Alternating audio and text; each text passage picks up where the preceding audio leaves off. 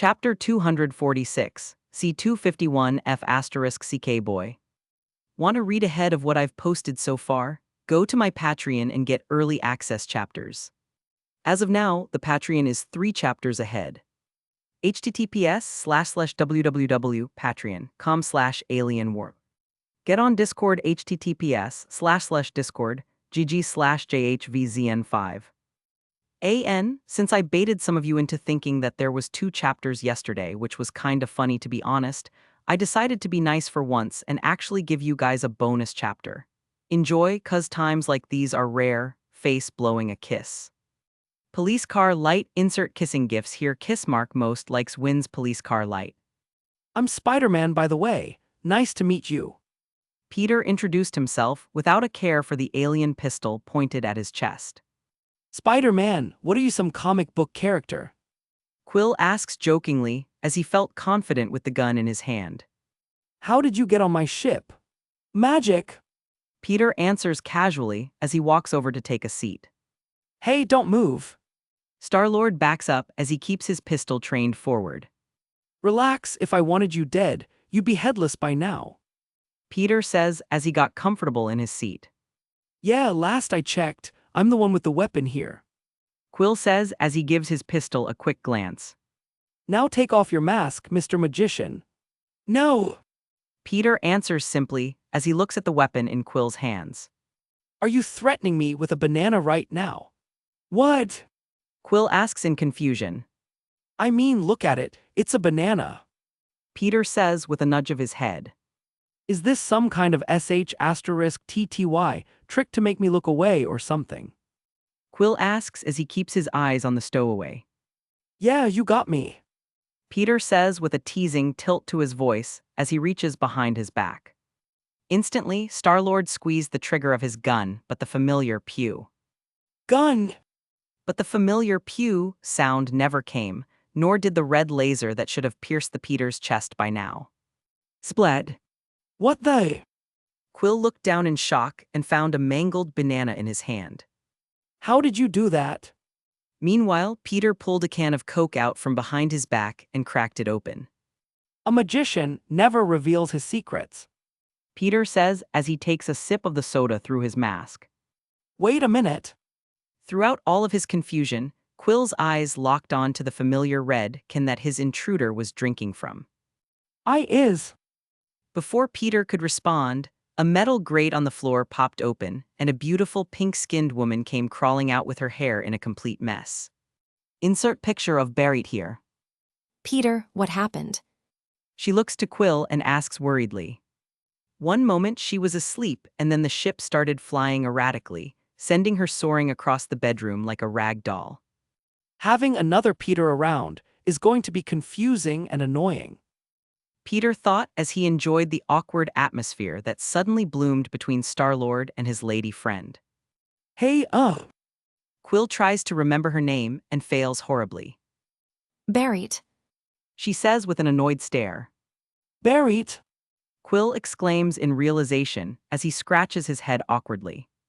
Look, I'm gonna be totally honest with you. I forgot you were here. Barrett looks at him in shock. Wow, I found myself a real space playboy. Peter says as he finishes off his can of soda. Though even for a F***CK boy like yourself, forgetting the name of a woman who you've slept with is just. What's a F***CK boy? Barrett asks, finding the name fitting without actually knowing its meaning. A weak or contemptible man who has many casual sex partners. Peter explains it to her as she took a seat close by. Do you want something to drink? Whipping out another can of soda, Peter handed it over to her, completely ignoring Quill, who was still gripping his banana. Thanks. Barrett says in confusion as she takes the strange can from him. Let me see that. Quill walks up and snatches the soda in an instant. Hey. Barrett exclaims as he cracks it open and gives it a sniffs before throwing it back and chugging the whole can down, like a dying man in a desert. Ooh. As he finished chugging the entire drink, Quill let out a loud, deep burp, which caused Barrett to jump in surprise. Star-Lord stared down at his empty can in wonder. It's really Coca-Cola. he muttered as he turned to Peter. Are you from Earth? Yep. Peter answers with a nod. Peter Quill was born and raised on Earth before he was abducted by the Yondu Ravager clan and turned into one of their members. He always wanted to go back and at least see his old home or possibly meet any of his living family members, but he never had the chance to separate from his new Family. and even if he could get away from the Ravagers, Quill didn't have a single clue as to where Earth was. The universe is endless and he didn't have any clues, except that everyone seemed to call it Terra. Ever since then, Quill has treasured the very few earthly possessions he still had, like his cassette player. Holy sh*T. Quill exclaimed as his former hostile demeanor completely disappeared. Do you have any other Earth stuff? Where are you from? Oh my god, do you have Doritos? I still dream about eating Doritos. While the great Star-Lord was freaking out about meeting another person from his home planet, a low and incessant beeping sound filled the room. Peter, I think you have a call. Barry presses a nearby button. No, wait, don't. Quill panics as a blue man with a short metal red mohawk embedded into his head appeared on the monitor. Insert picture of Yondu Udon to here. Quill. The angry-looking blue man called with his sort of country southern accent. Behind him, Peter could see a glimpse of the hellhole that is Morag. Hey, Yondu. Quill smiles awkwardly at the monitor. I'm here on Morag. Ain't no orb, ain't no you. Yondu sounded P***s set off. Well, I was in the neighborhood, so I thought I'd save you the hassle and pick it up myself. Quill says, as if he planned to give the orb to Yondu. Well, where are you at now, boy? Yondu asks, feeling suspicious of this whole situation. Instantly, the facade crumbles and Star-Lord's fake smile drops. I feel really bad about this, but I'm not gonna tell you that. Quill says as all of Yondu's suspicions were instantly proven true. I slaved putting this deal together. Yondu complained. Slaved, making a few calls is slaved. Quill asks incredulously. And now you're gonna rip me off. The Blue Ravager yelled in anger. I mean, really. Quill rolls his eyes. We do not do that to each other. We're Ravagers. We got a code. Yondu lectured as he pointed to the camera. Yeah, and that code is steal from everybody. Quill countered. When I picked you up on Terra. Yondu tries to guilt-trip him now. Picked me up. Quill says in disbelief at what he's hearing. These boys of mine wanted to eat you. Yondu continued. Ahoy. Grunted as he heard this a million times already. Every time Yondu wanted him to do something, he would whip out this whole song and dance. They ain't never tasted any Terran before. I stopped 'em. You're alive because of me. I will find you, I will. Before Yondu could say his threats, Quill cuts him off by ending the call. He didn't sound happy. Peter states the obvious. You think? Quill asks sarcastically. Is it because of this? Peter asks as he held the orb in his hand, playing around with it as if it were a toy. How did you? Quill stopped himself from asking that again, as he knew the answer he would get. Give me that. Peter watched in amusement as Star-Lord paced over and ripped the orb from his grasp. First rule of being on my ship, don't touch my stuff. Quill said as he stashed the orb in his coat yet again. Aye aye, Captain. Peter exclaimed as he jokingly gave him a salute. I truly can't tell if I hate you or not. Star-Lord sighed as he walked past Peter and took a seat at the controls. So where are we going? Peter asks as he watched Quill set a destination on the alien controls. I'm going to Xandar to meet with a buyer. Quill says matter-of-factly. You, on the other hand, are a stowaway who I will graciously take with me in exchange for some earthly goods. Otherwise, I'll throw your costume wearing a *S out the airlock, comprendo. Sure thing, Captain. Peter says with a small laugh. What would you like? What you got? He asks expectantly. How about I give you a surprise box? Peter says as he opened a portal and steps through. I'll be back. Before either Quill or Barry could peek through the portal, which they were utterly shocked to see appear out of nowhere, it snapped shut, leaving the two of them alone in the ship.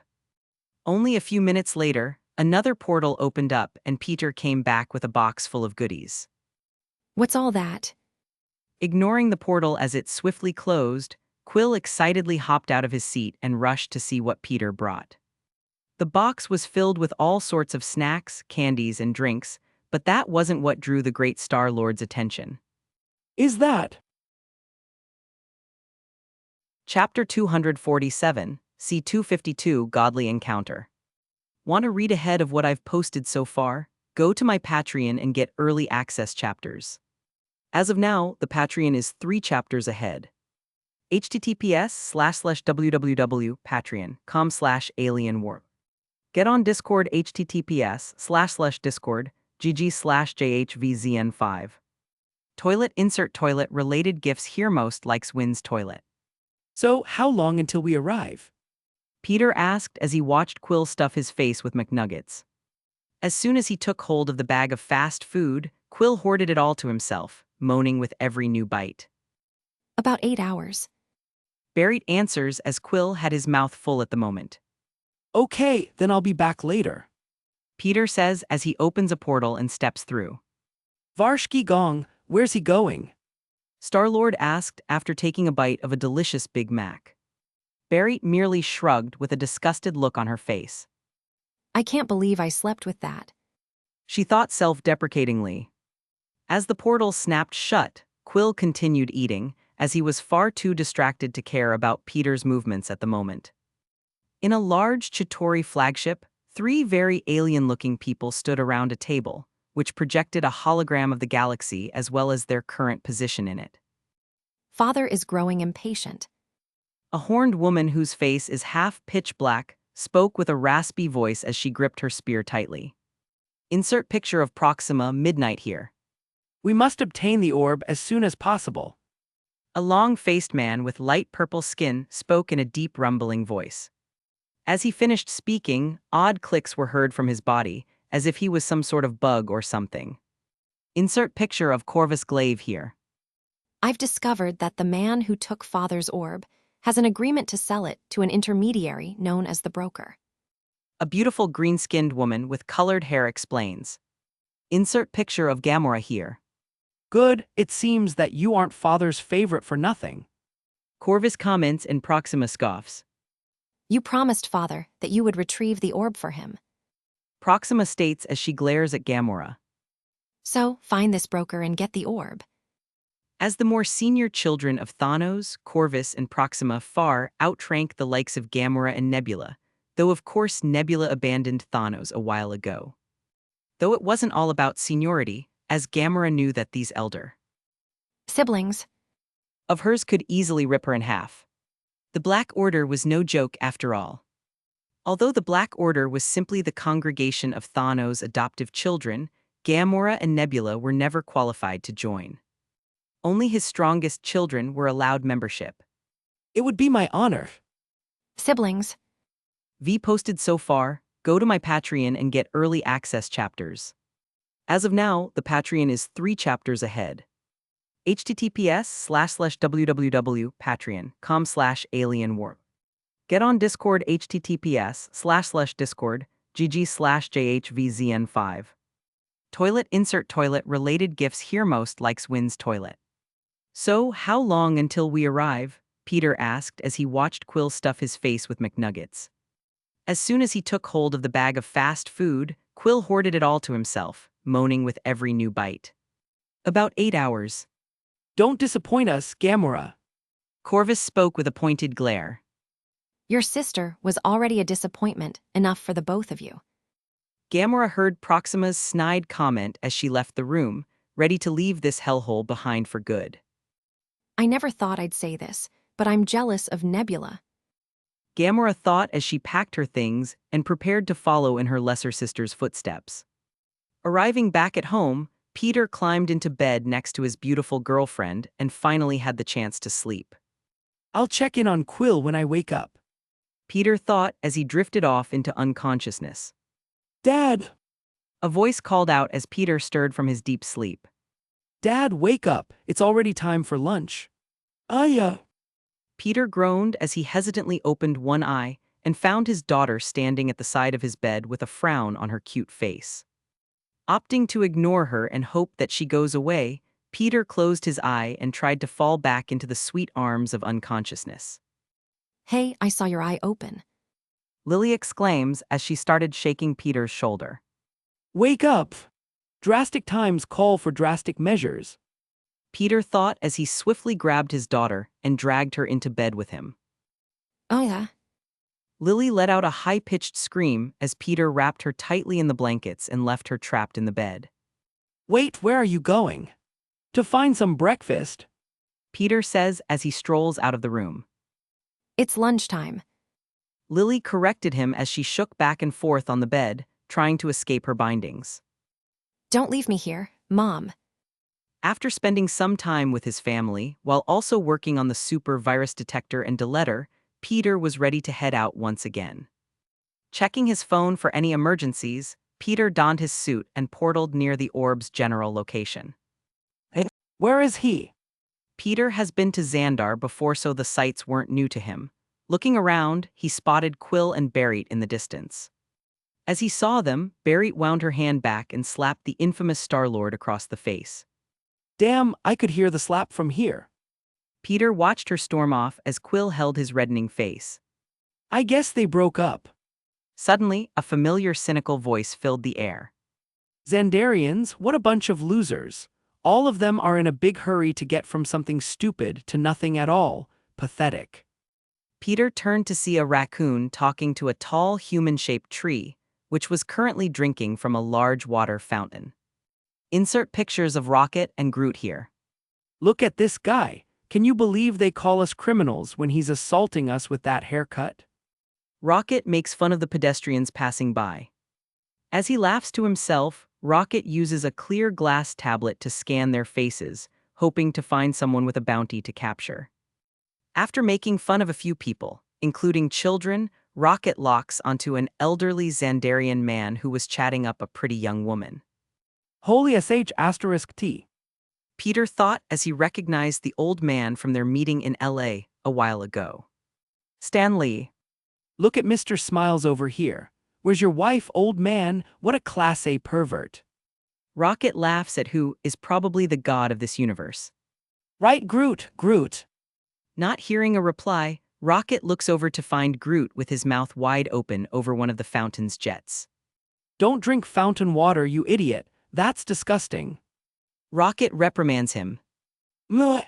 Groot shakes his head, pretending he didn't do it. Yes, you did. I just saw you doing it. Why are you lying? As they were arguing with one another, Stan Lee smiled at Peter and winked before walking off with a beautiful Xandarian woman on his arm, disappearing into the crowd. Suddenly, Rocket's tablet starts beeping like crazy, which broke Peter from his shocking encounter. Whoop, looks like we got one. Okay, how bad does someone want to find you? Rocket instantly got to work. Checking his tablet, Rocket caught sight of Quill in the distance and saw that there's a hefty bounty on his head. 40,000 units. Rocket exclaims in excitement.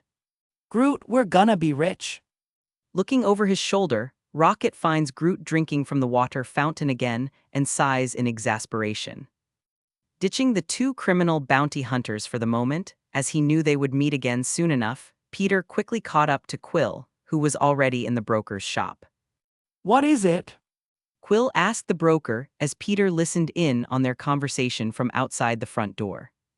It's my policy never to discuss my clients or their needs. The broker replies resolutely as he studied the orb carefully. Yeah, well, I almost died getting it for you. Quill says as Peter turns to see a familiar green woman walking his way. Gamora. Peter thought as he pretended not to notice her arrival. An occupational hazard, I'm sure, in your line of work. The broker said uncaringly. There were these creepy gray bug-like soldiers. They just started clicking and shrieking at me and then all hell broke loose. Quill explains his encounter on Morag. Instantly, the broker's face goes pale. I'm sorry, Mr. Quill. I truly am, but I want no part of this transaction any longer. The broker hurriedly gives the orb back to Quill and starts pushing him toward the exit. Meanwhile, Peter noticed the arrival of Rocket and Groot, who were hiding behind some nearby bushes, waiting for the right time to strike. Whoa, whoa, whoa, whoa, what's going on? Quill asks as he's shoved out of the store. If there's even a chance that the bug-like soldiers you spoke of are who I think they are, then my participation in this deal has come to a swift halt. The broker states as he locked the shop down with a single gesture. Hey, we had a deal, bro. Quill yells as he kicks the reinforced metal door. Ouch! Smooth! Peter comments as he watches the great Star-Lord hop around while holding his aching foot. Where have you been? Quill turns to Peter and shouts. I have a life, you know. Chapter 248, C253 *T show. Want to read ahead of what I've posted so far? Go to my Patreon and get early access chapters. As of tonight, the Patreon will be 4 chapters ahead. https://www.patreon.com/alienwarp. Get on Discord https://discord gg/jhvzn5. Oncoming police car, insert police gifs here police officer, most likes wins oncoming police car. What happened? A voice asks as Quill turns to see Gamora, leaning against the broker's sealed shop. Instantly, Quill became infatuated with the beautiful green woman who appeared before him, forgetting that Peter was even there in the first place. This guy just backed out of a deal on me. If there's one thing I hate, it's a man without integrity. I'm Peter Quill, but everyone calls me Star-Lord. Watching the great Star-Lord turn into a simpering moron at the sight of a stunning woman, Peter laughed to himself as he enjoyed the show. You have the bearing of a man of honor. Gamora states, trying to flirt with her target. These idiots are made for each other. Peter thought as he held back his laughter at the usually stoic Gamora's attempt at flirting. Although her attempt to woo her enemy was lackluster, Quill fell for it without a second thought. Playfully throwing the orb up and down in his hand, Quill did his best to look cool in front of the Mad Titan's daughter. Well, you know, I wouldn't say that. People say it about me all the time, but it's not something I would ever say about myself. He tries to seem less egotistic, but somehow Quill's words had the opposite effect. Here we go. Peter thought as he made some distance between himself and Quill. Suddenly, Gamora launches forward and snatches the orb from Quill's hand. How? He grunted in surprise and pain as she swiftly kicked him in the stomach before running off with her prize in hand. Acting quickly and ignoring the pain in his stomach, Quill reaches into his coat and throws some sort of short magnetic rope, which wrapped itself tightly around Gamora's ankles and sends her tumbling to the ground. As she scrambled to get the rope off of her legs, Quill catches up and tries to take back the orb. Sadly, Gamora managed to kick him off and mounted his chest, sending punch after punch to his face, which he did his best to block with his flailing arms. This wasn't the plan. Gamora states in regret as she pulled out a long knife. Spider Guy, some help here would be nice. Quill frantically yelled for assistance as he saw the knife appear above his head. As Gamora was about to stab him in the head, a golden portal opened between her and Quill. I'll take that. Peter comments as he reached through the portal and took Gamora's knife away with ease. Besides, you could poke somebody's eye out with this thing. Staring through the portal in shock, Gamora caught a glimpse of Spiderman, who waved at her before snapping it shut. That's my magician. Quill exclaimed with a smirk as kicked Gamora off and jumped to his feet. Before either side could continue the fight, a clothed raccoon appears out of nowhere and latches onto Gamora's back, knocking her down to one knee. As Gamora is attacked, she drops the orb on accident and reluctantly watches it roll in Quill's direction. Put him in the bag, put him in the bag. Rocket yells as he does his best to keep Gamora away from their target. Hopping into action, Groot extends his roots and goes to grab Gamora, who was thrashing around like an angry bull. No, not her him. Learn genders, man. Rocket yells as Gamora manages to wrestle him off her back and tries to bite him. Biting, that's not fair. This is a *T show. Take it, Ozzy. Rocket yells as he's forced to release Gamora, due to her excruciating biting power. As she manages to free herself from Rocket and Groot's clutches, Gamora throws Rockets aside, picks up a piece of metal, and throws it at Quill's hand, making him drop the orb. As she rushes to pick up the orb and tries to escape, Quill manages to catch up and tackles her to the ground, though Gamora was able to easily overpower him once again and take the dominant position. Fool, you should have learned. Gamora reprimands him with a glare, ready to beat his face in. I don't learn, it's one of my issues. Quill replied without any shame as he grabs the orb from her hand and slaps a small rocket thruster onto Gamora's chest. Bye! Instantly, the favored daughter of Thanos was sent flying backward. Just as Quill thought he was in the clear, suddenly, Groot appears behind him and places a bag over his head. What the? Quill muttered as Groot wrapped the bag in his branches and carried it over his shoulder. Hayes, let me go. Quit smiling, you idiot. You're supposed to be a professional. Rocket admonished his wooden friend as he caught sight of Gamora heading towards them, looking extremely set off. You gotta be kidding me. Kicking Rocket aside like the small animal he is, Gamora pulls out another knife and uses it to cut off both of Groot's arms. Where was she keeping that? Peter wondered as he sat comfortably on a conjured beach chair. As Gamora slices open the fallen bag, Quill popped out and shot her with his gun. Instantly, a blue current of electricity impacted Gamora's body, sending her crashing to the floor whilst shaking uncontrollably.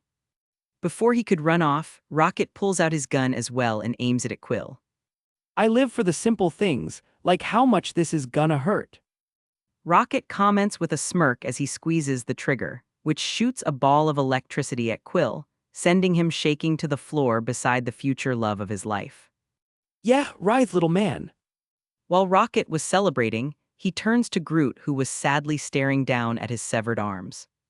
It'll grow back, quit whining. Rocket scoffs as they're all instantly surrounded by the Nova Corps. Should I stop them from going to jail, or join them for the fun of it? Peter wondered as he knew where this whole situation was leading to. I do have a good relationship with the current Nova Prime. A Nova Corps soldier orders Rocket. Oh crap! Rocket mutters as he reluctantly drops his gun. By the authority of the Nova Corps, you are under arrest for endangerment to life and the destruction of property. A soldier states as they rush in and detain everyone. Of course, Peter was left alone as he was a good distance away from the action. All right, come on up. A Nova Corps member arrests Quill and smirks as he recognized him. Hey, if it isn't Star-Lad. Star-Lord. Quill corrects him with a frown. Oh sorry, my lord. The soldier nods sarcastically as he picks up the orb. Hey, don't touch that, it's mine. Quill yells. Well, it's evidence now. A Nova soldier replies as he places the orb into a clear bag. You can claim it when you're released from prison. Magician! Quill starts yelling and thrashing against his bindings. Help, open a portal or something.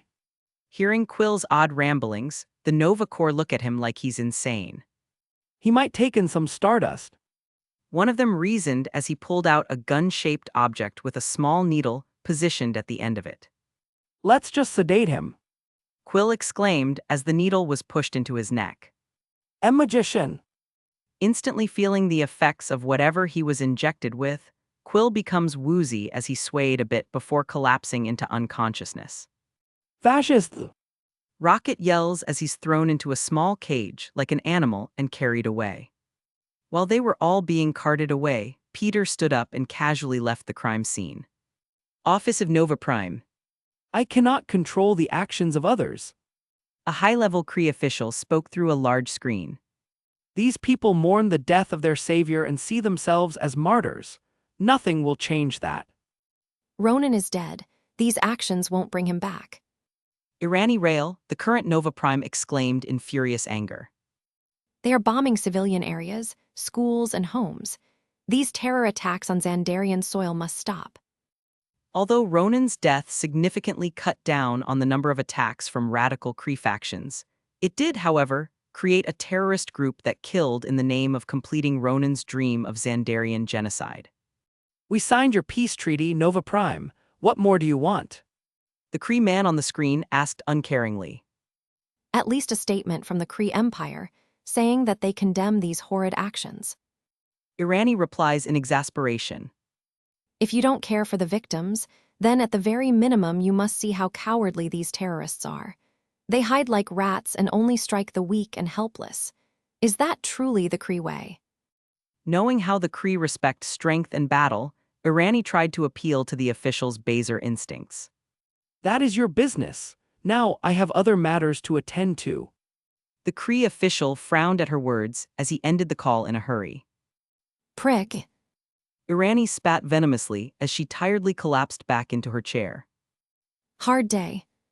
A voice asked out of nowhere, scaring the hell out of the Nova Prime. Leaping out of her chair and pulling her pistol, Irani turned to find Peter leaning against the door to her office's balcony. Spider-Man, what are you doing here? I need a favor. Peter states as he walks in and takes a seat in front of her desk. Though after hearing that conversation, maybe we can assist each other. Chapter 249, C254 The Destroyer. Want to read ahead of what I've posted so far? Go to my Patreon and get early access chapters. As of now, the Patreon is 3 chapters ahead. https://www.patreon.com/alienwarp. Get on Discord https://discord gg/jhvzn5. I know that I said this would be rare, and it will, but I wrote 3 chapters last night instead of the usual 2, so I decided to be nice once again. Enjoy 2 chapters today. Police car light insert jail prison gifts here. Most likes wins police car light. While Peter was striking a deal with Irani, Rail, Quill, Gamora, Groot, and Rocket were immediately taken to the Kiln high-security space prison. The Kiln is a huge prison ship, built to make escape almost impossible, as leaving the prison would land anybody in the cold, airless embrace of outer space. In the Xandarian criminal system, if there is overwhelming proof against you, the Nova Corps doesn't bother with a trial as it's a waste of time and money. Especially when their empire covers most of the galaxy, making it hard to effectively manage a large-scale court system. I guess most of the Nova Corps want to uphold the laws, but these ones here, they're corrupt and cruel. Rocket explains as they march through the halls of the prison and watch how the guards mistreat the prisoners. One scrawny orange alien stepped out of line, and a couple of guards rushed up and started beating him with electrified batons. But hey, that's not my problem. I ain't gonna be here long. I've escaped 22 prisons, this one's no different. You're lucky that Broad showed up, because otherwise me and Groot would be collecting that bounty right now, and you'd be getting drawn and quartered by Yondu and those Ravagers. Rocket reveals who placed the bounty on Quill's head. I've had a lot of folks try to kill me over the years. I ain't about to be brought down by a tree and a talking raccoon. Quill replies with a small laugh. What's a raccoon? Rocket asks in confusion. It's what you are, stupid. Quill answers pointedly. Ain't no thing like me, except me. Rocket says as they're being led to their cell block. So this orb has a real Ark of the Covenant sort of vibe. What is it? Quill ignored Rocket and turns to ask Gamora, who opts to remain silent. I am Groot. Groot explains in depth. So what's the orb? Quill shrugs off Groot's wise words and continues to pester Gamora. I have no words for an honorless thief. Gamora answers harshly. Pretty high and mighty, coming from the daughter of a planet-harvesting maniac. Rocket cuts in and receives nothing but a glare from Gamora in return. Yeah, I know who you are. Anyone knows who you are. Yeah, we know who you are. Quill says confidently as he turns to Groot and asks. Groot explains in depth. So what's the orb? Quill shrugs off Groot's wise words and continues to pester Gamora. I have no words for an honorless thief, Gamora answers harshly. Pretty high and mighty coming from the daughter of a planet-harvesting maniac. Rocket cuts in and receives nothing but a glare from Gamora in return. Yeah, I know who you are. Anyone knows who you are. Yeah, we know who you are, Quill says confidently as he turns to Groot and asks, who is she? I am Groot, Groot explains everything. Yeah, you said that. Quill responds in annoyance. I wasn't retrieving the orb for my father, I was betraying him. I had an agreement to sell it to a third party. I am Groot. Groot explains in depth. So what's the orb? Quill shrugs off Groot's wise words and continues to pester Gamora. I have no words for an honorless thief, Gamora answers harshly. Pretty high and mighty coming from the daughter of a planet-harvesting maniac. Rocket cuts in and receives nothing but a glare from Gamora in return. Yeah, I know who you are. Anyone who's anyone knows who you are. Yeah, we know who you are, Quill says confidently as he turns to Groot and asks, who is she? I am Groot, Groot explains everything. Yeah, you said that, Quill responds in annoyance. I wasn't retrieving the orb for my father, I was betraying him. I had an agreement to sell it to a third party. Gamora explains her plans. I am Groot, Groot didn't believe a word out of her mouth. Well, that's just as fascinating as the first 89 times you told us that. What's wrong with the Whomping Willow here? Quill asks Rocket. Yes, I know Quill wouldn't have been around for Harry Potter, but I liked the reference. I wanted to use the apple trees from The Wizard of Oz, but I didn't know how to word it in a good way. Well, he don't know talking good like me and you, so his vocabulistics is limited to I and am and Groot, exclusively in that order. Rocket explains as Groot sagely nods his head. That's gonna get old real quick. As soon as the 4 future Guardians were escorted into their cell block, every inmate went ravenous and bloodthirsty as they all eyed Gamora. Murderer! I'm coming for you first, Gamora. You're dead. You're scum, you're scum. Many of them called for blood as they all blamed her for the deaths of their families and loved ones. After all, Thanos has brought balance to many planets over the years. I hate you. No cell's gonna protect you for long. You're dead, dead. After settling into their cell block, it wasn't long before they were told it was time to sleep. Take her down to the showers. It'll be easier to clean up the blood down there. Quill woke from his sleep just in time to see a group of inmates taking Gamora away at knife point. Jumping into action, Quill rushes after them without a second thought. Quill, where you going? Quill, Quill. Rocket woke up and hurriedly followed after him. Gamora, consider this a death sentence for your crimes against the galaxy. A tannish, brown-skinned alien man with horns declares, as he and his fellow prisoners surround Gamora in the dimly lit shower room. You dare! Suddenly, an angry voice fills the room, as every inmate turns around and freezes in fear. You know who I am, yes. Why you're Drax the Destroyer? One of the inmates stuttered. A bald, muscly-bound man with gray skin covered in red markings came walking into the room with a furious, rage-filled look on his face. Insert picture of Drax here. And you know why they call me this. Drax asks as he prowls forward. You slayed dozens of Ronan's minions. An inmate elaborates. Ronan murdered my wife, Ovette, and my daughter, Cameria. He slaughtered them where they stood, and he laughed. Drax said in both anguish and rage. Her life is not yours to take. I may have missed my chance to kill Ronan, but I will end the life of all who were related to him. Oh, of course, Drax. Here. One of the inmates hands over their knife. With a pointy weapon in hand, Drax stomps toward his target, though things didn't go as planned. Just as he was within arm's reach, Gamora acted quickly and twisted his wrist, which caused Drax to drop the blade. Using her foot, Gamora kicked the falling knife upward, snatched it out of the air, and held it to Drax's neck.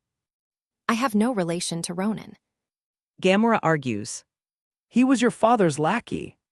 Drax counters, unafraid of the blade on his neck. Thanos is not my father. Gamora clarifies with an angry growl. That's not what I heard. One of the inmates says as the others all nod in agreement. When I was a child, Thanos brought his soldiers to my planet and separated everyone into 2 groups. While his army was doing the dirty work, he gave a grand speech about balance and how he was there to help us survive. Silence filled the room as everyone, including Quill and Rocket, who were listening from the door, felt the emotion in Gamora's voice as she spoke. Once the speech was over, he picked a group, and all of those people were slaughtered like animals. The only reason I'm still alive today is because that madman took a liking to me. Gamera says with a bit of heat in her voice. My real parents died that day, so no, I'm not related to Ronan or Thanos. Gamera gritted her teeth and took a deep breath before tossing her weapon aside. When I was a child, Thanos brought his soldiers to my planet and separated everyone into two groups. While his army was doing the dirty work, he gave a grand speech about balance and how he was there to help us survive. Silence filled the room as everyone, including Quill and Rocket, who were listening from the door, felt the emotion in Gamera's voice as she spoke. Once the speech was over, he picked a group, and all of those people were slaughtered like animals. The only reason I'm still alive today is because that madman took a liking to me, Gamera says with a bit of heat in her voice. My real parents died that day, so no, I'm not related to Ronan or Thanos. Who's Thanos? He wondered as he felt nothing but sympathy toward the woman he was smitten with. Before anyone could say a word, a commanding voice spoke over a prison's loudspeaker. Inmates 356,745, 356,791, 356,792, 356,793, and 356,794 report to the entrance of your cell block, now. Huh. Drax grunted in confusion as he heard his number being called. Eyeing Gamera one last time, Drax was caught up in indecision. On one hand, he really wanted to chop her head off and hang it in his cell for all to see, and on the other hand, her story was very convincing and similar to his own. Even the initial group of inmates didn't have the heart to kill Gamera anymore. This is not over. Drax declared as he stormed out of the room, passing Quill and Rocket on the way. Let's go, idiot. Rocket calls as he turns to follow after Drax. Huh, why? Quill asks in confusion. Because our numbers were called, you moron. Rocket explains as he starts walking. What about Gamora? Quill asks in worry. Her number was called too. Minutes later, Drax, Quill, Gamora, Groot, and Rocket were all stood impatiently at the entrance of their cell block, waiting for whatever they were called for. Why the hell would they call us in the middle of the night? Quill asks as he paced back and forth. Who knows, but it could be a good chance to get the hell out of here. Rocket says as he nods to Groot, who nodded back, ready to initiate their escape at any moment. Meanwhile, Drax and Gamora remained silent and stoic about the whole situation. Here they are, sir. The warden of this prison spoke with extreme respect as he guided a very important person up to the cell block's gate. Good, open it up. A familiar voice filled Quill's ears as he stopped pacing and looked toward the gate expectantly. Open cell block 12C. The warden yelled, and the gate started opening only a moment later. As the gate slowly rose upwards, Quill caught sight of the recognizable colors, red and blue. Hey, Starboy. Peter says with a wave. I'm here to bail you and your friends out. Did you learn your lesson, young man? Chapter 250, C255 Suicide Squad Vibe. Want to read ahead of what I've posted so far? Go to my Patreon and get early access chapters. As of now, the Patreon is 3 chapters ahead. https://www.patreon.com/alienwarp. Get on Discord https://discord gg/jhvzn5. Alien monster insert alien gifts here alien most likes wins alien monster. Spider guy. Quill exclaimed in excitement as he ignored Peter's incorrect use of his code name. Where have you been? Spider-Man. Peter corrects him. And I was making a deal with Irani Rail. You made a deal with the Nova Prime. Rocket asks doubtfully. I am Groot. Groot was surprised as well. Even Gamora and Drax were shocked by the news. Though that was mainly because none of them knew who the hell Spider-Man or Guy was. Yep, in exchange for us dealing with a Kree terrorist cell, Irani agreed to set you all free. Peter reveals. Of course, Peter could have easily broke them out of prison with a single portal, but this way would be more fun. After all, they needed to bond as comrades in order to become the guardians they were meant to be. Upon hearing Peter's words, the only one who seemed excited by the news was Drax. Good. Drax stepped forward, ready for war. You will have my assistance, Spider. Count us out. Rocket refused to participate as he and Groot strolled out of the cell block. Me and Groot don't work for free. I am Groot. Groot nods in agreement with his friend's words. Seconds after stepping a few feet out of the cell block, the bounty hunting duo was stopped by a line of armed Nova Corps members. That's good because she also agreed to pay each of us 100,000 units for our service. Peter offered the carrot while the soldiers showed them the stick. When he was negotiating with Irani, Peter knew that the gift of freedom wouldn't be enough to sway people like Rocket and Quill, so he put a price tag on their service as well. Irani was confused at first, as she had no idea how Peter would lead a band of misfit criminals against a terrorist cell, but the fact that this was the man who killed Ronan assured her enough to agree. Why didn't you say so earlier? Rocket asked as he and Groot turned back around. That's more than double Starkid over there is worth. It's Star-Lord. Quill corrects in annoyance. And I'm in too. 100,000 units is a good payday. Good because those who refuse to participate will remain in the kiln for the remainder of their sentence. Peter explains as he looks to Gamora and awaits her decision. She mutters as she joins the group. But once this is over, I'll be taking the orb. You mean this? Peter asks as he pulls the orb out of nowhere and spins it on his finger like a basketball. As soon as the Guardians caught sight of the orb, each of them locked onto it with hungry looks in their eyes, except for Drax, who had no idea what it was. Even Rocket and Groot, who only knew it was worth a big sum of money, crafted plans in their minds to snatch it when the time was right. My orb. Quill rushed up and tried to take it, but Peter tossed it in the air, where a portal appeared and swallowed it whole before snapping shut. Hey, what the hell, man? I'll be keeping the orb safe until we finish this mission. Peter says, leaving no room for complaints or arguments. Once our end of the bargain is fulfilled and we're all 100,000 units richer, we can come together and decide how to deal with the orb. Fine. Quill reluctantly agreed as everyone else remained silent. Good. Peter nodded as he turned to the warden. Have your men bring their belongings so we can be on our way. Yes, sir. The warden agrees easily as he turns to his soldiers. You heard the man. Bring their belongings and I don't want to hear about anything going missing. As the soldiers jumped into action, all of the Guardians were beginning to wonder who Spider-Man really was. After all, he had enough of a reputation to order the Nova Corps around like it was nothing. Sir. The warden asks nervously. Yes. Peter replies. Is it true that you killed Ronan the Accuser and his army? The warden asks like a child to his hero. Yeah, though I didn't do it alone. Peter answers with a nod, trying not to brag too much. Instantly, each member of the Guardians went wide-eyed as they realized why Spider-Man was so respected by the Nova Corps. You! Drax and Gamora exclaimed in tandem. Me! Peter answers in amusement. You took my vengeance from me. Drax yells in hostility as Gamora decides to keep her mouth shut, for now. Sorry. Peter apologized in confusion. Was it painful? He asks hopefully. What, you mean his death? Peter asks and receives a nod. Not really. I took his hammer and broke his neck with it. He was pretty weak for some big galactic bad guy. You should have taken your time. Drax starts to lecture Peter.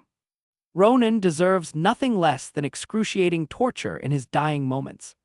Truthfully, I thought he would be stronger and killed him by accident. Peter explains with a shrug, shocking all of the Nova Corps as well as the Guardians. If he was so powerless, then you should have left him alive. Drax argues in rage. His death was mine. After some awkward silence, as Peter didn't know how to deal with Drax's illogical anger, everyone had their belongings returned and were set free. My baby!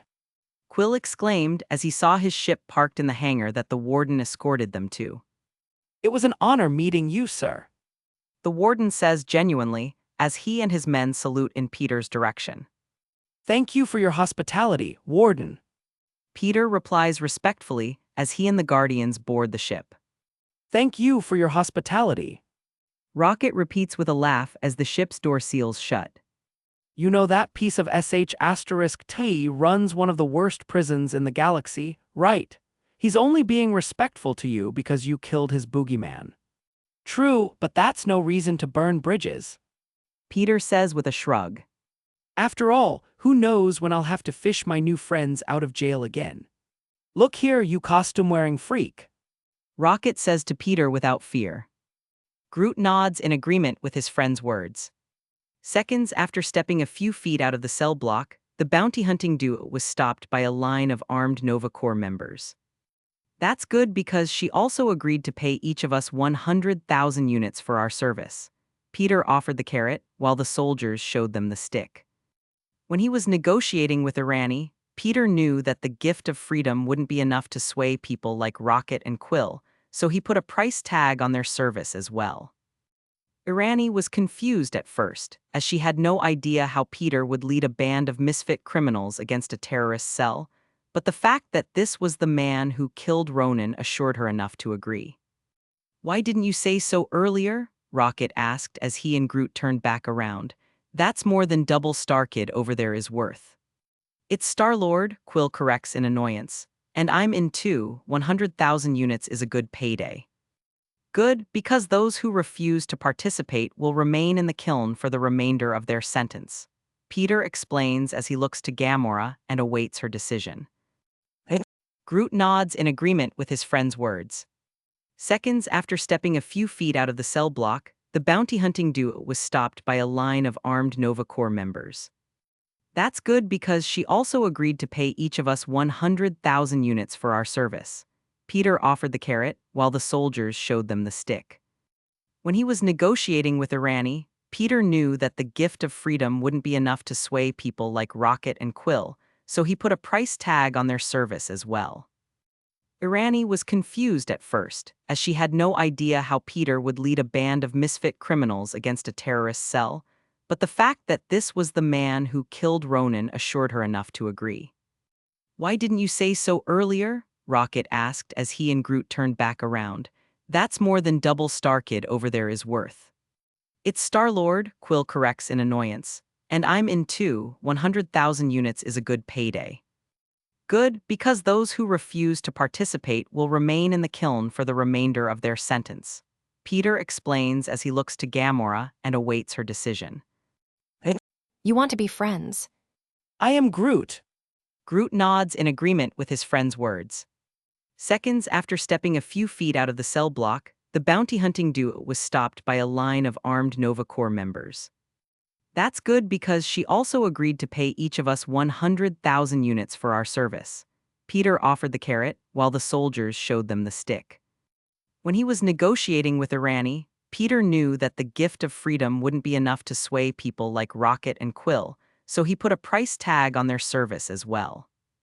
Irani was confused at first, as she had no idea how Peter would lead a band of misfit criminals against a terrorist cell, but the fact that this was the man who killed Ronan assured her enough to agree. Why didn't you say so earlier? Rocket asked as he and Groot turned back around. That's more than double Starkid over there is worth.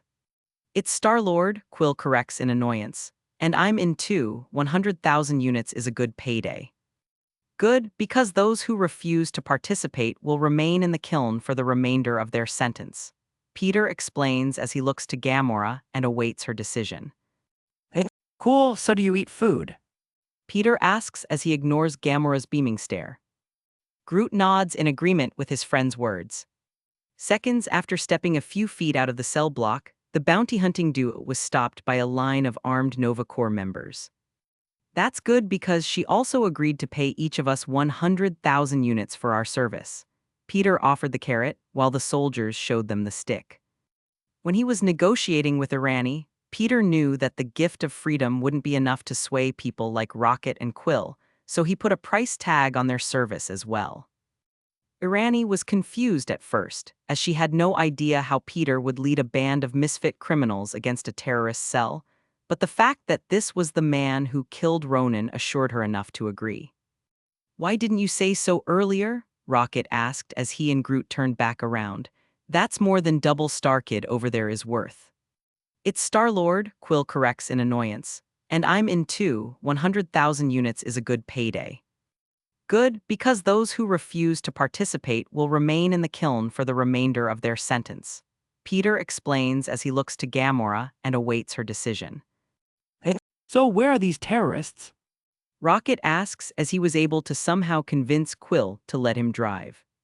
Here, plug this in. Peter hands over the Xandarian equivalent of a flash drive. As Quill plugged it in, a nearby screen lit up, showing the Nova Empire's second most populated planet, Xanov.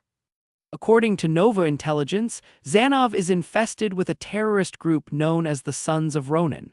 They practically worships Ronan like a god. Peter explains as Drax perks up at the mention of his most hated enemy.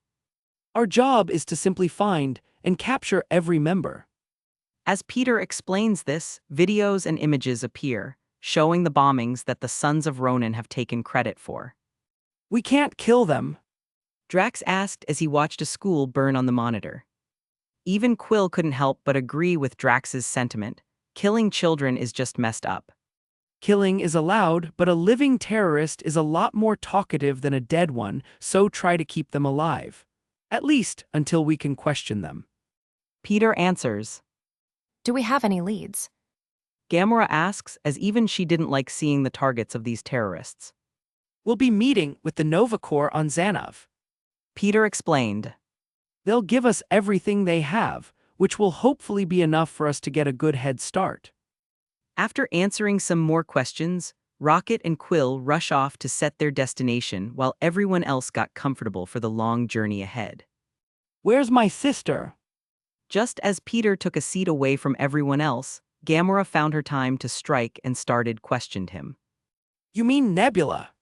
Peter asks and receives a nod. She is currently on my home planet, living her life away from her abusive father. Good. Gamora says simply. Is she happy? I think so. Peter nods as he takes out his phone and shows her a picture of Nebula eating ice cream. She's been learning how to enjoy her life lately. Gamora smiled warmly as she saw the foreign look of happiness on her angry sister's face. Although she would never consider Thanos or the Black Order as her family, Nebula always felt like a real sister, especially with how often they fought. Both physically and verbally. You should be careful. Gamora warns him. Nobody has ever taunted Thanos as you have and walked away unscathed. Oh, did Daddy Dearest tell you about our little discussion? Peter asks jokingly. No, I was there for the whole thing. Gamora says as an amused smirk graced her lips. I see you enjoyed the show then. Peter matches her smirk, though she couldn't see it. I'm not kidding when I say you should be careful, though. Gamora turns serious in an instant. My father plans to send the Black Order to your planet soon enough. Chapter 251, see 256 Zola's data. Want to read ahead of what I've posted so far? Go to my Patreon and get early access chapters. As of now, the Patreon is 4 chapters ahead. https://www.patreon.com/alienwarp. Get on Discord https://discord gg/jhvzn5. Stop sign insert driving traffic gifs here, most likes wins stop sign. What's the Black Order? Peter asks, though he already knew a fair bit about them from the movies. Gamora explained everything, hoping that Peter could use the information to protect Nebula. Based on his knowledge from the movies, the only two in the Black Order that would be tricky to deal with are Ebony Maw and Cull Obsidian. Especially Ebony Maw, who seemed to be the real brains behind the Black Order. With his genius-level intellect as well as his supreme power in telekinesis, Maw would be the hardest of Thanos' children to take down. As for Obsidian, due to his great size, he possesses an incredible level of superhuman strength that could even match the Hulk, not to mention his incredible durability. And sadly, due to Peter's interference in this world, the Hulk hasn't had much of a chance to do anything.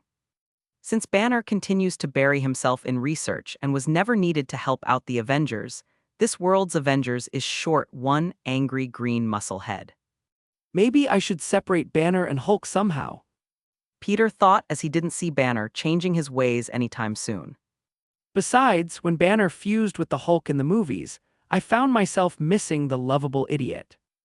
Banner would most likely thank Peter for accomplishing what he couldn't. Although that would be a good plan to deal with Obsidian, Peter had multiple other ways that could also do the trick. Abomination has been progressing well and could easily become a member of the Avengers, making him a good opponent for the Mad Titan's strongest child. Otherwise, Peter could either handle the guy himself or put a team together to get the job done. Though the more he thought about it, the more he liked the idea of separating Banner and Hulk into their own individual bodies. When I have some free time, I'll raid Camertage's library and see what I can find on alter egos and their possible separation. Peter thought as he listened to Gamora. Gamora says as Quill walked by, overhearing her words. Black Order sounds kinky. He comments as he takes a seat between Peter and Gamora. Easily seeing through his actions, Peter found his new friend's jealous behavior amusing. Of course, Gamora was completely oblivious to the meaning behind Quill's actions. The Black Order is not kinky. Gamora says in distaste. They are elite killers who could tear you apart with a flick of their wrist. Even meeting one of them would mean death for us all. Okay. Quill was officially spooked. Why would we cross paths with them? Because they're after the orb as well. Peter assumed and received a confirming nod from Gamora. Yes, they dispatched me to retrieve the orb for them. Gamora reveals with a frown. And soon enough, they'll figure out that I've betrayed them and come looking for the orb themselves. You worked for them. Quill exclaims in shock as he still didn't know much about his current love interest. They are my siblings. Gamora said with a heavy dose of sarcasm. Before Quill could ask 100 more questions, Peter cut into the conversation. Which members did Thanos send to get the orb? He asks curiously. Proxima Midnight and Corvus Glaive. As soon as Peter heard those two names, he tuned out the rest of the conversation. I think Proxima and Corvus are the weakest of the Black Order, which is good. Peter thought as he wanted to give the Guardians a chance against at least one of them. They needed to grow as a team and couldn't do that without some obstacles to overcome. After all, even if all of the members of the Black Order came at once, Peter could probably handle them with ease. Especially since he has full access to the Reality Stone's power. The only person in the universe that Peter isn't 100% confident in fighting is Thanos, who currently held the Mind Stone in his grasp. In Peter's mind, they're evenly matched. Each of them has an Infinity Stone. Though Peter has 3, he can only wield one at the moment. When it comes to physical strength, Peter was sure that Thanos bested him in that category, though that doesn't mean he would win in a fight between the two. Peter may be physically weaker, but he's definitely faster, more dexterous, and has a lot more abilities than the Mad Titan. If they fought now, Peter would definitely bet on himself, as he felt confident in his skills and abilities, but the odds would realistically be around 50 out of 50. Of course, this is all speculation about a man that Peter has never met in person. And they wouldn't remain so evenly matched forever. I need to finish putting my conduit together. Peter thought, as Thanos wouldn't stand a chance against all 3 of his Infinity Stones. Just adding the Power Stone to his arsenal would be more than enough. Wow, your family is worse than mine. Quill admitted as he received a brief overview from Gamora. I thought being kidnapped and raised by Ravagers was as bad as it could get. Boo-hoo, life is so hard as a space princess. Rocket appears from the cockpit. You had it easy if you ask me. Hey, it ain't a competition. Quill immediately comes to Gamora's defense. Simp. Peter thought with a shake of his head. Because if it was, you'd definitely win. I mean, what are you? Did some mad scientist put your brain in the first roadkill he could find? Quill asks jokingly. I'll show you roadkill. Rocket leaped off of the floor and latched onto Quill's face. I think that's my quay. Peter says as he stands up and opens a portal. I'll be back when you reach Xanov. In front of Gamora's shocked gaze, Peter stepped through the portal and disappeared. How did he do that? Gamora asks, dumbfounded. I am Groot. Groot answered as he extended his roots, pulling Quill and Rocket apart. Let me at him. While the Guardians were soaring through space, Peter returned to the Avengers Tower, as he needed to at least check in on everything. They just absorbed a worldwide spy agency, after all. Yo, how are things going? Peter asks as he found Fury in his office. Hectic, where have you been? Fury answers from behind a desk full of paperwork. I've been off planet. Peter says as he peeks over at the papers on his desk. Any problem with the new shield? Some, but it's been handled. Fury says as he leans back in his chair. What were you doing off planet? I'll explain later. Peter says as he makes his way to the door. Gamora explained everything, hoping that Peter could use the information to protect Nebula. Based on his knowledge from the movies, the only two in the Black Order that would be tricky to deal with are Ebony Maw and Cull Obsidian. Especially Ebony Maw, who seemed to be the real brains behind the Black Order. With his genius-level intellect as well as his supreme power in telekinesis, Maw would be the hardest of Thanos' children to take down. As for Obsidian, due to his great size, he possesses an incredible level of superhuman strength that could even match the Hulk, not to mention his incredible durability. And sadly, due to Peter's interference in this world, the Hulk hasn't had much of a chance to do anything. Since Banner continues to bury himself in research and was never needed to help out the Avengers, this world's Avengers is short one angry green muscle head. Maybe I should separate Banner and Hulk somehow, Peter thought as he didn't see Banner changing his ways anytime soon. Besides, when Banner fused with the Hulk in the movies, I found myself missing the lovable idiot. What about MJ? She practically lived with me before all of this, so nothing has changed. Peter says as he turns back to see Fury's grumpy face before taking his leave. See ya. Heading to his own office, Peter opened a portal and grabbed his laptop. I should finish this up. Peter thought as he sat down at his desk and got to work. A couple of hours later, Peter's door swung open, revealing an eager-looking Captain America. Did you find anything that could help Bucky? He didn't bother with pleasantries and asked immediately. Perfect timing. Peter says as he turns the laptop toward Steve. I just finished scanning the data we stole from Zola. Viruses found 169. Anomalies found 13. Conscious minds 1. What the hell does that mean? Steve asks in confusion.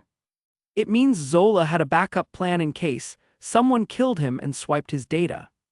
Peter says as he points to the screen. Click this, please. Run cleaners. Ugh. Steve says as he had his pointer finger to tap the screen. Your age is showing, old man. Peter comments as he reaches around and uses the touchpad to click the button himself. Instantly, a loading bar appeared on the screen, which quickly filled under Steve's curious gaze. Clean successful. There we go. Peter says as he turns the laptop to himself. Now, let's see what Zola has on Bucky. As Peter unlocked the data and searched the key, Winter Soldier. Steve invited himself to the other side of the desk and eagerly watched over his shoulder. Peter hummed as he scrolled through everything faster than Steve could follow. What, can we help him? Steve asks impatiently. They seem to have used some sort of memory-suppressing machine. Peter says as he continues to scroll. Ouch, they performed electroconvulsive therapy on him, which severely damaged his limbic system. The limbic system is the part of the brain involved in behavioral and emotional responses, especially when it comes to behaviors needed for survival, like feeding, reproduction, caring for children, and fight or flight responses.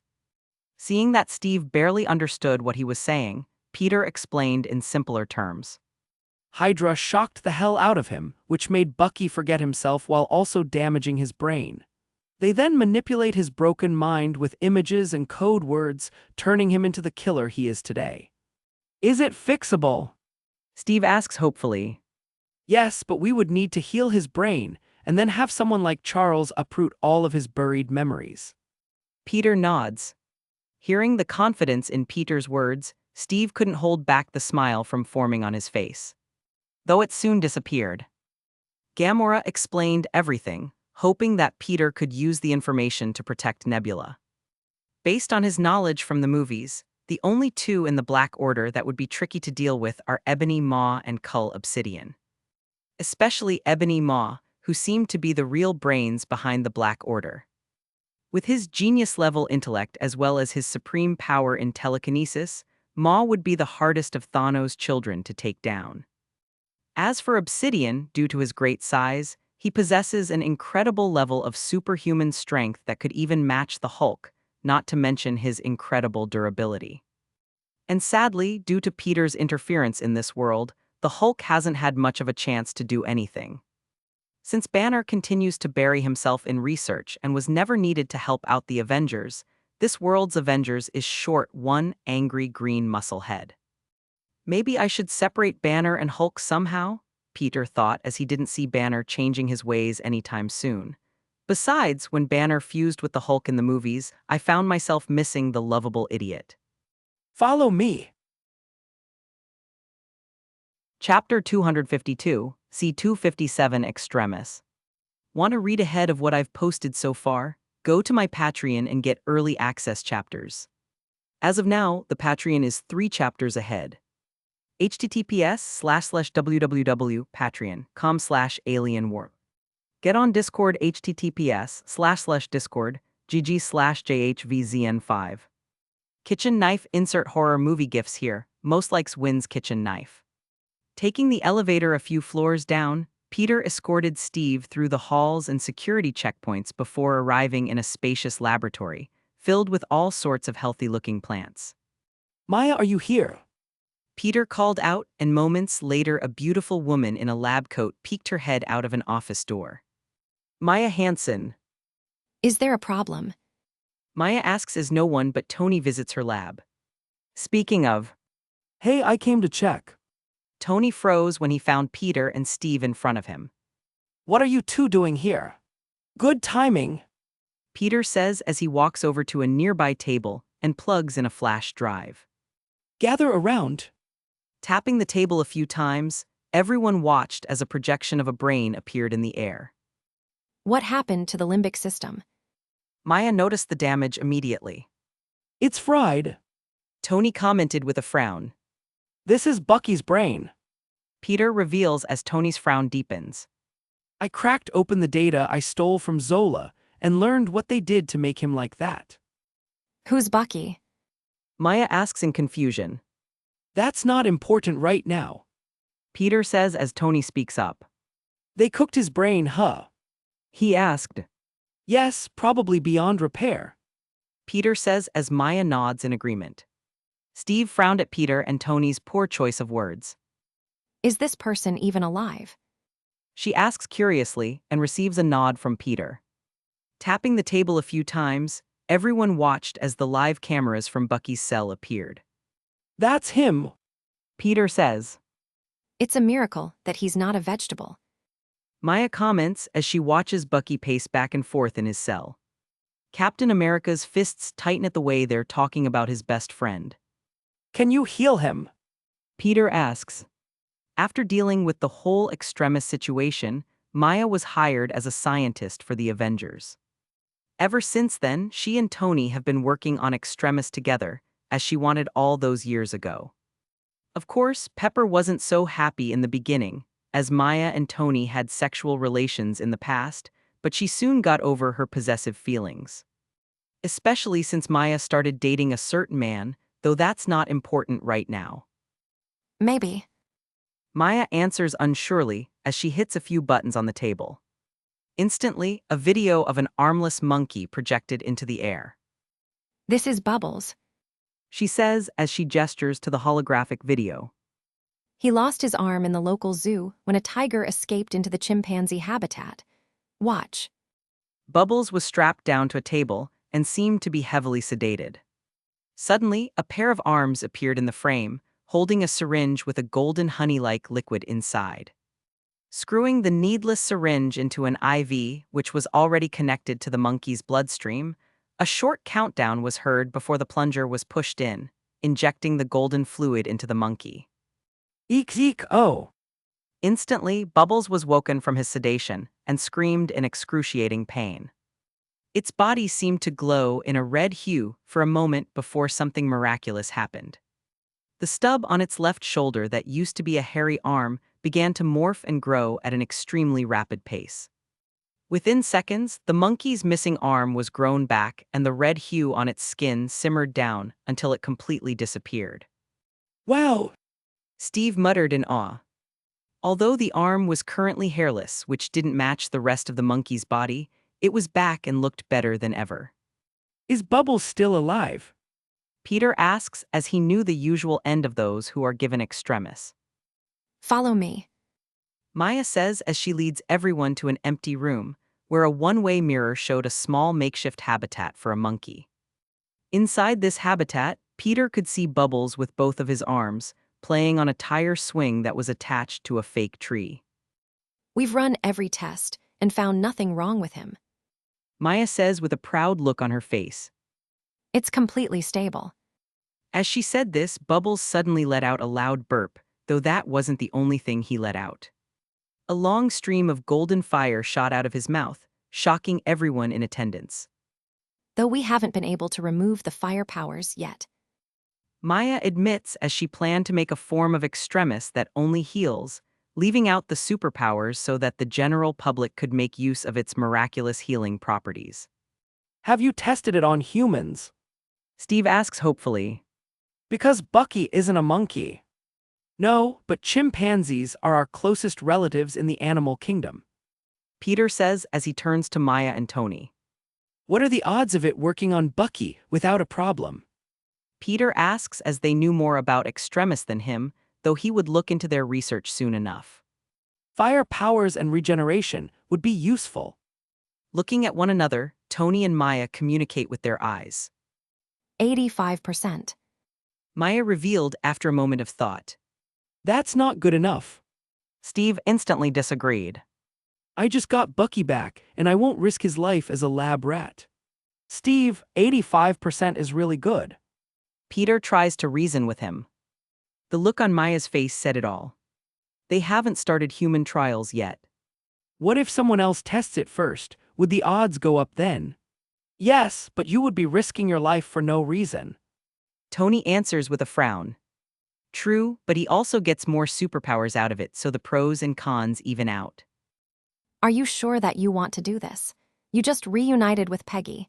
She would be heartbroken if you were to leave her so soon. 85% is good odds, right? Steve throws Peter's words back in his face. Besides, I can't let Bucky get an edge over me. It wouldn't be right. Peter couldn't help but chuckle. All right, Maya, prep the lab. Peter nods and turns to Maya. We're doing it now. She asks in confusion. Yup. Peter says as he turns back to Steve. Go and talk to Peggy. We'll be ready in an hour. Make it 2. Maya yelled as she rushed off to set everything up. You heard the lady. Peter says as Steve nods and runs off as well. So we're going to give the trained super assassin that killed my parents' fire powers. Tony asks sarcastically. Yeah, pretty much. Peter responds dumbly. Great. Tony sighs as he follows after Maya to help with the prep work. 2 hours later. After setting everything up, Steve and Peggy came walking into the lab together, right on time. If he dies, there will be hell to pay. Peggy whispers as she passes Peter with a serious, yet worried look on her face. Is everything ready? Steve asks as he stood in front of a large padded table, which was covered in all sorts of straps. Yeah, take your clothes off and hop on. Maya says and Steve starts pulling his shirt off. Just as he got to his boxer briefs, Maya spoke up in a hurry. That's enough. You can keep your underwear on. She says with a light blush on her cheeks while receiving an evil glare from Peggy. After all, Steve has the perfect human body, thanks to the super soldier serum, so any woman would feel. Ahem. Peggy clears her throat. You won't find my boyfriend's eyes down there. Sorry. Maya turns away as Tony laughed at her plight. Comfy. Tony asks. Not at all. Steve admits. Good. Tony says as he opens a nearby lab fridge and pulls out a syringe filled with a familiar golden liquid. Hold still, please. Maya says as she expertly puts an IV into Steve's left arm and turns to Tony. Ready when you are. Are you sure you want to do this? Peter asks before Tony could connect the syringe to the IV. Do it. Steve answers resolutely. Sadly, sedation doesn't work when it comes to this, so you'll have to stay conscious throughout the whole process. Tony explains as he screws the needless syringe into the IV. Hit me with your best shot. Steve says, eliciting a smile from Tony. Someone's been catching up on their music. Tony says as he presses the plunger, injecting the golden liquid into Steve's arm. Before Steve could utter another word, he felt a searing pain run up his arm and spread throughout the rest of his body at a rapid pace. Ugh!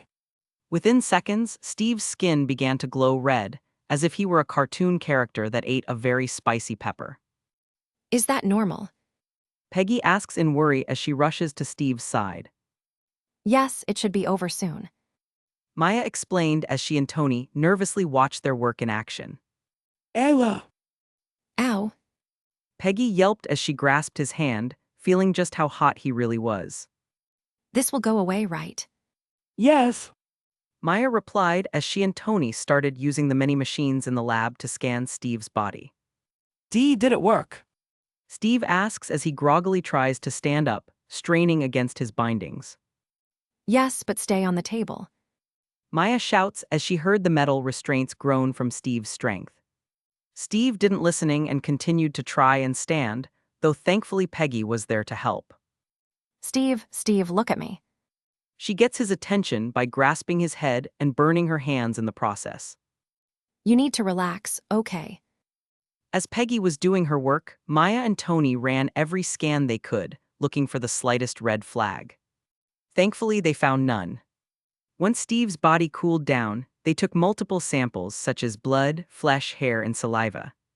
Peggy watched in awe as Steve healed instantly after the blood and flesh were taken. Amazing. She muttered. How is it? Peter asks as Tony and Maya look over the data from the samples. It worked. Maya says proudly as she collapses into her chair with a relieved sigh. Tony says as he opens a nearby lab fridge and pulls out a syringe filled with a familiar golden liquid. Hold still, please, Maya says as she expertly puts an IV into Steve's left arm and turns to Tony. Ready when you are. Are you sure you want to do this? Peter asks before Tony could connect the syringe to the IV. Do it, Steve answers resolutely. Sadly, sedation doesn't work when it comes to this, so you'll have to stay conscious throughout the whole process. Tony explains as he screws the needless syringe into the IV. Hit me with your best shot, Steve says, eliciting a smile from Tony. Someone's been catching up on their music, Tony says as he presses the plunger, injecting the golden liquid into Steve's arm. Before Steve could utter another word, he felt a searing pain run up his arm and spread throughout the rest of his body at a rapid pace. Ugh. Within seconds, Steve's skin began to glow red, as if he were a cartoon character that ate a very spicy pepper. Is that normal? Peggy asks in worry as she rushes to Steve's side. Yes, it should be over soon. Because it's Bucky's turn now. Chapter 253, C258 Long-Awaited Talk. Want to read ahead of what I've posted so far? Go to my Patreon and get early access chapters. As of now, the Patreon is 4 chapters ahead.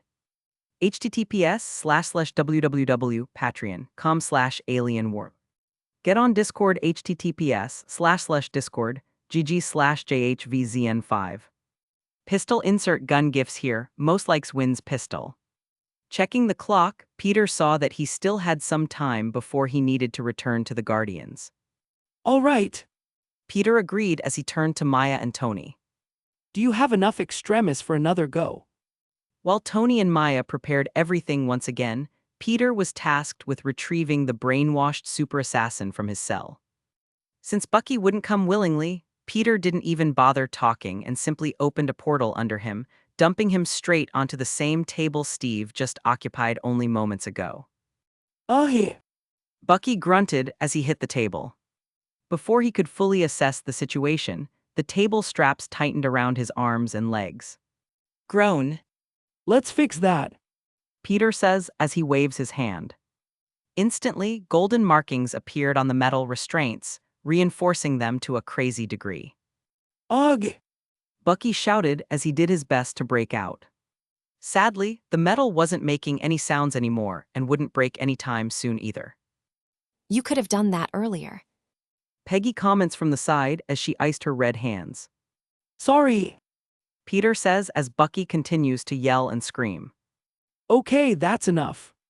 With a snap of Peter's fingers, the room instantly becomes silent, though just by looking, everyone could see that Bucky was still screaming like a madman.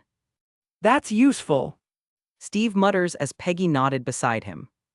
You won't be needing this either. Peter says as Bucky's metal arm disappeared. Similar to Steve, Bucky went through the same process without any problems. He even shot fire from his mouth as well. Though one thing was different. Just like Bubbles the monkey, Bucky's lost arm grew back in a matter of seconds, which made Steve happy, as he blames himself for everything wrong with his best friend. Once the process was completed, Steve rushed up to Bucky's side to check on his well-being. After all, there was a lot of screaming. Although they couldn't hear it this time around, thanks to Peter's spell, everyone could still see Bucky screaming in silent agony the entire time. Bucky, can you hear me? Steve asks, hoping his healed brain may help jog some memories. Do you remember who I am? As Bucky groggily peered up at him, Steve felt he may have remembered something, though those thoughts were swiftly stomped out as the Winter Soldier lunged his head forward, smashing it against Steve's waiting face. Ugh. Steve was knocked backward as he held his bleeding nose. I told you that we still need to unearth his suppressed memories. Simply healing him isn't enough. Peter says as he turns to Tony and Maya. Scan his brain to make sure his limbic system is actually healed. On it! Maya nods and gets to work. After going through some scans, a 3D image of Bucky's brain was projected for everyone to see. It's healed. Steve sighs in relief as the damage that he saw earlier was now nowhere to be seen. Good work, everyone. Peter says as he opens a portal below Bucky, sending him tumbling back into his cell. Seeing the worried look on Steve's face, Peter rolled his eyes. He's in his cell. Peter explains as pulls up the live footage, showing Bucky breathing fire at the glass of his cell, trying to escape. See, now go and rest. You've just been through a tiring procedure. What about Bucky? Steve asks, eager to help his friend. I need to talk to Charles about that, and he doesn't like invading other people's minds, so it may take a bit. Peter explains with a sigh. Just let me know when Charles comes to the tower. I'll help convince him. Steve says and receives a nod from Peter as he and Peggy leave to get some rest. As soon as they were gone, Peter turns to Tony. You ready for your conversation? Peter asks. Yeah, thanks for keeping Capsicle out of it. Tony says as he could tell that Peter was covering for him. No problem, it's the least I can do. Peter says as he opens a portal.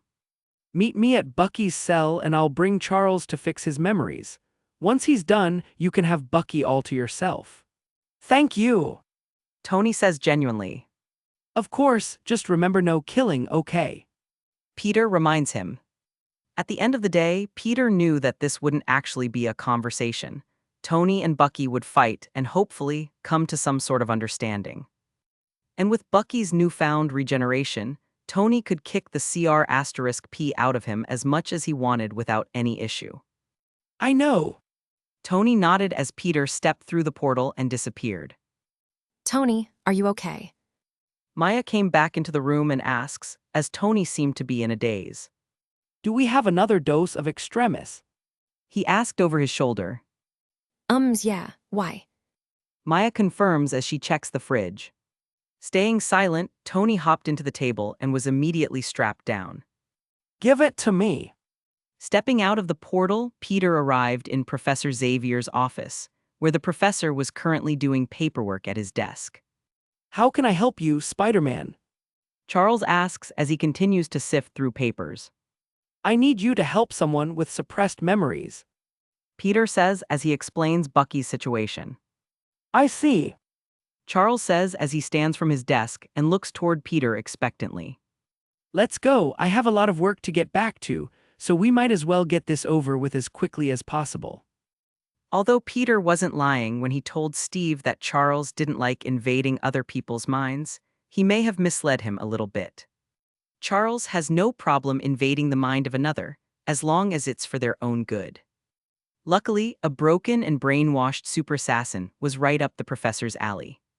Sorry, Steve, but I promised Tony some alone time and you would never agree to that. Stepping through a portal with Charles following closely behind, Peter appeared in between Bucky and Blonsky's cells. Spider-Man, Blonsky exclaimed as he rushed to the glass wall of his cell. can I become an Avenger now or what? Blonsky was very eager to leave his cell. Charles looked at Peter in confusion. I'll explain later. Peter says as he turns to Blonsky. Not right now, I have a meeting with your neighbor. Hey! Blonsky grunted in disappointment. Fine, but hurry it up, will you? I'm dying to see some sunlight again. I'll bring your situation up in the next council meeting, I promise. Peter says as he walks over to the controls and isolated Blonsky's cell. Instantly, his cell was muted and the glass became foggy, blocking him from seeing outside for the time being. All right, sorry about that. Peter says as he and Charles turn to see Bucky shooting a stream of fire in their direction. Thankfully, the glass separating them is extremely strong and heat-resistant, so no flame that he can produce would ever work against it. You didn't say anything about this. Charles comments. The fire is new. Peter says as he turns to see a curious look on the professor's face. Charles says as he stands from his desk and looks toward Peter expectantly. Let's go. I have a lot of work to get back to, so we might as well get this over with as quickly as possible. Although Peter wasn't lying when he told Steve that Charles didn't like invading other people's minds, he may have misled him a little bit. Charles has no problem invading the mind of another, as long as it's for their own good. Luckily, a broken and brainwashed super assassin was right up the professor's alley. Sorry, Steve, but I promised Tony some alone time and you would never agree to that. Stepping through a portal with Charles following closely behind, Peter appeared in between Bucky and Blonsky's cells. Spider-Man, Blonsky exclaimed as he rushed to the glass wall of his cell. Can I become an Avenger now or what? Blonsky was very eager to leave his cell. Charles looked at Peter in confusion. I'll explain later, Peter says as he turns to Blonsky. Not right now, I have a meeting with your neighbor. Blonsky grunted in disappointment. Fine, but hurry it up, will you? I'm dying to see some sunlight again.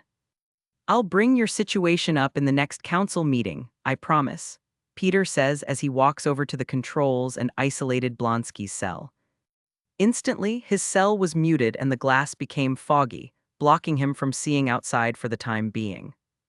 All right, sorry about that, Peter says as he and Charles turn to see Bucky shooting a stream of fire in their direction.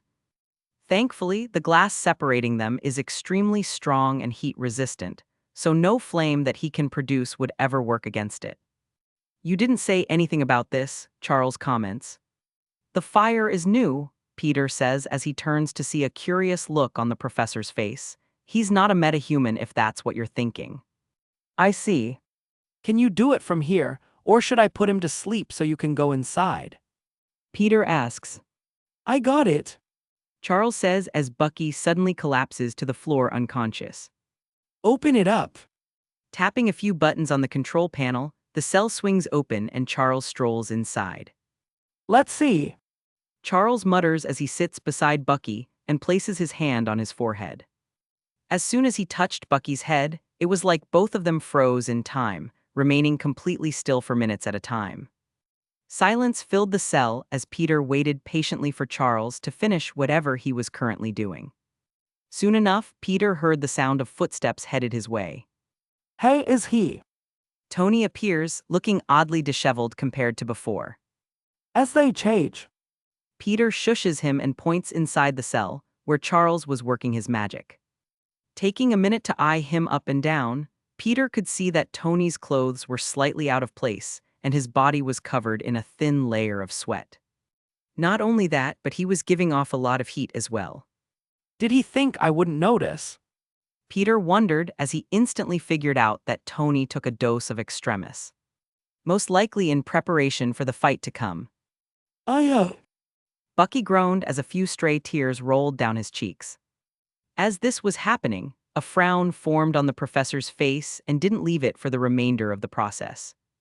This continued for a few minutes before Bucky suddenly calmed down and slept peacefully. Tony nodded as Peter stepped through the portal and disappeared. "Tony, are you okay?" Maya came back into the room and asks as Tony seemed to be in a daze. "Do we have another dose of extremis?" he asked over his shoulder. Yeah, why?" Maya confirms as she checks the fridge. Staying silent, Tony hopped into the table and was immediately strapped down. "Give it to me." Stepping out of the portal, Peter arrived in Professor Xavier's office, where the professor was currently doing paperwork at his desk. "How can I help you, Spider-Man?" Charles asks as he continues to sift through papers. "I need you to help someone with suppressed memories." Tony says genuinely. "Of course, just remember no killing, okay?" Peter reminds him. At the end of the day, Peter knew that this wouldn't actually be a conversation. Tony and Bucky would fight and hopefully come to some sort of understanding. And with Bucky's newfound regeneration, Tony could kick the CR*P out of him as much as he wanted without any issue. "I know," Tony nodded as Peter stepped through the portal and disappeared. "Tony, are you okay?" Maya came back into the room and asks as Tony seemed to be in a daze. "Do we have another dose of extremis?" he asked over his shoulder. Yeah, why?" Maya confirms as she checks the fridge. Staying silent, Tony hopped into the table and was immediately strapped down. "Give it to me." Stepping out of the portal, Peter arrived in Professor Xavier's office, where the professor was currently doing paperwork at his desk. "How can I help you, Spider-Man?" Charles asks as he continues to sift through papers. "I need you to help someone with suppressed memories." I know you have a lot of work to do, so don't let me hold you from it any longer. No problem. It's times like these where I can appreciate this intrusive power of mine. Charles says as he steps through the portal and ends up back in his office. Snapping the portal shut after saying farewell, Peter turned to Tony, who was silently staring at Bucky in contemplation. Go ahead. Peter says as he motions to the open cell. I'll lock you both inside. You can go now, Peter. Sure, remember. No killing, I know. Tony finishes Peter's words, as he's heard them a million times already. Walking down the hall, Peter waits until he's out of sight before turning invisible and backtracking to the cell once again. In the cell. As the cell locked itself shut and Peter walked away, Tony had no idea what he was going to do. At first, he planned to trick Peter into allowing him the chance to kill Bucky with his own hands, but did he really want that? He's been through a lot. Charles' words replay in his mind. After learning all that Bucky has been through and looking him up out of curiosity for his enemy, Tony couldn't help but feel pity for the man. Though that pity soon faded when he recalled the image of his father's caved-in skull and his mother struggling for air. Bucky grunted as he hit the table. Before he could fully assess the situation, the table straps tightened around his arms and legs. Groan. Leaning against the cell wall, Bucky froze as every suppressed memory he ever had came crashing down on him. From the happy, blissful days as an oblivious child to the sickening assassinations of innocent people, Bucky remembered everything. What have I done? He muttered in horror as he started shaking. Get up. Tony yelled as he waited in the center of the cell. I'm not done with you yet. Chapter 254, C259 Beef Squashed. Want to read ahead of what I've posted so far? Go to my Patreon and get early access chapters. As of now, the Patreon is 3 chapters ahead. https://www.patreon.com/alienwarp. Get on Discord https://discord gg/jhvzn5. Ghost insert ghost gifts here, most likes wins ghost. Wait! Bucky held his hands up, hoping to calm the situation somehow. No! Tony stalks forward and grabs Bucky by the neck. Lifting him off of the ground with a single hand, Tony chokes Bucky, who was still in a state of confusion and refused to fight back. Stop! Bucky struggles to speak as he grasped Tony's arm. Did you stop when my mother begged you to? Tony asks as his grip on Bucky's neck tightened. Could my father even speak as you beat his head in? Copying the actions he saw in the video of his parents' deaths, Tony made use of his free hand and started raining superpowered punches down on Bucky's face. Blow after blow, Bucky's face started to contort and bleed, though it was soon covered in a golden light, which healed any wounds he incurred in a matter of seconds. Seeing Extremis do its work, Tony took it as a challenge and quickened his pace, hoping to outdamage Bucky's healing ability. After almost a minute of gasping for air and being berated by heavy punches, Bucky had enough and pulled his leg up, sending a powerful kick to his attacker's stomach. Instantly, Tony was forced to drop Bucky as he tumbled backward, holding his stomach in pain. Bucky gasps as fell to the floor, breathing heavily to fill his oxygen-deprived lungs. Tony's words echoed in his mind. Could my father even speak as you beat his head in? Realization dawned on him as the chilling memory of murdering Howard and Maria Stark surfaced in Bucky's mind. I killed your parents. Bucky muttered in shame and disgust with himself and his actions. Just figured it out, huh? Tony scoffs as he picks himself off the ground. Get up! Bucky remained seated on the floor, staring up at Tony in both sympathy and shame. Get up! Tony yelled angrily, though Bucky didn't budge. I said get up. Just kill me. Bucky said as he waited patiently on the ground. That's what you're here for, right?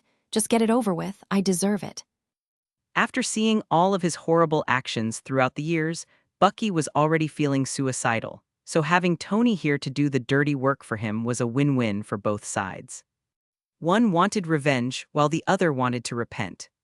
Glaring down at Bucky, Tony's hands gripped into tight fists. Letting out a frustrated sigh, Tony turned away from Bucky and called out. Open the cell, I'm done. Bucky looked up at Tony in shock as the cell door swung open. Tony stalks forward and grabs Bucky by the neck. Lifting him off of the ground with a single hand, Tony chokes Bucky, who was still in a state of confusion and refused to fight back. Stop. You want to die. The look on Bucky's face was more than enough to confirm Tony's statement. Killing you would be mercy. Tony says as the cell seals itself shut. You don't deserve my mercy. No, you deserve to live every day of your long life, hating everything about yourself. Bucky just sat in his cage with a dumb look on his face. He didn't want to be alive anymore. The screams of his victims seemed to always fill his mind, throwing him into a crippling depression. Without another word, Tony turned away and marched down the hall, leaving Bucky to stew in his cell. Wait, come back. Bucky scrambled to the sealed door of his cell and started banging on it. Kill me, kill me, kill me. Peter stayed behind long enough to see Bucky break down into tears, hoping for someone to end his suffering. It's a good thing that every cell is made to be suicide-proof. You knew I was there. Peter says as he followed Tony into the elevator and removed his invisibility. You were too worried that I'd kill him. Tony solemnly stared forward. Can you blame me? Peter looked at Tony worriedly. Are you okay? No, but I will be. After dropping Tony off with Pepper, who is far better equipped to handle Tony's emotions, Peter stood outside Steve's apartment door. I feel like a kid who's about to get an earful from his parents. Yeah. Peggy asked as the door swung open, finding Peter on the other side. Did Charles agree to help? Yeah. Peter says as he peeks inside the door. Is Steve awake? Yes, I am. Steve eagerly rushes to the door. Is Charles here already? About that. Peter sighs heavily as he explains what happened as well as his deception. As he finished speaking, the piercing glares of two super soldiers weighed down on him. Peter's heart might have been in the right place, as his actions settled the mounting tension between Tony and Bucky, but it was hard for them to see it that way. Pow! Suddenly, Steve wound his fist back and socked Peter across the face. Of course, Peter could have easily dodged it but chose to remain still and take the hit. He deserved it for deceiving them after all. Where's Bucky? Peggy asks flatly, as Steve seemed to realize what he just did and froze. Bucky held his hands up, hoping to calm the situation somehow. No, Tony stalks forward and grabs Bucky by the neck. Lifting him off of the ground with a single hand, Tony chokes Bucky, who was still in a state of confusion and refused to fight back. Stop. He's suicidal. Peter reveals with a frown. If you want him to live past the night, don't let him out. He won't be able to do anything to himself in the cell, especially with his new regeneration. Nodding her head, Peggy pulls Steve away in a rush to check on Bucky. That went about as well as it could have. Peter sighed as he opened a portal to his house. I still have a couple of hours to kill before the Guardians arrive on Xanov. When Steve and Peggy arrived at Bucky's cell, they found him sitting in the corner by the door, staring off into the distance. Bucky! Steve tapped the glass. Bucky instantly recognized who it was. Turning to look, he saw both Steve and Peggy looking at him with hopeful eyes. Peter says as he peeks inside the door, "Is Steve awake?" "Yes, I am," Steve eagerly rushes to the door. "Is Charles here already?" "About that." Where did we meet? Steve asks just to make sure. A small, almost unnoticeable smile formed on Bucky's lips as he recalled one of his fonder memories, which managed to drown out all of the bad for just a single moment. You were getting your scrawny *S handed to you by a few neighborhood bullies. Bucky's voice held a fond touch to it this time around. I stepped in and gave them a dose of their own medicine. You're back. Steve exclaims as he rushes to open the cell. As the cell door swung open, Steve practically ran inside and pulled Bucky into his arms. Truly, a bromance for the age's loudly crying face. Letting out a frustrated sigh, Tony turned away from Bucky and called out, "Open the cell, I'm done." Bucky looked up at Tony in shock as the cell door swung open. "Wait, kill me, I won't resist," Bucky practically begs as Tony ignored him and continued his way out of the cell. "No," Tony said as he turned to look Bucky straight in the eyes, "you want to die." The look on Bucky's face was more than enough to confirm Tony's statement. "Killing you would be mercy," Tony says as the cell seals itself shut. "You don't deserve my mercy. No, you deserve to live every day of your long life hating everything about yourself." Bucky just sat in his cage with a dumb look on his face. He didn't want to be alive anymore. The screams of his victims seemed to always fill his mind, throwing him into a crippling depression. Without another word, Tony turned away and marched down the hall, leaving Bucky to stew in his cell. "Wait, come back," Bucky scrambled to the sealed door of his cell and started banging on it. "Kill me, kill me, kill me." Can I leave? No. Tony stalks forward and grabs Bucky by the neck. Lifting him off of the ground with a single hand, Tony chokes Bucky, who was still in a state of confusion, and refused to fight back. Stop. It'll be safer for you in here. If this is about Stark, then we already settled it.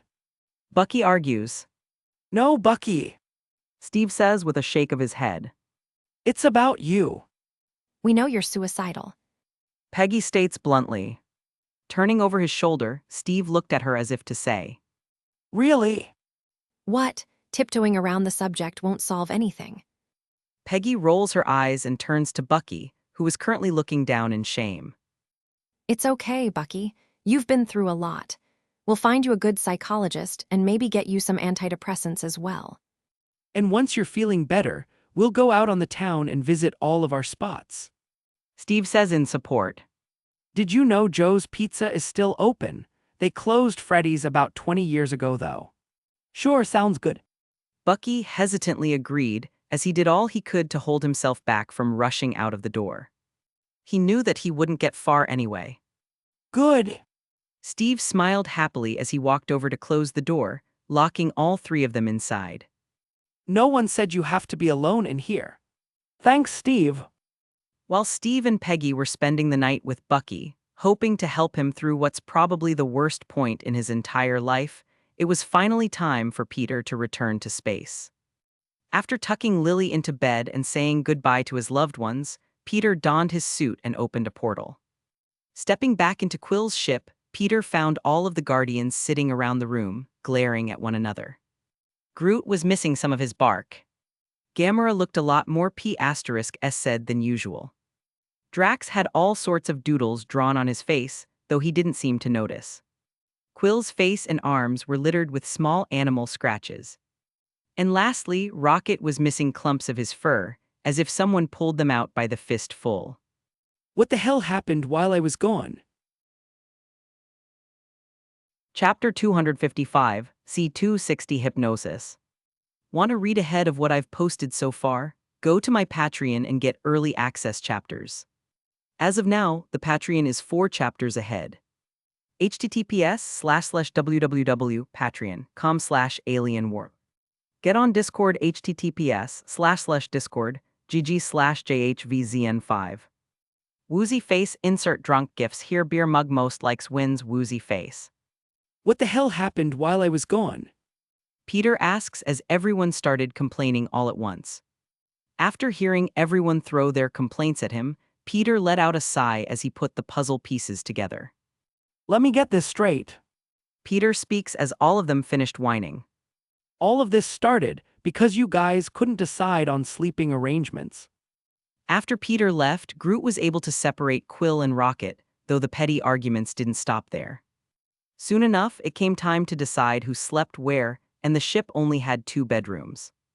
Of course, Quill, being the love-struck man he is, offered the guest room to Gamora, leaving his bedroom as the only other option.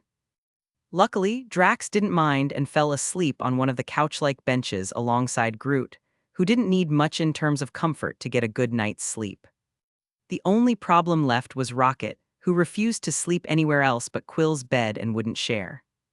Quill instantly refused, and a fight broke out between the two, which eventually woke everyone up. Groot was the one to break up the scuffle, though he took a small bit of damage in the process. Whilst Peter was trying to figure out how to deal with this, both Quill and Rocket were sneaking peeks at Drax and doing their best to hold back their laughter. They must have done that to Drax before the fight broke out. Peter thought as he saw a veiny P***ness drawn on Drax's forehead. Drax, go and wash your face.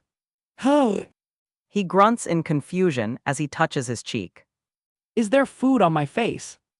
The low snickering of both of his assailants could be heard, causing Drax to grow even more confused. You'll see, just go to the bathroom. Peter says as Drax walks off, wondering what the hell's going on. While he's washing the graffiti off, I'll add some rooms to the ship so everyone can have their own sleeping space. Peter says as a loud shout could be heard from the nearby bathroom. Scoundrels! Drax sounded P***s said. Before heading off to remodel the ship, Peter looked toward Quill and Rocket, who seemed nervous after hearing Drax's reaction to their little prank.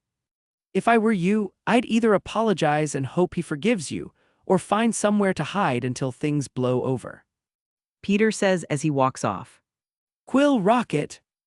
An hour later, Peter used his knowledge of the mystic arts to swiftly remodel the ship, turning the 2 bedrooms as well as some unused storage space into 6 medium-sized bedrooms with their own personal bathrooms. One for each member of the crew. Although Peter didn't exactly need a room, as he could easily portal home and sleep, he made one for himself anyway. Maybe I'll give it to Mantis if she still joins the crew. Peter thought as he arrived at the cockpit and caught sight of the busy spacefaring planet of Xanov growing closer and closer. Looks like you guys won't be getting back to sleep just yet. What did you do to my baby? Quill exclaims as he finally saw all of rooms Peter constructed. He was far too busy hiding from Drax until now to notice. What, if we're going to be a crew, then everyone needs their own room. Peter says as Quill came storming over. Who the hell said we would be a crew? Quill asked as he complained. My bedroom is half the size it was before, and most of the storage room is gone. You didn't need that much space, and the storage room was completely empty to begin with. Peter argues with a shrug. That's not the point. Quill shouts in exasperation as a faint beeping sound could be heard from the controls. We got an incoming transmission from the fascist core. Rocket yells as he hesitates to answer the call. Answer it. Peter leaves Quill to his tantrum and joins Rocket at a large screen, which lit up just in time for his arrival. An older pink-skinned man in a Nova Corps uniform appeared, eyeing Rocket and Peter suspiciously. Unidentified Milano M-class ship, wait patiently while a patrol ship is dispatched for inspection. Failure to do so will result in your fiery deaths. The soldier warned with a stern glare. Damn Nova scum. Rocket mutters just loud enough for the man to hear. Hello, I'm Spiderman. Peter ignores Rocket's attitude and introduces himself. Irani Rail should have informed your superiors about my arrival. Please hold. He says as the screen darkens. I'm gonna clean my guns. Rocket turns and walks off. Let me know when we land. Seconds after Rocket left, the screen lit up again, and a man who looked to be a much higher rank than the last appeared. My apologies for the harsh welcome. The orange-skinned man says, with a reverent look on his face. Ever since the Sons of Ronan appeared, we've had to up the planet's security by a large margin. It's no problem. Peter nods understandingly. That's good to hear. The Nova official seemed to sigh in relief. If you wait in your current position, I'll dispatch a couple of patrol ships to escort you to our headquarters. Sounds good. Please prepare all of the relevant information on the Sons of Ronan in the meantime. I'd like to get started as soon as we land. Only 10 minutes later, 2 patrol ships painted in the colors of the Nova Corps appeared and escorted them to the capital city of Xanov, Varys. Finally, I can wet my blades with the blood of the Sons of Ronan. Drax exclaims as he holds his dual knives at the ready. Well, we have to find them first. Peter says as they land at this planet's Nova Corps main base. Stepping out of the ship, Peter and the Guardians were greeted by a congregation of high-level officials, who were being led by the orange-skinned man from earlier. Welcome, He says as all of the officials look at Peter in either awe or skepticism. please follow me. I've prepared everything as you asked. Lead the way. Peter says as they're led into the building. As you already know, the Sons of Ronan have terrorized our planet ever since you killed Ronan and his men. The orange man explains as he hands a handheld tablet to Peter. We've managed to capture a few of their members, but they're all fanatics who would never betray their cause. Can't we just round up all of the Kree on the planet? Quill asks as Peter scrolls through all of the information on the tablet. Sadly, no. The man shakes his head. Although our Kree citizens make up the lowest percentage of our population, that number is still in the millions. We don't have the manpower or the authority to detain millions of law-abiding citizens. Where are these prisoners? Peter asks as finished reading and handed the tablet over to Gamora. Follow me. The Nova official in charge says and leads them out of the room. This is our high-security prison. He says as they pass multiple security checkpoints before finding themselves strolling through the halls of what looked like a high-tech solitary confinement wing. Each of these cells holds members of the Sons of Ronan. Gesturing to the sealed doors, the orange man waits patiently for whatever Peter would ask next. Peter thought for a moment. Which one is the highest level member? This one. He replies instantly. Open it up. Peter practically orders. Are you sure? The man asks but Peter simply nods.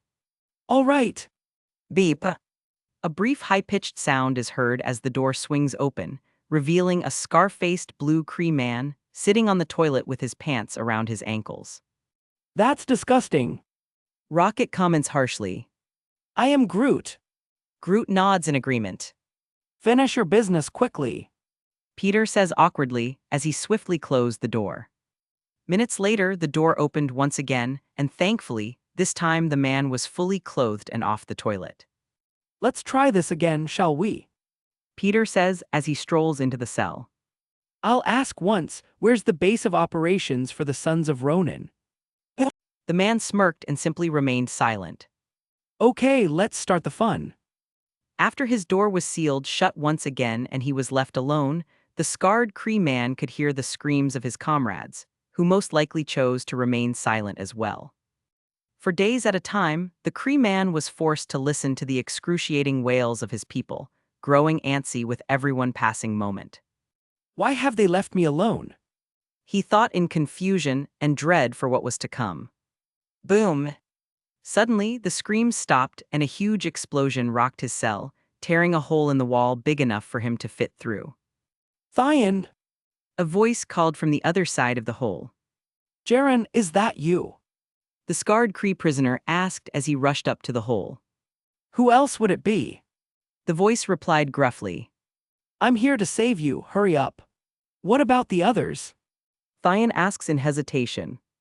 They're all dead, Thyan. The voice says in sadness. You have to hurry, we don't have much time. Listening to the voice, Thyan rushes through the hole just in time for his cell door to bust open with Nova guards swarming inside. What did you do to him? Gamora asks Peter as he stood in front of the scarred Kree prisoner, who was currently staring forward in a hypnotic trance. Peter never left the cell, and only a few minutes passed since he stepped inside. As soon as the prisoner refused to speak, he quickly formed a spell circle, which shot into the man's forehead and sent him spiraling into a fantasy world of Peter's choosing. Quiet!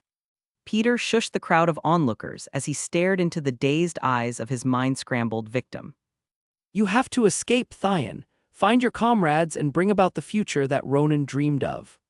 I have to escape, Ronan's dream. He mutters hazily. Yes, but where will you escape? The sons of Ronan need you. They're hopeless without you. You need to find them as soon as possible. Everyone watched in shock as Peter manipulated the prisoner with ease. They need me. He uttered. Yes, now where will you go? Peter asks.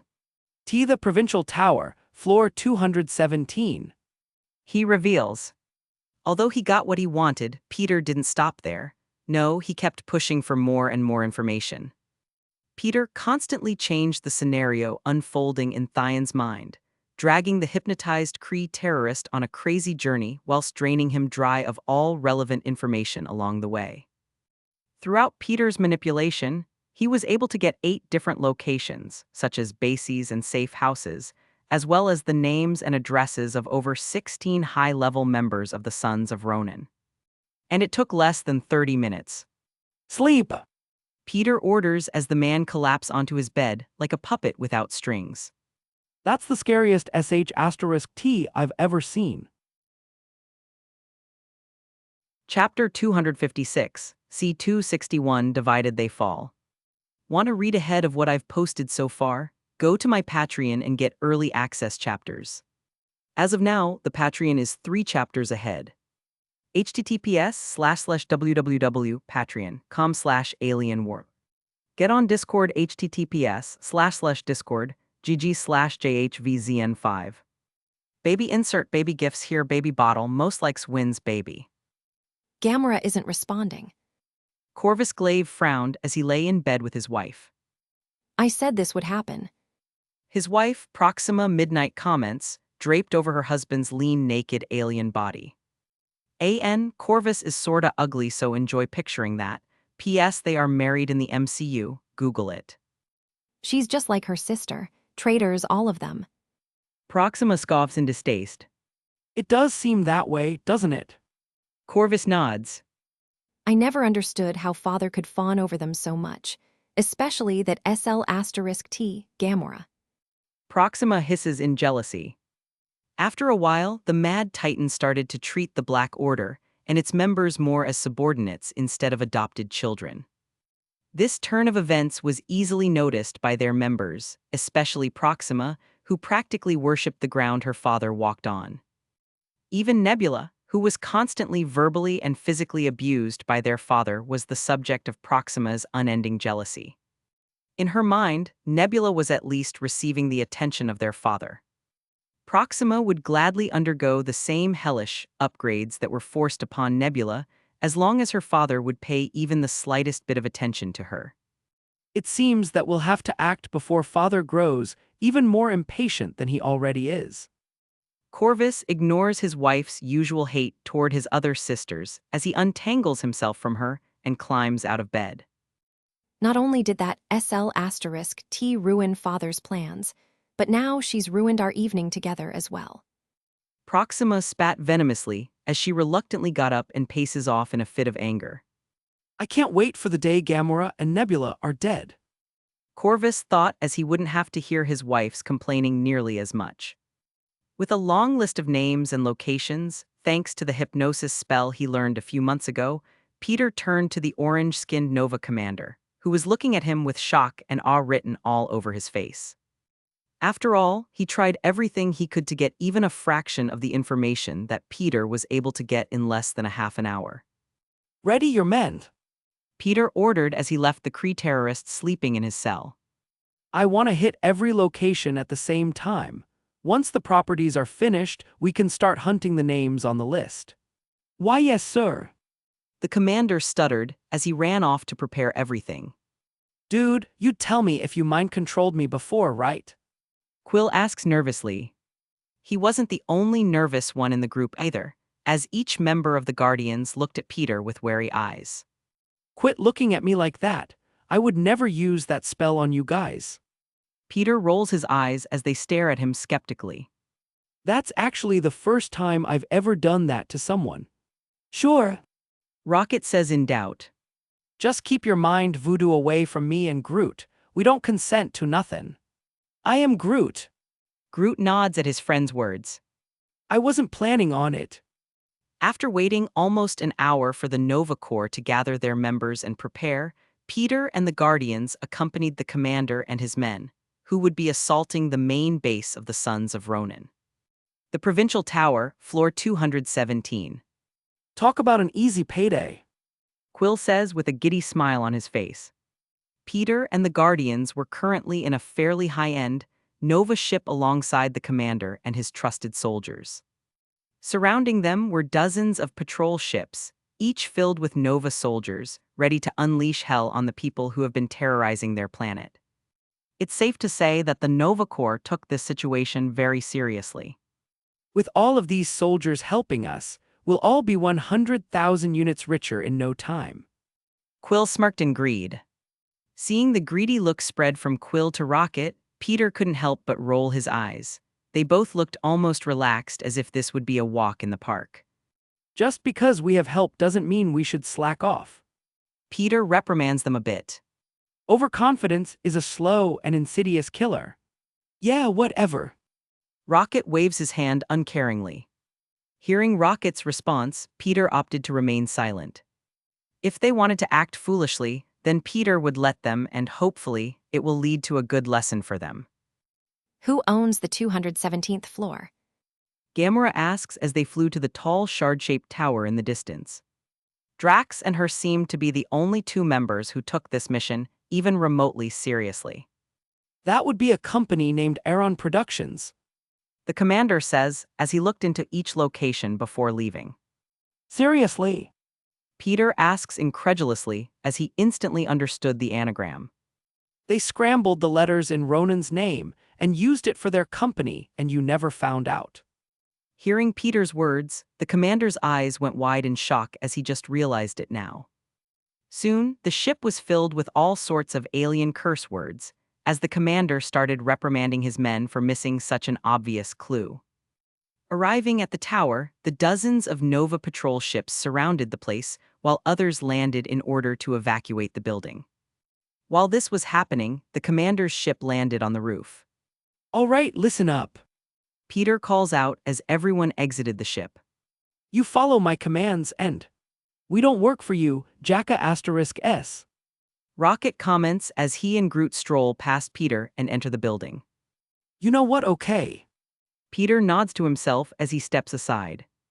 Does anyone else want to work on their own? One by one, Quill, Gamora, and Drax entered the building, unused and unwilling to work with others. Sir, should we stop them? The Nova commander asks. No, let them deal with the repercussions of their actions. Inside the building. I am Groot. Groot commented as he followed after Rocket, who held a large high-tech assault rifle in his hands. What the hell are you talking about? Rocket asks as they enter the elevator and head down to the 217th floor. Groot nods at his friend's words. I wasn't planning on it. After waiting almost an hour for the Nova Corps to gather their members and prepare, Peter and the Guardians accompanied the commander and his men, who would be assaulting the main base of the Sons of Ronan. The Provincial Tower, floor 217. Talk about an easy payday, Quill says with a giddy smile on his face. Peter and the Guardians were currently in a fairly high-end Nova ship alongside the commander and his trusted soldiers. Surrounding them were dozens of patrol ships, each filled with Nova soldiers, ready to unleash hell on the people who have been terrorizing their planet. It's safe to say that the Nova Corps took this situation very seriously. With all of these soldiers helping us, we'll all be 100,000 units richer in no time, Quill smirked in greed.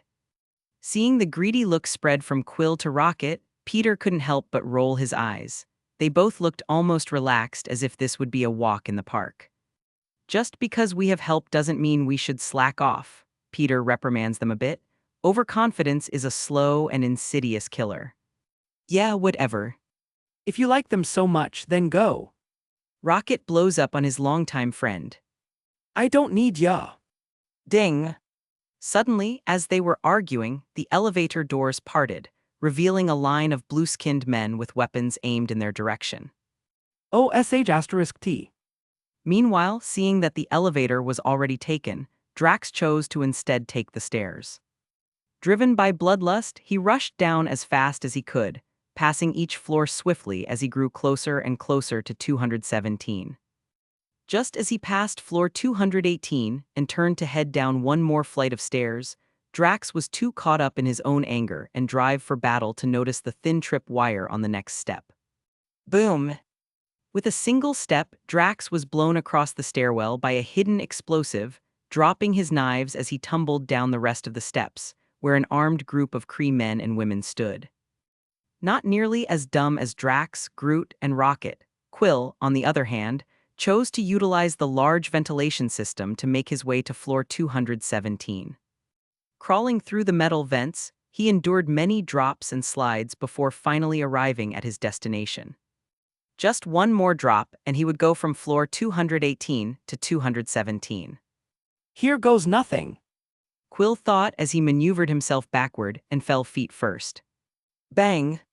Sadly, unlike all of the other drops he took to get here, this one led directly to a grated vent, which instantly buckled and broke under his weight. Oh, here. Quill grunted as he tumbled out of the vents and crashed onto the floor. Oh. Looking around him, Quill found himself surrounded by a shocked group of blue men and women, who instantly pulled their weapons on him. F***CK. As for Gamora, she watched all of this take place from the safer of the building's security room, hoping to gain some useful information before facing the enemy.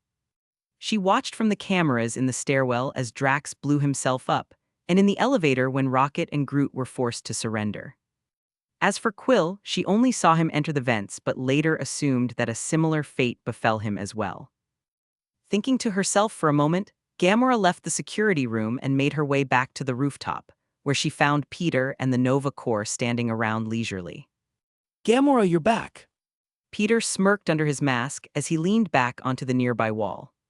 Did one of you finish the job already? No, they're all captured. Gamora admits, taking a bit of pride in the fact that she wasn't among them. I see. Peter says uncaringly. It's your turn now, I guess. Don't worry, I know you don't want my help, so I won't interfere. Thinking to herself for a moment, Gamora left the security room and made her way back to the rooftop, where she found Peter and the Nova Corps standing around leisurely. Gamora, you're back, Peter smirked under his mask as he leaned back onto the nearby wall. Did one of you finish the job already? No, they're all captured, Gamora admits, taking a bit of pride in the fact that she wasn't among them. I see, Peter says uncaringly. It's your turn now, I guess. Don't worry, I know you don't want my help, so I won't interfere. What? You forget something. Peter asks. I was wrong. She admits and receives a knowing nod from Peter. And what were you wrong about? Peter asks, enjoying the moment. Rolling her eyes at him, Gamora plays along. We should have worked together, as you said, instead of rushing in separately. Just as she said this, a nearby Nova soldier ran over with a tablet in hand. Sir, the terrorists want to trade hostages for free passage out of the building. He says as he hands over the tablet, which showed a live image of the captured Guardians with over a dozen rifles pointed in their direction. All of them looked unhurt except Drax, who seemed to be unconscious and slightly burned, though he was breathing steadily, which is good. Hello, who am I speaking to? Peter says as the image changes to an elderly Kree man in a nice suit. My name doesn't matter. He says in a tired yet confident tone. I have your men, and if you want them back alive, then you'll let us go.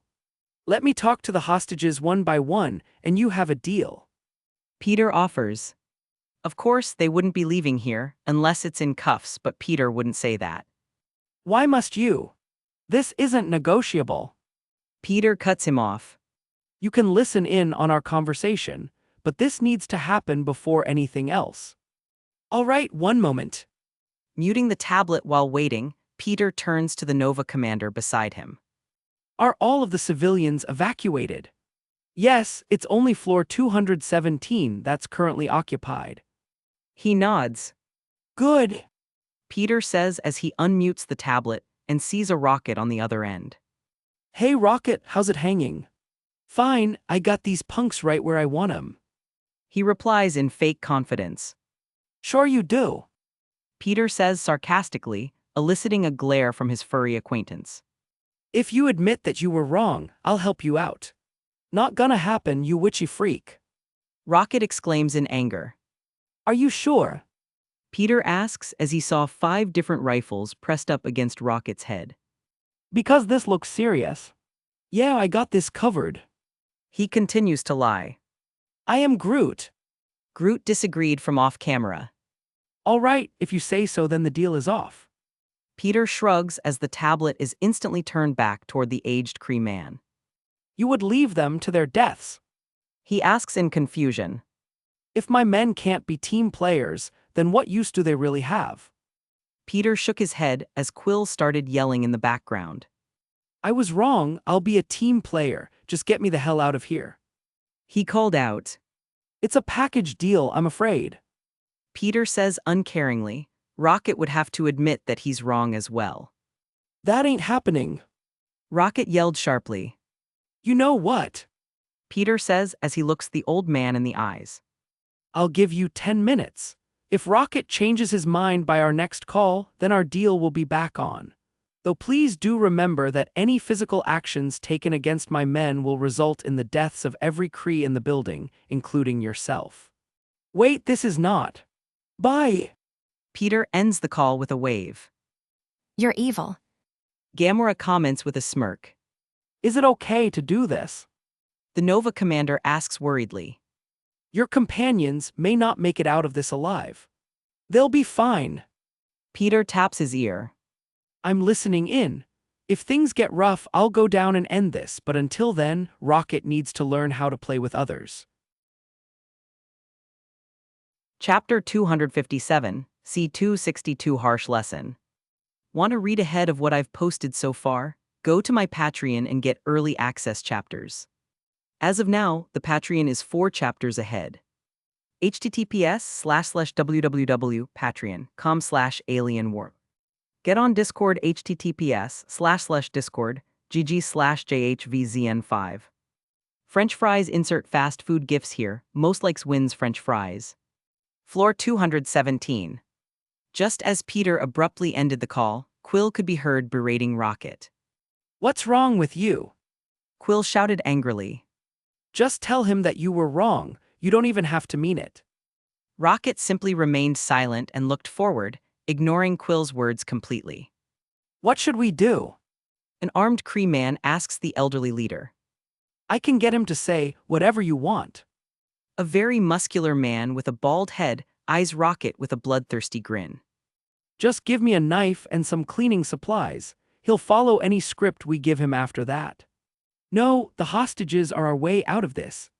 The elderly man shakes his head. We can't afford to anger the Nova Corps. Will you do as he wants? He asks. No. Rocket answers defiantly. All right. The man nods his head as he turns to his subordinates. Set the charges as we initially planned. In the corner of the room sat a long table full of high-tech bombs, which were originally planned to be used for future targets. Are you sure? Someone asks as this plan didn't guarantee their escape. In all likelihood, the majority of them would die, allowing for only a select few to escape among the wreckage. Yeah, just get it done. The nameless leader orders solemnly. Instantly, half of the men and women in the room grab a few explosives each and rush off. Though one of them didn't leave the room and stayed behind to set multiple charges on the support beams. I am Groot. Groot says in dread. Seriously. Quill hisses at Rocket, who continued to remain silent, watching the bombs get placed and armed to blow at any moment. Time ticked by slowly as those who went to place the bombs filled the room once again, finished with their job. Sat at his desk, the elderly leader stared down at a small device with a single black button, which would be used to detonate the many explosives. I think it's been 10 minutes, sir. One of the Kree men says. Should we call? Someone spoke as the tablet on the desk started beeping, indicating an incoming transmission. Hello. The elderly man answers as the room goes deathly quiet. Hello again. Peter says as he stares down at the tablet. Did Rocket change his mind? Of course, Peter already knew the answer, as he was listening in on them the entire time. No, he refuses to do as you say. The man states as he sends an annoyed glare to the stubborn raccoon. So we've decided to change the deal. Allows us free passage out of this situation, and we won't demolish this building into the ground. And how are you planning on accomplishing that? Peter asks. This. The man says as he reaches to grab the detonator but finds nothing there. You mean this? Peter asks as he held the detonator up to the tablet. Or maybe this. He then turns the tablet around to show a pile of disarmed explosive charges, which he portaled over shortly after they were placed. Of course, the Nova Corps brought their own version of a bomb squad, as they were dealing with terrorists who have been using explosives left and right. So Peter let them do all of the work when it came to disarming. Oh, I forgot these as well. Peter says as he opens a few small portals and reaches his hand through. The first to notice what was happening was Quill, who saw the portals open next to the few remaining bombs in the room. Though just as everyone else began to catch on, Peter had already reached his hand through each portal and snatched the last of the bombs. Hey, disarm these too. Peter orders as he hands off the remaining explosives to a couple of very nervous-looking Nova soldiers. Soon enough, realization dawned on the old Kree leader's face. His hostages were worthless and his backup plan was thwarted before it could even be revealed, leaving him nothing. Bring the hostages forward. He orders, breaking his subordinates from their state of panic. Doing as they're told, the hostages are prodded forward by the barrels of multiple high-tech rifles. Hey, quit pushing. I am Groot. Groot says in dread. Seriously? Quill hisses at Rocket, who continued to remain silent, watching the bombs get placed and armed to blow at any moment. Time ticked by slowly as those who went to place the bombs filled the room once again, finished with their job. Sat at his desk, the elderly leader stared down at a small device with a single black button, which would be used to detonate the many explosives. I think it's been 10 minutes, sir, one of the Kree men says. Should we call? Someone spoke as the tablet on the desk started beeping, indicating an incoming transmission. Hello, the elderly man answers as the room goes deathly quiet. Hello again, Peter says as he stares down at the tablet. Did Rocket change his mind? Of course, Peter already knew the answer, as he was listening in on them the entire time. No, he refuses to do as you say, the man states as he sends an annoyed glare to the stubborn raccoon. So we've decided to change the deal, allows us free passage out of this situation, and we won't demolish this building into the ground. And how are you planning on accomplishing that? Peter asks. This, the man says as he reaches to grab the detonator but finds nothing there.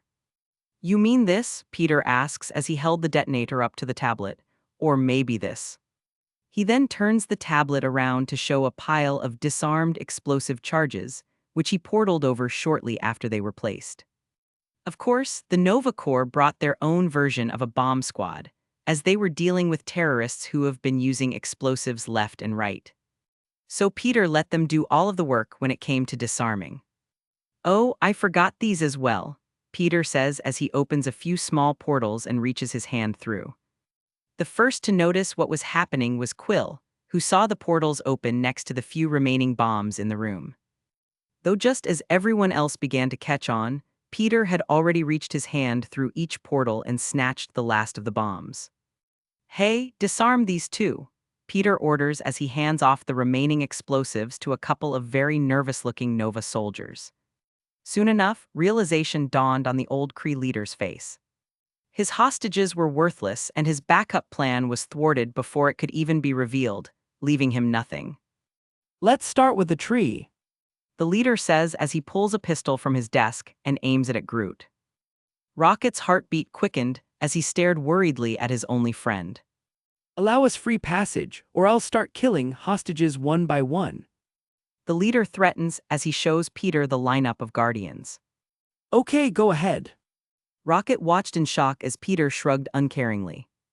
The old man seemed to hesitate for a moment, as they would be killing their only leverage, but his gaze soon hardened as he turned the tablet to look Peter in the eyes. Remember, you brought this on yourself. He said as he turned the tablet back to Groot. All right, execute. Stop. Rocket yells as he thrashes in the hold of multiple Kree men. Rocket simply remained silent and looked forward, ignoring Quill's words completely. "What should we do?" an armed Kree man asks the elderly leader. "I can get him to say whatever you want." A very muscular man with a bald head eyes Rocket with a bloodthirsty grin. "Just give me a knife and some cleaning supplies. He'll follow any script we give him after that." "No, the hostages are our way out of this." The elderly man shakes his head. "We can't afford to anger the Nova Corps." I was wrong to go off on my own. You were right about working as a team. Now get us out of here. Although Rocket was frantic at first, now he just seemed very angry with Peter. Was that so hard? Peter asks as the tablet is turned back to the old leader. Do we have a deal? He asks, looking much more relieved. Sure. Peter says as he waves his hand and opens 4 portals in the air. Instantly, the floor below the captured Guardians opened up, dropping them onto the roof in front of Peter. Quickly, Peter snapped the portals shut and looked toward the shocked Kree leader, who just lost his last hope of escape. Here's the deal. Peter says as the Guardians pick themselves up off the ground, realizing that they're safe. We won't kill any of you as long as you surrender peacefully. Aye. The elderly man was lost for words by this point. I'll give you another 10 minutes to make your decision. Peter says as he could see the P*S set-off looks of the people that he just rescued. Choose your next actions wisely. With those final words, Peter ended the call for a second time. You mother of asterisk seeker. Quill exclaimed as he charged over to Peter with everyone following closely behind him. Though Drax, who was still knocked out, was currently being treated by some Nova medics. What? Come to thank me for saving you. Peter asks as Rocket grabs the gun of a Nova soldier and starts firing in his direction. That's not very nice. Peter comments as he sidesteps each laser bolt with ease. Not very nice. Rocket repeats in anger. Groot almost died because of you. Me, do you actually believe that? Peter asks incredulously. First of all, you were the one who didn't want to take any orders and ran off alone, though I think we can all see where that got you. Secondly, I offered you an easy way out, and you refused to take it until the very end like the stubborn moron you are. Pew pew pew. Stand still and take it like a man. Rocket shouted as he kept firing. Okay, I think that's enough. Peter says as he shoots a web and used it to yank the gun from Rocket's hands. Give me that. Rocket jumps toward Peter but receives a boot to the face, sending him tumbling back to Groot. I don't know why you're all so angry. Peter says as he aims the gun forward and fires at the newly rescued Guardians. Pew pew pew. Everyone watched in shock as he shot at his own comrades, though that shock soon grew as the red laser bolts seemed to bounce off of them, leaving Rocket, Groot, and Quill completely unharmed. You weren't in any danger to begin with. Peter says as the spell he placed on them for protection fades away. I'm alive. Quill muttered as he thought for sure that he was dead. Groot says in dread. Seriously? Quill hisses at Rocket, who continued to remain silent, watching the bombs get placed and armed to blow at any moment. Time ticked by slowly as those who went to place the bombs filled the room once again, finished with their job.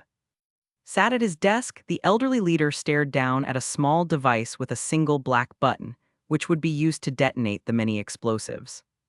I think it's been 10 minutes, sir, one of the Kree men says. Should we call? Someone spoke as the tablet on the desk started beeping, indicating an incoming transmission. Hello, the elderly man answers as the room goes deathly quiet. Hello again, Peter says as he stares down at the tablet. Did Rocket change his mind? Of course, Peter already knew the answer, as he was listening in on them the entire time. No, he refuses to do as you say, the man states as he sends an annoyed glare to the stubborn raccoon. So we've decided to change the deal, allows us free passage out of this situation, and we won't demolish this building into the ground. And how are you planning on accomplishing that? Peter asks. This, the man says as he reaches to grab the detonator but finds nothing there. You mean this? Peter asks as he held the detonator up to the tablet. Or maybe this. He then turns the tablet around to show a pile of disarmed explosive charges, which he portaled over shortly after they were placed. Of course, the Nova Corps brought their own version of a bomb squad, as they were dealing with terrorists who have been using explosives left and right. So Peter let them do all of the work when it came to disarming. Oh, I forgot these as well, Peter says as he opens a few small portals and reaches his hand through. The first to notice what was happening was Quill, who saw the portals open next to the few remaining bombs in the room. Though just as everyone else began to catch on, Peter had already reached his hand through each portal and snatched the last of the bombs. Hey, disarm these too, Peter orders as he hands off the remaining explosives to a couple of very nervous-looking Nova soldiers.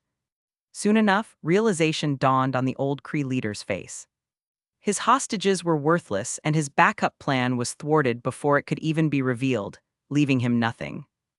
While they were arming the bombs, I was able to open a small portal and place a spell for protection on all of you, though it's all used up now, so don't go getting yourselves killed. Peter explains as the tension on the rooftop started to simmer down. What was the point of all this? Quill asks in confusion. To teach you a bit of a lesson. None of you are strong enough to be running into dangerous and unknown situations alone.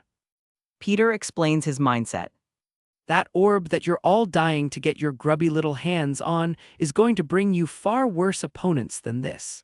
You'll need to learn how to work together to overcome them, because I won't always be around to save you. He's right. Gamora nods in agreement. The dangers ahead of us are much deadlier than a group of weak Kree terrorists. Fine, so what's the plan? Rocket sounded a bit hesitant, though he seemed ready to work as a team now. I'm willing to work together. Quill sighs and agrees as well. I am Groot. Groot seemed happy with the outcome of this situation. I'm with you as well. Drax, who managed to wake up in time to hear Peter's little speech, shouted as he shoved the medics away and joined the group. The plan is simple. Peter smirks as the Guardians started to finally come together as a team. If they don't surrender peacefully, we go in and raise some hell. Chapter 258, C263 wrapping up. Want to read ahead of what I've posted so far? Go to my Patreon and get early access chapters. As of now, the Patreon is 3 chapters ahead. https://www.patreon.com/alienwarp. Get on Discord https://discord gg/jhvzn5. Person in lotus position, insert cultivation gifts here, most likes wins person female. Sadly for the Guardians, who wanted a bit of good old-fashioned revenge against the terrorists that bested them, the sons of Ronin gave themselves up as soon as Peter called them again. Their elderly leader seemed to have a good head on his shoulders. He realized that Peter wasn't even taking him seriously to begin with. In fact, they were used as a sort of training tool for the former hostages, as if this was a harmless exercise for new recruits. Though what really helped him make his decision was the portals. If the Nova Corps could open those portals anywhere, then they could be flanked and killed at any moment, making any sort of resistance literally impossible. With nothing else to do, the man chose to surrender in hopes that the Kree Empire would trade for their release. After all, they had to be funded by somebody, and everyone knew that the Kree Empire was forced into the treaty that sparked all of this. Of course, the Kree Empire would never admit to funding a terrorist cell, which would be more than enough to skate away from any responsibility, as the Nova Empire wants to maintain the peace more than anything.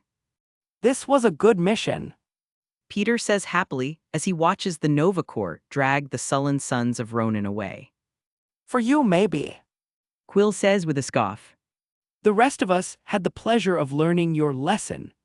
Well, it was an important lesson to learn, don't you think? Peter asks as he turns to Gamora. As Gamora nods her head, Rocket speaks up. Yeah, we learned that we're useless and weak. He sounded both annoyed and sullen about the whole situation. Just a bunch of powerless losers. True. Peter agreed with a nod. Hey, you ain't supposed to agree with him. Quill shouts in protest. Peter clarifies as he continues to watch the terrorists being arrested. I was hoping they would put up a bit more resistance so that you guys could have your first fight together, but I guess I scared them a little too much. There's always next time, though. Who are you? The captured terrorist leader asks as he passes Peter on his way to the patrol ships. Just your friendly neighborhood Spider-Man. Peter responds cheerfully with a wave. The confused man felt that he was being played with as a Nova soldier prodded him forward. So, how did the other locations go? Peter asked as they returned to the Nova Corps headquarters. The rest of the Guardians ran off to get some food, leaving him to finish up the work. Although they asked for him to join them, Peter has always been the type of person to finish his work before anything else. Just as planned. The commander replies readily. I sent more than enough soldiers to deal with them. Sadly, a few of my men didn't make it back, but that's always expected in an operation like this. I'm sorry to hear that. Peter says respectfully as he eyes a short list of names. Are these the highest-ranking members that were captured today? Yes, sir. The commander nodded. All right, I'll extract information from them one last time, and then leave you to finish the cleanup. Peter says after a moment of thought. That would help us immensely.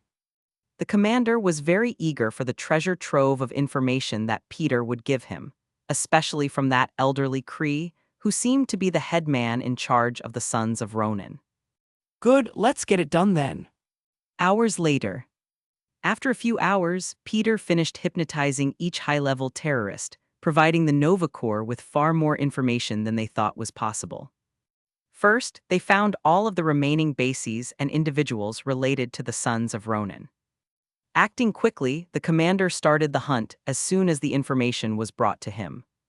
Secondly, the Sons of Ronin seemed to be sponsored by quite a few people, including the Kree Empire, though the commander didn't seem all that surprised by that information.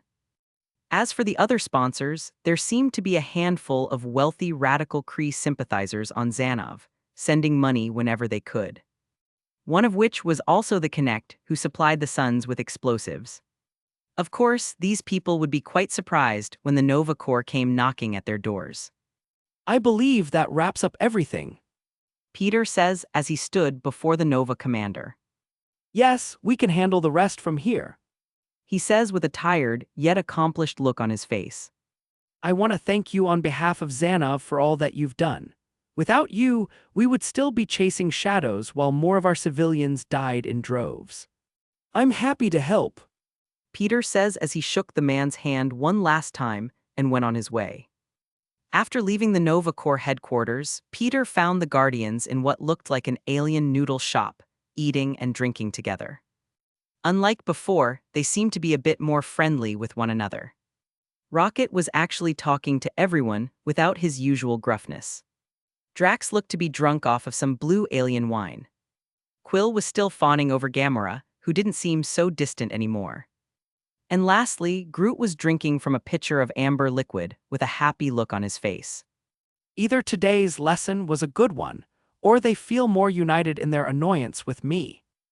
Peter thought with a shrug. Either way, the outcome was worth it. After watching them for a moment, Peter strolled over and joined them at their table.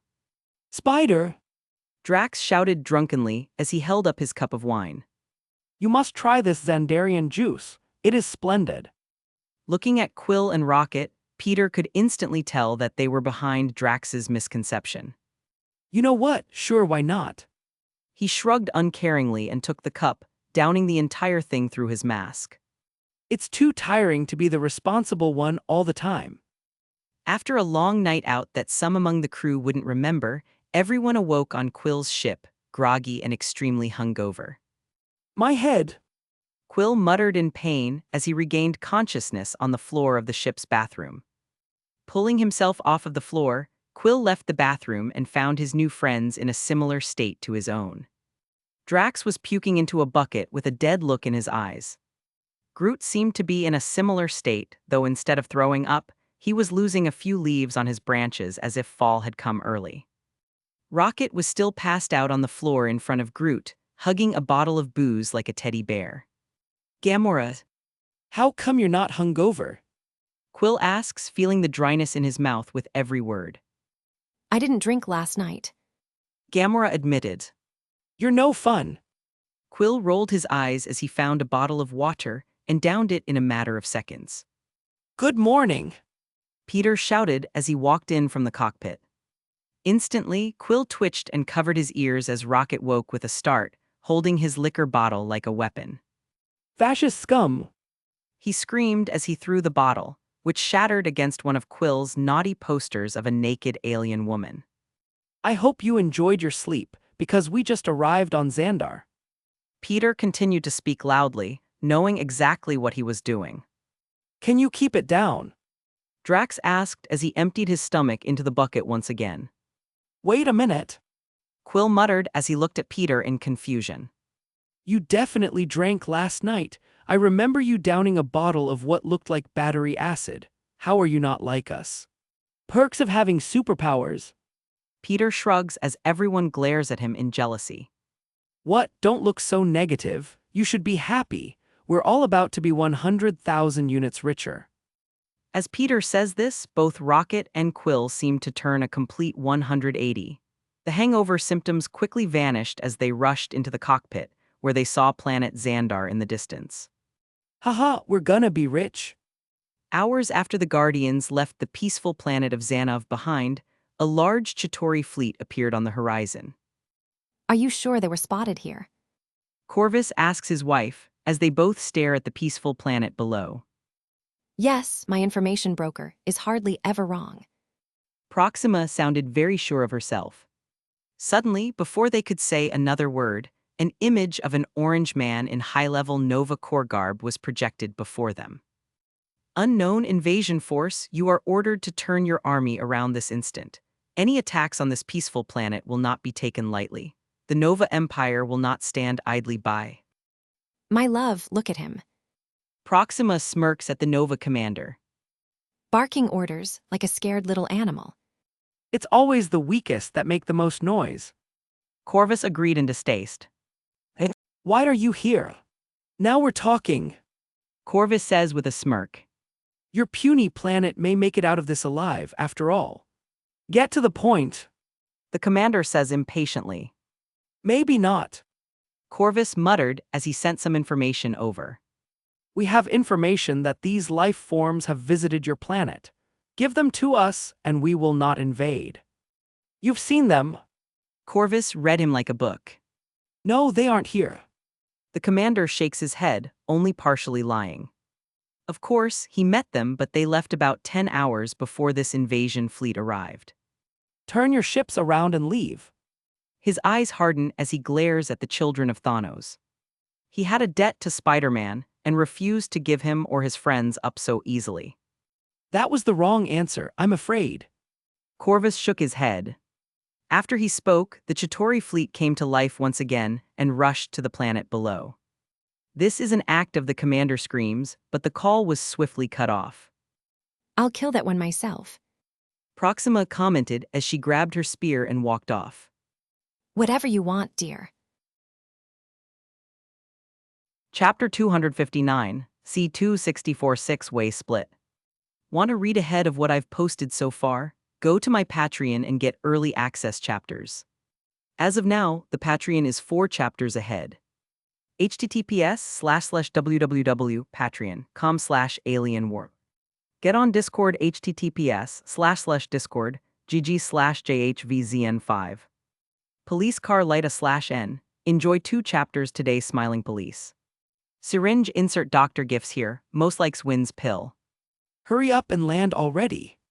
Quill complained as Rocket took the controls and sped into Xandar's atmosphere. You don't gotta tell me twice. Rocket replied, matching Quill's energy perfectly. Both of them wore greedy looks as they stared down at the planet, ready to collect their credits. How shameless. Gamera commented from the side. They barely do anything, yet they're ready to take an equal cut. Hey, whose ship do you think ferried all of you to and from Xanov? Quill argued back. Yeah. Rocket agrees. Besides, you didn't do much either. The woman is right. Drax marches over and takes Gamera's side. The woman has a name. Gamera said in annoyance, though Drax didn't seem to notice. We should give our shares to Spider. He did all of the work. Drax said. Hell no. Quill exclaimed as Rocket stood on the pilot's chair beside him. There ain't no way I'm sharing my money with nobody. Rocket denied vehemently. Guys, relax. Peter inputs himself into the conversation. My cut is more than enough. All of you can keep your credits. After all, there are a lot more credits to be made together in the future. I'll turn them into a fully fledged crew soon enough. Welcome back, Spider-Man. Irani Rail welcomed Peter and the Guardians as they landed. You handled my terrorist problems far faster than I thought possible. I aim to please. Peter smiles under his mask. Can we get this show on the road? I got credits to spend. Rocket complains. Oh yes. Irani nods as she pulls out 6 thick-looking alien credit cards and passes them out. Since you finished the job far faster than expected, I threw in an extra 50,000 credits as a bonus. Easiest money I've ever made. Quill laughed as Rocket snatched Groot's card and stashed it away with his own. I am Groot. Groot instantly used his roots to bind Rocket. Hey, relax, big guy. Rocket shouts as he tries and fails to break free.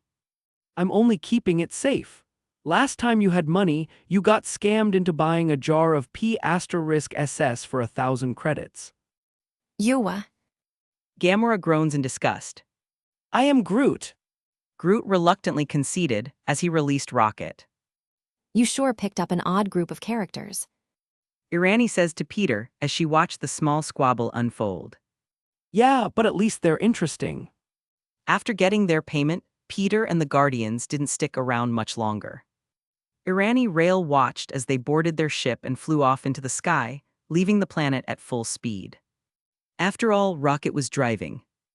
While Irani was feeling happy with her transaction, as she initially doubted the Guardians' success rate, especially since they were all criminals except Peter, a man in a Nova Corps uniform came running in her direction with a distraught look on his face. Ma'am! He yelled in a panic. Turning around, Irani wondered what the hell was going on. Ma'am, it's Xanov. The Chitauri have invaded Xanov. He rambled. Instantly, Irani's good mood was turned upside down. I'm rich. Rocket muttered as he stared in awe at the card in his hand. I'm gonna buy a new multi-shot hand cannon. Maybe an energized electron blaster too. Quill says as he held his card as well. The brakes on this thing ain't been so good lately. After that, I'll spend the rest on whatever catches my eye. I'll set my funds aside for the war against Thanos and Ronin's surviving minions. Good, but we have to come to a decision now. Peter says as he pulled the orb out of nowhere, catching the eye of everyone around the room. What are we doing about the orb? It was mine to begin with, so I don't see how everyone else should have a say in this. Quill complains. You took it from some ruins on Morag. The orb never belonged to you in the first place. Gamora counters with a hostile look in her eyes. Yeah, the orb belongs to me and Groot. Rocket throws himself into the argument. We saved your life back on Xandar. Without us, you would have been offed by this witch. You owe us. What? You were only trying to capture me, so you can sell me off to Yondu and his Ravagers for a quick payday. Quill was starting to get heated, as everyone seemed to have a claim to his property. And you. Quill turns and locks onto Gamora next. I did take the orb from a ruin. An abandoned ruin on an empty planet. It belonged to no one until I took it. Quill was fed up with everyone's greed. I would like to point out that possession is 9/10 of the law. Peter says as he plays with the orb in his hand. Hearing Peter's words, everyone went quiet as they all looked around, feeling uncertain about that possibility. They all may have started to like each other, if only a tiny bit, but that didn't mean they would definitely be sticking around.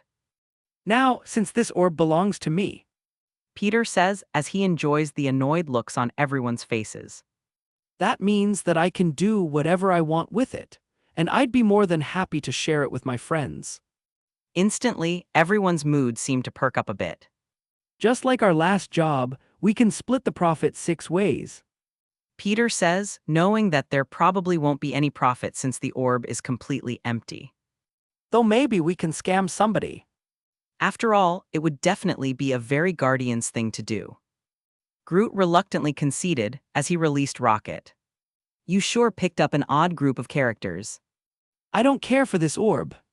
Drax shook his head uncaringly, detaching himself from this conversation. The only reason he still stuck around was the fact that Gamora's family may come around. Drax wanted nothing more than to kill everyone related to Ronan, and that included Thanos and his children. Of course, Gamora was able to get a pass, but that was only due to her severing all ties with her father.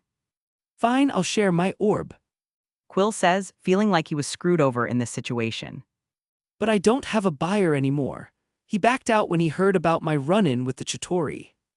Thanks to his talks with Gamora, Quill learned about the odd alien bug soldiers that attacked him on Morag. That only leaves you. Peter turned to Gamora, who looked extremely reluctant. You must have been offered a sh*T ton of money to be this hesitant to share. Hearing Peter's assumption, both Quill and Rocket looked toward Gamora with greed shimmering in their eyes. Now that you say it, I do remember her saying she had a buyer. Quill says as he leans in. How much did they offer? That's none of your business. Gamora replies defiantly. Oh, he's right, isn't he? Rocket joins Quill in staring fixedly at Gamora. Just tell us how much it is. It's not like you can take the orb now. Silence fills the room for a moment as Gamora slowly gave in to their demands. Fine. She says as she whispers the price. Nobody else was able to hear her but Peter, and although he knew the price already, he was still surprised to hear such an astronomical number. It is an infinity stone after all. Peter thought to himself. Speak up, come on. Quill prodded her excitedly. Gamora states, shocking everyone. Rocket, who was probably the most money-hungry of them all, dropped his 150,000 credits onto the ground in complete shock. Even Drax, who wasn't interested earlier, couldn't help but feel tempted by such a large amount of money. Did you say billion with a B? Quill asks in disbelief. Yes. Gamora uttered in frustration. After all, she would be losing most of that money in the 6-way split. How the hell did you get a buyer willing to spend that much? Quill jumps to his feet. My broker was only gonna give me a few million, and I thought it was the payday of a lifetime. Sounds like he was scamming you. Peter says as Quill's eyes widen in realization. That weasel mother of asterisk seeker. He shouts in anger. Once Quill and everyone else calmed down, it was time to figure out where the hell they were going. So, who's the buyer and where are we headed? Peter asks. He calls himself the Collector. He has the largest collection of interstellar fauna, relics, and species in the galaxy. The orb is just another relic for his growing collection. Gamera explains, leaving out the fact that the orb held an infinity stone. All right, where to? Rocket rushed to the cockpit, ready to make his money. Know her?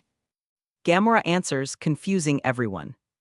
What? Where are we going, woman? Don't waste my time, there's money to be made.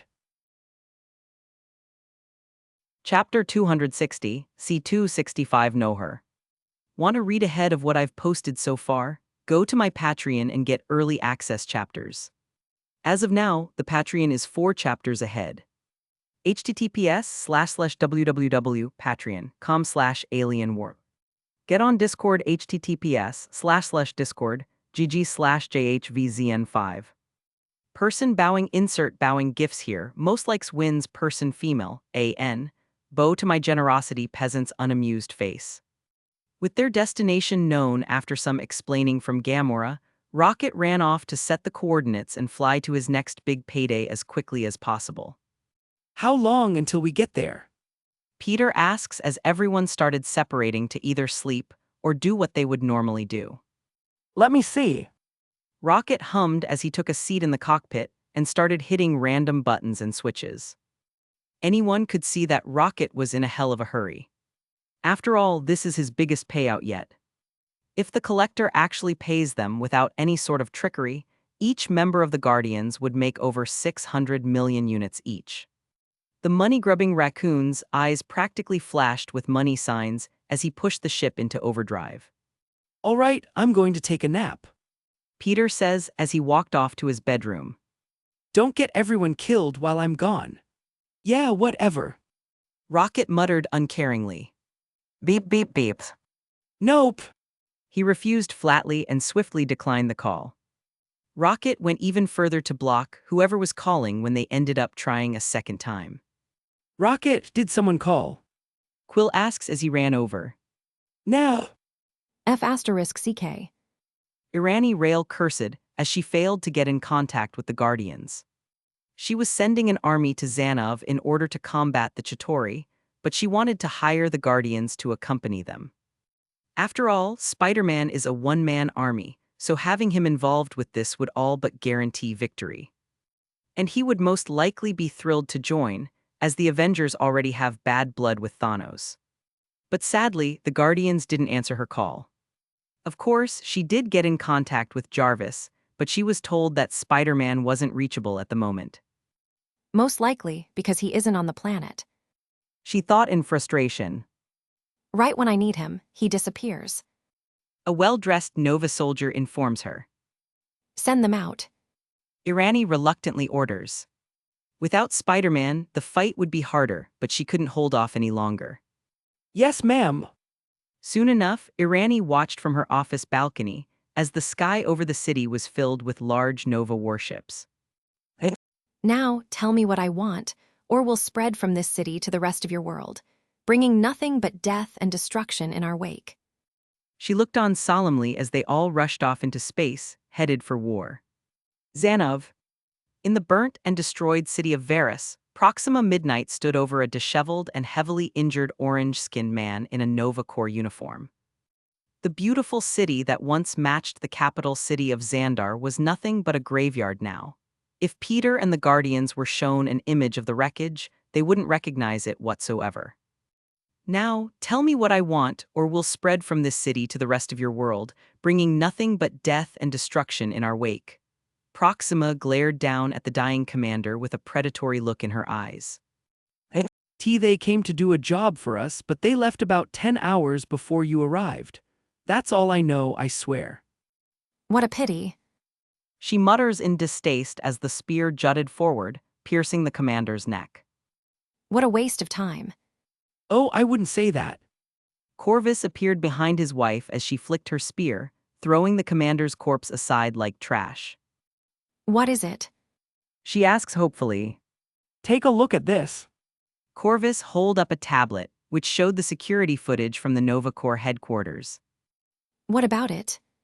Proxima asks as she watched the Guardians walking through the halls together.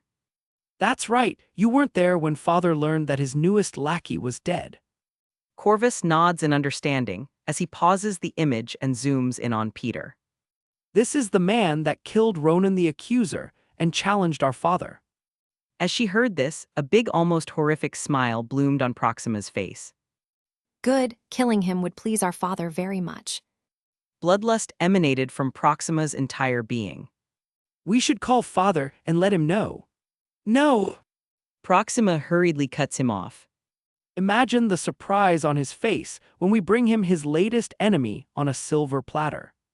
Corvus remains silent as Proxima started daydreaming about the smile that would grace her. Loving! Father's lips.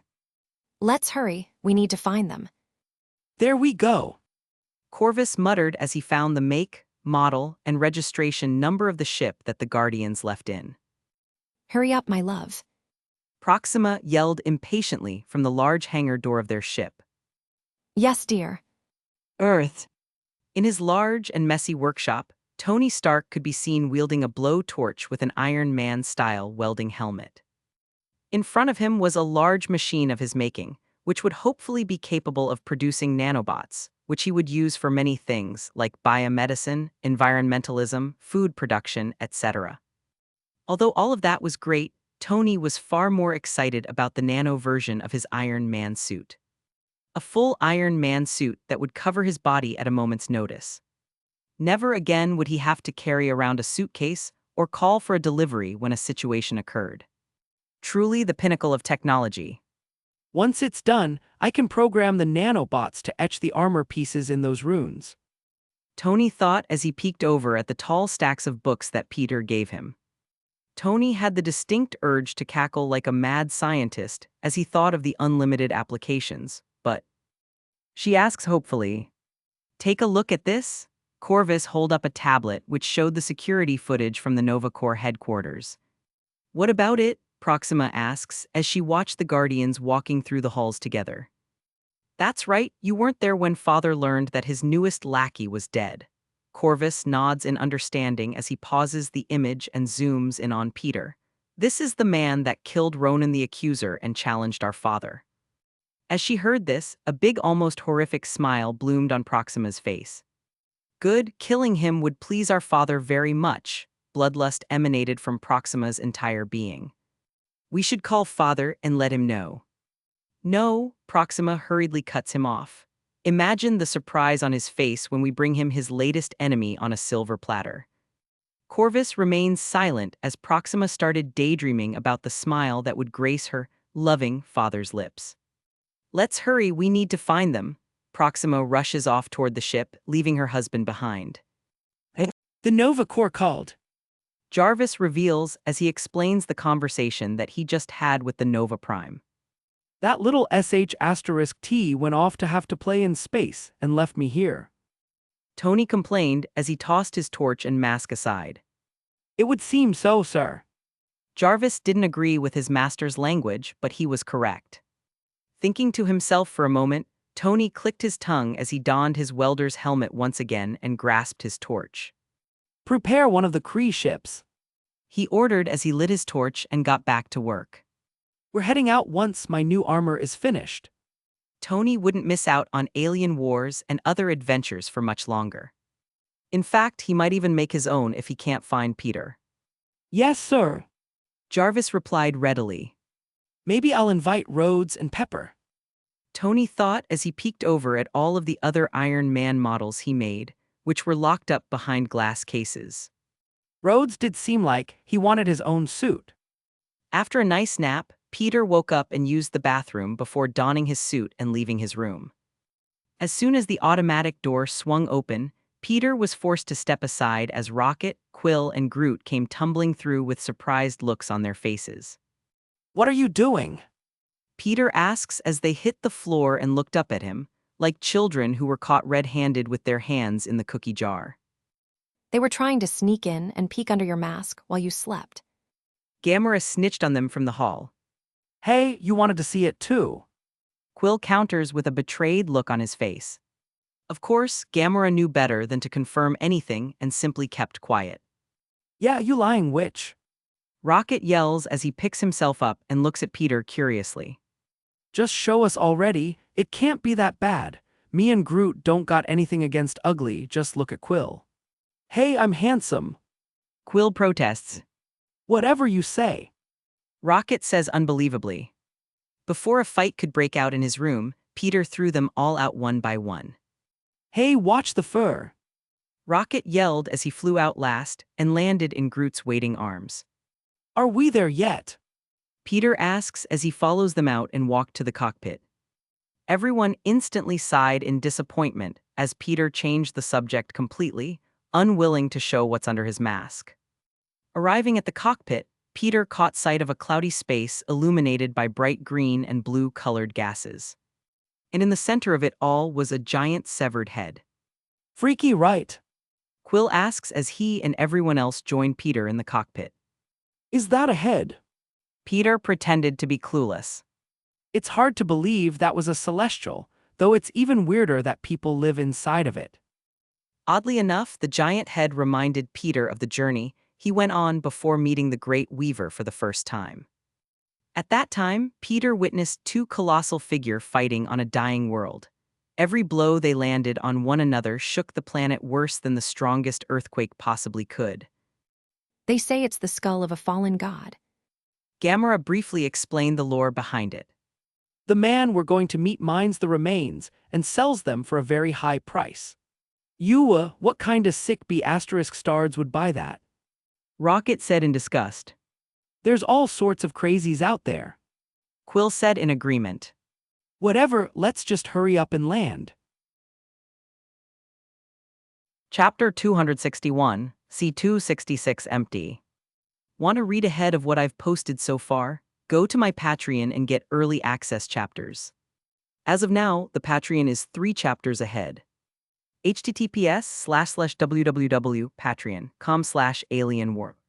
Get on Discord https://discord gg/jhvzn5. Right facing fist insert fighting gifs here, most likes wins left facing fist. Just as Peter and the Guardians started their journey toward Noher, Yondu Udonta was still on the hunt for Quill and the orb.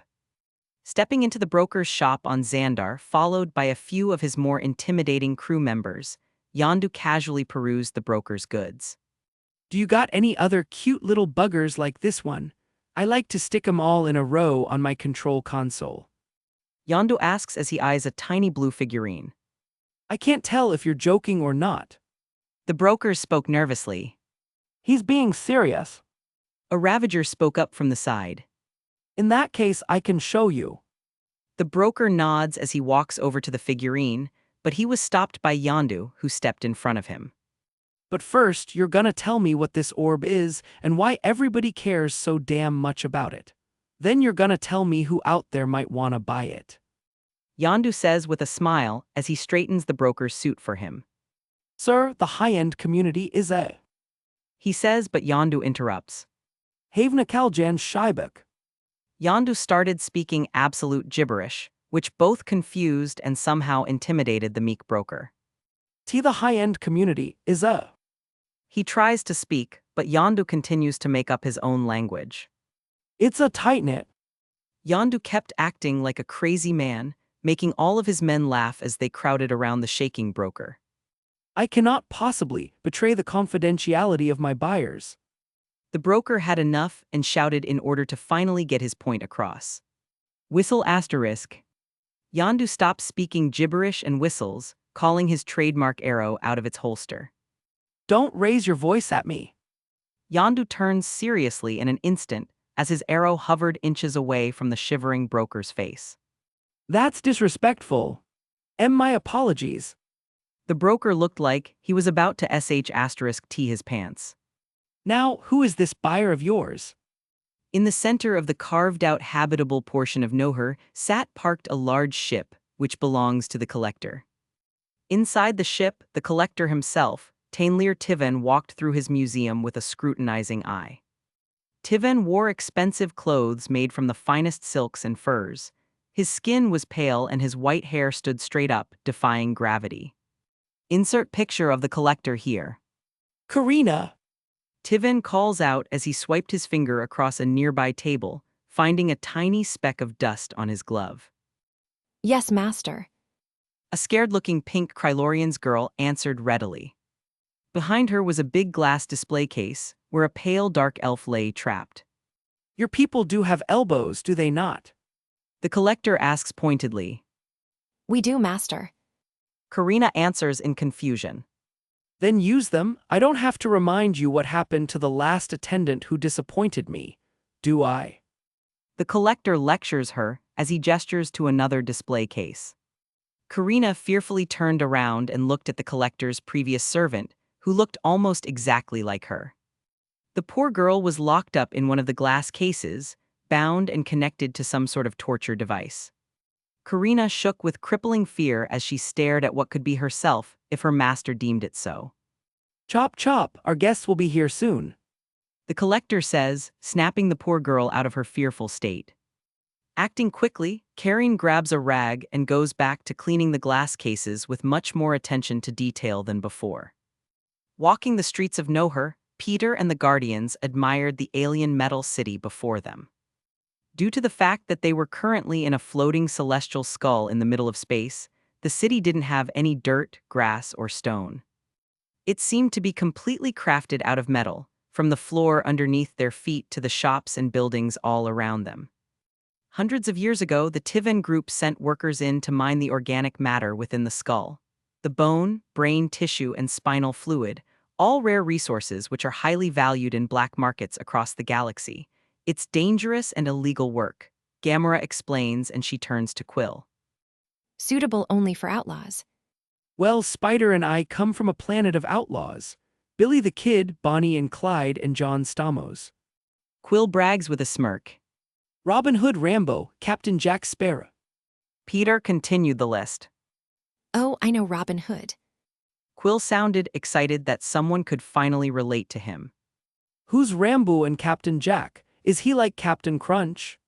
No. Peter chuckled as he shook his head. You know what? Once we're done with this, I'll go pick up some movies for you to watch. Rambo and Pirates of the Caribbean is probably a good start. Can we eat McDonald's again too? Quill gave Peter his best puppy dog eyes, though it wasn't cute at all. Fine, just stop looking at me like that. Peter shrugged as his head whipped to the side, and he reached out to grab the hand of a small raggedy-looking homeless child. Give it back. Holding out his other hand expectantly, Peter waited as the kid reluctantly handed over a black wallet. Here. Peter says as he hands it over to Quill. What the? Quill muttered as he felt his empty pockets and realized what happened. Keep a lookout for pickpockets.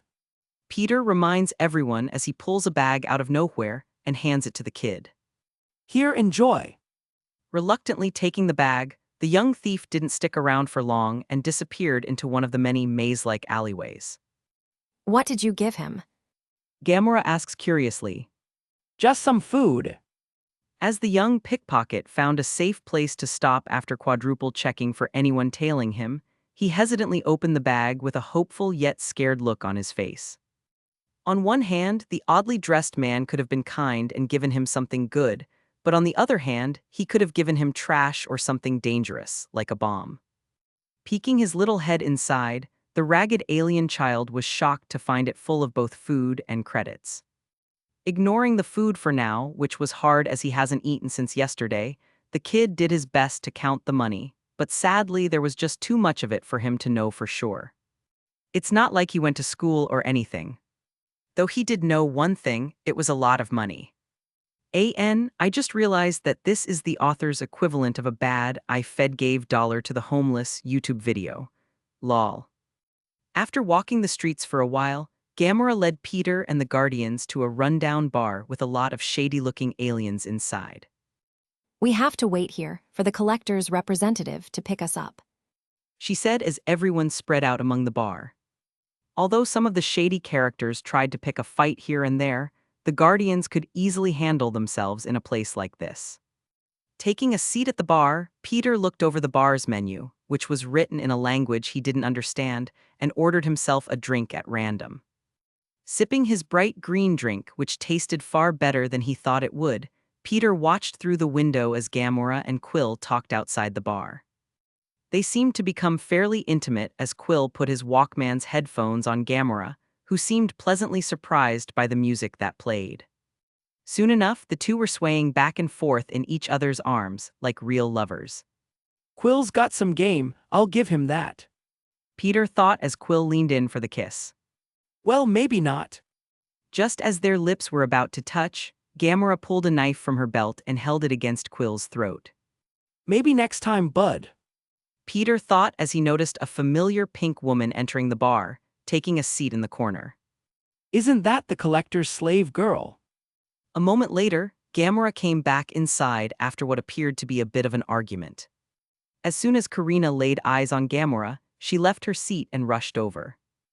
Milady Gamora, I'm here to fetch you from my master.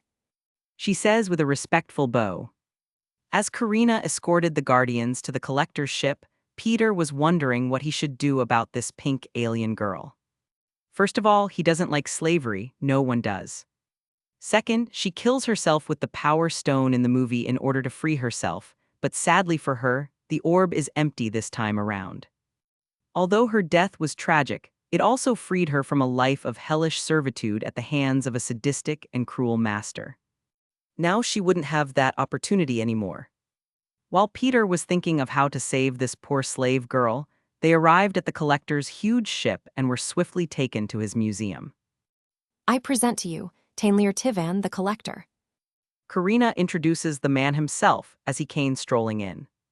Oh, my dear Gamora, how wonderful to meet in the flesh.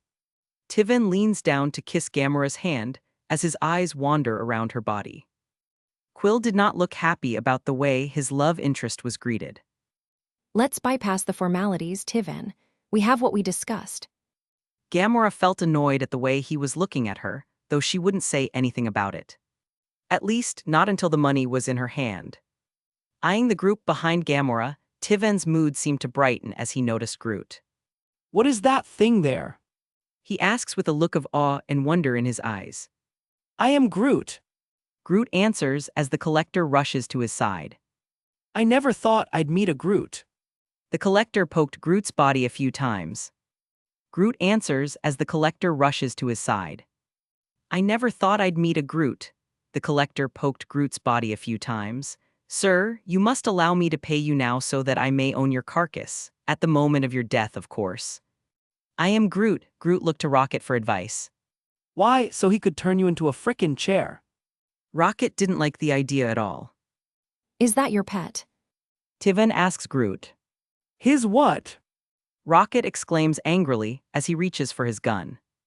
The collector laughed as Gamora rushed to Rocket and stopped him from ruining the deal. Tivan, we have been halfway around the galaxy, retrieving this orb. Gamora says as she got Rocket under control. Very well then, let us see what you brought. The collector acted as if his fun was taken away. Gamora looks to Peter, who pulled the orb out of thin air and tossed it over to the collector, who scrambled to grab it out of the air. This is a priceless treasure. Do not throw it around like a child's plaything. Tivan turned serious as he held the orb like a loving mother would hold her baby. It's empty anyway. Peter thought with a shrug. As the collector put the orb into a device, which started unlocking it before everyone's eyes, he goes into a very dramatic explanation. Oh, my new friends. Before creation itself, there were 6 singularities and then the universe exploded into existence. He tells them all about the Infinity Stones and their beginning. Dude, every sketchy bad guy I've ever met explains stuff like this. Quill whispers to Peter. You're telling me. Peter has dealt with dramatic villains like this more times than he can count. Alongside Tivan's detailed explanation of the Infinity Stones, he also showed them a video of giant beings who used the Infinity Stones as weapons. These carriers can use the stones to mow down entire civilizations like wheat in a field. The collector explains as the video ends with a giant planet-covering explosion. There's a little pea coming out of me right now. Quill comments half-jokingly. Ignoring the snide comment, the collector turned to the orb, which was finally unlocked and slowly opened, revealing. That was anticlimactic. Peter mutters. Instantly, Tiven turned to the Guardians with a suspicious glare, though they all looked just as confused as him. After all, none of them but Gamera knew that the stone was inside the orb. They didn't even know that it could open. What's the meaning of this? Chapter 262, C267 Freedom. Want to read ahead of what I've posted so far? Go to my Patreon and get early access chapters. As of now, the Patreon is 4 chapters ahead. https://www.patreon.com/alienwarp. Get on Discord https://discord gg/jhvzn5. Video game insert gamer gifts here. Most likes wins video game. What's the meaning of this? The collector looked P***s said, like a spoiled child who opened his Christmas present and found nothing but an empty box. Gamera was stunned into silence. How the hell are we supposed to know? Quill comes to her rescue. You asked for this orb and we brought it. Now pay up. Hearing Quill's demanding tone, Tiven looked furious as he reached into his pocket and pressed a bottom. In an instant, the ceiling opened up and countless blaster turrets descended into the museum, each of them taking aim at the Guardians. I agreed to pay for the contents of the orb, not the orb itself. The collector says, as he glares at the group menacingly. Now, which of you insignificant little bugs is greedy enough to think that you can trick me? Watching the group suspiciously, Tiven began to wonder if it was only one of them that tried to cross him, or if all of the Guardians were involved. Meanwhile, poor Karina was cowing in the corner, shaking like leaf. As the Guardians stared down certain death, each of them could only think of one person. In tandem, each of them turned to look at Peter in suspicion. After all, he was the one that took possession of the orb last, unless the Nova Corps somehow swiped it beforehand, which was unlikely. Don't look at me. Peter lies with a shrug. I didn't even know the thing could open. Seeing every suspect turn to the masked man in red and blue, the collector made a motion with his hand, directing the majority of the turrets toward Peter. Where is my infinity stone? Tiven asked threateningly. I don't know. Have you checked that bird's nest on your head? Peter answers uncaringly and without an ounce of fear. This may be a good opportunity for them to learn how to fight together. Wrong answer. The collect says as the turrets all fire at Peter, ripping him into shreds. Everyone watched in shock as the strongest member of their crew was turned into Swiss cheese and collapsed onto the ground in a puddle of his own blood. Karina, dear. Tiven runs a hand through his hair as he turns to his pink slave girl. Clean up this mess and make an appointment with my stylist. I'm having second thoughts about my hair. Maybe something shorter would be better. Why, yes, master. She stutters in fear as she rushes off to get the proper supplies. Spider! Drax was the first of the Guardians react as he drew his blades and rushed forward. Wait, Drax. Gamera exclaims as she tries to stop him. Mother of asterisk seeker. Quill broke from his shock as he pulled his blaster and started firing at the turrets, hoping to give Drax some cover as he goes for the attack. Meanwhile, Rocket watched on before scrambling toward the door. I am Groot. Groot shouts as his roots grew and tangled themselves around his longtime friend's ankles. Groot, let me go right now. Rocket reprimanded his tree companion as he was pulled backward. We need to get the hell out of here, you brainless moron. I am Groot. Groot pulls Rocket up to his eye level and says decisively. After a brief staring contest, Rocket was released and crashed onto the floor headfirst. Fine, stay here and die for all I care. Rocket huffs as he looked over his shoulder one last time before rushing out of the room on all fours, leaving his friends behind. Egg! Drax let out a loud war cry as he rushed forward. Fool! The collector commented as the turrets shifted toward Drax. No. I am Groot. Groot shouts as his roots grew and tangled themselves around his longtime friend's ankles. Groot, let me go right now, Rocket reprimanded his tree companion as he was pulled backward, We need to get the hell out of here, you brainless moron. I am Groot. Groot pulls Rocket up to his eye level and says decisively. After a brief staring contest, Rocket was released and crashed onto the floor headfirst. Fine, stay here and die for all I care, Rocket huffs as he looked over his shoulder one last time before rushing out of the room on all fours, leaving his friends behind. Ag, Drax let out a loud war cry as he rushed forward. Fool, the Collector commented as the turrets shifted toward Drax. No, Gamora gave up on stopping Drax and pulls out a handful of throwing knives, joining Quill in destroying as many turrets as they could. Pew pew pew. Ho ho! Drax laughed as he was saved. This dumb tree is my ally. Hearing that unneeded insult, Groot grunted as his roots began to burn, catching fire from the hundreds of lasers that he just endured. Rah! Gamora roared as she kicked off Drax's shoulder and leaped over the burning root barrier. And this green WH*re is as well. Drax exclaimed happily as Gamora expertly threw one of her larger knives in the Collector's direction.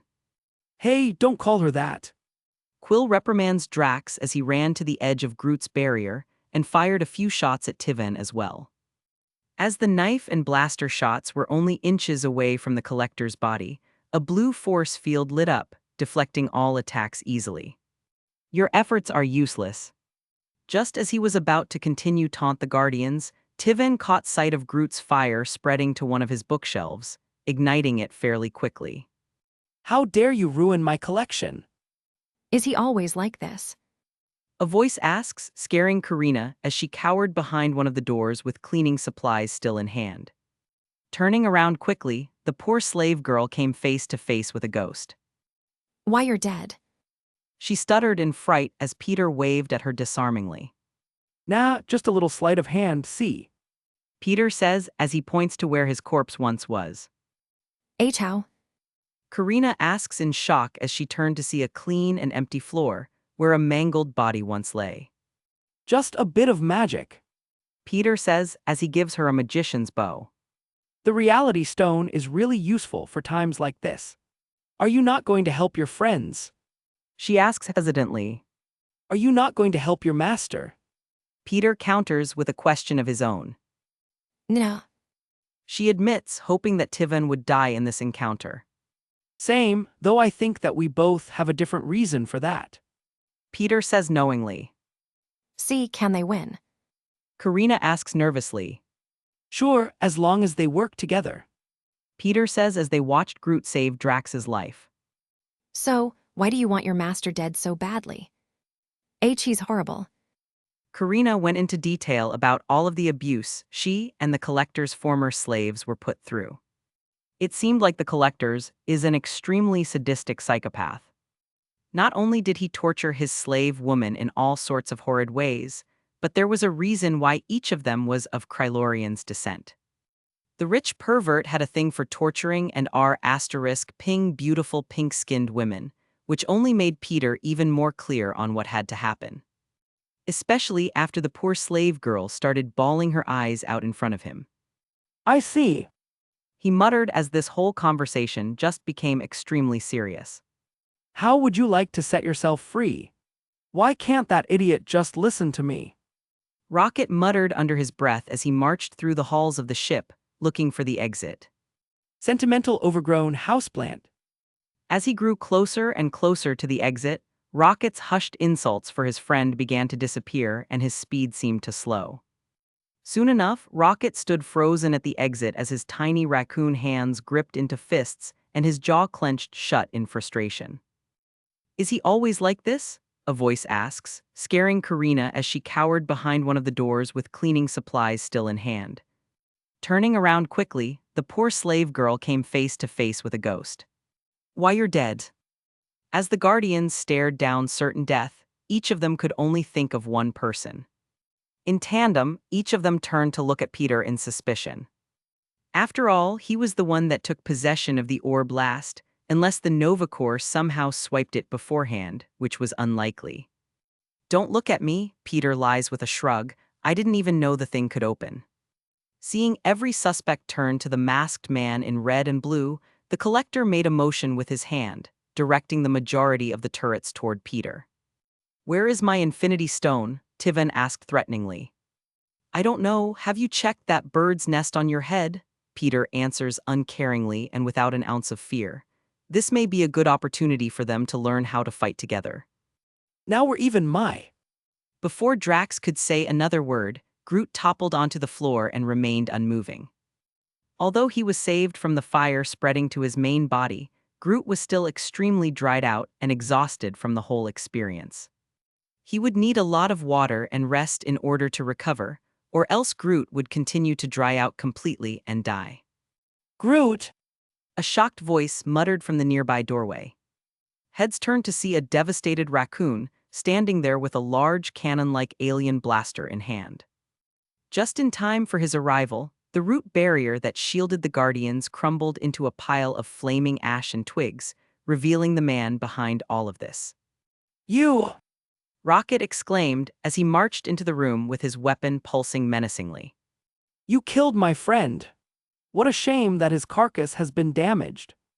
The collectors lamented as he did his best to ignore his burning tomes. It isn't good enough to be put on display in my museum anymore, but perhaps I can mount his head in my bathroom. Arg! Rocket screamed in rage as he charged up his cannon-like weapon and fired. Boom! As he pulled the trigger, Rocket was blown backward by the recoil as a giant basketball-sized body of energy soared across the room. Just like before, the collector's barrier appeared, saving his life, though it couldn't absorb all of the impact. Ahi! Tivan grunted as he was thrown across the room by the force of it. Master. Karina burst through the doors and rushed over to the collector's side. Sleb! Don't touch me! Tivan exclaimed as he picked himself up and backhanded the poor slave girl across the face, sending her falling to her knees. Disgusting filth! Turning to the group of guardians, who were surprised to see him still alive after all of that, the collector smirked evilly as every remaining turret shifted into place once again. This has gone on long enough.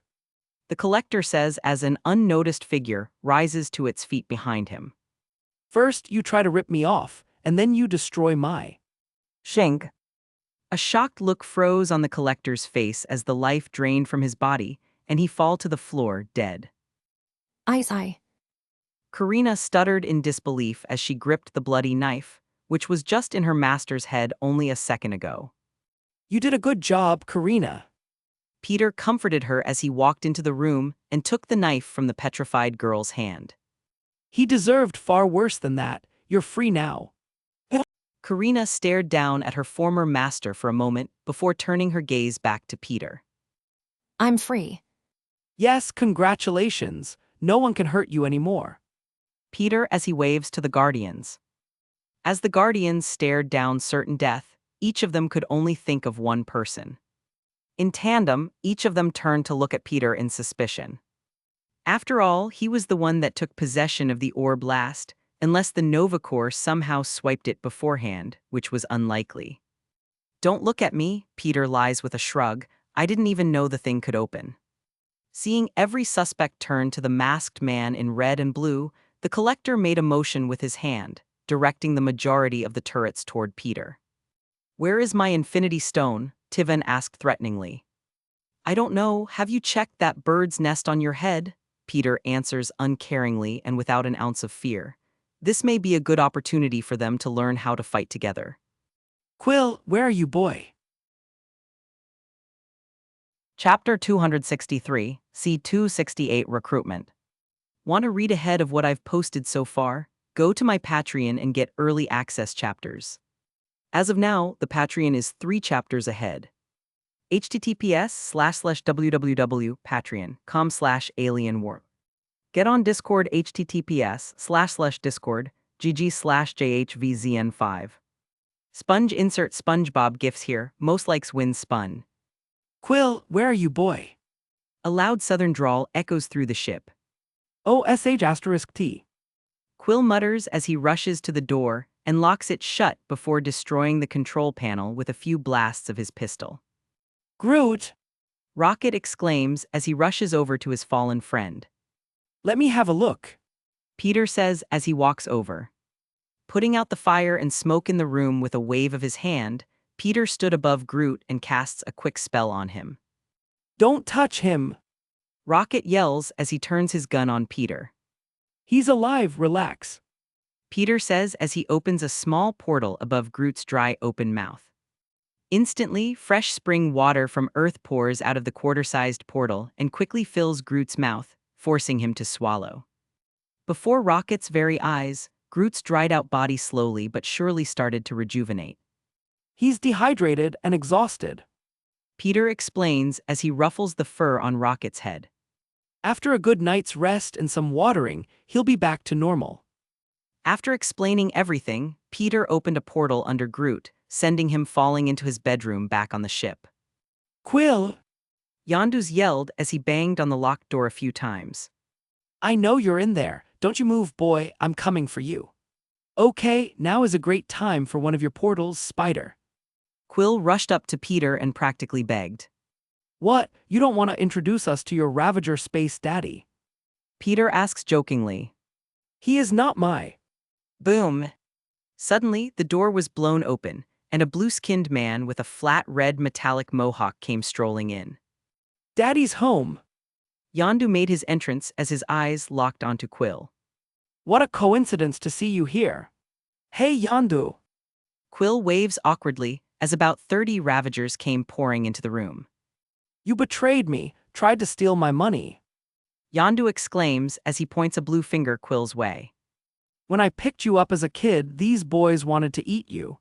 They ain't never tasted Terran before. I saved your life. That seemed to be the last straw for Quill, as his awkward demeanor vanishes and is replaced with furious anger. Oh, will you shut the F***ck up about that? God, for 20 years you've been throwing that in my face like it's some great thing not eating me. Normal people don't even think about eating someone else, much less that person having to be grateful for it. You abducted me, man. You stole me from my home and my family. Quill ranted. You don't give a damn about your Terra. You're just a scared soft little boy. Yondu shouts as he marches toward Quill with his men at his back.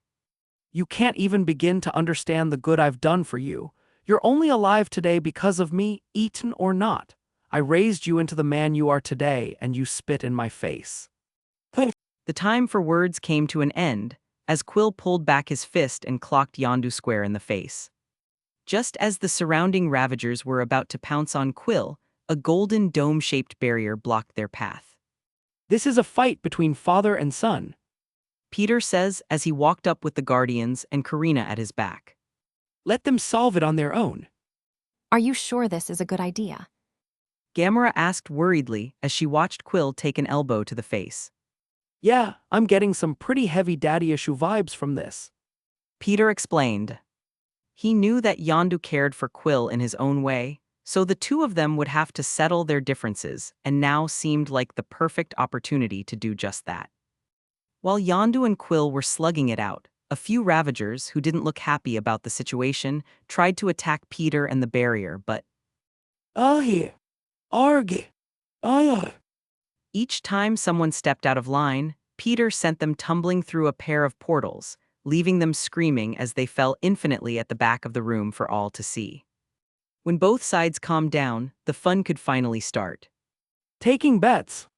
Peter shouts like an expert bookie. Odds are 2-1 in Yondu Udonta's favor. Place your bets with me and hand your credits to my furry friend here. That seemed to liven up the mood as a bunch of Ravagers rushed up to bet on their captain. Of course, Rocket was more than happy to take their money. 300 credits on Captain. 1,000 credits on Yondu. 50 credits. One of the Ravagers said in a hushed tone, though everyone seemed to hear it. Every Ravager turned to him with betrayed looks on their faces. What? If he wins, then I double my money. Inside the barrier, You took me from my home. Quill exclaimed as he kicked Yondu in the stomach. I showed you the universe, you and great. Yondu countered as he dipped past a punch and elbowed Quill in the ribs. I'm sorry that I'm not grateful for being kidnapped. Quill rebutted with a fist to the face. I saved you, boy. Yondu roared as he missed a punch and took a knee to the stomach. Saved me from what? A loving family. Quill asked as he knocked his opponent on his back and follows after him, sending hammer punches to his face in the process. Whistle! Yondu shielded his face with his arms as he let out a loud whistle, which caused his Yaka arrow to shoot out of its holster and rest on Quill's neck. You didn't have a family. Your mommy died and I took you in. Yondu says as Quill froze in place. Don't you talk about her. Quill says threateningly, as if he was the one with an arrow to Yondu's neck. Face it, kid, I saved you from a mediocre life on some mediocre world. Yondu smirked as he looked up at Quill tauntingly. Hell, I might as well be your daddy. The time for words came to an end, as Quill pulled back his fist and clocked Yondu square in the face. Just as the surrounding Ravagers were about to pounce on Quill, a golden dome-shaped barrier blocked their path. This is a fight between father and son, Peter says as he walked up with the Guardians and Karina at his back. Let them solve it on their own. Are you sure this is a good idea? Gamera asked worriedly as she watched Quill take an elbow to the face. Yeah, I'm getting some pretty heavy daddy issue vibes from this, Peter explained. He knew that Yondu cared for Quill in his own way, so the two of them would have to settle their differences, and now seemed like the perfect opportunity to do just that. While Yondu and Quill were slugging it out, a few Ravagers, who didn't look happy about the situation, tried to attack Peter and the barrier, but I don't think so. Yondu's smirk widens as the arrow at Quill's throat presses forward slightly, breaking his skin open. I already won, boy, give up. Sadly, that isn't the case. Peter says from the other side of the barrier, confusing the Ravagers who were celebrating their win. This was a fist fight, not an arrow fight. Quill takes the win by default. As Peter says this, the arrow vanished from Quill's neck, shocking Yondu and his Ravagers. I won! The sole Ravager that bet on Quill exclaimed in victory as he collected his winnings from Rocket, who reluctantly handed it over. What the hell is going on? Yondu stood up alongside Quill and seemed to finally notice the barrier around them. Where's my arrow? That would be my friend's doing. Quill says as the barrier surrounding them disappeared. He's a magician. Well, tell M to work his voodoo and hand over my arrow. Yondu says threateningly as the Ravagers circle around Peter and the Guardians. Sure, but first let's come to an understanding. Peter says as he snaps his fingers and conjures a long table with chairs and took a seat. Every Ravager, including Yondu, were shocked as the table appeared. After all, a barrier could be explained through technology, but this was just crazy. Everyone take a seat. Peter says as he turns to the Ravagers. Except you grunts, feel free to wait outside the door while we talk. They ain't going anywhere. Yondu says as he took a seat at the head of the table. Without uttering another word, Peter gestured to the few Ravagers at the back of the room who were still falling through the portals. They weren't even conscious anymore. Why, you know, boss, we'll wait for you outside. One of the Ravagers says as he and the rest rush out of the door in fear. Yondu didn't know how to handle the situation anymore.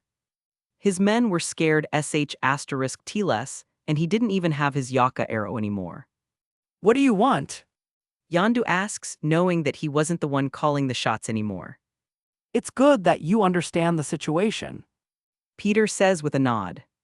Since a member of my crew wronged you, we will come to an agreement for compensation. Your crew! Quill shouts incredulously. Whose ship have you been staying in rent-free? I'd say the 150,000 credits I brought you was more than enough to make up for that. Peter says as he turns to Quill. Yondu didn't know how to handle the situation anymore. His men were scared *T-less, and he didn't even have his Yaka arrow anymore. What do you want? Yondu asks, knowing that he wasn't the one calling the shots anymore. It's good that you understand the situation, Peter says with a nod. Since a member of my crew wronged you, we will come to an agreement for compensation. Your crew, Quill shouts incredulously. Whose ship have you been staying in rent-free? I'd say the 150,000 credits I brought you was more than enough to make up for that, Peter says as he turns to Quill. But if you'd like the captain position, then we can decide it like warriors. 4 billion credits. Yondu states plainly. What? Quill and Rocket jumped out of their seats in disbelief. You greedy mother. That orb you stole from me is worth 4 billion, and I won't take a unit less. Yondu enjoyed the look on Quill's face. The orb was empty, so it wasn't actually worth that. Peter says as he gestures to the corpse of the collector. As you can see, he refused to pay. Yondu didn't know how to handle the situation anymore. His men were scared *T-less, and he didn't even have his Yaka arrow anymore. What do you want? Yondu asks, knowing that he wasn't the one calling the shots anymore. It's good that you understand the situation, Peter says with a nod. Since a member of my crew wronged you, we will come to an agreement for compensation. Your crew, Quill shouts incredulously. Whose ship have you been staying in rent-free? I'd say the 150,000 credits I brought you was more than enough to make up for that, Peter says as he turns to Quill. But if you'd like the captain position, then we can decide it like warriors. But since you're my first mate's daddy, stop saying that. Quill shouted in distaste. I can offer you a few things. Wait, did he say first mate? Quill asks though everyone ignores him. Well, Yondu hurries Peter along. first, we can give you a small cut of what we take from the collector. Peter says as he motions to the museum around them. There's probably a vault in here somewhere as well. What else? He asks in interest. Second, you could become a member of our crew. What's no not happening? Quill immediately shouted, though Peter continued to ignore him. We split everything equally, so your cut of the collector's stuff would be much larger. Peter explains, hoping to recruit Yondu. He's one of the cooler characters in the MCU. Hee, I like you. Yondu laughs at Quill as he leans back in his chair. Though I don't know if I could be in the same crew as a traitor. Good, don't. Quill said in relief. Don't try to play me Yondu. Peter says with a smirk under his mask. I looked you up and I know all about your little kidnapping spree. It even got you exiled, didn't it? Ravagers don't traffic children. It's against the code, right? Well, Quill never heard that part of the code before. why would he kidnap me then? The money was good. What's your point? Yondu asks. Why didn't Quill get to his destination? Peter asks, knowing the answer already. In 1988, Yondu was hired by Ego, Quill's celestial father, to travel to Missouri on Earth and kidnap Quill. Aware that the other children he had delivered had been murdered, Yondu chose to keep Quill and raised him to be a Ravager. You took a liking to him, didn't you? Peter asks as he leans forward tauntingly. Every Ravager, including Yondu, were shocked as the table appeared. After all, a barrier could be explained through technology, but this was just crazy. How do you know that? Everyone watched in silent shock, especially Quill, who was learning a bit more about his origins.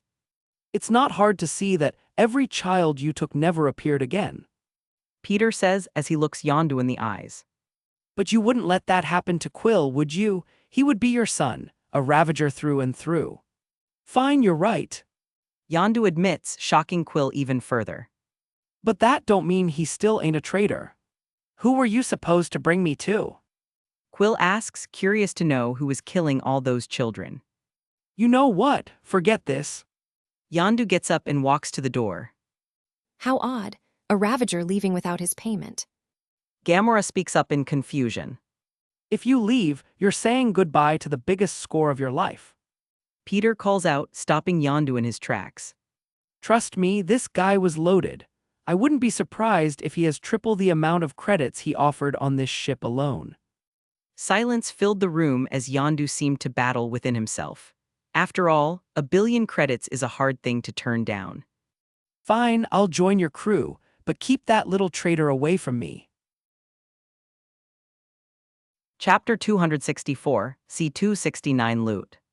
Want to read ahead of what I've posted so far? Go to my Patreon and get early access chapters. As of now, the Patreon is 4 chapters ahead. https://www.patreon.com/alienwarp. Get on Discord https://discord gg/jhvzn5. Nauseated face insert sick gifs here, most likes wins face vomiting. What the hell did you do? Quill started screaming his complaints as soon as Yondu left the room. Do you have any idea the sh*T storm you just brought on us? Waiting until Quill finished ranting, Peter finally found a chance to speak. I think it's a great idea for him to join, especially since I actually believe that he cares for you. Peter says as he watched Quill stare at him as if he were mentally unsound. What could have possibly given you that idea? He asks incredulously. As I said earlier, I looked Yondu and his Ravager clan up. When the other Ravager clans found out that your blue daddy broke the code. Ugh! Quill hates hearing that. By trafficking children, they exiled him and his clan. Then he went and picked you up on Earth for whatever reason. Peter explains as he places a hand on Quill's shoulder. Why do you think he chose not to deliver you as planned? Because he's a sick freak with an unhealthy obsession. Rocket answered for him, though Quill certainly appreciated the backup. No, because he didn't want you to die. You were probably like the son he never had and chose to raise you instead of sending you to die. Peter explains clearly for Quill.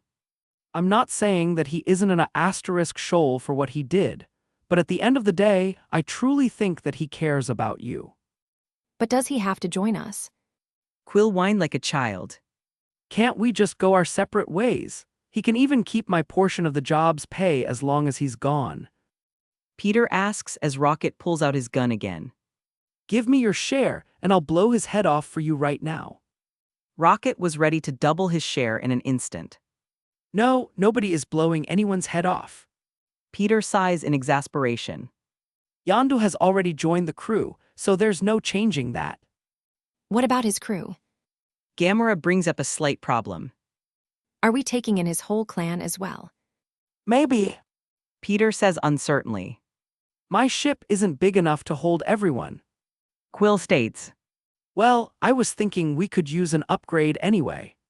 Peter says as he gestures around them. It's a bit big. Drax says in distaste. That's true. Peter agreed as he thought for a moment. A smaller ship helps bring everyone together. If we switch to a huge one like this, it'll ruin the feeling. Looking toward Karina, who was standing at his side like an attentive servant, Peter spoke up. Does your old master have any other ships? It's like heaven. Rocket muttered as they were shown to the ship's hangar, where around 15 other ships were parked. This one could work. Peter says as they toured the ships. In front of them was a fully blacked-out Benatar-class ship, just like the second ship that the Guardians use in the movies, though it was a bit different. First, it was about double the size of a normal Benatar M-class ship, giving the Guardians more than enough room in case Yondu plans to take his Ravagers along with them. Second, the whole thing was extremely high-tech and lavish, making it obvious that the Collector had it upgraded to a crazy degree. What about the other ships? Rocket asks as he sees nothing but credits when he looks around the hangar. We could sell them. Gamera replies. While the Guardians were figuring out the logistics, Peter followed Karina through the ship toward the Collector's vault. Have you ever been in here? Peter asks as they arrived at a giant metal door, which was locked shut with multiple forms of security. No, Master never allowed anyone access. Karina replies dutifully. Well, he's dead now, so let's check it out, shall we? Peter says as he waves his hand. Before Karina's shocked eyes, the vault door transformed into a much smaller normal door, which Peter opened with ease. Following him inside, Karina stared in awe at the contents of the vault. In the center of the room, a giant pile of credits was stacked high up to the ceiling, which was definitely more than 4 billion as Peter thought. What is this? Peter asks as he found many sealed containers of odd-colored liquids and what appeared to be white dust. That's what was collected from the mines. Karina explains. Oh, Peter muttered in realization. it's blood, bone, brain tissue, and spinal fluid. As Peter eyed the containers filled to the brim with celestial body parts, he suddenly had an idea. What would happen if I made the resurrection elixir with celestial ingredients? Peter wondered. After a moment of thought, Peter opened a portal under the containers and sent them to Earth, where he would research them later on. Karina's worship of Peter seemed to only grow as he continued to show his awe-inspiring abilities. You're amazing, Master. Karina mutters as she covered her mouth, realizing what she just said. Peter immediately felt something awaken in him. After all, a beautiful pink alien slave girl just called him master. It's every pervert's wet dream. Peter thought jokingly. Quickly getting himself under control while also planning to visit MJ to relieve some stress later on, Peter turned to Karina with a stern look. Karina, you have no master anymore. Peter makes things clear. Although I'm flattered, you should learn to live your life normally from now on. Why, yes, sir. Karina stuttered as she looked down at the ground like a scolded child. Good, now let's go back. Peter says as he empties the vault and strolls out with Karina following closely behind. When Peter returned to the hangar, the Guardians were taking pictures of the other ships. What are you guys doing? Peter asks curiously. We're posting these ships online. We already sold 2 of them while you were gone. Quill explains as he pointed to 2 of the ships. Did the MCU have a name for the Galactic Universal Internet? Nice, I have all of the credits, but it's far more than I can count at the moment. Peter says as he walks over to their new ship. I'll dump them in the ship for now. After leaving a huge pile of credits in a locked room of their new ship, Peter followed Karina to the museum, hoping to find something interesting. Everything else would either be sold, left behind, or destroyed based on how dangerous the items are. Who's that? Peter asks as he was led to a room with a sleeping dark elf and what appeared to be Karina's twin in some sort of torture device. The collector's former slave. She explains without using the word master this time. I see. Peter nods as he waves his hand, releasing the poor girl in an instant. She didn't seem to fully understand what was happening as she sat there with a dumb look on her face. Once Karina explained what was happened to her, the poor traumatized girl broke down crying as she thanked Peter over and over again. It's no problem. You're free now just like Karina. Peter says warmly as he looks around the museum. Would either of you know about anything interesting in this place? Following the 2 former slaves, Peter was shocked at the amount of weird and overpowered objects in this museum. Biogram Image creates a controllable image of the wielder while hiding his real location. Birthstones can summon a vulture of Nepenthe, whose claws are allegedly electrified. Boxers, rectangular interdimensional traps that can weaken a victim's strength and sanity. Coats of Hercules, animated animal hides that engulf their targets totally, cutting off their oxygen supply enough to render them unconscious. Etherian armor, an armored battlesuit made of the alien metal Etherian, which amplifies the wearer's strength to superhuman levels, and it has jets that permit flight. Tony would like this. Peter muttered. Durgosian gun, a large artillery weapon fires pellets that freeze the surroundings upon impact. Cosmic viewer, a mirror that can be used to monitor events on various worlds. That could be useful. Peter thought. Electrified comb, a comb that produced a low level of electricity, which allows it to stay attached to anyone touching it. That's extremely useless. Peter muttered as he moved on. Incendiary capsules, grenades that burst into flames a few seconds after being discarded. Chimelian flute can translate any language.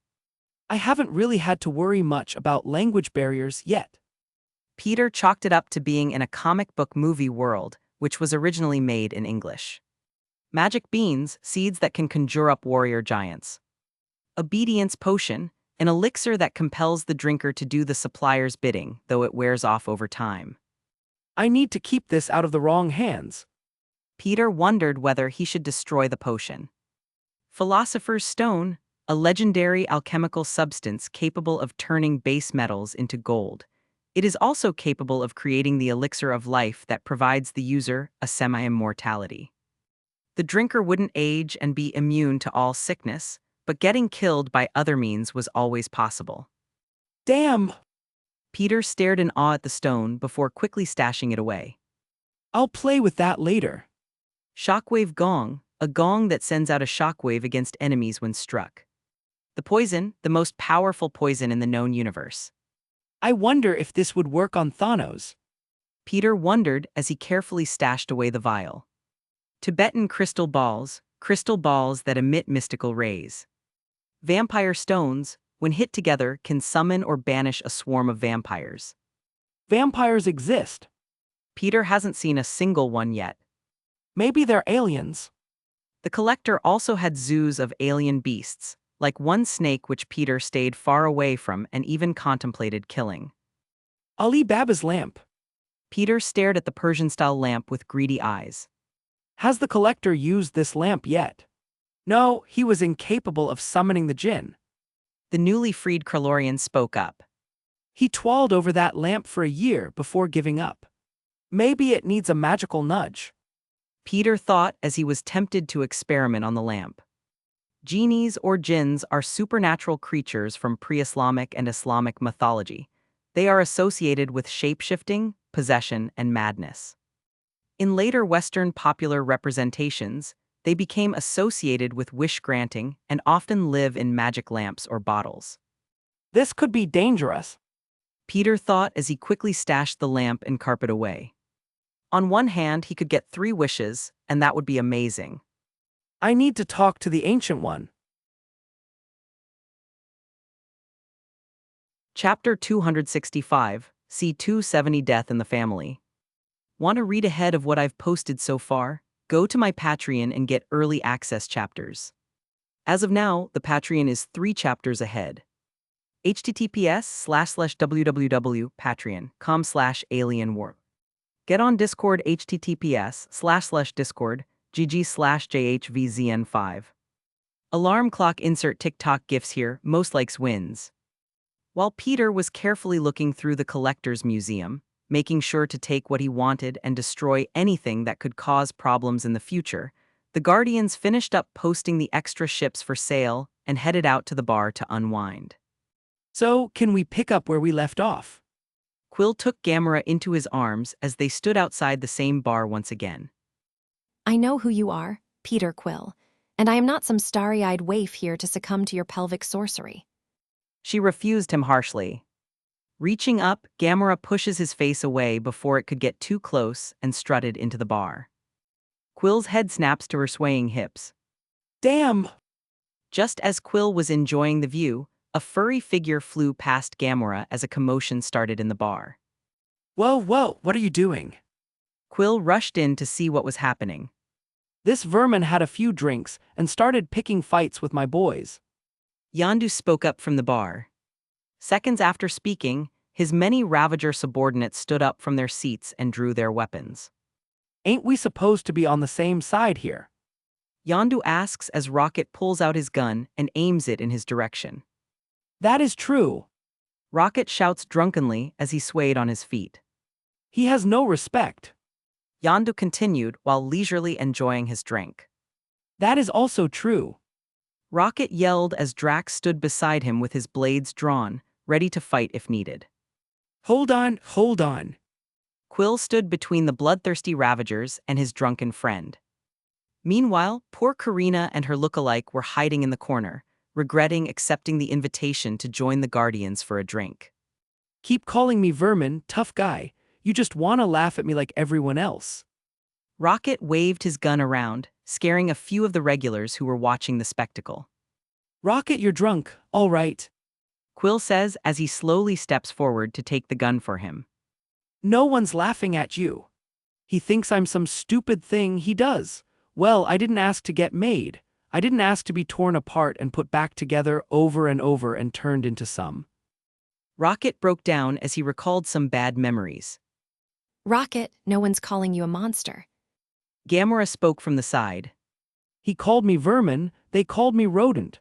Let's see if you can laugh after 5 or 6 good shots to your F***C-kin face.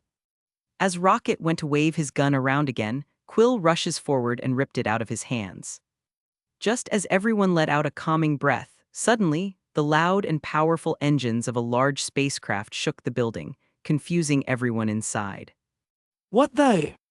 Quill muttered as he peeked out of the windows and found a fleet of Chitauri ships entering the mouth of Nohur. Even those on the streets outside were rushing back to their homes and ships, hoping to avoid the well-known planet-culling army. Gamora! He yelled nervously.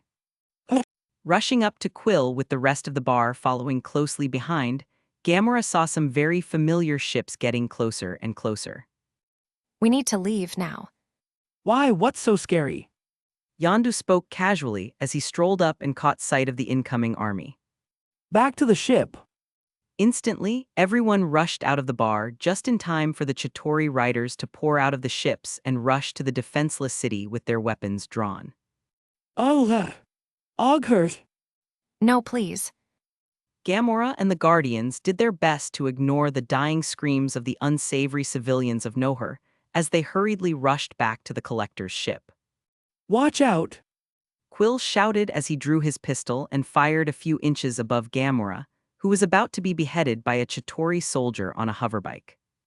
Luckily, his aim was perfect as the soldier took an energy bolt to the face and crashed into one of the many bars in the city. Boom! Whistle! Quill! Yondu yelled as an arrow came shooting his way. I knew it! Quill froze as the arrow whizzed past his ear and tore through 5 different Chitauri soldiers behind him before returning to Yondu's holster. Get moving, you idiot! Yondu said as he pushed Quill forward. Why, yeah. Quill stuttered as he rushed to catch up to everyone else with Yondu at his back. As the group of Guardians and Ravagers ran through the city, defending themselves from the invading army, they could hear and see that everyone else in the city wasn't faring so well. Of course, they wouldn't rush to save these people, especially when their lives were on the line. When they finally caught sight of the Collector's ship in the distance, the Guardians sighed in relief, though it might have been too early for them to relax. Hello, sister. A voice spoke. Gamora froze as Corvus Glaive dropped in front of their path with a spear in hand. See Corvus. Gamora spoke nervously, still refusing to call him family. Just as the Guardians were looking to turn back and run, another voice appeared from behind. Why so scared, sister? Proxima Midnight dropped down behind the group with a sword hung at her waist. You should welcome your family with open arms. Corvus reprimanded her. Unless, of course, you're a dirty little traitor who betrayed her family for some riffraff. Proxima exclaimed angrily, though she was certainly enjoying the moment. Father took you in and raised you as his own child, Gamora. Corvus was the next to lay on the guilt. Your actions disgrace his kindness. Kindness, kindness. Gamora snapped after hearing that. That lunatic killed my parents in front of me. Is that kindness? Was it kindness when he slaughtered half of my planet? No, you're right. It had to be kindness when that sick son of a B*TCH ordered his men to behead the children I went to school with, my friends. I didn't know you felt this way, little one. A deep rumbling voice spoke as a third much larger figure walked up the path behind Proxima. Gamora's eyes widened as her entire body shook with fright. Corvus instantly turned and dropped to his knees, followed by Proxima, who looked absolutely shocked at Thanos' arrival. Father! Corvus greeted Thanos respectfully. Father, what are you? Shush, Proxima. Thanos dismissively waves at his eldest daughter. Father! Gamora ground out those words in distaste. Gamora! Thanos looks at her like a regretful father. Where is? What's all this ruckus out here? Another new arrival entered the fray. I was in the middle of Spiderman. Thanos finishes his question as he turns to see the man himself come strolling out of the ship behind Corvus. Oh, Peter grunted as he realized that Thanos was actually there. I expected those too. He points to Proxima and Corvus, who continued to bow to Thanos. But not you. He then points to Thanos. What's the matter? Come to take your favorite daughter home or looking for this? Peter held his hand up as the sealed orb appears in his palm. Both. Thanos speaks plainly. I see. Peter nods as he looks at the trapped Guardians and Ravagers. Well, except Drax, who had his eyes trained on Thanos, ready for a battle. Can you guys fight? Peter asks, knowing they've been through a lot today. Ugh. Drax lets out a war cry as he grips his blades tightly. Yeah, what he said. Quill nods as he held his pistol at the ready. Hey, give me my gun back. Rocket yells as he snatches his weapon from Quill. Ravagers are always ready for a fight. Right, boys? Yondu yelled as his clan let out their own war cry. Gamora. Peter asks the stunned and frightened woman. Thanos looks straight at her, waiting for her to make the choice. Eye. Gamora was petrified by the mere presence of her. Father. He yelled nervously. Rushing up to Quill with the rest of the bar following closely behind, Gamora saw some very familiar ships getting closer and closer. We need to leave now.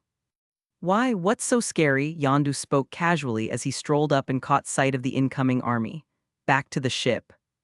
Instantly, everyone rushed out of the bar just in time for the Chitauri riders to pour out of the ships and rush to the defenseless city with their weapons drawn.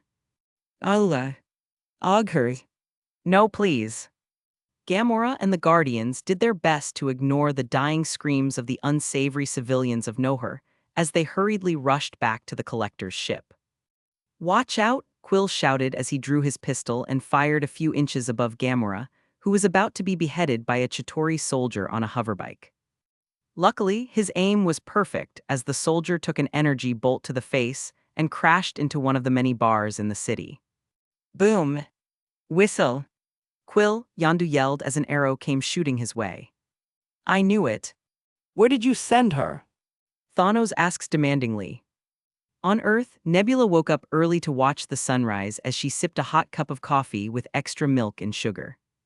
Ever since she betrayed her father, Nebula has been staying in the Avengers Tower, though she wasn't a member just yet.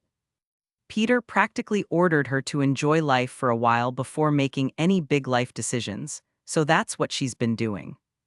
Touring the world, Nebula tried all of the foods and drinks that caught her eye as she took in the sights. Luckily, everything was paid for by Peter, so she was able to enjoy her life like a rich young lady. Of course, her inhuman appearance drew a bit of attention, but with the introductions of metahumans, she wasn't bothered much. This planet is beautiful. Nebula thought as a golden portal opened over her couch. She watched as a very familiar green figure tumbled out. What? Gamora muttered as she looked up to see her scowling sister looking down at her with a mug in hand. What are you doing here? Nebula asks in annoyance. I was having such a good morning. She would either get herself or someone else killed, so Gamora can go visit her sister for a while. Peter says as Thanos nods his head in understanding. You should come to visit as well. I could use a few more ships. You can never have a big enough space fleet after all. I plan to, but sadly, you won't be there to welcome me. Thanos states threateningly. We'll see. Peter shrugs as he looks at the kneeling Corvus Glaive. Let's even the odds, shall we? As Peter spoke, a portal opened underneath Corvus, causing him to fall through just like Gamora. Though, unlike his rebellious sister, the golden portal snapped itself shut a bit earlier, wrapping around his neck and decapitating the son of Thanos in an instant. Corvus. Chapter 266, C271 Sisters Reunite. Want to read ahead of what I've posted so far? Go to my Patreon and get early access chapters. As of now, the Patreon is 4 chapters ahead. https://www.patreon.com/alienwarp. Get on Discord https://discord gg/jhvzn5.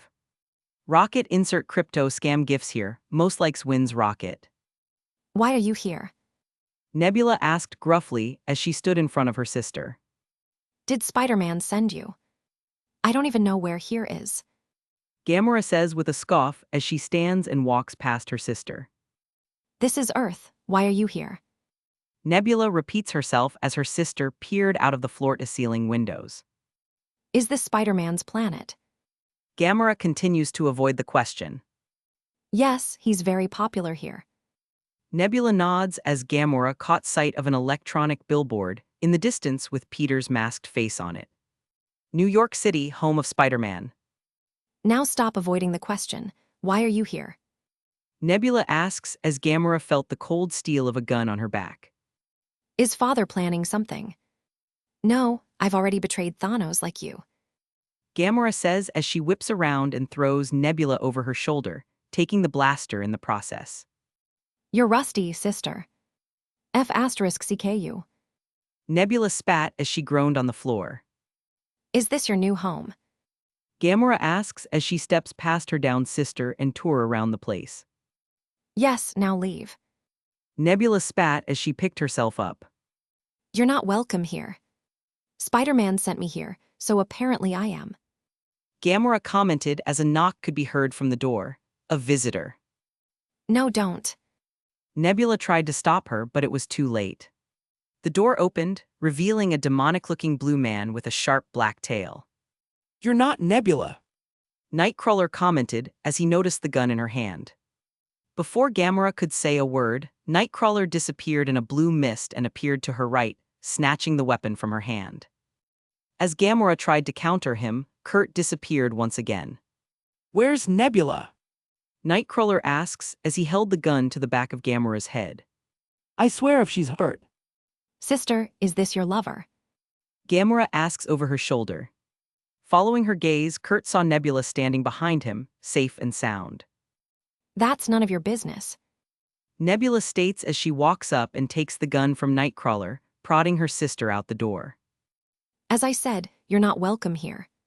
Bam asterisk. Nebula slams the door in Gamera's face, locking her out. That's Gamora. Kurt asks curiously. Yes, now wait here. I'll be ready for our date soon. Giving up on talking to her sister, Gamera traversed through the tower until she ran into a roadblock. Access denied. A cybernetic voice said as she tried to use the elevator. As Gamera tried to counter him, Kurt disappeared once again. Where's Nebula? Nightcrawler asks as he held the gun to the back of Gamera's head. I swear if she's hurt. Who are you, pretty lady? The doors opened, revealing a smirking Tony Stark. Gamora. She says plainly. Spider-Man sent me. Alien then. He asks and she nods. Good, I could use a navigator. Follow me. What the hell did I get myself into? The look on the Mad Titan's face didn't change a bit as his son's headless body landed on the ground before him. On the other hand, Proxima wasn't taking it so well. She looked between her husband's lifeless body and his separated head at Peter's feet with an anguished look on her face. Haha, that was bad asterisk SS. Yondu laughed as he stared at his new captain in awe. At first, he had second thoughts about becoming subordinate to another, as he's been the king of his own crew for a while now, but after seeing his new captain's display of power, all of his doubts disappeared. Now, he just has to live through this encounter to reap the rewards of his smart decision. You! Proxima yelled as her hate-filled eyes turned to Peter. Me! Peter played dumb as he pointed to himself. You're dead. I'll rip you open and tear out your insides. While the mad woman was ranting about what she would do to the man who murdered her husband, Peter turned to the Guardians in front of him. You guys deal with the angry widow, and I'll handle Gamera's daddy. Peter says as he looks at Thanos. Just remember that an emotional enemy is a sloppy enemy. She may be stronger than you, but her sights are set on me. Use that. Are you done preparing? Thanos asks knowingly. He waited patiently this entire time and was getting tired of it. Yeah, sorry. Usually my lackeys would be better trained, but these ones are new. Peter apologizes as the Guardians turn to glare at him for his comment. Good, let's begin. Thanos said as Peter kicks off of the ground and appeared in front of Proxima, punting her across the street towards the Guardians. Good luck. Peter gave them a wave as he stepped to the side, dodging a big purple fist to his back. Try not to die. Using his spider senses to dodge a few more punches to his back, Peter turned away from his crew and gave Thanos his full attention. Attacking a man when his back is turned. How cowardly. Peter commented with a shake of his head. Did you not do the same to my son? Thanos motions toward the headless body between them. You got me there. Ayag her. Proxima screamed as she emerged from a pile of rubble. Instantly, her eyes lock onto Peter's back, though they don't stay there for long. Whistle! Suddenly, a Yaka arrow flew towards her head, but sadly, Proxima's hand moved swiftly and caught the arrow with ease. Our captain doesn't have time to deal with lackeys like you. Quill commented as Proxima's arm shook under the power of Yondu's arrow. Whistle! As Yondu's whistle grew louder and louder, Proxima found it harder to hold back the arrow from piercing her face. Weak. She muttered as her grip tightened and the arrow split in half, losing its power in the process. Arg! Yondu groaned in pain as his red mohawk flashed for a moment. You all right? Quill asked worriedly. Yeah, just give me a gun. Yondu said as one of his men tossed him a pistol. That arrow was expensive. You ugly bee asterisk TCH. As Gamora tried to counter him, Kurt disappeared once again. Where's Nebula? Nightcrawler asks as he held the gun to the back of Gamora's head. I swear if she's hurt. I wonder how he'll feel if I slaughter all of you. Proxima asked menacingly as she appeared in front of one of Yondu's clansmen.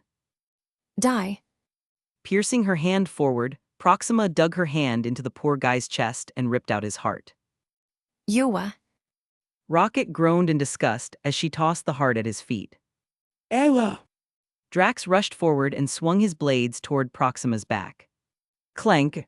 Swiftly spinning around, Proxima pulled her sword and clashed with Drax's dual blades. Prepare yourself, respawn of Thanos. Drax grits his teeth as she overpowers him, sending him crashing into an abandoned food cart. Pew pew pew. Erg. Proxima grunts as a few shots land, though she managed to dodge most of them. She can bleed, keep it up, boys. They seem to be having fun. Peter commented as he carefully weaved around Thanos' attacks. You may lose your fourth child today.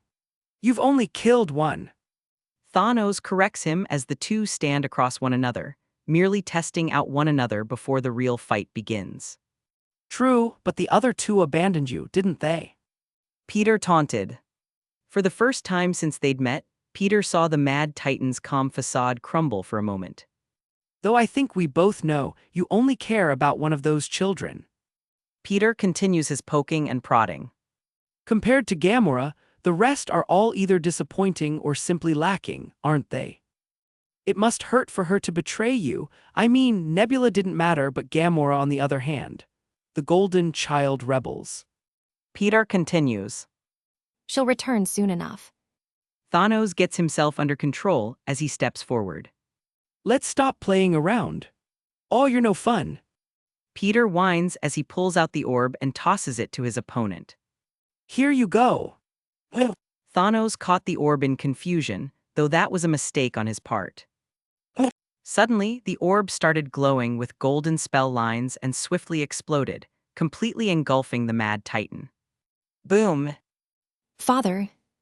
Proxima turned just in time to see her father's figure disappear behind a bright golden explosion. Pay attention. Quill chided her as he rolled over a familiar-looking device, which stopped at her feet and opened up. Instantly, Proxima's sword was magnetized to the ground below, disarming her just in time for Drax to appear with his blades drawn. As Gamora tried to counter him, Kurt disappeared once again. Where's Nebula? Nightcrawler asks as he held the gun to the back of Gamora's head. I swear if she's hurt. Your move, respawn. Chapter 267, C272 Jack in the Box. Want to read ahead of what I've posted so far? Go to my Patreon and get early access chapters. As of now, the Patreon is 3 chapters ahead. https://www.patreon.com/alienwarp. Get on Discord https://discord gg/jhvzn5. Genie Mail, give me your best wishes here, alongside a Genie gift Genie female. Father. Proxima ignored Drax's taunt as well as her severed arm, which was still gushing blood everywhere, and rushed into the blast zone. Where do you think you're going? Rocket yelled as he and everyone else turned their weaponry in her direction. Instantly, a dense hail of colorful blaster bolts shot toward Proxima's open back, though she never turned back nor did she even try to dodge. Her father's safety was her, and the Black Order's top priority after all. Ahe. Proxima grunted as her back was pelted with blast after blast, trudging her way to her father's position. This lady is nuts. Rocket commented as another one of his shots hit her on the shoulder. Petty tricks. Thanos muttered as the smoke cleared, revealing his slightly disheveled form. Father. Proxima smiled weakly as she fell at his feet, continuing to leak blood everywhere.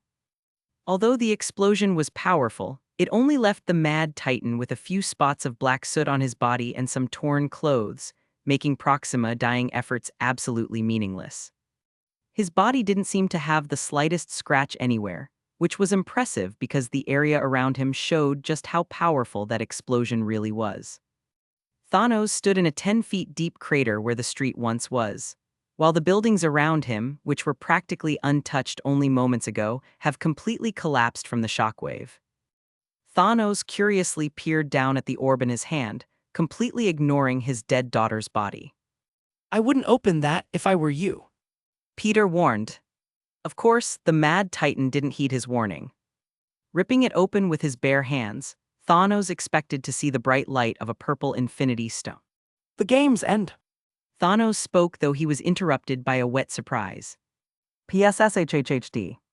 A black liquid shot out of the mouth hole on the clown's head, spraying the Mad Titan's face.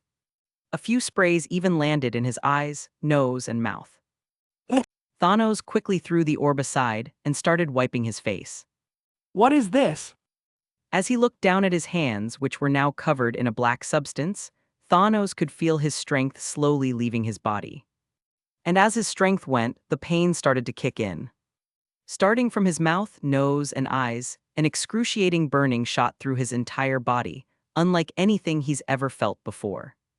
Peter watched in interest as Thanos' skin turned pale and his veins began to show, turning a deep black in the process. I told you not to open it. Peter said in an I told you so. sort of manner. What did you do? Thanos screamed. His former calm and collected persona disappeared completely. When we sold off the Power Stone to the collector, I asked for something on top of the normal payment.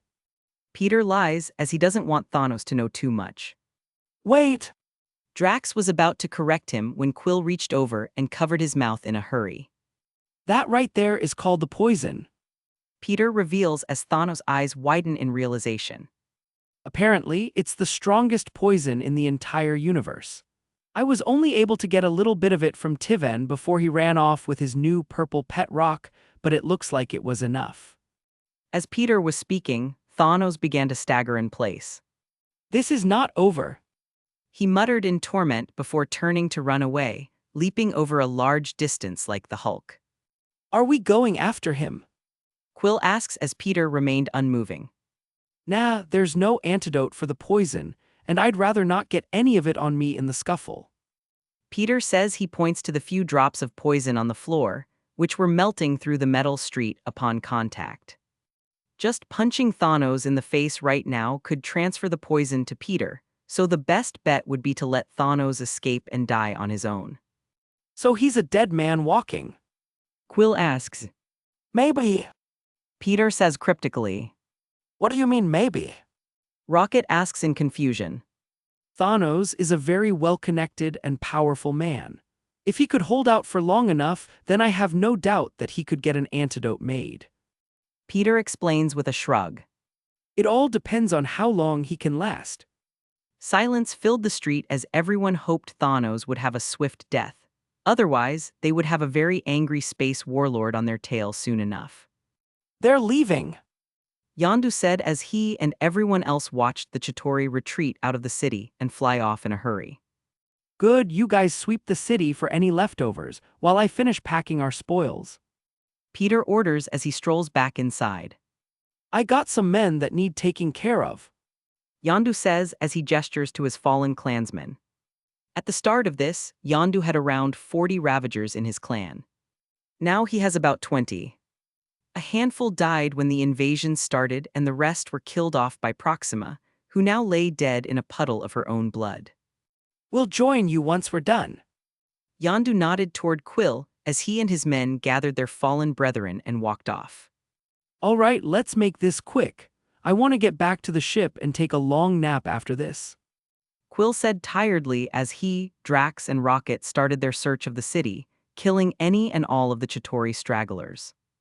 As Thanos rushed into his ship and flew off, the effects of the poison had already started to worsen. Drowsiness, dizziness, weakness, high temperature, chills, headache, irritability, though that could be chalked up to his recent loss against Spider-Man, difficulty breathing, skin rash, blurred vision, mental confusion, etc. Name a symptom and Thanos was currently experiencing it to an extreme degree. The few Chitauri soldiers who rushed to help him instantly died upon contact with the black poison that coated much of their leader's body. Get Ebony Maw. The Mad Titan ordered before collapsing into a coma. Rest in peace, Peter saluted as he opened a portal under the Collector's dead body, sending him straight to the nearest sun. And thanks for all of the cool stuff, especially the genie's lamp. With Tiven's body gone and his collection empty, Peter hoped that Thanos would believe his lies from earlier. After all, the Collector is supposedly as old as the universe itself, so it's safe to say that he would be able to hide from the Mad Titan fairly easily. With this, Thanos will hopefully keep underestimating me. Peter thought as he got back to work cleaning out the Collector's museum. I should probably kill that mind-controlling snake. A dark-skinned man in a military uniform came storming into Tony's lab. And who the hell is that? Rhodes turned to the green-skinned woman who was leaning on a car in the corner. That's our navigator. Tony says excitedly as he grabs a thin glowing object and slaps it on his friend's chest. What are you doing? Rhodes asked as he looked down at the arc reactor attached to him. It's a present. Tony says as he taps the reactor like a button. Instantly, waves of metal shoot out of the reactor and covers Rhodes' body completely, forming an all-black War Machine armor set. Insert picture of War Machine Mark VII here. Gamora watched on with an impressed look on her face. For a non-spacefaring planet like Earth, weaponry of this caliber was completely unheard of. Is this what I think it is? Rhodes shouted from inside the suit. Yup, I thought that since we're going to explore space together, you and Pepper would need your own suits. Tony says as the sound of high heels clacking could be heard. I get one too. Pepper asks with her arms crossed as she stood in the doorway, admiring Rhodes' new armor. Wait, did you say space? Rhodes kept screaming. You know, you don't have to yell. The helmet will project your voice to us. Tony explains. Oh, sorry. Rhodes practically whispered this time around. We're going to space. Pepper asks as she eyes a triangular-shaped arc reactor next to Tony. Who's going to run your company? Happy and Jarvis will have it covered. Tony says as he walks up to her with the arc reactor in hand. Come on. Pepper seemed to hesitate for a moment before grabbing the reactor from Tony's hand. So, how does this thing work? She asked as Tony smirked in victory. Just put it on like this. Tapping her chest just like before, Pepper was covered in a blue and silver form-fitting Iron Man armor. Insert picture of Mark XLIX Iron Man armor here. Looking good. Tony commented as he tapped his own chest. Once again, metal waves rushed out of the reactor and covered his body in his updated red and gold Iron Man suit. Insert picture of Tony's endgame suit here. Can I have one of those as well? Gamora asks. No. Three voices deny her all at the same time. Chapter 268, C273 Sexy Time, maybe. Want to read ahead of what I've posted so far? Go to my Patreon and get early access chapters. As of now, the Patreon is 4 chapters ahead. https://www.patreon.com/alienwarp. Get on Discord https://discord gg/jhvzn5. Fire insert sexy gifs here, most likes wins fire.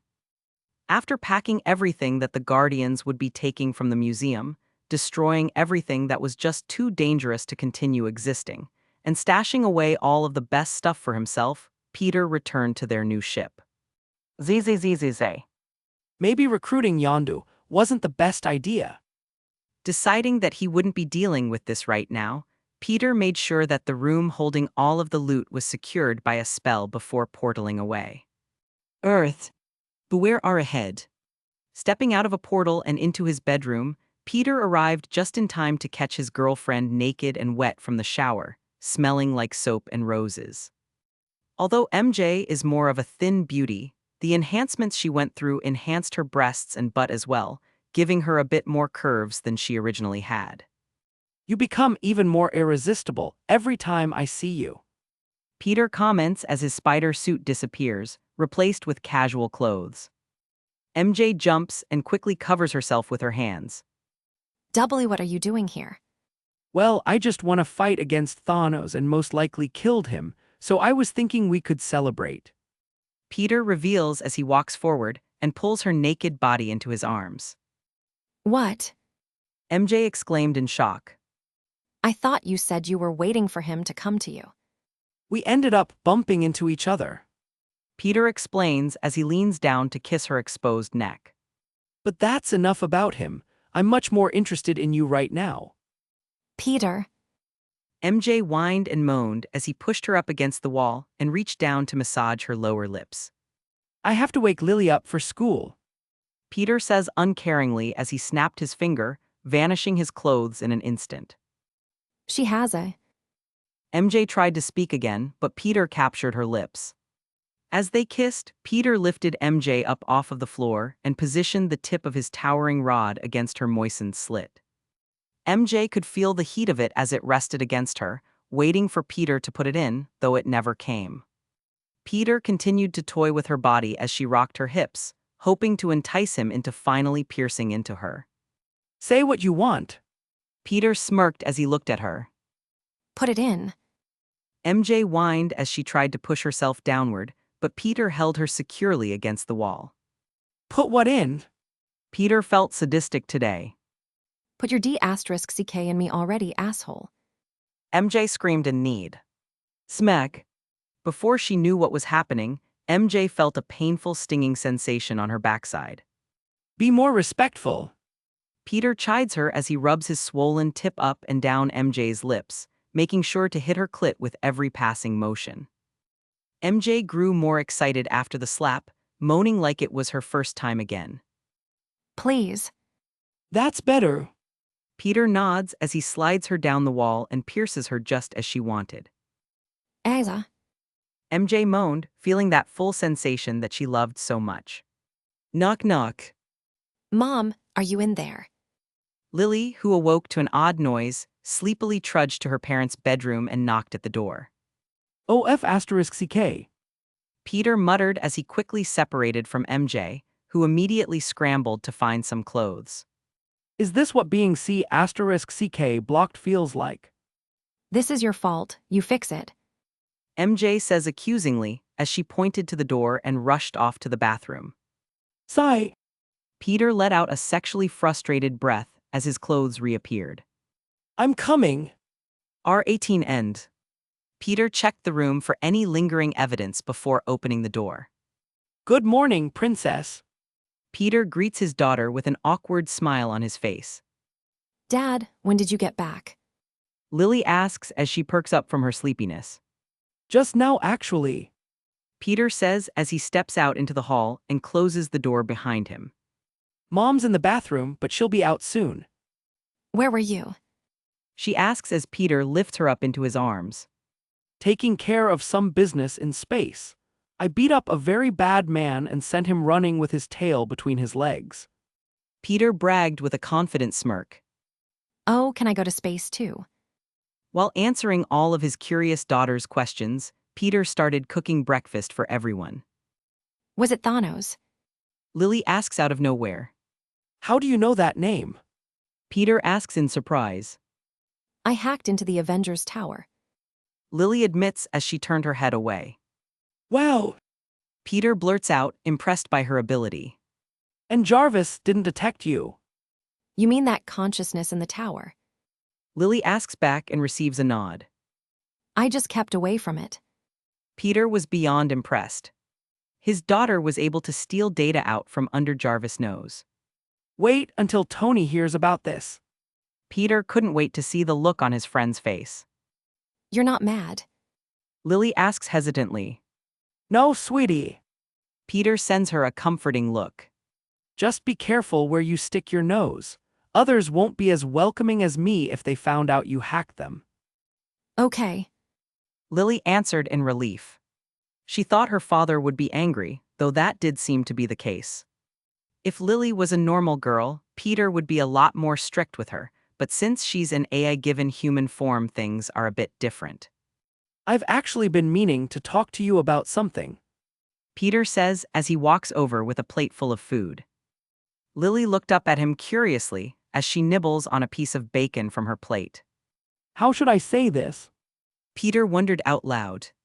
When I first started making you, I wanted to make an assistant who would help me with my work, manage some of my responsibilities, and give me information while I'm out in the field. As Peter explains this, Lily begins to frown in contemplation. Am I not doing what I'm supposed to? Lily asks in realization. No, you're perfect exactly the way you are. Peter quickly explained the misunderstanding. That was just in the beginning. You're my daughter now, and I love you far more than the cold and calculated assistant I was originally going for. Okay.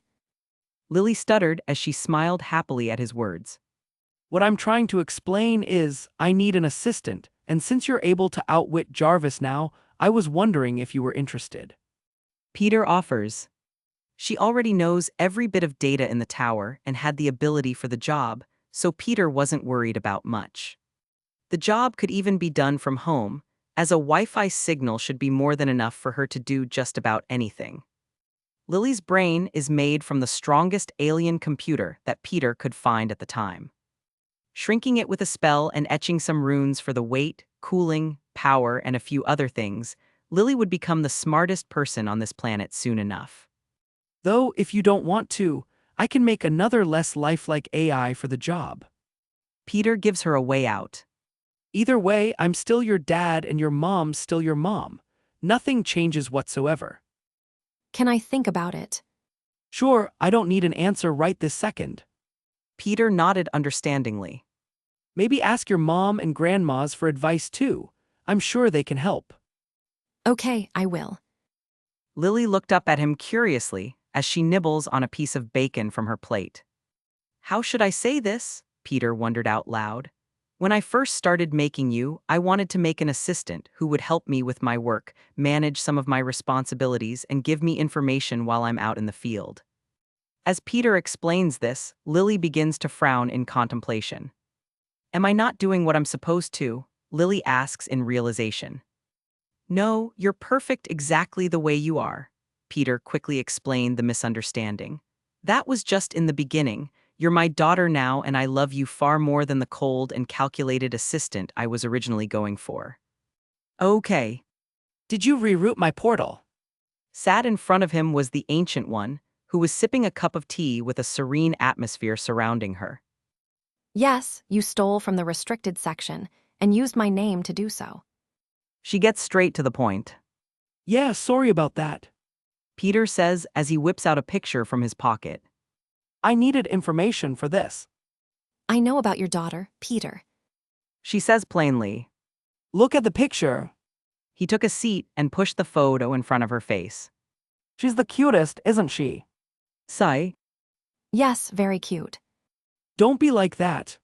Peter whined at her unenthused demeanor. You have a granddaughter now. It's a happy occasion. Since when am I your mother? The Ancient One raises a questioning brow. Teacher, master, mother, same thing. Peter shrugged.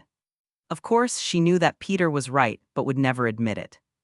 When you take a personal student in Camertage, that student is practically your child from that moment on. You teach and care for them as any parent would. Return the books. She states plainly. Without a word, Peter opens a small portal above the table, depositing the few books he stole with a smile on his face. There, are we good now? Peter asks. Yes, now why are you here? She asks, knowing that Peter only ever visits when he needs something. First, I wanted to invite you to meet your granddaughter. Peter says as he flashes her the picture once again. And secondly, I wanted to ask your advice on this.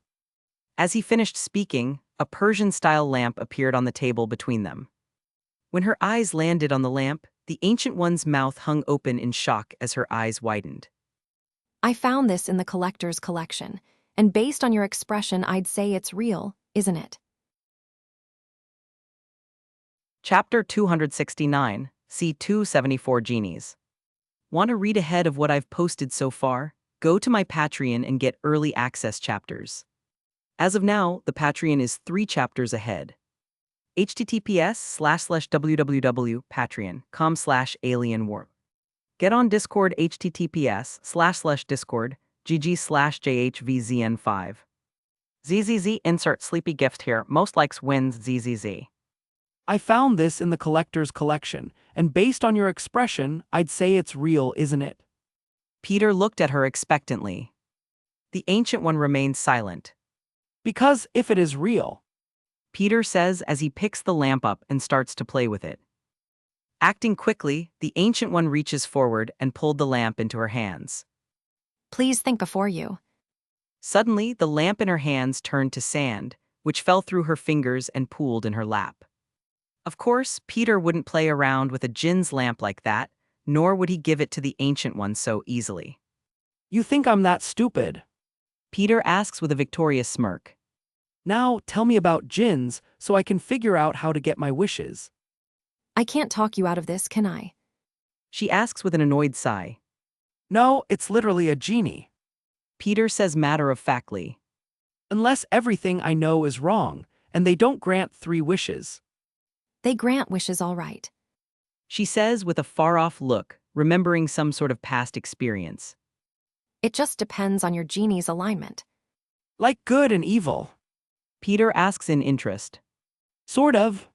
The Ancient One says as an old book appears on the table. With a wave of her hand, the book flipped open to a page with a portrait of a pitcher-black humanoid demon. It had large hands, a protruding stomach, 3 long horns, and the face of a wild beast with sharp tiger-like teeth. Meanwhile, on the opposite page was a much less threatening figure. It looked almost human except for the bluish skin tone and lack of legs and feet. In fact, both portraits lacked a lower body, as if they were some sort of disembodied ghosts. Jinn, commonly known as genies, are a powerful race of wish-granting beings made of pure energy. They're gifted with phenomenal cosmic powers that allow them to bend the rules of the world and take on any form they desire. It didn't take long for genies to be seen as highly desirable slaves due to their great powers. As such, their entire race was slowly captured one by one until none remained free.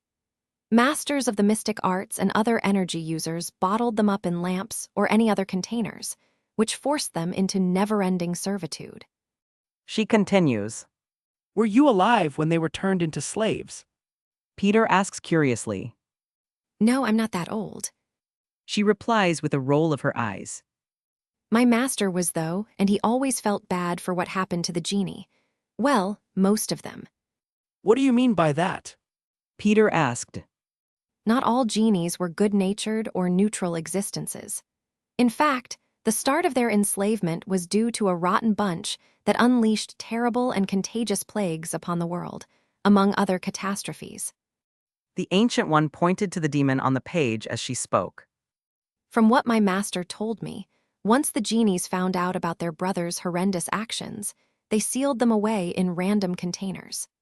So the genies sparked the craze for their own enslavement. Peter asked. Yes. The Ancient One nodded.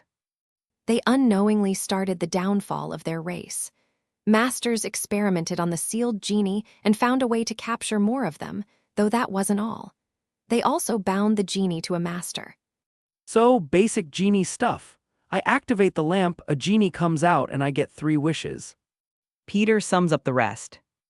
Does it just return to the lamp afterward? That depends on what type of container it is. The Ancient One shrugs unknowingly. You'd have to study the lamp and figure out its enchantments, though I can't emphasize enough how careful you should be. Why? Peter asks. Of course, he was planning to be careful in the first place, but the seriousness in her voice made him a bit nervous. Genies are an enslaved race of people, and none of them are bound to be happy about it, not even the good-natured ones. She explains with a pointed stare. So what, if they're forced to grant me wishes, then what could possibly go wrong? Peter asks in confusion. They are forced to grant you wishes, but give them the slightest loophole or stray thought, and they will pounce on it, twisting your wish for wealth into a theft leading back to you, or your desire for love into a curse of endless fanatical suitors. The Ancient One warned seriously. So be careful what you wish for. Peter muttered in understanding. Yes, that exact phrase was coined soon after the genie were enslaved. Remember it and be extremely careful. The Ancient One emphasized as she slammed the book shut. I would rather you just forget about this genie business, but Yeah, no way. Peter shook his head as the Ancient One sighed tiredly. This is a wish-granting genie we're talking about. I've watched Aladdin far too many times to pass this up. After hearing a few more warnings from his bald teacher, Peter returned home just in time for Lily to get out of school. Quickly texting the family group chat that he would pick her up, he grabbed his keys and rushed out of the door. Pulling up to the school in his old rust bucket, which only needed some cosmetic upgrade at this point, Peter heard the bell ring and watched as the children started pouring out of the doors in waves. Beep beep. The group looked up as they heard the beeping and found Peter in his rust bucket. that's my dad. Lily explained to Gwen, who looked confused. Oh, I thought your mom was picking us up. Gwen asked as they all planned to go to Lily's house after school. Lily just shrugged as she walked over to the car and hopped in, followed by her friend filling up the backseat. Your friends are coming over. Peter asks as Lily nods and motions back to her newest friend. That's Gwen. She came over yesterday too, but you weren't home. She introduces. Peter looked back at the blonde girl for a moment. What's with my daughter and befriending future spider heroes? First Miles Morales and now Gwen Stacy. It's like she's building her own superhero group. It's nice to meet you, Gwen. While the kids were eating pizza and playing some Lego game on the Xbox in the living room, Peter left them alone and locked himself in his bedroom. He pulled the genie's lamp out of nowhere and placed it on his desk, where he sat down and simply stared at it in awe for a moment. I need to study this, and then come up with some airtight wishes. Peter wondered as he got to work. Snapping his fingers, the lamp floated up to eye level as a nexus of golden spell lines surrounded the thing, scanning it meticulously. Now, what kind of enchantments are keeping you locked away? Peter muttered as he started getting some information. First, the lamp has a very intricate and complex prison enchantment, which seemed to be the main purpose of the container. Once he found that out, Peter started looking for how to summon the genie, as the collector tried and failed to do so for a year. Of course, he wouldn't be activating just yet. Do you know? The wind instantly left her sails as she caught sight of the floating lamp. What is that? A genie's lamp. Peter says plainly. What's with the grand entrance? A genie. She muttered in shock before shaking her head. You know what? I'm going to ignore that for now. Do you know what your daughter was doing downstairs when I got home? No idea, but since she's only my daughter for this scenario, I'd say it wasn't good. Peter says with a small laugh. She was. MJ pauses to peek out of the door before closing it. She and Gwen were taking turns kissing Miles. One would peck him on the lips and the other would go next. I'm going to kill that little sh*T. Peter exclaims and he sprung out of his chair. I have an 8-year-old niece who told me some kids in her class kissed, so I thought that this would be an interesting development and a good reason for Peter to get P***s set off. Lol, it can't always be fury. Downstairs. Do you think we're in trouble? Gwen asked worriedly. I don't know. Miles shrugged unknowingly. The group looked up as they heard the beeping and found Peter in his rust bucket. That's my dad, Lily explained to Gwen, who looked confused. Oh, I thought your mom was picking us up, Gwen asked as they all planned to go to Lily's house after school. Lily just shrugged as she walked over to the car and hopped in, followed by her friend filling up the backseat.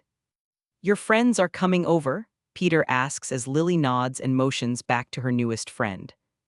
That's Gwen, she came over yesterday too, but you weren't home, she introduces. Peter looked back at the blonde girl for a moment. What's with my daughter and befriending future spider heroes? First Miles Morales and now Gwen Stacy. It's like she's building her own superhero group. It's nice to meet you, Gwen. While the kids were eating pizza and playing some Lego game on the Xbox in the living room, Peter left them alone and locked himself in his bedroom. He pulled the genie's lamp out of nowhere and placed it on his desk, where he sat down and simply stared at it in awe for a moment. I need to study this and then come up with some airtight wishes. Calm down. MJ yells in a hushed tone as she pushes Peter back into his seat. It's normal for kids to experiment like this, and you won't be killing anyone. They probably don't even know what they're doing. Can I at least beat him? Peter asked with a dangerous glint in his eye. No, they're children. MJ swatted him upside the head. I shouldn't have come to you for this. MJ instantly started regretting bringing this issue to Peter. Lily's grandmother's would have been a much better choice. Now, stay here while I talk to the kids. MJ sighs in frustration as she goes for the door, preparing herself for the awkward conversation. As she opened the door, MJ turned back to Peter with a piercing glare. If you leave this room and cause trouble, I won't sleep with you for a year. Chapter 270, C275 Wishes. Want to read ahead of what I've posted so far? Go to my Patreon and get early access chapters. As of now, the Patreon is 3 chapters ahead. https://www.patreon.com/alienwarp. Get on Discord https://discord gg/jhvzn5. The times changed for the uploads and I didn't know, so here's an extra chapter. Enjoy. Seeing as he wasn't allowed to kill young Miles Morales for his transgressions, Peter threw himself back into examining the lamp. After a few hours, he came to a full understanding of the enchantments on the lamp and how to summon the genie.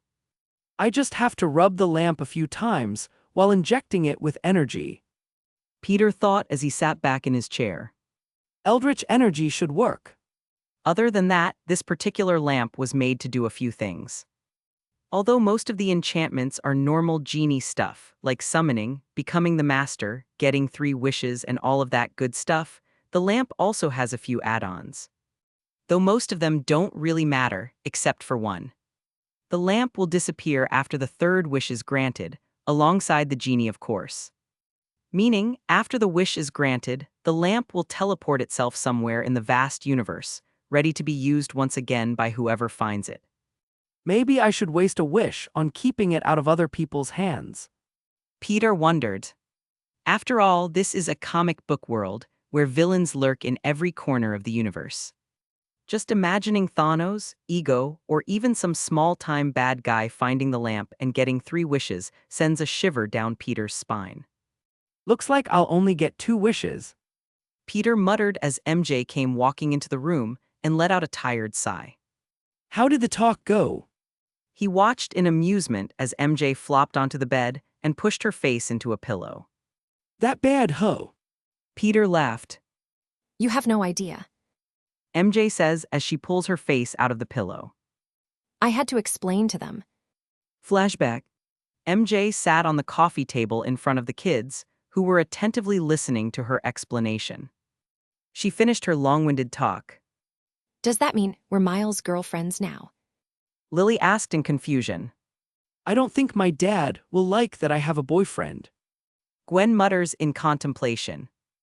George Stacy is a high-level member of the police department who has made quite a few joking threats over the years about shooting his daughter's future boyfriend. I don't think my dad does either. Lily nods in understanding. No, that's not what I'm saying. Flashback end. By the time I got them to understand that they weren't in Miles' harem, they started asking about sex, which was a whole other can of worms. MJ groaned as she threw the blanket over herself, disappearing from the world. Are you sure that I can't just beat the kid a little bit? Peter asks and receives a pillow to the face for his troubles. After having dinner, where Peter had to deal with May and Grace squealing about Lily's kissing fiasco, the family hung out for a while before Lily's bedtime. As Peter was leaving Lily's room after putting her to bed, he was immediately surrounded by the woman of the house. What's this about Lily being your AI assistant? Grace asks disapprovingly. Well, I made her because I needed an assistant, so I offered her the job. Peter explains with a shrug. But if she doesn't want to, then that's fine too. I can always make another less lifelike AI to do it. Good, because she's too young to be exposed to the type of criminals that you deal with. Grace seemed to be in favor of Peter's backup plan. Are you sure she's old enough to make this kind of decision? May asked worriedly. Lily isn't a normal 10-year-old girl. Peter says matter-of-factly. Actually, she's not even a year old, but that's not the point. Lily is already smart enough to have graduated college with a master's degree 10 times over. Yeah, she's childlike and naive and we'll keep treating her as a child, but that doesn't mean we should hold her back with the rules and expectations of a normal kid. Though feel free to express your opinions to her. Peter says with a shrug. I have no problem either way. Fine, I'll talk to her tomorrow. Grace mutters as she walks off down the hall followed by May. Both of them didn't seem to agree with Lily making the choice herself, especially Grace, but they couldn't exactly argue with Peter's logic. After all, he is her father. The only possible route of changing his mind would be convincing MJ, though she didn't seem too bothered with Peter's decision. I'm going to sleep. Today has been an exhausting day. MJ says as she walks off. We could pick up where we left off. Bam! No. MJ denies him instantly as she slams the bedroom door behind her, leaving Peter alone in the hallway. Peter sighs as he looks down at his right hand and smiles wryly. At least I still have you. After relieving himself the good old-fashioned way, Peter sat in the living room with a notepad and pen, thinking of good wishes that he could make. The list started with the obvious stuff. At first, Peter was thinking of the normal superpowers. Invisibility. Superhuman strength, though he already had that. Flying. Shapeshifting. Super speed like the Flash. Super senses. Telepathy. Mind control. Telekinesis. The list went on for a few pages before Peter gave up and crossed each of them out. It's just too generic. Peter thought as he started thinking more abstractly. Concept-type powers centered on an idea that allows essentially any effect related to it. For example, autopotence, omnipotence over oneself, boundary manipulation, and subjective reality. Function-type powers centered on what they do, which usually specialized in relatively specific fields. For example, creation, destruction, and most manipulations. Mechanism-type powers centered on the manipulation of immanent laws of reality. For example, causality manipulation, physics manipulation, and virtual warping. Source-type powers centered on their origin are usually supernatural, allowing a variety of applications. For example, divinity, lordship powers, magic, and supernatural dominion. Unfathomable powers without actual cause or mechanism, which are defined as beyond understanding. For example, author authority, logic manipulation, and systems. Systems like a game's status screen, missions, shops, inventory, and everything else definitely piqued Peter's interest. I could literally live my life like a game character and grow infinitely in the process. Peter thought in interest, though the genie may not be powerful enough to do something like that. Actually, almost everything that I just listed is probably outside of any genie's power. Although he didn't believe that the genie would be able to grant him things like author authority, divinity, virtual warping, creation, and autopotence, Peter still left them on this list just in case it was possible. I only get 2 wishes, so I better make sure I'm thorough. Peter thought as he stayed up all night filling the pages of his notebook with all sorts of ideas. I could try tricking the genie into giving me more wishes. After thinking on that idea for a moment, Peter remembered the crazy intricate enchantments on the lamp. Yeah. He muttered in disappointment. Every possible loophole, he could think of seemed to be covered by the lamp's enchantments. I can't make him too up after all. By the time the sun rose and brightened the dark living room, Peter was just finished picking his wishes. He made 3 different sets of wishes. The first set consisted of the most overpowered stuff that he could think of, so basically omnipotence-related stuff. Though in case that isn't possible, Peter came up with 2 other sets of slightly lesser wishes. And if those 2 aren't possible, then he'll just have to go back to the drawing board once again. Peter also thought of wishing Thanos dead, though that seemed like a waste of a wish, as he could already be dead for all Peter knew. And even if he isn't, then Peter can still handle him on his own, as he originally planned from the beginning. I need to get a lawyer to write up 3 separate contracts for these wishes. Peter thought as only one name came to mind. Whipping out his phone, Peter called the best and blindest lawyer he knew. Do you know what time it is? Daredevil answered the phone with a tired groan. Yeah, but I need some help with a few contracts. Peter heard another groan from the other end. Wake up, get some breakfast, and meet me in my office in an hour. Make it 2. Matt muttered as he ended the call. So rude. Peter commented as he walked off to the kitchen and started making breakfast for the family. As Peter was cooking a large breakfast for the many women in his life, he heard a knock at the door. Who the hell is at my door? It's not even 6 am yet. Peter thought as he walked over and pulled the door open. Why are you here? Standing across from him was the one and only bald spymaster, Nick Fury. My wife and daughter live here. How else am I supposed to see them? Fury scoffs as he pushes past Peter and strolls inside. Sorry, let me rephrase. Peter says as he closes the door and follows after his father-in-law. Why are you here so early in the morning? Not all of us can make our own hours like you. This is the time slot that I have opened today. Fury says as he walks into the kitchen and found a bunch of freshly cooked breakfast foods. I didn't know that you could cook. Peter watches as the old spy starts making a plate of food for himself. Well, no offense, but your daughter is a horrible cook, so I ended up filling that role in the relationship. Peter says with a laugh. Oh, trust me, I know. Fury winced as he remembered the last time MJ cooked for him. Well, make yourself at home, I guess. Peter says as Fury sat down at the table with his food. I'm going to wake up. Peter was just about to say his daughter's name, but then he remembered that Fury has no idea that Lily even exists. Instantly, a smirk appeared on his face as Peter walked out of the kitchen, confusing Fury with his odd behavior. This will be an entertaining morning. Peter thought as he climbed the steps and opened Lily's bedroom door. Lily slept sprawled out on her bed with her mouth wide open and drool leaking out onto her pillow. Rise and shine, princess. Peter says as he walks over and pulls the curtains open, lighting up the room in an instant. Ugh, Lily groaned as the sun hit her face, waking her up. 5 more hours. Isn't the line 5 more minutes? Peter asks as he takes a seat on her bed. 5 minutes isn't long enough. Lily grumbled as she peeked up at her smiling father. Can you stop being so happy in the morning? It's a time of dread and slothfulness, not joy and happiness.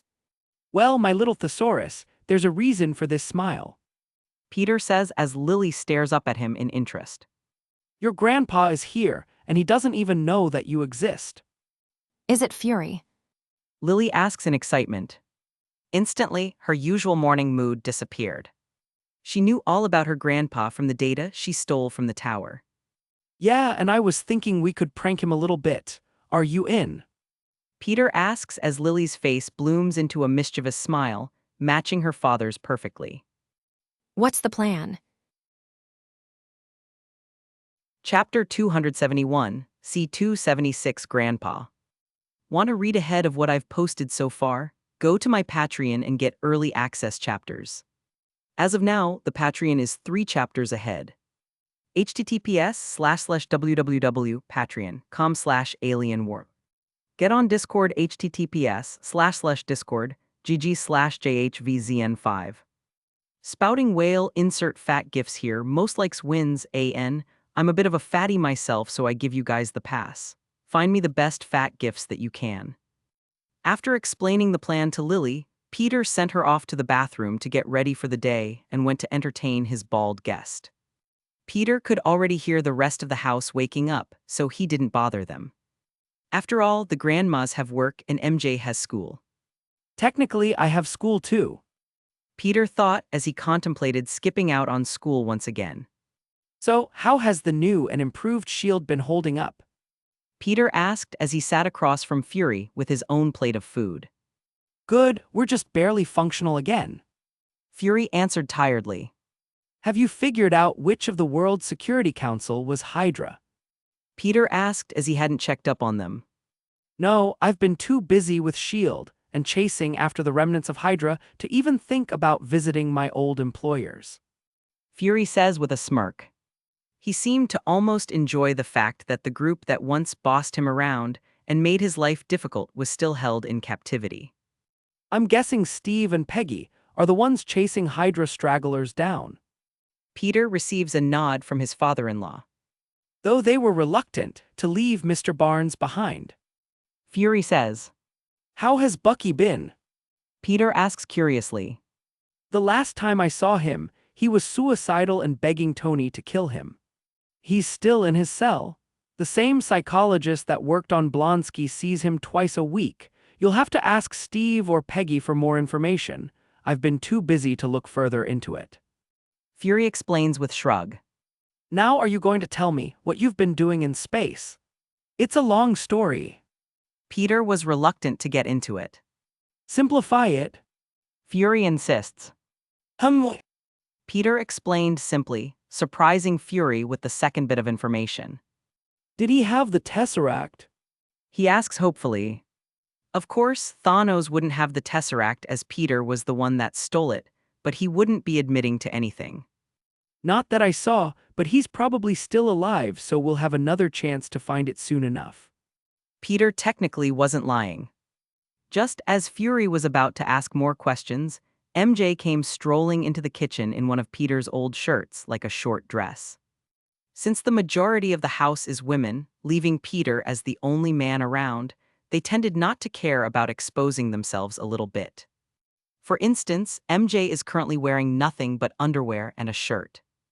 Although this is normal for her in the morning, MJ instantly froze as she caught sight of her father, who was currently looking at her with a disapproving eye. Morning, beautiful. Peter says with a smirk as Fury turns to glare at him. Your dad came to visit. His words seemed to unfreeze MJ, who rushed out of the kitchen and up the stairs to find some clothes. Fury sighs in frustration as he heard Peter chuckle to himself. Once MJ returned, she brought the grannies with her, who were thankfully fully dressed. She must have warned them. Peter thought as MJ glared at him while chewing on a piece of bacon.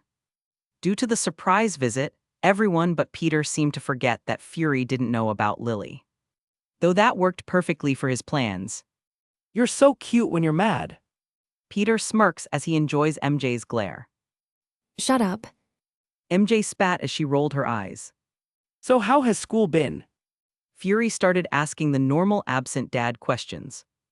And while they were all talking, Peter could hear the pitter-patter of little feet rushing down the stairs. It's show time. Peter smirked inwardly as he eyed the door. Seconds later, the kitchen door swung open, and a 3-year-old version of Lily came rushing in. Mommy. Lily exclaimed as she rushed up to MJ and jumped into her lap. Fury and everyone else were confused and shocked by her appearance. Even MJ had no idea what was happening. Though one thing was for sure. Good morning, Daddy. Lily separated from her mother for a moment and smiled at Peter. Morning, princess. Peter smiled back as he peeked over at Fury, who looked like a deer in headlights. What is? Fury almost lost it at that moment. This mother of asterisk seeker got my daughter pregnant.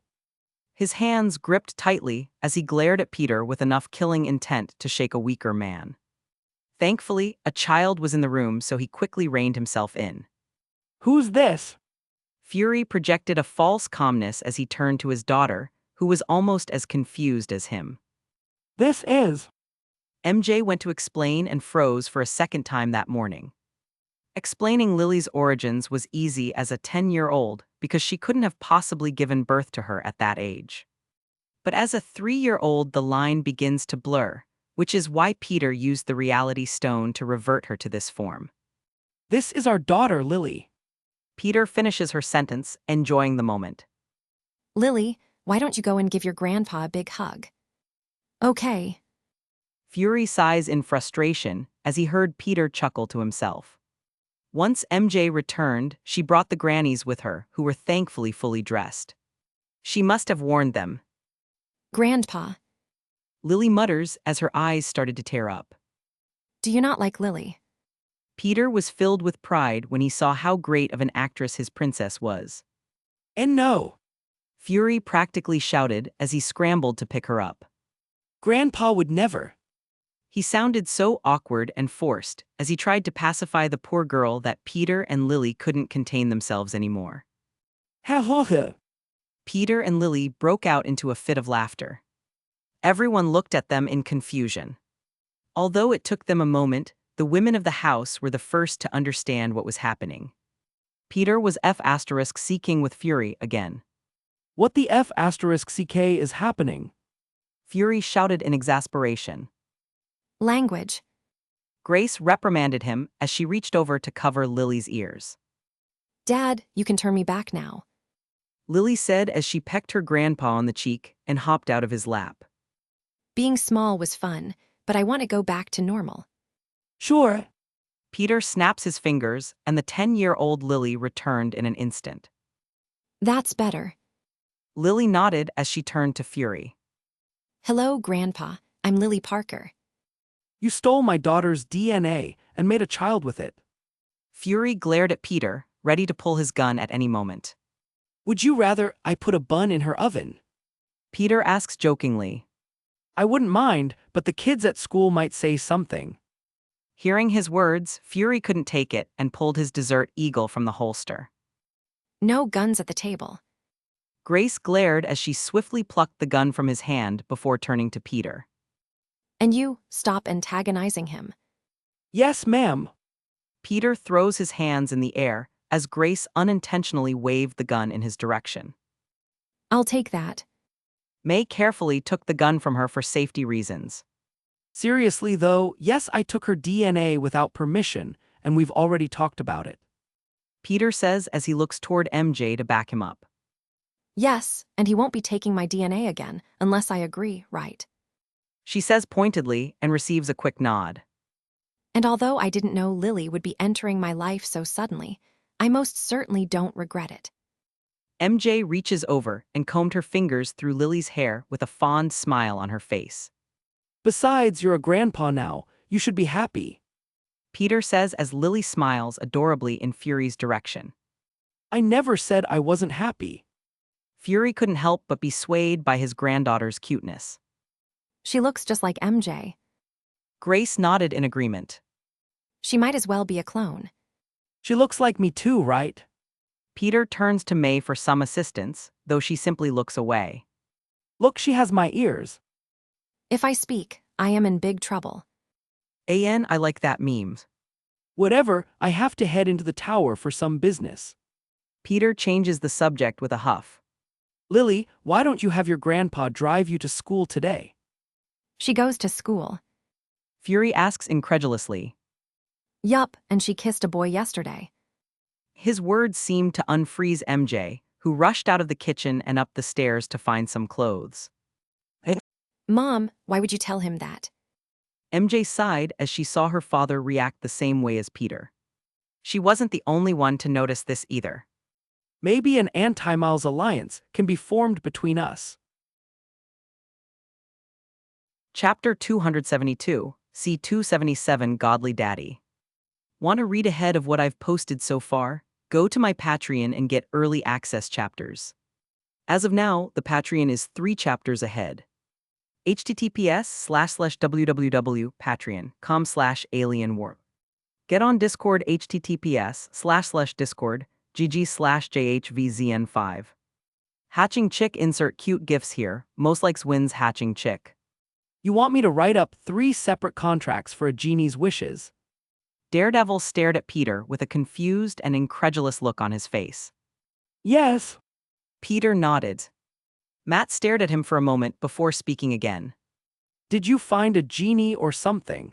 Because if not, then this is a giant waste of my time. Peter explains cryptically. After some more convincing, Peter clarified explicitly how important it was that the contracts were airtight, leaving no loopholes or room for misinterpretation. By the time Peter left him to do his work, Matt was convinced that his boss found a genie's lamp or some sort of monkey's paw that would grant him wishes. What a lucky beastard. While waiting for the contracts to be drawn up, Peter portaled back to the Guardians. As soon as he stepped into the ship, he found that his crew was rather somber and quiet, which wasn't like them at all. What the hell's going on? Peter asked in confusion. That city in Xanov we visited was destroyed by the Chitauri. Quill said as he showed a galactic news video of the decimated city ruins. They killed everyone. Drax said with a frown. In his experience, the fact that the rest of the planet was spared was truly a godsend. Drax has chased Ronan and Thanos across the galaxy since his family's deaths, so he's seen far worse than this. So sadly, compared to most of Thanos' victims, Xanov was lucky. They must have been tracking us and attacked the city when we left. Peter muttered as he watched the video, joining the Guardians in their somber mood. While everyone was watching, no one noticed the thoughtful frown on Rocket's face. After all, he purposely ignored a call from the Nova Corps recently. After finishing the video, Peter turned to the crew. Some were less down than others, but nobody liked the fact that this happened, especially since it was done in the name of tracking them down. I'm going to go and say my condolences to Irani and explain some things. Peter says as he opens a portal. Wait, I'll come too. Quill hops up and follows Peter through the portal with a bit of trepidation. After all, he's seen the portals countless times, yet he never used them before. Peter wondered why he wanted to follow along but didn't care either way. Xandar. Arriving at the front of the Nova Corps headquarters, Quill instantly spoke up. So, when are we getting Gamora back? Quill asks. And now I know why he tagged along. Peter thought in exasperation. I'll go pick her up once we're done here. That seemed to perk up Quill's mood, as he excitedly followed Peter into the downcast atmosphere of the Nova building. Peter could feel the mournful energy of most people inside. After all, they just lost the capital city of their empire's second most populated planet. Not to mention the fact that many of them most likely had some colleagues, friends, or family in the city at the time. I'm here to see Irani Rail. Peter stepped in front of the receptionist, who instantly recognized who he was. I'm so sorry, Irani. Peter says as he was escorted into the Nova Prime's office, followed by Quill. I rushed over as soon as I heard the news. Thank you, Spiderman. Irani sighs tiredly from her desk, which was filled with all sorts of paper due to the tragedy. We tried to contact you, but Peter raised an eyebrow at her words. I don't remember any calls, but we did just switch ships. Peter frowns unknowingly. I'm sorry, Irani. If we got your call, maybe Varys would still be standing. it's not your fault. Irani says understandingly, though her face hardens in the next moment. It's Thanos and his army. Speaking of Thanos, Peter quickly explains their run-in with Thanos and his children, as well as the fact that Varys was most likely attacked because of them. once again, I'm sorry. It's still not your fault. Maybe. Peter shrugs. Is it true about Thanos? Is he really dead? Irani asks hopefully. After all, one city for the death of a cosmic tyrant like Thanos was a good trade in her book. He was severely poisoned when he fled, though I would bet on his survival. Men like Thanos aren't so easily killed. Peter's words caused the Nova Prime to sigh sadly. You're right, we shouldn't get our hopes up. Irani nods in agreement. But you did kill his children. Yes, Corvus Glaive and Proxima Midnight are dead. Peter answers. Can I have the bodies? Irani asks hopefully. Why? Quill asks as he didn't know why anyone would want that to begin with. We believe that the leaders in the destruction of Varys were these two people. Irani says as the video call before the invasion of Xanov appeared, showing Corvus and Proxima. And parading the bodies of the perpetrators around will help calm the scared masses. Peter understood her thought process. Not exactly a parade, but yes. We need to show our citizens that we can protect them, and our enemies that such attacks won't go unpunished. Irani clarifies. All right, you can have the bodies.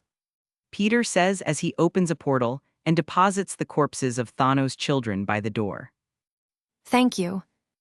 Irani says as she hits a button and some subordinates come to take the bodies away. It's the least that I could do. Peter didn't mind. After all, he already took their possessions and didn't have any other use for the bodies. Just as Peter and Quill were about to be on their way, Irani seemed to remember something.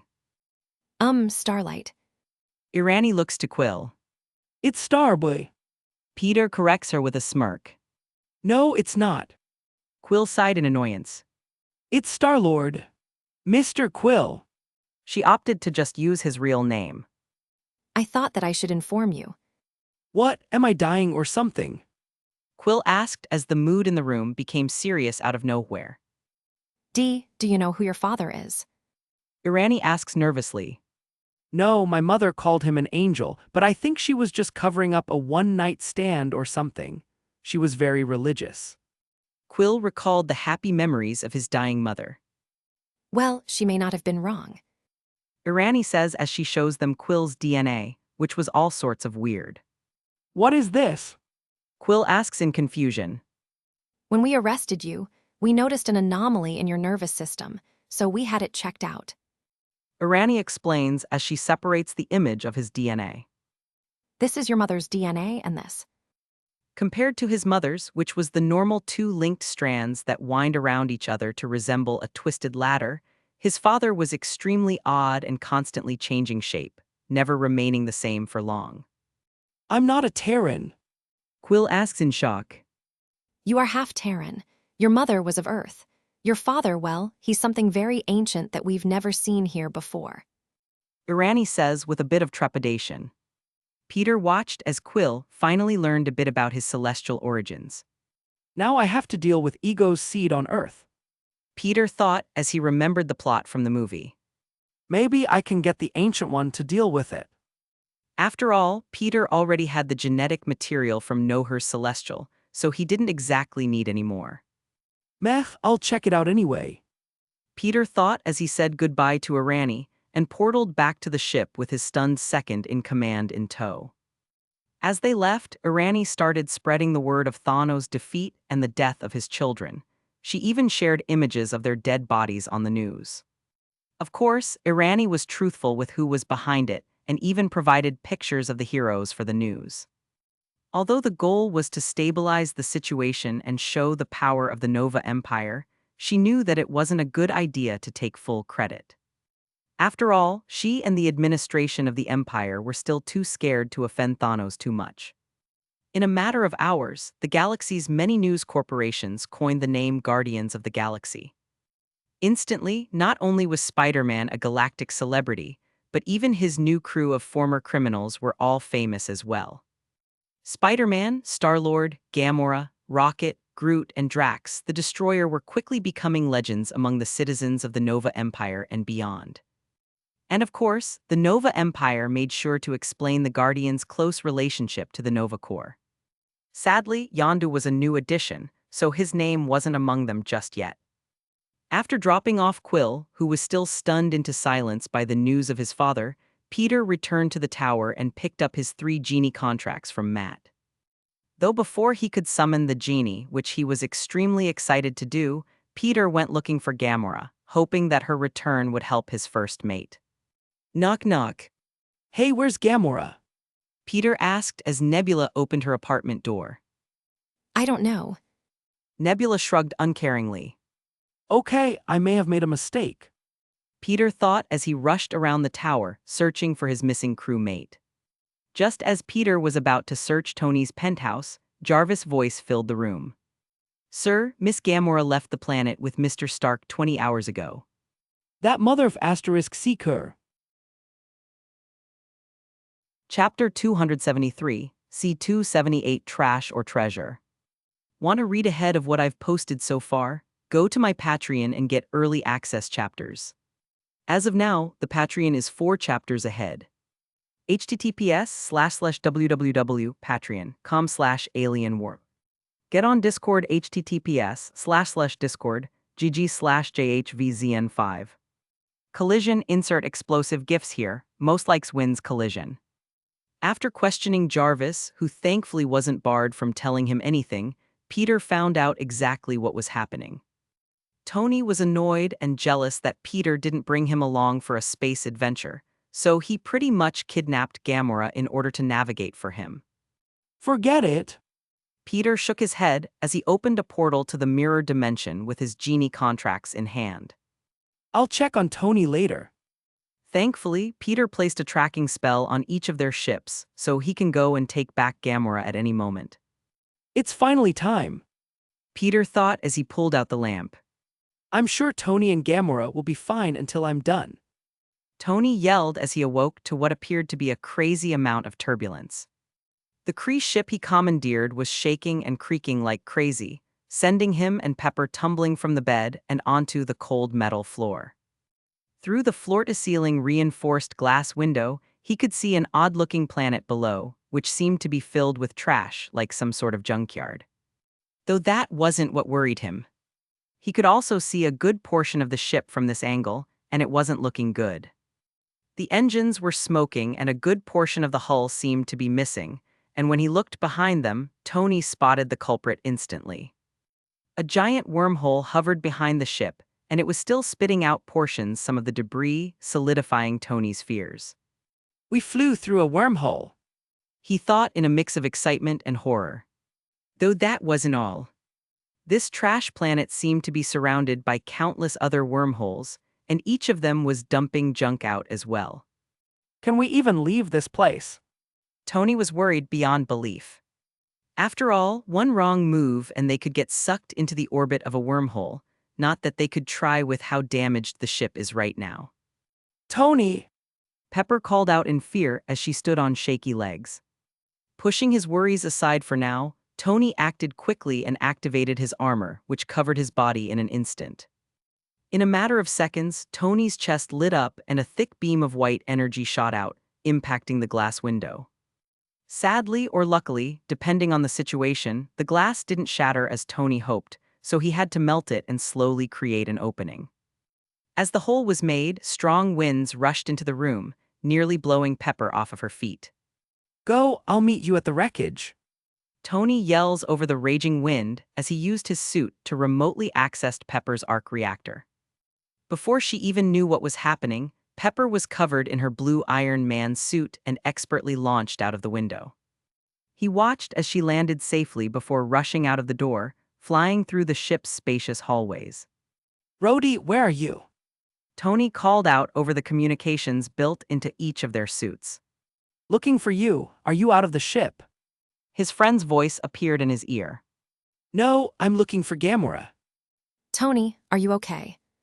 Pepper's worried voice filled their ears. Yes, follow the ship. I'll see you soon. Tony tried to calm her down. I found Gamora. Rhodes exclaimed over the comms. She's a little banged up, but she'll be fine. Good, let's get out of here before this thing crashes. Tony says as he rushes toward the engine room of the ship.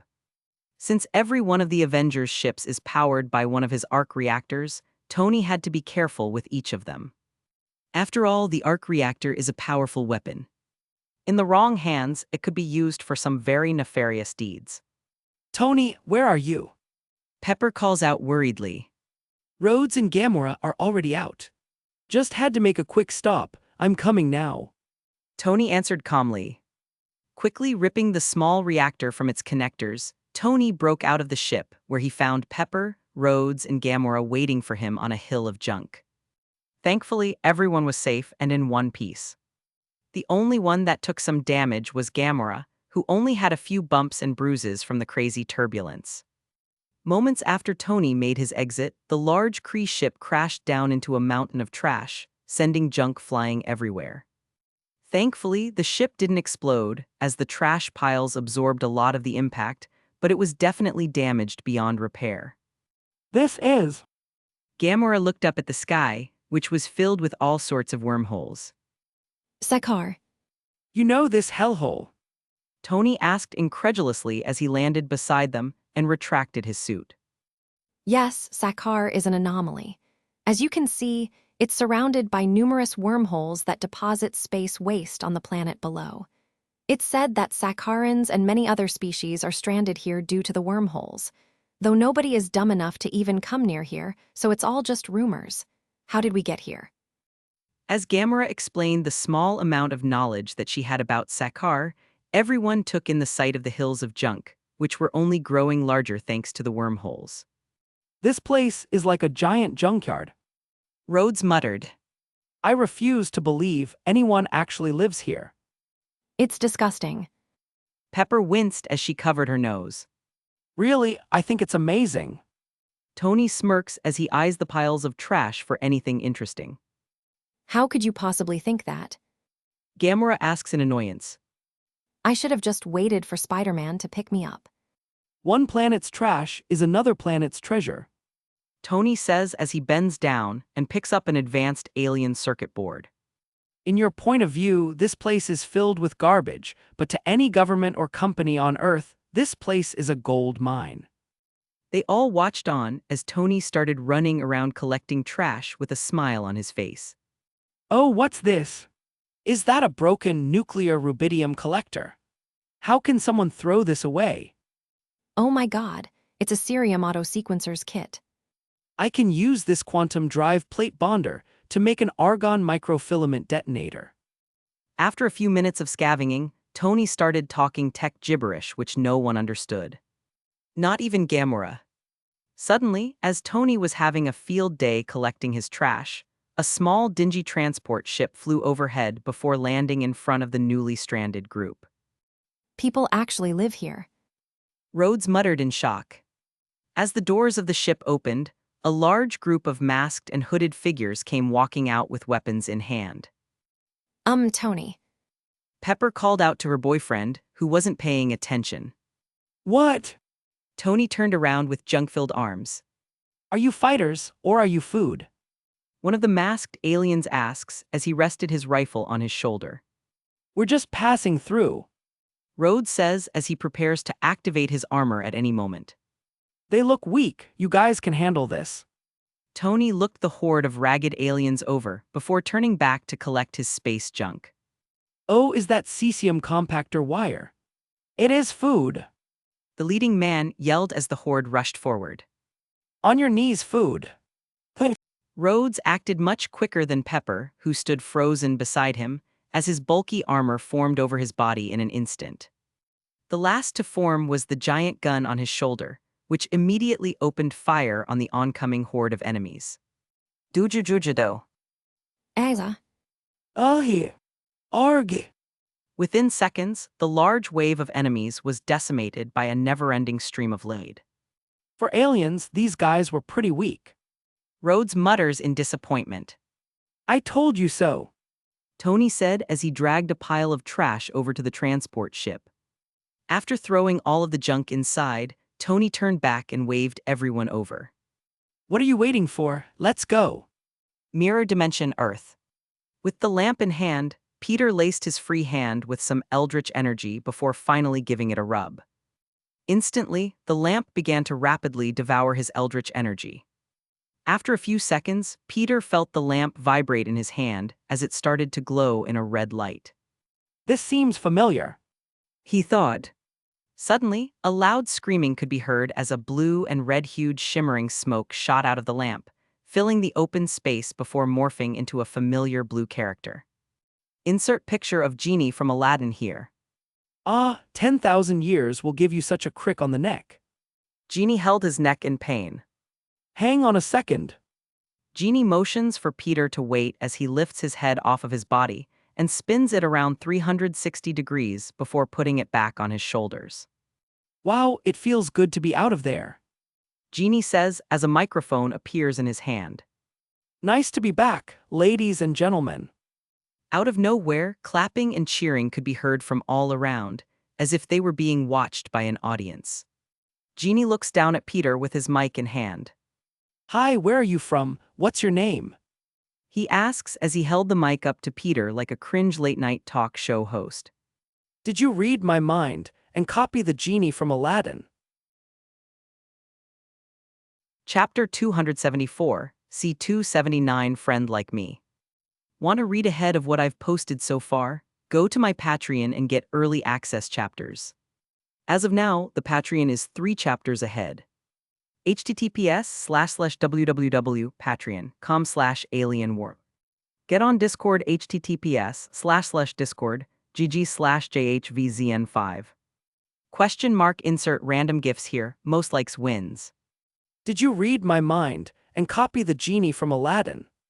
Peter asked as he caught a glimpse of a smirk on the genie's lips, though it disappeared a moment later. As the Ancient One said, genies have the ability to read their master's mind, and although Peter's mental protections are perfect, it seems like it's still not strong enough for an entity like this. Peter, hello Peter, nice to have you on the show. Can we call you Pete? Genie uses his name without being told, solidifying Peter's assumption even further. No. Peter refused to be called Pete. Do you smoke? Genie asks as the mic turned into a cigar, which he stuck in his mouth. Mind if I do? Sure, go ahead. He shrugged. At the very least, the genie was amusing and he sounded just like Robin Williams, which was a plus in his book. A.N. Rest in peace Robin Williams read. You're a lot smaller than my last master. Genie took a moment to size Peter up. Either that or I'm getting bigger. Check me out from the side. Do I look fat to you? Genie turned and stuck his stomach out before sucking it back in and flexing like a muscly-bound bodybuilder. Nope, looking good. Peter decided to just play along. Thanks, kids. So, what would you wish of me? The ever-impressive, the long-contained, often imitated but never duplicated Genie of the Lamp. With every word, Genie acted out different scenarios and characters. Right here direct from the lamp, all for your wish fulfillment. Wish fulfillment, huh? Peter smirked.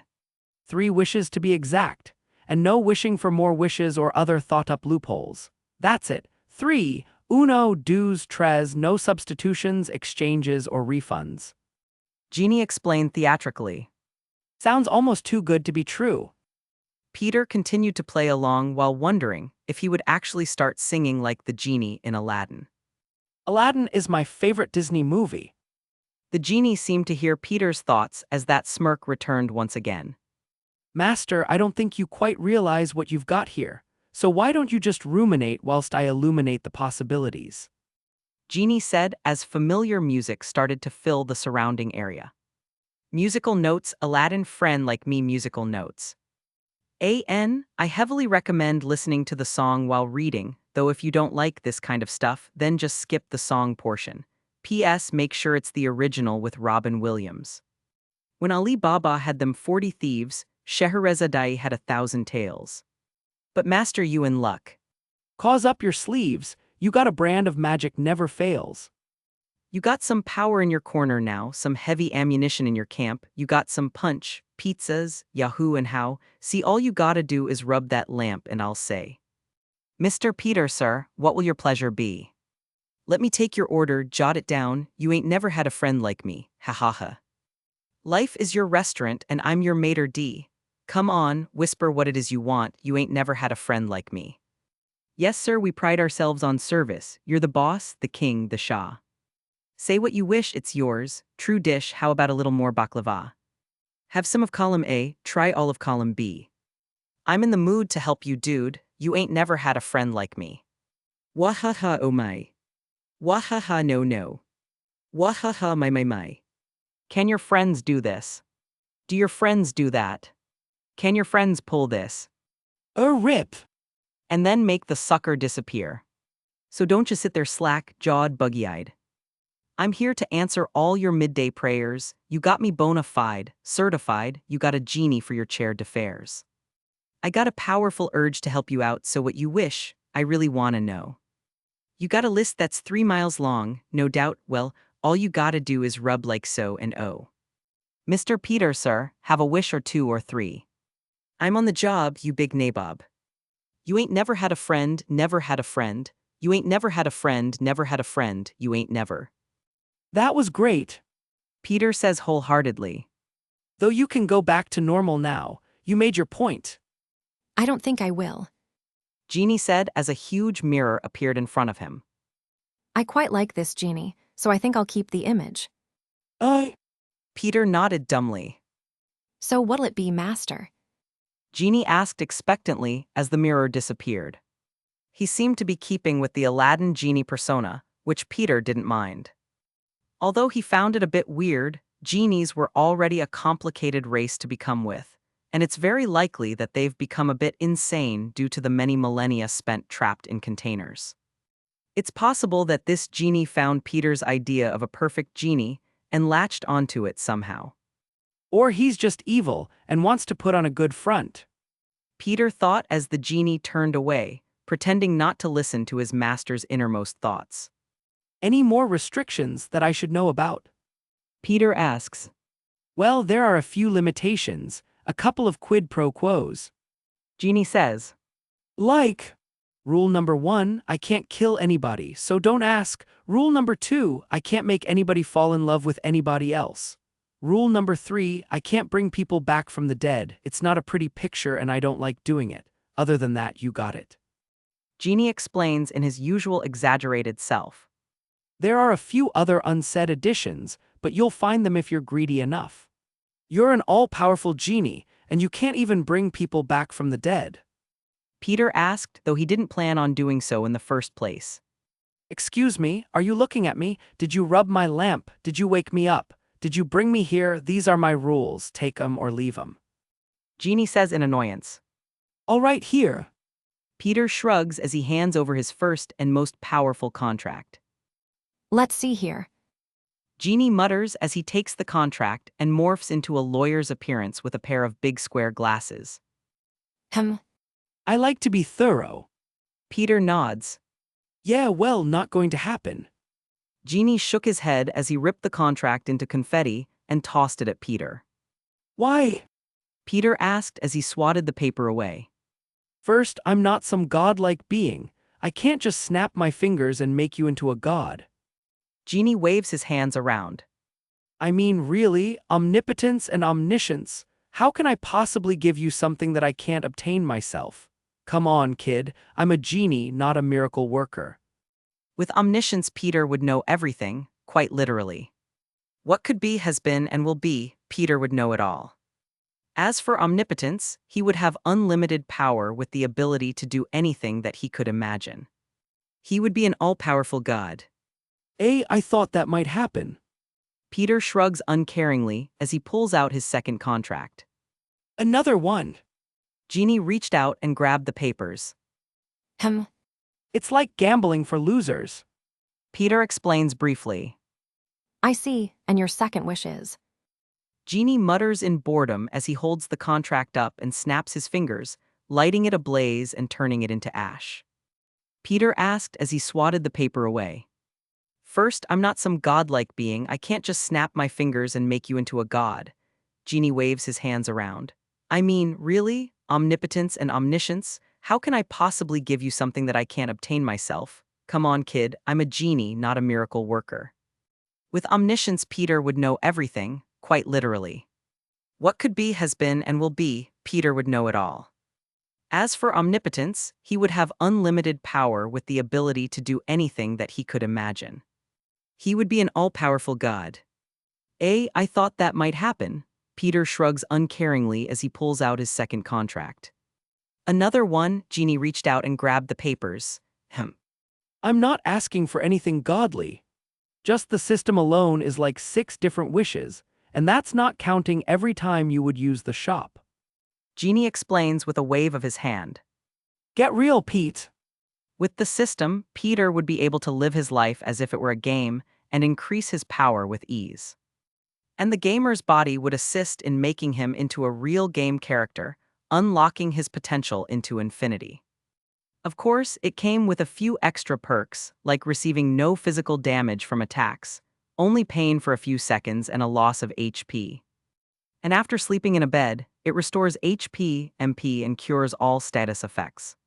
He would have truly lived as a game character. Genie mutters as he takes the contract and morphs into a lawyer's appearance with a pair of big square glasses. Hum. Hum. Infinite potential is as simple as it sounds. Peter's body, mind, and soul would have unending infinite potential to grow. Perfect evolution is just as simple as well. Peter would be adaptable to everything, developing into the strongest being that he could be. And with his infinite potential, there would be no limit to how far he could evolve. With these powers together, Peter could simply inject himself with the celestial DNA that he recently took possession of and evolve, integrating the pros of the celestial race into himself while shooing off the cons. His path to godhood would be much slower, but still possible. If Peter could use his third wish, he would ask for instant mastery or something like that, which would hasten his rise to power by a lot. After all, he would still have to train his evolutionary powers just like any other person. Even Quill, who is a celestial, has lived his entire life as a normal human. Power doesn't just build up on its own, it needs to be practiced diligently over time. Really? Peter asked hopefully. Yeah, but remember when I said there'd be some unsaid additions to the restrictions? Genie said hesitantly. Yeah, why? Peter raised a brow in question. Well, Chapter 275, C280 Sakharin Welcome Trials. Want to read ahead of what I've posted so far? Go to my Patreon and get early access chapters. As of now, the Patreon is 4 chapters ahead. https://www.patreon.com/alienwarp. Get on Discord https://discord gg/jhvzn5. Man getting haircut insert bad haircut gifs here, most likes wins person mail. Sakhar. What the hell is that? Pepper muttered as she peered out of the transport shuttle's window. After flying in nothing but a giant, never-ending junkyard for a while, the group found a big city, which seemed to be made out of the scraps that fell from the many wormholes. Though 2 buildings stood out among the rest. A grand multicolored tower, as well as a huge arena. On the outside of the oddly shaped tower were sculptures of faces, which were big enough to spot from far outside the city. Insert picture of the Grandmaster's palace here. As for the arena, although it was huge, that was about it. It didn't have any crazy art or colors like the tower, but it was certainly impressive. Insert picture of the grand arena here. okay, I was willing to believe that people live here, but this is just crazy. Rhodes muttered as he joined Pepper and Tony at the window. It's not actually that surprising. Tony says as he points to the pile of junk that he collected. This place is like a gold mine for alien tech and metals. As long as the people are smart enough to fix this stuff up, then a city like this is very possible. In fact, it's a bit pitiful in my opinion. Pepper, Gamora, and Rhodes raise a brow in question as Tony points to the rusted scrap metal buildings, which made up most of the rather large city. With all these resources, why didn't they just build factories to process the scraps and make some fresh metal to build with? The only 2 places that look to be built properly are that weird tower and the big Colosseum over there. Tony points them both out.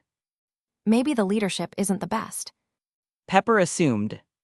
Even on Earth, situations like this pop up in a few countries, where the leaders are either incompetent or corrupt, forcing the civilians to live a much harder life than they could be enjoying. We can always have a look.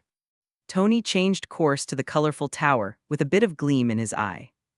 Although Tony isn't overly greedy, it was like this entire world was seductively calling his name. He wants to reap the endless technology from it. And if the current leader is lacking in his duties, or even better, a tyrant that misuses the power he holds, then maybe Tony should step in. Have. Tony laughed quietly to himself as he stared at the never-ending hills of junk in the distance. Is he all right? Rhodes asks worriedly. Yeah, I think so. Pepper shrugs unknowingly. Although he wanted the junk, Tony didn't exactly enjoy the responsibility of leadership, so he would have to think carefully about how to handle this. Hey, are you new? Just as they found the entrance, some guards stopped them from getting inside. Each of them was dressed in matching black and brown heavy leather-looking armor, covering their entire bodies from head to toe. Insert picture of Sakharan guards here. And unlike the shabby scavengers that they met earlier, the guards were equipped with pristine weapons, which seemed to have been restored back to perfect working condition. Yeah. Pepper answered unsurely. Trash isn't the only thing that falls from the wormholes, people do as well. In fact, Sakhar is said to not have a native species. Even the Salarians fell through the wormholes, though they were some of the first to arrive. Good, newbies have to use the other entrance. Follow me. A guard breaks off from the others and leads Tony's group to what appeared to be an amusement park ride on the side of the tower. Sat before them was an advanced roller coaster-style train cart that connected to a rail, which led into the pitch-black side entrance. Zid.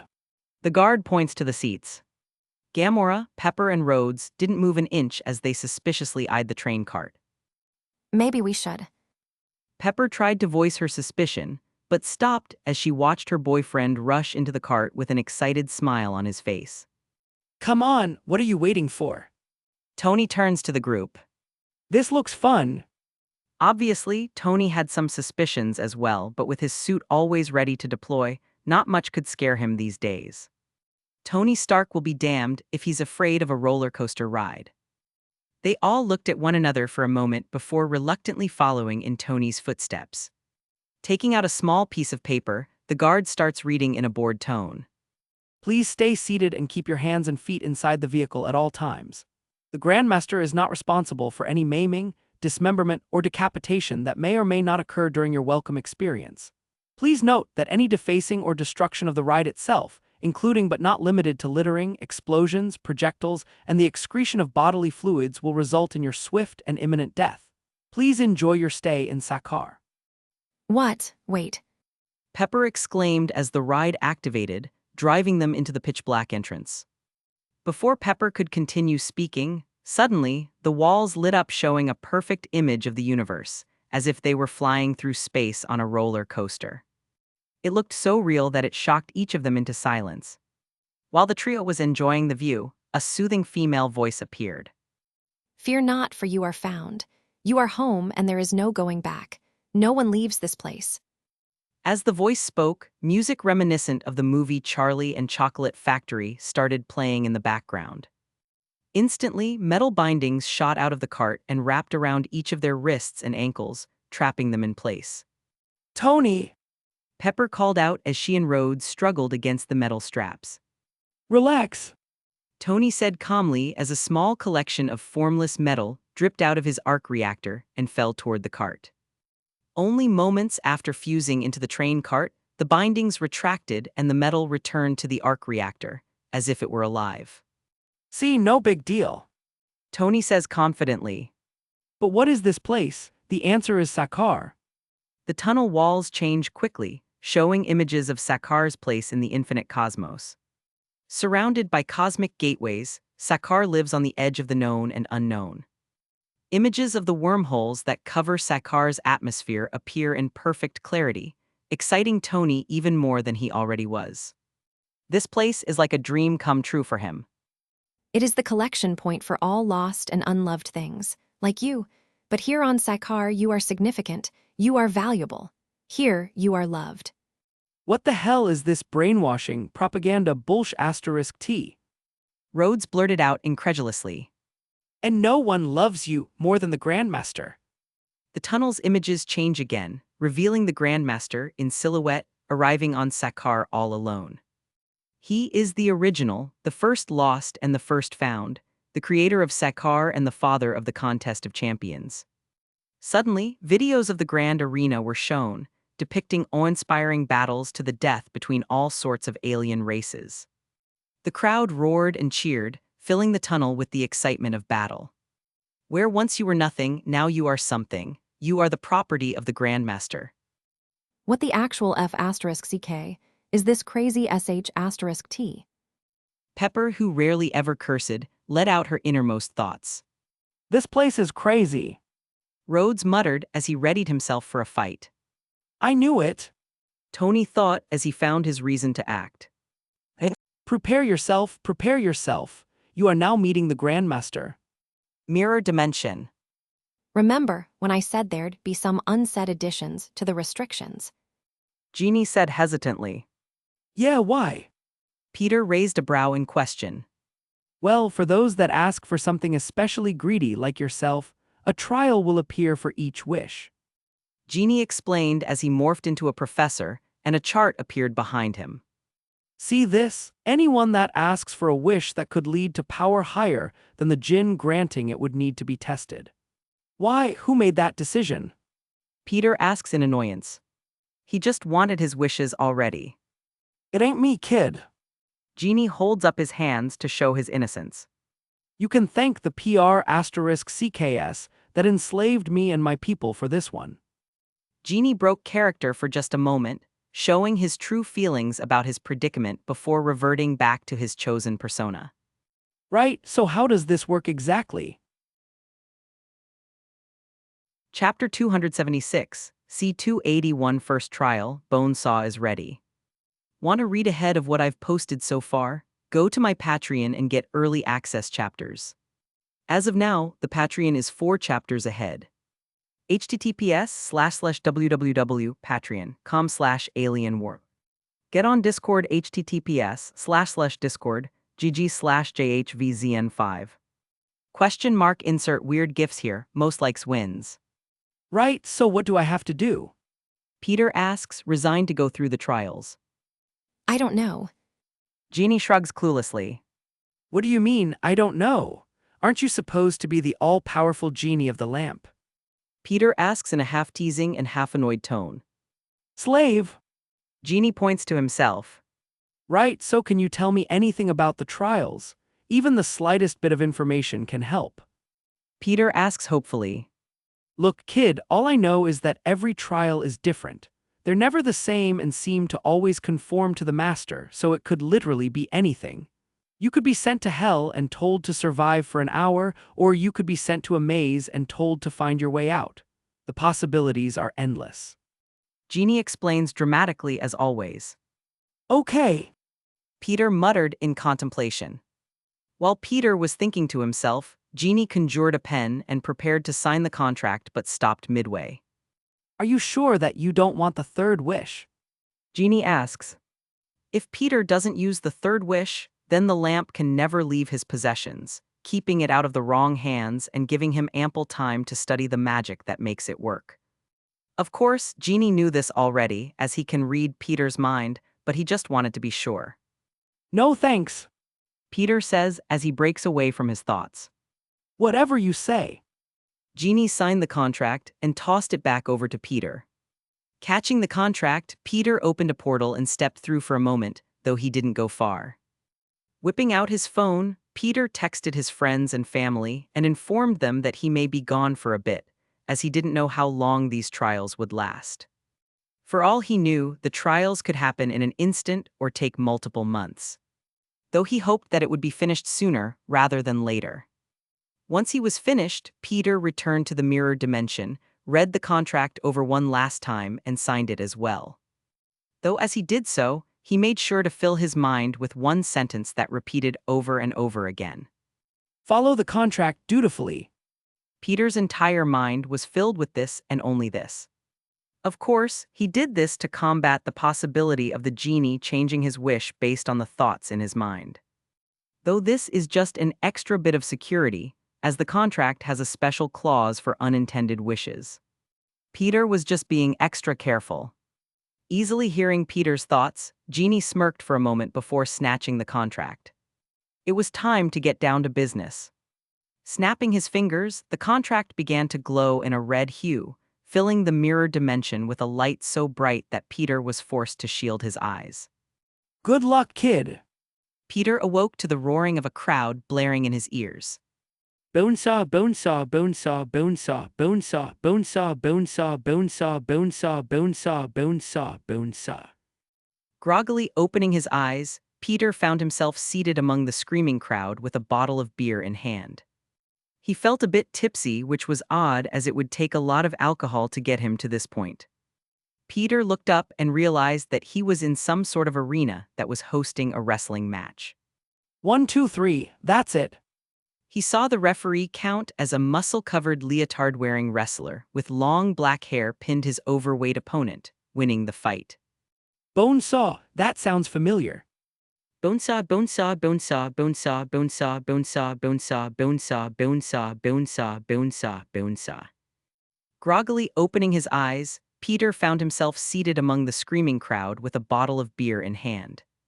He felt a bit tipsy, which was odd as it would take a lot of alcohol to get him to this point. Peter looked up and realized that he was in some sort of arena that was hosting a wrestling match. 1, 2, 3, that's it. He saw the referee count as a muscle-covered leotard-wearing wrestler with long black hair pinned his overweight opponent, winning the fight. Bonesaw, that sounds familiar. Ladies and gentlemen, give it up for Bonesaw McGraw. For $3,000, is there no one here man enough to stay in the ring for 3 minutes with this titan of testosterone? Who? I know who. The Flying Dutchman.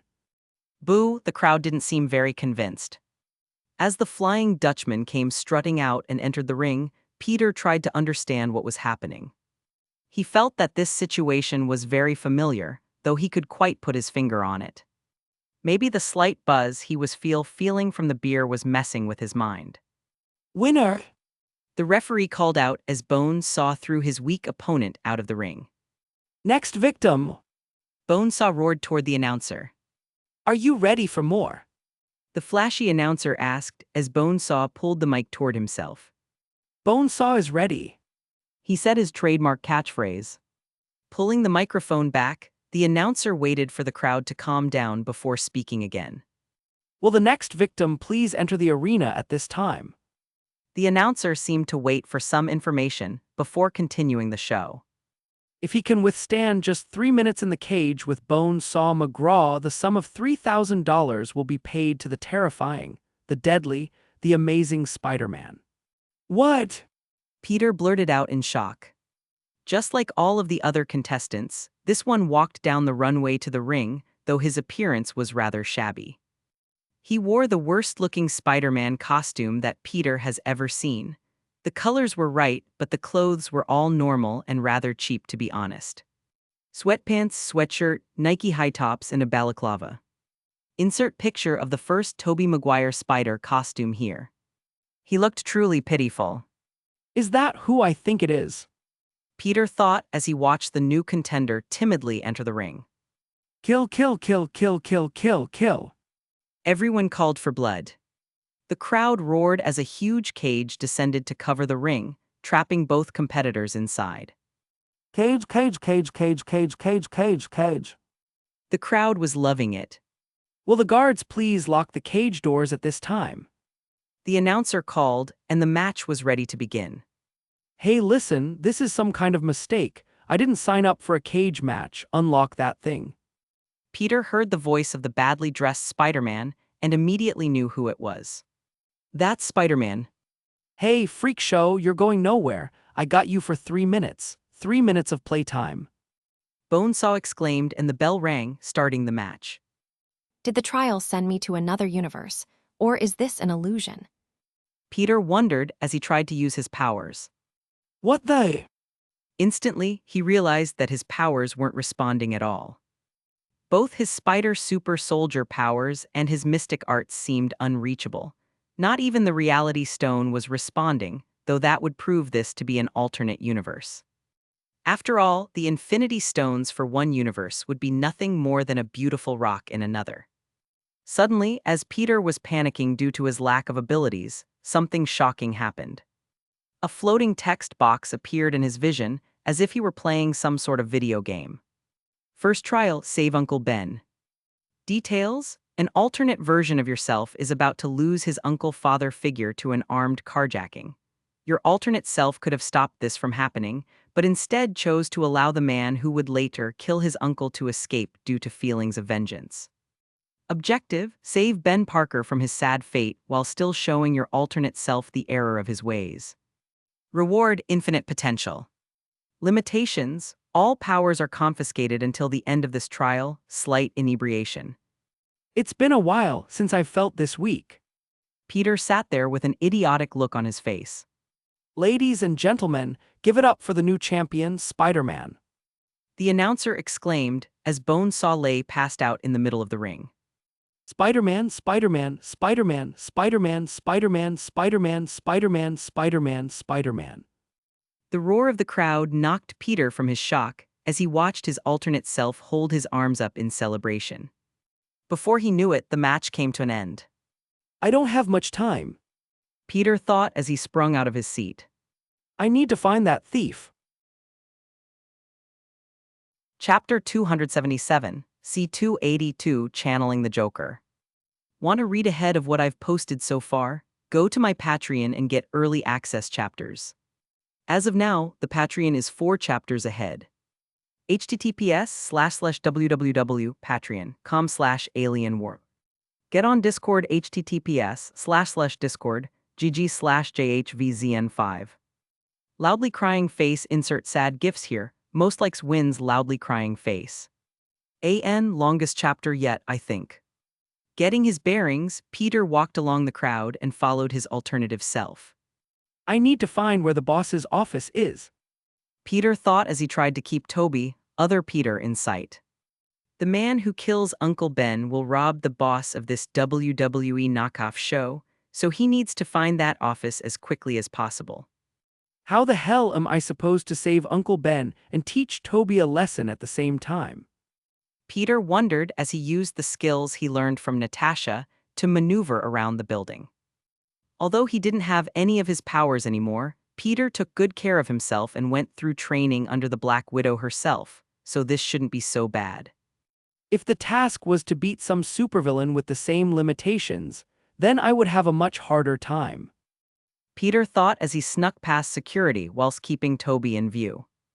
Luckily, this place wasn't some government facility, or else Peter would be having a much harder time dodging security. Peter remembered Natasha's words as he casually walked past some security guards.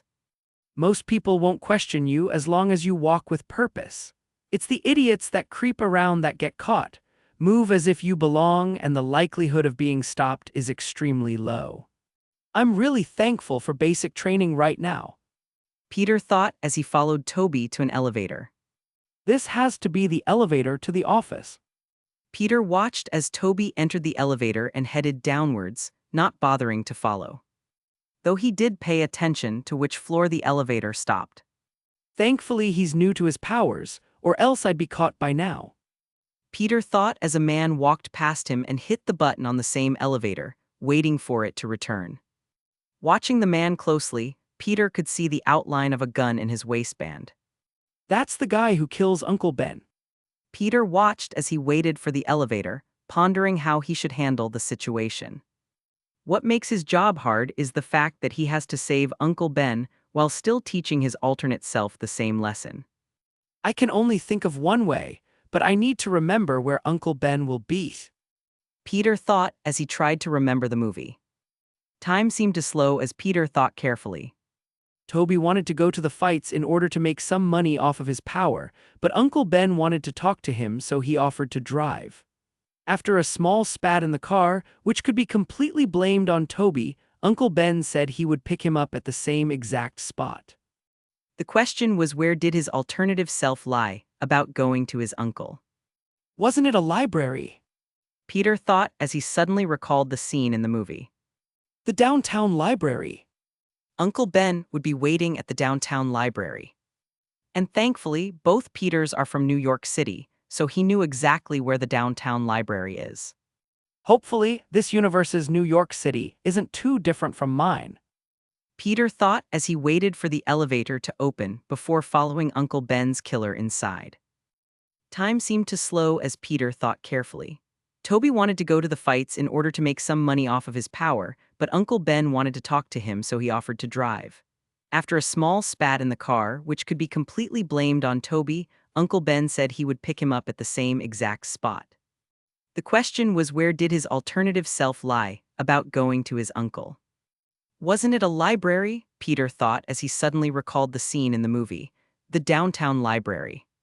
Uncle Ben would be waiting at the downtown library. And thankfully, both Peters are from New York City, so he knew exactly where the downtown library is. Hopefully, this universe's New York City isn't too different from mine. Hey, you got a lighter?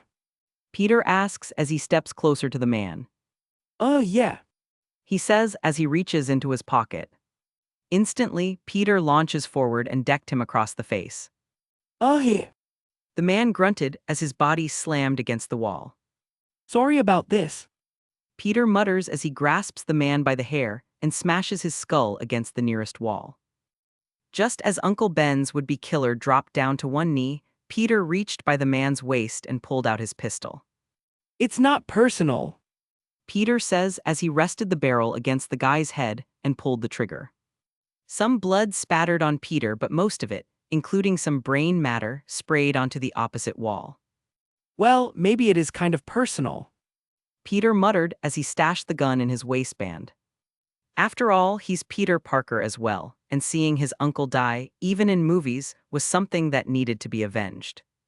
Peeking up at the camera in the corner of the elevator, Peter smiled and waved uncaringly. This isn't my universe, so it's not like it matters if anyone sees me. Quickly hiding the body on the next floor, Peter took the bag that the man had on him and followed Toby down to the office floor. I can't believe I'm doing this. Peter thought as he exited the elevator and strolled up to the office. Just as he was about to open the door, Peter's alternate self pulled it open with a P***S said-off look in his eyes and a $100 bill in hand. I would be too if I was promised $3,000 and only got a tiny fraction. Peter thought as Toby brushed past him. Hey, what the hell? The boss shouted as Peter walked in uninvited. On the desk in front of him was at least $20,000 in cash, making Peter wonder why this guy didn't just pay Toby his money. After all, he would probably return to fight again if the money was good, and having Spider-Man as one of your wrestlers would have easily filled seats.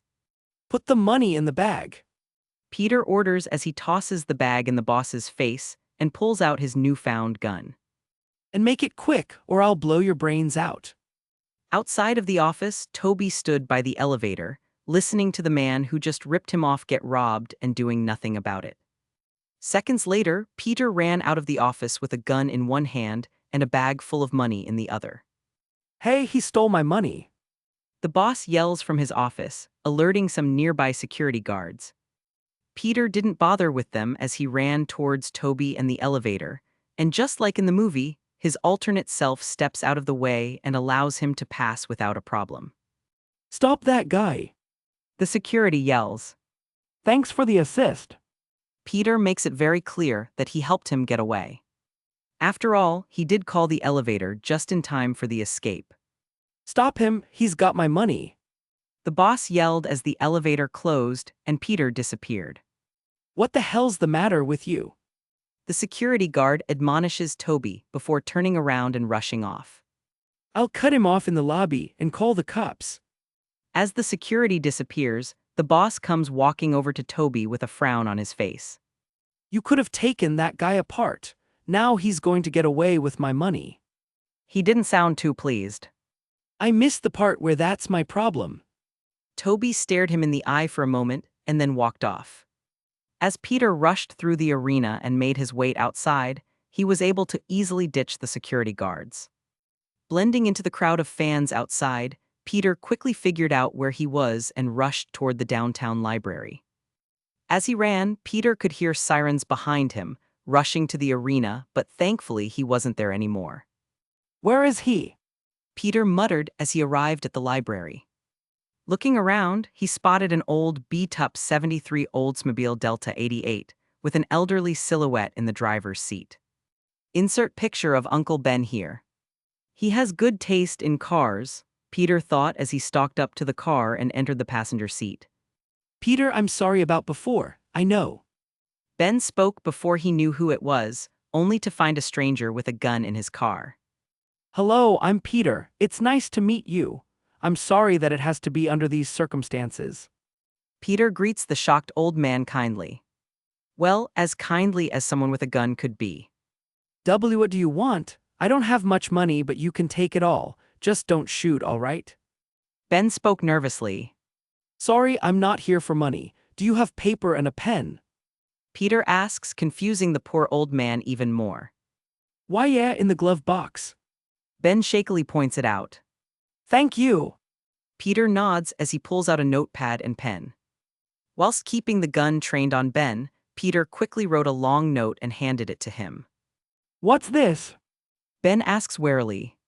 Don't read it yet. That's for you and your nephew. Please put it in your pocket and read it with him once I'm gone. Peter says as Ben looks down at the paper curiously before stashing it in his pocket. Why are you doing this? Ben asks in confusion. The gun in my hand may make my answer unbelievable, but I'm here to save your life. Peter says as he looks through the rearview mirror, waiting for Toby's arrival. You're right, I don't believe you. Ben guessed that Peter was some sort of serial killer. That's okay. Peter says as he looks over at Ben for a moment. You know, I never met my Uncle Ben, so this is a weird experience for me. May rarely ever talks about him. If Ben wasn't confused before, then now he definitely was. What did you say your name was again? Peter. He replied simply. All right, so why do you need to save my life? Ben asks out of curiosity. Well, technically, I already saved your life. Peter says as he gestured to his gun. Peter muttered as he arrived at the library. Looking around, he spotted an old beat-up '73 Oldsmobile Delta 88 with an elderly silhouette in the driver's seat. Insert picture of Uncle Ben here.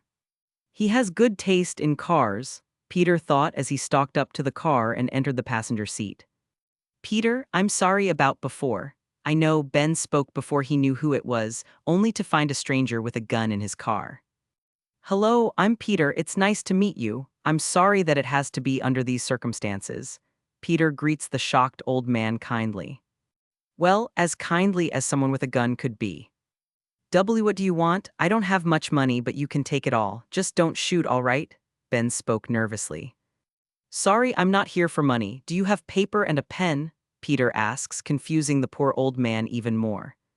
Why, yeah, in the glove box, Ben shakily points it out. Thank you, Peter nods as he pulls out a notepad and pen. Whilst keeping the gun trained on Ben, Peter quickly wrote a long note and handed it to him. What's this? Ben asks warily. Don't read it yet. That's for you and your nephew. Please put it in your pocket and read it with him once I'm gone.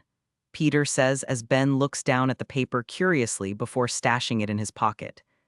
Why are you doing this? Ben asks in confusion. The gun in my hand may make my answer unbelievable, but I'm here to save your life. Peter says as he looks through the rearview mirror, waiting for Toby's arrival. You're right, I don't believe you. Ben guessed that Peter was some sort of serial killer. That's okay, Peter says as he looks over at Ben for a moment. You know, I never met my Uncle Ben, so this is a weird experience for me. May rarely ever talks about him. Dead in a bathroom stall about 3 miles that way. Peter points backward. You killed him. Ben asks in fearful realization. Yup, oops, I probably shouldn't have said that. Peter says as he looks over at Ben's horrified face. You're all about pacifism, aren't you? With great power comes great responsibility, right? How do you? Oh, action is coming. Peter mutters as he caught sight of Toby in the distance. Acting quickly, he hops over to the backseat and waits. Uncle Ben, I'm sorry about earlier. I shouldn't have said. Toby apologizes as he sat in the passenger seat, though he froze when his spider senses started tingling out of nowhere. Turning to the side, he found his scared uncle with a gun at the back of his head and a very familiar man in the back seat. Thanks for the assist. Peter's earlier words rang out in Toby's mind. Hello, it's nice to see you again. Peter smiles and waves with his free hand. Thanks for the help earlier. Ben looked at his nephew in confusion, wondering what Peter meant by that. I. Toby was lost for words. As thanks for helping me, I decided to give you a gift. Peter's smile turns a bit manic as he prods the gun forward against Ben's head. Channel the Joker, I'm the Joker. Why so serious? Do you want to know how I got these scars? Wait, stop. Toby begged. But before we get to the gift, we need to listen to Uncle Ben's important lesson about power and responsibility. Peter says as he turns to Ben expectantly. Say it. He froze on the spot. Just do what he says. Toby says worriedly as he eyes Peter with a deadly glare.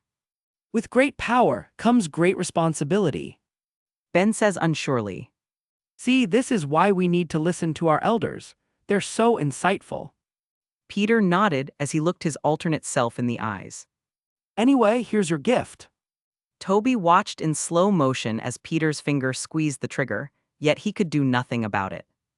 Not only was he new to his powers, but he had no experience in situations like this. He's just a high school kid. Just kidding. Peter says he pulled out the mag and showed that it was empty. It was never loaded. Toby seemed to freeze for a moment as he wound back his hand, ready to pinch Peter square in the jaw. Though before he could do so, another text box appeared in front of Peter, though only he could see it. First trial, save Uncle Ben completed. Objective, save Ben Parker from his sad fate while still showing your alternate self the error of his ways, 2 out of 2. Reward, infinite potential acquired. Limitations, removed. Oh, looks like my time is done here. Peter says cryptically as he ignores his counterpart in favor of Uncle Ben. Don't forget my note, and once again, I'm sorry about this, though you may be thanking me later on. That is if we ever meet again. As he finished speaking, Peter's figure began to fade until he completely disappeared, though his alternate self still swung. This universe's Peter broke the backseat in half with a single punch, missing his target completely and shocking his uncle. Time seemed to slow as Peter thought carefully. Toby wanted to go to the fights in order to make some money off of his power, but Uncle Ben wanted to talk to him, so he offered to drive. After a small spat in the car, which could be completely blamed on Toby, Uncle Ben said he would pick him up at the same exact spot. The question was, where did his alternative self lie about going to his uncle?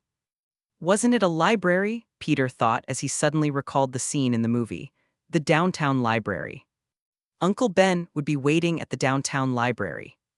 And thankfully, both Peters are from New York City, so he knew exactly where the downtown library is. Hopefully, this universe's New York City isn't too different from mine. Holy *T. Chapter 278, C283 Second Trial. Want to read ahead of what I've posted so far? Go to my Patreon and get early access chapters. As of now, the Patreon is 3 chapters ahead. https://www.patreon.com/alienwarp. Get on Discord https://discord gg/jhvzn5. Stop sign insert disgusting gifs here, most likes wins stop sign. In a high-security laboratory, a shining blue-skinned man stood bound in the center of the room, forced into a deep sleep. Insert picture of Electro here. Maxwell Dillon, also known as Electro, is an electrical engineer turned villain. Shunned for most of his life, Dillon was extremely insecure and lonely, seeing himself as a self-proclaimed nobody despite designing New York's power grid for Oscorp Industries. However, Max was saved by Spider-Man on his way to work one day, in one of the hero's many fights against the Russian mob. That encounter could be said to be the highlight of Max's entire life. Treated with kindness by the superhero, Max became fanatically obsessed with Spider-Man, coming to reimagine his life as a fantasy in which he and the latter were best friends. Although he was deeply delusional, Max found himself becoming more confident and social in his daily life.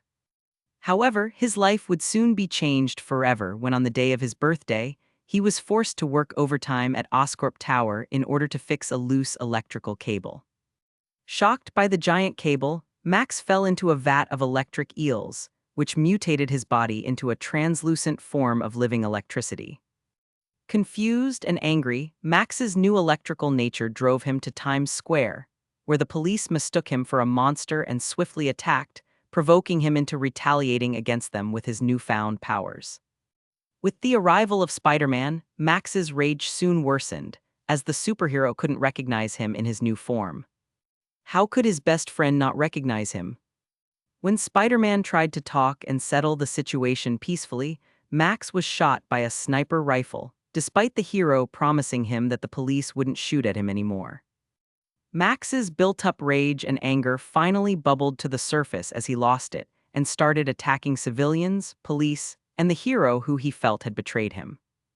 Thankfully, Spider-Man managed to capture Electro in the end, sending him to his current prison, where he's heavily sedated and bound. Suddenly, alarms began to blare across the whole building, though they weren't able to wake Electro from his sleep.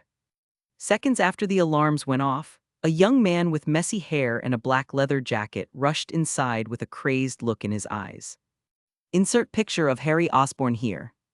Harold Theopolis Osborn, the son of the deceased Norman Osborn, also known as the Green Goblin, and ex-CEO of Oscorp Industries, as the board voted him out rather recently.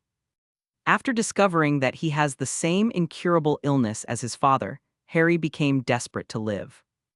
At first, he decided to get Spider-Man's blood, as he thought it could be used as a cure based on a video of Oscorp spiders, but he was swiftly denied by New York's favorite hero. Of course, Spider-Man wanted to help his friend, but the possibility of a negative reaction to his blood was very likely. And sadly, all of Oscorp's spiders were long gone, and even if they weren't, Harry didn't have access to anything at Oscorp anymore. Not only was he voted out, but he was also barred from entering the building. Though upon learning that the venom of one of the spiders was still kept in Oscorp's Special Projects vault, Harry decided that he had to steal it. It was his only way to survive, after all. Which is why he's here. To team up with Spider-Man's latest villain, Electro, and use him to get the venom that he so desperately needs. Staring at the bound, glowing figure for a moment, Harry quickly hit a button on a nearby panel. Sedation off. A robotic voice spoke as the glowing captive groggily opened his eyes. I'm going to get you out of here, but we don't have much time. Harry says as he nervously looks over his shoulder. Who are you? Electro asks in a deep and rumbly voice. I'm Harry Osborn, and I have a deal for you. He offered. I should kill you. Max wasn't so fond of anybody related to Oscorp. Come on, think bigger, Max. Harry exclaimed as he looked Electro in the eyes. I'm not the one you want. You want Spider-Man and I can give him to you, but I need something first. Suddenly, Harry could hear the sound of footsteps rushing his way from the hall. Max, we don't have much time. Harry continues to frantically look over his shoulder. Give me one reason why I should trust you. Electro asks in suspicion. Because I need you. Harry was practically begging at this point. Those words seemed to spark something in Max's delusional brain. You need me. He muttered. No one has ever needed him before, not even Spider-Man, the friend who betrayed him. As they spoke, a whole team of heavily armed guards rushed into the room and grabbed Harry, who started flailing against their hold. I need you, please. Harry yelled and screamed as they pulled him away from Electro. Please, I don't want to die. I need you. With every word spoken, electricity began to dance around Electro's blue body, sparking hope in Harry as he thrashed against the guards. Ella! Electro screamed as he was covered in electricity and disappeared from his bindings. Tzzzzz. As he disappeared, a wisp of blue lightning shot across the room, zapping each of the guards, killing them in an instant. As the dead guards collapsed to the floor, Electro appeared in the air, surrounded by crackling electricity. What's the plan? In a packed road of standstill traffic, which was very normal for New York City, a beautiful blonde woman sat at the back of a taxi, on her way to the airport. Insert picture of Gwen Stacy here. Gwen Maxine Stacy was the classmate and girlfriend of Peter Parker and the daughter of the chief police officer, George Stacy. After Spider-Man's emergence, Gwen soon figured out that her boyfriend was a superhero and supported him as best as she could. A year into their relationship, Gwen was accepted into Oxford in England, which sadly caused the two to split apart. What the hell? The taxi driver mutters as he and Gwen watch everyone get out of their cars and walk over to the sidewalk. Wait here. Gwen says as she leaves the cab to check it out. From the sidewalk, Gwen could see across the water, where the Brooklyn Bridge stood with a giant message written across it in what appeared to be a spider's web. I love you. Just as a smile bloomed on her face, a man in a red and blue spider-themed costume swung by, lifting her off the ground and taking her with him. Atop the web-filled bridge, Gwen removed Spider-Man's mask and found her handsome boyfriend underneath. Insert picture of Andrew Garfield's Spider-Man here. Did you get my message? Peter asks as he held the love of his life in his arms. Yeah, I think the whole city got your message. Gwen smiled happily. I love you. Peter confesses as he looks into her eyes. I know there are a million reasons why we shouldn't be together, but I'm tired of them. We all have to make a choice and I choose you. Gwen was on the verge of tears. So England, I'm following you. I'm following you everywhere. Peter states, shocking Gwen, as she knew how important New York was to Spider-Man. The taxi driver mutters as he and Gwen watch everyone get out of their cars and walk over to the sidewalk. Wait here, Gwen says as she leaves the cab to check it out. From the sidewalk, Gwen could see across the water, where the Brooklyn Bridge stood with a giant message written across it in what appeared to be a spider's web. I love you. Just as a smile bloomed on her face, a man in a red and blue spider-themed costume swung by, lifting her off the ground and taking her with him. Atop the web-filled bridge, Gwen removed Spider-Man's mask and found her handsome boyfriend underneath. Insert picture of Andrew Garfield's Spider-Man here. Did you get my message? Peter asks as he held the love of his life in his arms. Yeah, I think the whole city got your message, Gwen smiled happily. I love you, Peter confesses as he looks into her eyes. I know there are a million reasons why we shouldn't be together, but I'm tired of them. We all have to make a choice and I choose you. Is that Emma Stone? He instantly knew where he was. Is that Max? Gwen asks as she eyes a glowing figure in the distance, who seemed to be sucking in all of the power from the city's power plant. As Peter followed her gaze to get a closer look, a big text box appeared, blocking his view. Second trial, save Gwen Stacy. Details: an alternate version of yourself is about to lose the love of his life. Gwen Stacy will be killed by Harry Osborn, otherwise known as Green Goblin, after helping her boyfriend deal with the escaped villain Electro. Objective: save Gwen Stacy from her tragic fate and defeat the two villains, Electro Green Goblin. Reward: perfect evolution. Limitations: stuck in the body of your counterpart, limited to only his powers. Okay, save one damsel and beat two villains. I can do this. Chapter 279, C284V's Electro. Want to read ahead of what I've posted so far? Go to my Patreon and get early access chapters. As of now, the Patreon is 4 chapters ahead. https://www.patreon.com/alienwarp. Get on Discord https://discord gg/jhvzn5.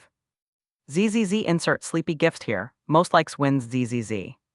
Hey, what's happening? Get me out of here, Andrew Other Peter screamed in his mind. He tried everything, but for some reason, he was trapped in his own body, while another man took control. Get your hands off of her, he yelled as Peter continued to hold Gwen closely. Would you rather I let go and let a strong wind blow her off of the bridge? Peter asks as their current position wasn't exactly safe. Peter, are you okay? Gwen asks as she noticed the odd look on her boyfriend's face. Yeah, I'm fine, just thinking about how to deal with Max. Peter says as he looks off toward the power plant, where Electro was shining brightly compared to the dark city. I am not okay, we are not okay, get out of my body right now, Andrew continued his angry yelling. Look dumb, *S. I'm here to fix things so you don't lose Gwen, so shut up. I need to think properly. I'm stuck in your weak body and about to face a pretty overpowered guy, so some peace and quiet would really be appreciated. Peter lost it as he couldn't take the constant screaming. Weak, wait, what about Gwen? He asks, but Peter ignores him for now. Well, technically all Spider-Men are pretty strong, but Peter had the privilege of having a plethora of other powers at his disposal, including an Infinity Stone. Are you sure? Gwen asks worriedly. Yeah, let's get you out of here. Peter says as his hold tightens around her. Wait. Gwen tried to speak as Peter leaped into the air and swung off. As they swung across the city in the opposite direction of the villain at the power plant, Gwen tried to protest and even struggled against Peter's hold, though she was far too weak to get away. Hey, don't hold her like that, and what did you mean earlier? How can I lose Gwen? Andrew continued to pester Peter. What about be quiet, don't you understand? Peter asks as he continues swinging Gwen as far away from danger as possible. You're giving me a headache.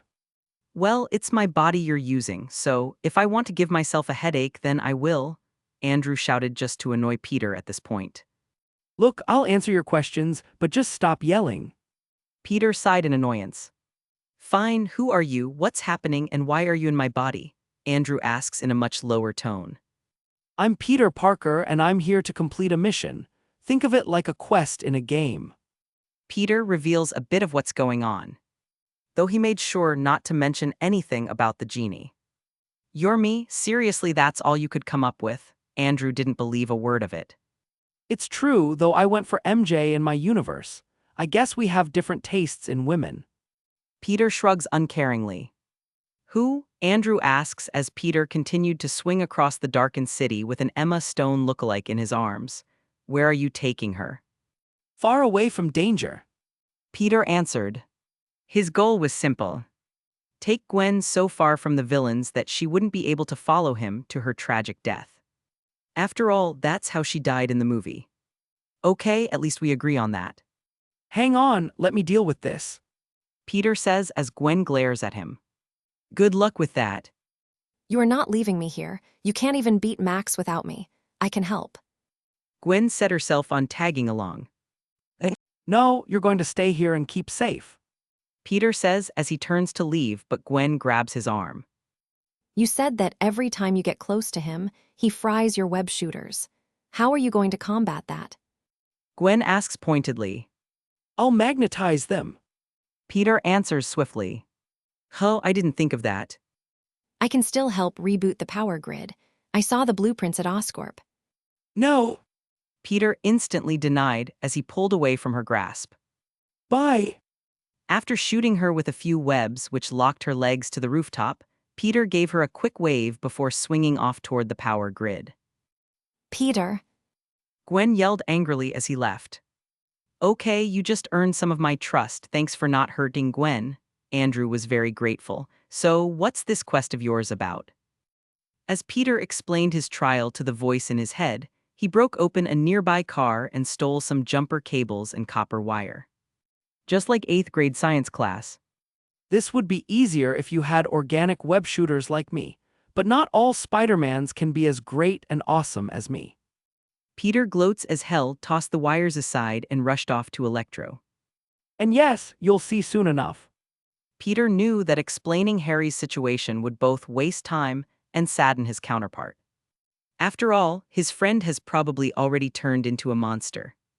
Yeah, we're not all narcissistic either, Andrew mutters, though Peter ignores him completely. There he is.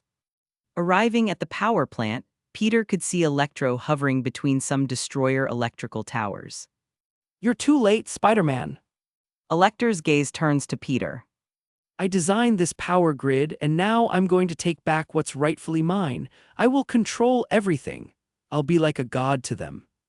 What, a god that sparkles? Meh, I've seen gods, and you don't measure up. Peter says as he leaps toward the enemy. Charging up his powers, Electro shot a bolt of energy at Peter. Watch out! Shooting a web at one of the many powerless electrical towers, Peter pulled himself out of the way as he kicked off of the tower and punched Electro square in the jaw. What's the matter? Peter asks as Electro fell from the sky and impacted the ground. I thought you were a god. I am. Electro shouts as he picks himself up off the floor. Then how are you losing to a mortal like me? Peter asks as he sidesteps a barrage of lightning. It's a lot harder to maneuver when it's not my own body. Sorry, I guess. You should be. Peter thought as Electro turned into a shining wisp of electricity and started rapidly bouncing between the many electrical towers. Zigzagging across the power plant, Electro moved too fast for Peter to follow as he went on the offensive once again. Here. Peter grunted as was struck over and over again, unable to block or dodge. Hey, fight back, I need to live in this body when you leave. Shut up. Peter muttered as he started shooting webs like crazy, while still taking damage. As some of the electricity made contact with the webs and climbed up to the web shooters on Peter's wrists, the magnetic field was able to repel it, keeping the web shooters from breaking. Soon enough, the webs formed into a large sparking electric net, which Electro dived right into on his own accord. You should really watch where you're going. Peter quips as he pulls on multiple lines of web, tightening the net around his opponent. Okay, time to delay. Peter thought as he started adding extra web to the net, thickening it while also making sure to connect it to every single tower in the power plant. Oh, that. Electro screamed as he struggled to escape, shooting more and more electricity into the webs. Be right back. Peter waved at the trapped villain and rushed off to a nearby building. Why are you leaving him there? What's the plan? Andrew asks as Peter entered the building. What happens when you overcharge a battery? Peter asks as he runs through the building, looking for the grid's control room. It explodes, you want to use his power against him. Yup, so hopefully I can get it rebooted before he frees himself. Peter thought as he found the control room. Taking a minute to familiarize himself with everything, Peter started playing around with the system, trying to understand it as quickly as possible. Gwen would know how to do this. Yeah, and Gwen would die if she was here, so let's figure it out on our own. Peter replies as he started to understand the controls. Outside the building, Electro slowly began ripping his way out of the electrified net. Concentrating his power on his fingers, he was able to increase the heat of his electricity to burn the web net open. This. Peter muttered as he worked quickly on the controls. Don't forget that lever, Andrew reminded him. I know. Peter rolled his eyes as he flipped the lever and held his hand over a large button. Spider-Man. Electro's scream carried all way to the control room as he managed to free 1 out of 3 of his body from the net. What are you waiting for? Hit the buttons. Hopefully this works. Peter muttered as he pressed the button. Instantly, the power plant lit up as the grid was reactivated. And enough electricity to power a large city filled the many towers in the plant, which soon coursed through the webs which Peter placed earlier. Each web led to the same place, the net which still trapped Electro's lower body. Though that was more than enough to get the job done. Yeah. Electro screamed as the energy coursed through the net and entered his body. At first, he welcomed the additional power, but that didn't last for long. Electro quickly reached the limit as golden cracks began to form all over his body. Ahhhh, his scream only got louder and louder before the inevitable happened. Boom! Electro exploded, sending a shock wave across the power plant without leaving shred of him behind, as if he never existed. Peter walked out of the building, arriving just in time to watch the explosion take place. One downed. Peter muttered as he heard the faint sound of something soaring through the air. A familiar manic laughter filled the night air. One more to go. Chapter 280, C285V's Green Goblin. Want to read ahead of what I've posted so far? Go to my Patreon and get early access chapters. As of now, the Patreon is 3 chapters ahead. https://www.patreon.com/alienwarp. Get on Discord https://discord gg/jhvzn5. Insert insulting gifs here, most likes wins middle finger. A familiar manic laughter filled the night air. Andrew watched in confusion as Peter turned to find a green armored figure flying their way on a hoverboard. One more and I get my prize. Peter says as the figure flew around for a moment before hovering a few meters away from him. Wait. Hello, Harry. Peter greets the crazed, goblin-looking man. Spider-Man, do you see what you made me do? Harry asks a bit frantically. His hair was shorter and looked to be falling out, and although they could only see his face, his skin also had a green, gaunt, sick tone to it. Not only that, but his eyes glowed a haunting green, and his teeth appeared to be rotting in his mouth. Insert picture of Amazing Spider-Man Green Goblin here. What happened to him? Andrew asked in shock. Green Goblin. Yes, though I arrived too late to stop him. Harry was desperate to not die like his father, so he did something rash. Peter explains partially as he looks up at Harry. You shouldn't blame others for your own mistakes, Harry. I didn't force you to do anything. I tried to protect him. I tried to protect you. Peter repeats out loud. Look at me. Harry screams in anger. It's going to be okay. Tell him it's going to be okay. I'll figure out how to fix this. Andrew sounded heartbroken. His friend was almost unrecognizable at this point. You don't give people hope. The goblin looks at Peter in betrayal. You take it away. Look, I'm going to be real here. Peter takes a moment to talk to Andrew. If I didn't show up for my mission, he would have killed Gwen. Now I can capture him alive, but I'm telling you right now, he's a lost cause already. Based on movie and comic book logic, Peter knew that capturing Green Goblin would most likely result in him escaping, later on, to wreak havoc once again. Especially since Peter wouldn't be able to stay and help out. As soon as the trial is completed, he'll get ejected from the universe just like last time. Don't say that. Harry is my best friend. Look, I know that you probably don't want to hear this, but I'll say it anyway. If you want to guarantee Gwen and Aunt May's safety, then leaving Harry alive would be a very big mistake. He was silent for a moment before responding. No, I'll fix him. Andrew wouldn't take Peter's advice. He hasn't done anything yet. Gwen is still alive. Capture him and I'll deal with everything afterward. Besides, this isn't your world and nor is it your body. It's not up to you. Are you sure? Peter asks one final time. Since he's your friend, I'll do what you want. Yeah, I'm sure. Hearing his counterpart's answer, Peter shrugged as he turned his attention back to the giggling green maniac on a hoverboard. A familiar manic laughter filled the night air. Andrew watched in confusion as Peter turned to find a green armored figure flying their way on a hoverboard. One more and I get my prize. We'll see about that. As he finished speaking, the goblin flew off into the distance, though Peter acted quickly and shot a web at his back. Where do you think you're going? Peter asked as he yanked the web back and pulled it over his head. In an instant, the green goblin was pulled alongside his hoverboard and arched over Peter before slamming onto the concrete floor, creating a small crater from the impact. Hey, I said to capture him alive, Andrew complained. Oh, shut up, he's fine. Peter replied as Harry picked himself up. Looking down at his broken hoverboard, the green goblin clicked his tongue in annoyance before setting his sights back on Peter. That board wasn't cheap, you know.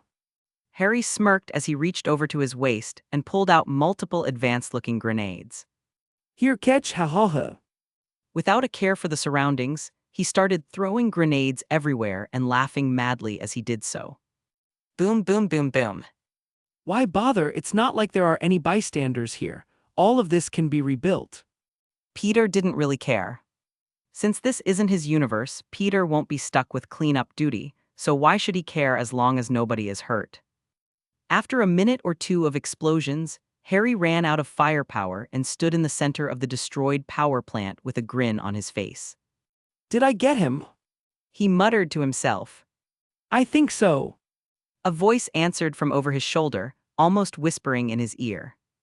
The green goblin jumped in shock and turned around. Bam! As soon as he caught sight of Peter standing behind him, a fist met his swiveling head, sending the green villain crashing down to one knee. I'll give you a chance to give up before I'm forced to beat you into unconsciousness. Peter offers kindly. Hee hee, no thanks. The goblin chuckled as he sprung to his feet and swung at Peter.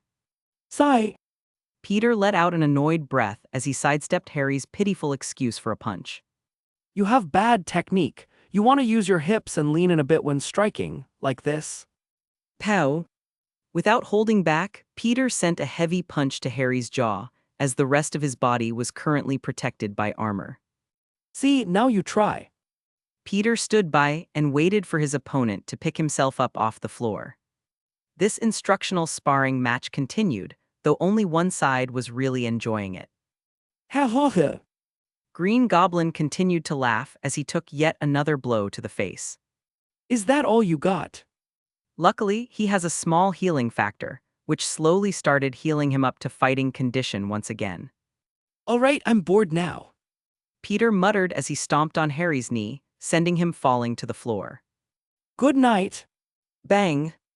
Using all of the power in his current body, Peter grabbed his opponent's head and sent a fierce knee to his face, which thankfully seemed to knock him unconscious. They're captured alive and well. Don't say I never did anything for you. Peter says to his grateful counterpart. Though before Andrew could speak his thanks, the sound of a speeding car could be heard in the distance. Seconds later, a black sports car pulls up, and Gwen hops out with an angry glare. I can't believe you left me webbed up on a skyscraper. She exclaimed furiously. Well, it was either that or find the nearest prison cell. Peter replies jokingly. Please don't start anything because I'm the one who has to finish it when you're gone. Is that Harry? Gwen asked in shock. Just as she was freaking out about their friend's odd appearance, Harry's body twitched as he leaped off of the ground and rushed in Gwen's direction. No. Though just as he caught sight of Gwen, the goblin seemed to freeze for a moment, giving Peter just enough time to act. Shooting a web at his arm, Peter pulled Harry away from Gwen and kicked him upside head, knocking him out old for a second time. As I said, she won't be safe with him around. Peter reiterates his point as a familiar text box appeared in his line of sight. But I'll leave it up to you. Second trial, save Gwen Stacy completed. Objective, save Gwen Stacy from her tragic fate and defeat the two villains, 2 out of 2. Reward, perfect evolution acquired. Limitations removed. Seeing that his second and last trial was completed, Peter knew that his time in this universe was coming to an end. Well, it was nice meeting you, Peter Parker. Peter says goodbye as his consciousness fades from his counterpart's body, just in time for Gwen to rush into Andrew's arms. You too, Peter Parker. Mirror dimension. Oh. Peter grunted as he returned to his body, which felt different than before. Congratulations. Jeannie exclaimed as fireworks filled the sky. You are one of the few to ever pass multiple trials at once. I knew you could do it. Chapter 281, C286 Drunken Debut. Want to read ahead of what I've posted so far? Go to my Patreon and get early access chapters. As of now, the Patreon is 4 chapters ahead. https://www.patreon.com/alienwarp. Get on Discord https://discord gg/jhvzn5. Face screaming in fear. Insert shocking gifs here. Most likes wins face screaming in fear. Prepare yourself, prepare yourself. You are now meeting the Grandmaster. After going through a quick LSD nightmare in the tunnel, suddenly Tony, Rhodes, Gamora, and Pepper appeared somewhere else, surrounded by weirdly dressed rich folks and a bunch of palace guards, like the ones that were outside. Sat on an ornate throne by the window, a tall, mysterious man in golden robes eyed them with interest. His silver hair defied gravity, similar to his brother, the Collector. Yes, they are related. Insert picture of the Grandmaster here. He looks right at the group in question, though he doesn't know what to make of them. He's curious, thrilled, revolted, and titillated all at the same time. Meanwhile, the many odd-looking guests enjoy what seemed to be a penthouse party while eyeing Tony's group curiously. Sitting back on his throne, the Grandmaster turns to his trusty guard at his side, a round woman in black and brown armor with a spear in hand. Although she doesn't look it, Topaz is one of the strongest guards in the Grandmaster's employment. They don't look very strong. He lounges on his throne and looks over the group with an appraising eye. Especially that one. Of course, he pointed right at Pepper, who was still shaking a bit from the grand finale of the ride they were on. Topaz merely shrugs uncaringly. Peps, are you going to take that? Tony asked, though she didn't seem to care one bit. Do you think any of them could be a contender? The Grandmaster asked his quiet guard. No, they won't even last a day. She answers honestly. Last a day in what? Tony asks curiously. The grand arena, of course. The Grand Master elegantly stands from his throne. Sakar's #1 form of entertainment, the contest of champions. A cosmic competition between the strongest fighters at my disposal. Did you not pay attention during the welcome ride? Well, it wasn't exactly clear, was it? Tony says as he steps out of the train cart and grabs a glass of what looked like orange champagne from a nearby waitress. Huh. The Grand Master finally noticed that at least one of his guests wasn't bound, as they were supposed to be. Topaz, what the hell? Don't look at me. She had no idea what was happening. I'm not in charge of the welcome ride. So you're the king around here or whatever? Tony asks as he sips his drink.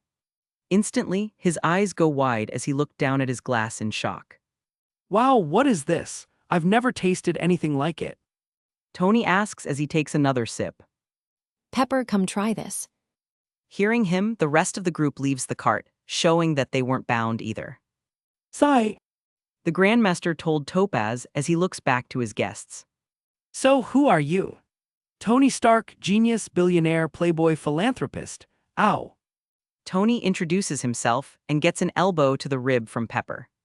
Seeing the glare she was sending him, Tony quickly revised his statement. Sorry, genius, billionaire, philanthropist. He says as he looks to Pepper for approval. And this is my dominatrix, Pepper Potts. Rhodes. Gamora. The other two were short in their introductions, as they knew a fight would most likely break out soon enough. Wow, great. The Grandmaster seemed bored by them. After all, he was most likely hoping for stronger fighters, yet he received some normal-looking humans instead. Whilst they were talking, a guard whispered something to Topaz, who instantly brought the information to her boss. We located your cousin. She reports. Oh, good. His bored mood flipped on its head as he turned to his guests. Yeah, come on, I think you're gonna like this. The Grandmaster struts forward with his robe fluttering behind him. As he walked, Topaz and the other guards formed up around him, making sure the new guests don't try anything. Strapped to a chair across the room, sat a terrified bald alien man with pale skin and golden eyes. There he is. The Grandmaster welcomes the man's arrival with open arms and a smile on his face. Hey, cuz, we almost couldn't find you. Where have you been hiding?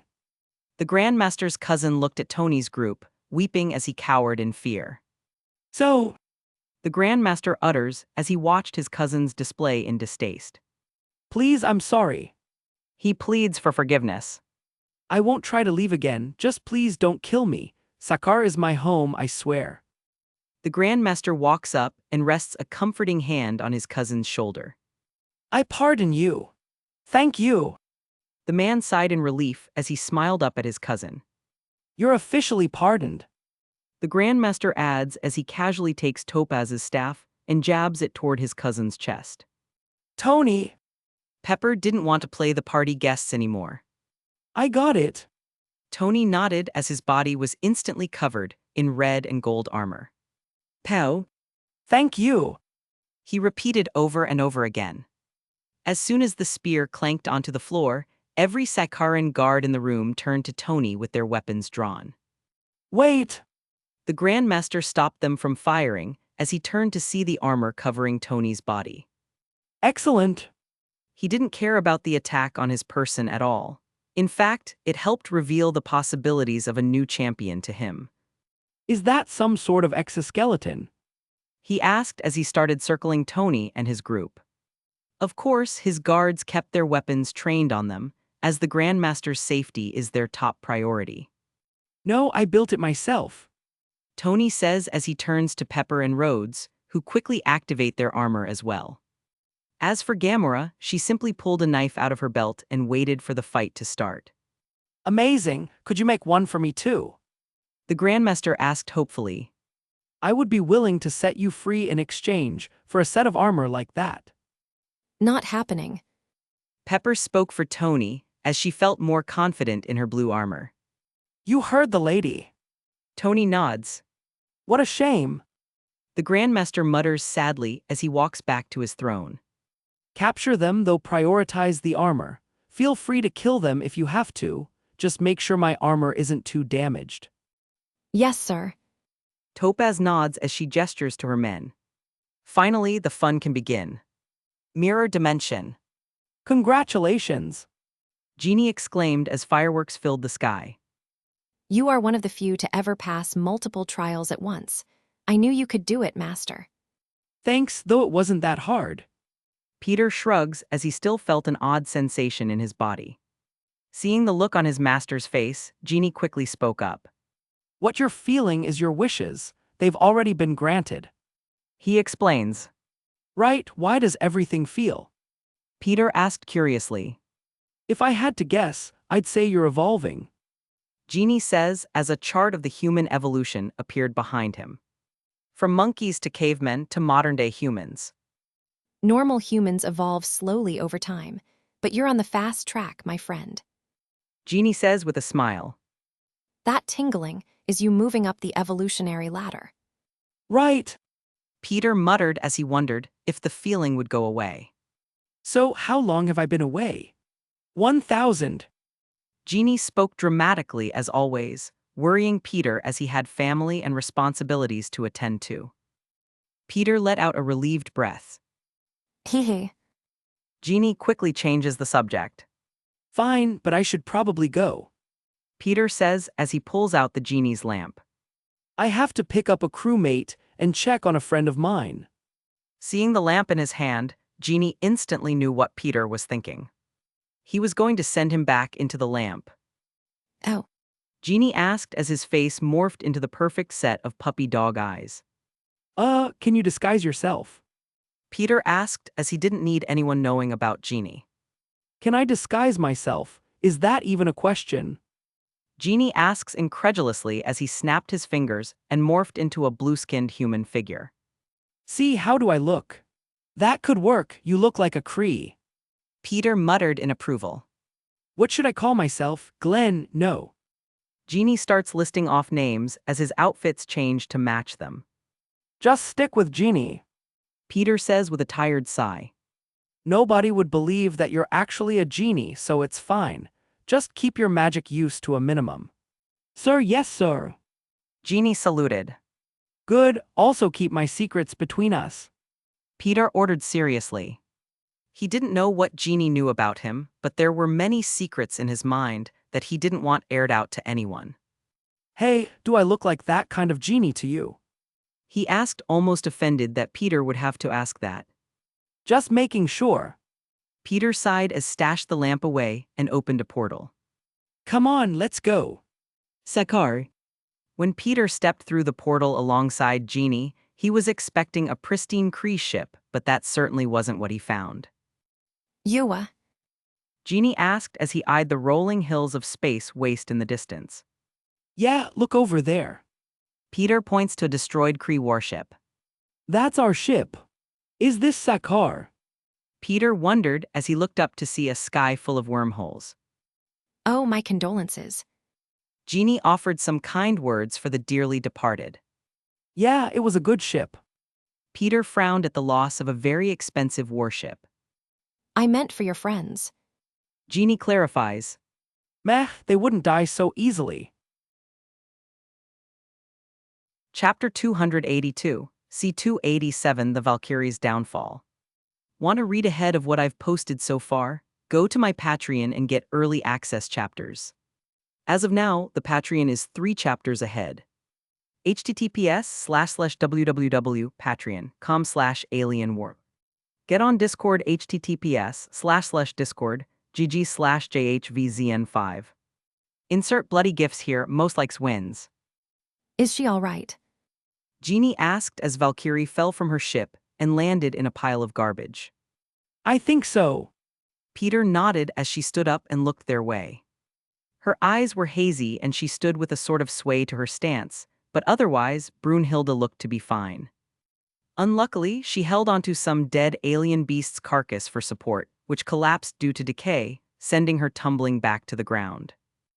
Are you sure? Genie asks as she lay sprawled on the ground for a moment before picking herself up again. Maybe not. Peter shrugged. She might even be drunker than when she met Thor in the movie. Surrender. she exclaimed as she stood and stumbled over to the bottom of her ship's ramp. Ma'am, are you all right? Jeannie asks, not seeing her as a threat at all. Do you need some help? I'm fine. Now surrender before I get violent. Brunhilde repeated, ready to fight at any moment. Look, lady, I don't know how much you've had to drink, but we can help. Peter decided to join in on the conversation. You probably shouldn't be flying your ship in that condition anyway. You want my ship, huh? She asks as she glances her metal gauntlets together, which activate with a blue light. Peter quickly projected an eldritch shield as he knew what was coming. I love it when they choose the hard way. She holds out her fists as if she's operating machinery. You look strong, so hopefully you both survive. Instantly, her ship, Warsong, whirls to life as the two main turrets shine in a blue light, matching the color of the energy on her gauntlets. Clenching her fists tightly as if she were operating a two-handed turret machine gun, a horrible screeching noise filled the air as Warsong's turrets began to spin and open fire. Aiming in their direction, a blue-hued spray of gunfire shot out, only lasting about 3 seconds before dying down. That should be enough. Brunhilde banged her fists together for a second time, deactivating the guns and sending her trusty ship back into idle mode. As the smoke cleared, the confident look on Valkyrie's drunken face disappeared and was replaced with a frown. Peter and Jeannie stood in the same spot without a single scratch on either one of them, surprising the former Valkyrie. That wasn't very nice. Peter mutters as Jeannie nodded beside him. Definitely not how you should greet someone. Peter quickly projected an eldritch shield as he knew what was coming. I love it when they choose the hard way. She holds out her fists as if she's operating machinery. You look strong, so hopefully you both survive. Are you sure that you want to do this? Peter asks before she got too close. The first attack can be forgiven due to drunken stupidity, but another one, and I'll have to retaliate. Shut up and fight. Peter quickly projected an eldritch shield as he knew what was coming. I love it when they choose the hard way. She holds out her fists as if she's operating machinery. You look strong, so hopefully you both survive. One last chance.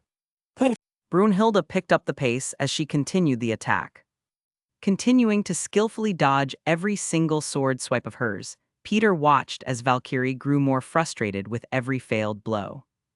Meanwhile, Jeannie walked off to the side and enjoyed the show. After all, he was asked to keep his magic use to a minimum, and his master didn't exactly need his help. Why are you attacking us again? Peter asked as he ducked under a sword thrust aimed at his chest. You'll find out soon enough. She exclaims as she kicks her leg at Peter's ankles, trying to ruin his footing. Sadly for her, he has his Peter tingle, so her plan was easily seen through. Meeting her kick with one of his own, a loud thud was heard as the two crossed shins. Although Peter didn't use all of his strength, as he didn't want to snap her leg in half, he did use more than enough power to send someone like Captain America to the hospital.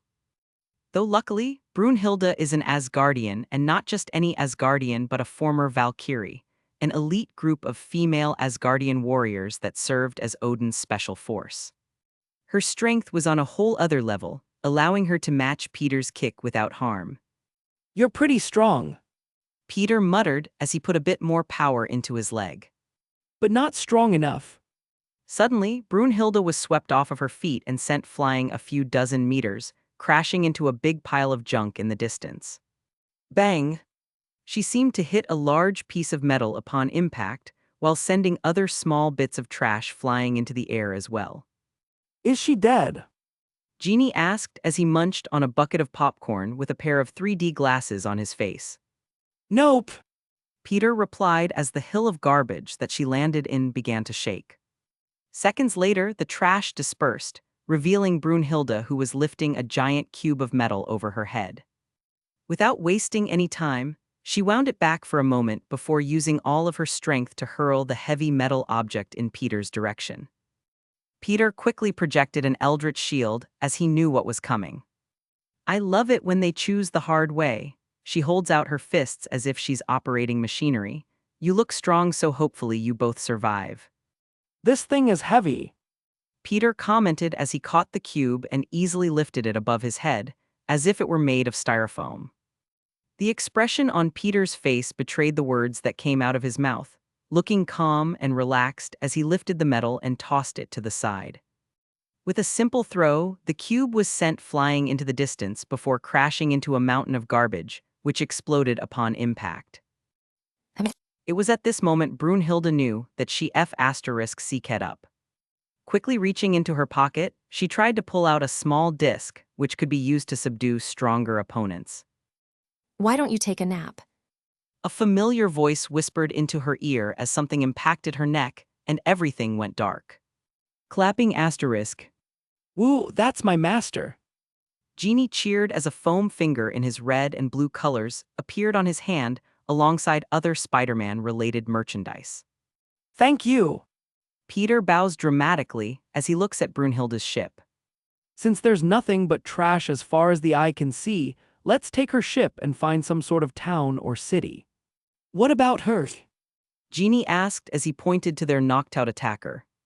We'll take her with us. She could have some useful information. Peter answers as he reaches down and drags her to the ship. In a barren black void of death, the sky opens up as a wave of women mounted on winged horses poured inside, each of them dressed in Asgardian armor and armed with spears, swords, and shields. Brunhilde witnesses the event as if the moment was frozen in time, seeing herself among the sea of mounted Valkyrie. No, go back. She screamed to her sisters, but no one seemed to hear her voice. You'll die, don't come any closer.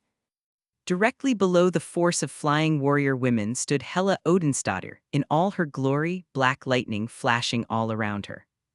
Suddenly, an infinite number of black weapons appeared around Hela and fired off toward the wave of Valkyrie, slaughtering them all as Brunhilde warned. Please no. I should have done better. Lady Astrid would still be alive if I wasn't such a coward. Next, she watched her former self land in Asgard's throne room, scrambling to her feet as she rushed to re-enter the rift and save the sister that offered herself up for her. Or at the very least die alongside her. But sadly it was too late. The rift closed, and the last image she saw was Hela dealing the killing blow to the woman that saved her life, before moving on to those who were too weak to defend themselves anymore. Asa. Brunhilde screamed in overwhelming rage and sadness.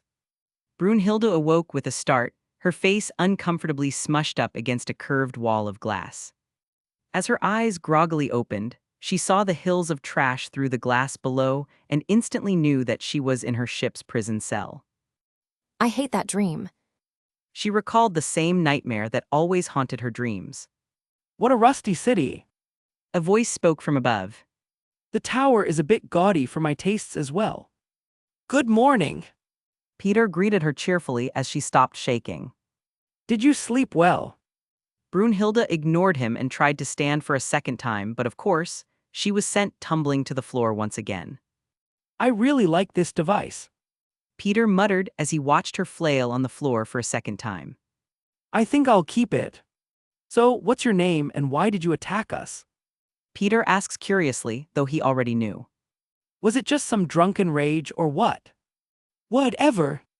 Peter shrugged as he already knew who she was and what happened to the Valkyrie. Brunhilde was one of the many Valkyries sent by Odin to drive Hela back into her prison. Although they succeeded in their mission, the Valkyrie were slaughtered, leaving only Brunhilde as the lone survivor. Being all that remained of the Asgardian warrior maidens, Brunhilde exiled herself to the planet Sakaar, where she served the Grandmaster as one of his best acquisition specialists to this very day, delivering him fighters and would be champions ever since. How can Odin waste such a cool group of soldiers like that? Peter thought with a shake of his head. If I were him, I would have just got off my throne and spanked Hela myself. Chapter 283, C288 Champion. Want to read ahead of what I've posted so far? Go to my Patreon and get early access chapters. As of now, the Patreon is 4 chapters ahead. https://www.patreon.com/alienwarp. Get on Discord https://discord, gg/jhvzn5. Speaking head insert screaming yelling gifs here, most likes wins speaking head. Tony's group stood surrounded by Sakharin guards donned in their Iron Man armor, besides Gamora, of course, who had a pair of knives in hand, ready to fight without the protection of Tony's tech, unlike Pepper and Rhodes. Not happening. Pepper refused the Grandmaster's request for a set of his own Iron Man armor. You heard the lady. Tony nods in agreement. What a shame. The Grandmaster mutters sadly as he walks back across the room to his throne. Capture them, though prioritize the armor. Feel free to kill if you have to, just make sure my armor isn't too damaged. Yes, sir. Topaz nods as she gestures to her men. Finally, the fun can begin. Tony mutters as the guards hop into action. Some shoot as they're armed with projectile weaponry, while others rush forward with spears and swords, ready to cut down the Grandmaster's enemies. Acting first, as she has the most battle experience, Gamora dashes to the oncoming guards with her knives at the ready. As two black and brown-clad soldiers swung their swords in her direction, Gamora dropped to her knees, sliding under the blades as she stabbed her long knives into their stomachs. Here. Both guards grunted in pain as she ripped the knives from them and rolled backward, barely slipping away from a spear thrust by a third guard. And as she took some distance, Gamora climbed back up to her feet just in time to watch the two guards she stabbed fall to the ground and bleed out. Opening fire. He called out in warning to Tony and the rest. Dujujuju dud. Pepper watched in awe, wishing that she had the skills and fearlessness to pull off something like that. Her only saving grace was the armor that Tony gave her. It gives her power that she would never have otherwise and bolsters her courage in situations like this. Without it, she would be a shivering mess, weak and afraid. Seeing that Gamora beat them to the first kills, Tony and Rhodes jump into action as well. Activating their armor's thrusters, the two shoot off into the air and maneuver around the room, dodging Hale's blaster bolts in the process. Soon enough, the two refused to hold back anymore and started their offensive. Rhodes, being the soldier he is, preferred guns over most other weapons, so he immediately activated the turret in his suit. Instantly, Rhodes' armor morphed and a large turret appeared over his right shoulder. Opening fire, he called out in warning to Tony and the rest. Dujujuju dud. Pepper's eyes go wide as the pointed end of the spear came hurtling her way. At first, she thought that Gamora was trying to kill her, but then she saw its trajectory from the HUD in her helmet. Soon enough, the spear flew over her shoulder and pierced the chest of an armed party-goer, who decided to join the fight in order to curry favor with the Grandmaster. After all, being on the good side of a dictator is in everyone's best interest. Especially when no one can leave due to the wormholes blocking the way. Seeing that she was the only one who hasn't joined the fight, Pepper hesitantly steps forward as a large crystal-like flower appears in front of her. Instantly, the flower lit up in a blue light before firing a single beam of energy across the room, ripping through 4 different guards who were unlucky enough to be lined up in a row.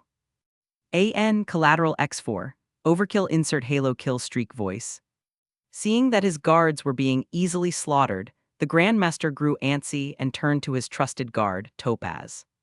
Summon my champion and a few contenders. This armor is stronger than I imagined. He whispered as he watched 3 of his men get decapitated by a beam of blue energy. Call the rest of the guards as well. We may need to buy some time. Yes, sir. Topaz nods as she relays the order to one of her subordinates, who rushes off to do as he's told. Landing the war song near the Grandmaster's tower, Peter looks down at Brunhilde, who continued to silently glare at him from her glass prison below. Pepper's eyes go wide as the pointed end of the spear came hurtling her way. At first, she thought that Gamora was trying to kill her, but then she saw its trajectory from the HUD in her helmet. Soon enough, the spear flew over her shoulder and pierced the chest of an armed party-goer, who decided to join the fight in order to curry favor with the Grandmaster. After all, being on the good side of a dictator is in everyone's best interest. Especially when no one can leave due to the wormholes blocking the way. Seeing that she was the only one who hasn't joined the fight, Pepper hesitantly steps forward as a large crystal-like flower appears in front of her. Instantly, the flower lit up in a blue light before firing a single beam of energy across the room, ripping through 4 different guards who were unlucky enough to be lined up in a row. AN Collateral X4, Overkill Insert Halo Kill Streak Voice. Seeing that his guards were being easily slaughtered, the Grandmaster grew antsy and turned to his trusted guard, Topaz. Summon my champion and a few contenders. This armor is stronger than I imagined. You'd think she would be smarter about this. Peter muttered with a sigh as he hit the button in his hand for a 3rd time that day. Tzzzzz. Just like the last 2 times, Brunhilde's entire body seized up as she collapsed to the ground, shaking like leaf. I'm starting to feel bad at this point. Jeannie commented as he watched her flail around on the floor like a fish out of water. Really, I'm not. Peter shrugged uncaringly. After all, she would have done the same thing to them if she could. If Peter wasn't stronger than her, she would have captured him just like Thor and treated him in the same manner. He had no doubt about it. Karma can be a real B*TCH sometimes. Peter commented as he waited for Brunhilde to stand back up. As she climbed back to her feet and glared in Peter's direction, suddenly, a bright blue light filled the sky. Looking up, all 3 of them watched as a black and brown-dressed Sakharin guard was shot out of the upper floor of the Grandmaster's palace by a familiar-looking blue repulsor beam. Aya! The guard screamed as he fell hundreds of stories and smacked into the hard ground with a loud thud. Peter could hear every bone in his body break as he hit the floor, dying instantly. It looks like they're upstairs. Peter nods with a smirk. You were right, your friends are still alive. Jeannie seemed happy for Peter. I told you they would be. They wouldn't die in a lousy crash landing. Peter replies with a shrug. They're main characters after all. As they were talking, a platoon of similarly dressed guards rushed past them and disappeared into the Grandmaster's tower. They must be losing badly. Peter comments as he follows them inside. Let's go and watch the show. After taking a few steps, Peter stops to turn and look at Brunhilde, who didn't move a single inch to follow him. Are you going to come willingly? Peter says as he holds up the device in his hand. She mutters in annoyance as she reluctantly follows after Peter and Jeannie. As they step inside the tower, Peter found that the whole bottom floor was empty. Is it usually this deserted? He turns to ask Brunhilde, who shook her head side to side. The Grandmaster must have called all of the guards up to help combat your friends. She reasoned. Makes sense. Peter muttered as Valkyrie's swords appeared in his outstretched hand. Here, take this in case you have to defend yourself. Does defending myself count against you as well? She doesn't hesitate to take her sword back. After all, it's the sword she was given when she became a Valkyrie, Dragonfang. Although she may not consider herself a Valkyrie anymore, Dragonfang means more to her than any other possession. After all, her fallen sisters gifted it to her, so she would treasure it forever. No. Peter denies and ignores her bloodthirsty glare as he starts walking to the nearest elevator. Come on. As they all packed into the elevator, Brunhilde had a surmounting urge to stab Peter with the pointy end of her sword but knew it wouldn't be worth it. From how easily he handled her in their fight on top of the obedience disc in her neck, Brunhilde understood that she didn't have a chance. At least not yet. As Tony and his group finished off the last wave of guards, they turned to the Grandmaster, who was seated on his throne with Topaz at his side as usual. Congratulations, you passed the test. The Grandmaster smiles as he tries to buy time for his champion to arrive. You win an all-expense-paid trip to the Grand Arena, aren't you lucky? Enough *T, we. Rhodes wasn't buying it, though he didn't get to finish speaking as the floor began to shake slightly. Dun dun dun dun. Why do we have to do this? I was just getting to the good part of the movie. A dumb-sounding voice carried into the room from the nearby hallway. Because helping the Grandmasters gets us one step closer to finding a way off of this garbage dump. Do you want to stay in this hellhole forever, you moron? A much more intellectual voice responds in irritation. No. Chapter 289, 289 C289 Battle, Fight, Pow. My champion! The Grandmaster exclaimed in relief as Beast arrived. It's so good to see you again. You're just as handsome as I remember. The upper face of Beast looks past everyone in the room and locks eyes with the Grandmaster. Grandmaster, you called. Yes, I have some intruders that need dealing with. He waves toward the armored group of heroes. Be a dear and handle them for me, will you? Just try to keep that armor of theirs in good condition. It has piqued my interest. We can take them. Yeah, maybe. Though his more calculative side was more cautious. But what's in it for us? I'll gift you a ship with a route off of the planet. Sound good? The Grandmaster instantly knew that his words were enticing for the giant beast, as both of its faces showed sparks of interest at the same exact time. But He adds with a huge amount of emphasis. I'll only do so if you deliver me those suits of armor in operational condition. Fine, just sit back and enjoy the show. The smarter half of the towering beast agreed as he stomped toward Tony and his group. Hey, hang on a second. Rhodes exclaims as Beast ran up and sent him flying across the room with a powerful punt. War Machine screamed as he flew across the penthouse and hit a wall, which instantly crumbled under the impact. Tony, what do we do? Pepper panicked as she's never dealt with monsters like this before. Relax, Peps, just keep your distance and attack when there's an opening. Rhodey and I will keep him busy. Tony says as his thrusters fire him toward the hulking beast. But Rhodes. She stuttered, thinking that War Machine would be out of the fight or possibly even dead. See, he's fine. Now do as I said. Tony practically orders as Pepper gets some distance from the two-faced monster and prepares to fire her lasers at any moment. Meanwhile, Gamora has already disappeared from the battlefield. With one look at the Grandmaster's champion, she knew that she didn't stand a chance. If he were to catch her for even a single second, it would be game over. All that he would have to do is squeeze her like a tube of toothpaste and her life would come to a horrific end.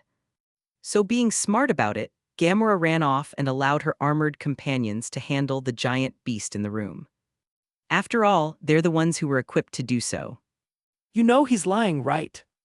Tony spoke up as he shot forward and pounded a metal fist into Beast's face, sending the giant stumbling backward a single step. Before their opponent could regain their footing, Rhodes soared forward like a missile and matched his friend's punch with one of his own. Instantly, Beast fell onto the floor and looked up to see two armored figures above him. Hoping to sway the Hulk-like giant away from their enemy's corner, Tony and Rhodes paused the assault and waited for a moment. If there really was a way off this planet, then don't you think that the Grandmaster would have taken it by now? At best, he'll give you a ship and send you into a wormhole where you'll be ripped to shreds and deposited halfway across the universe.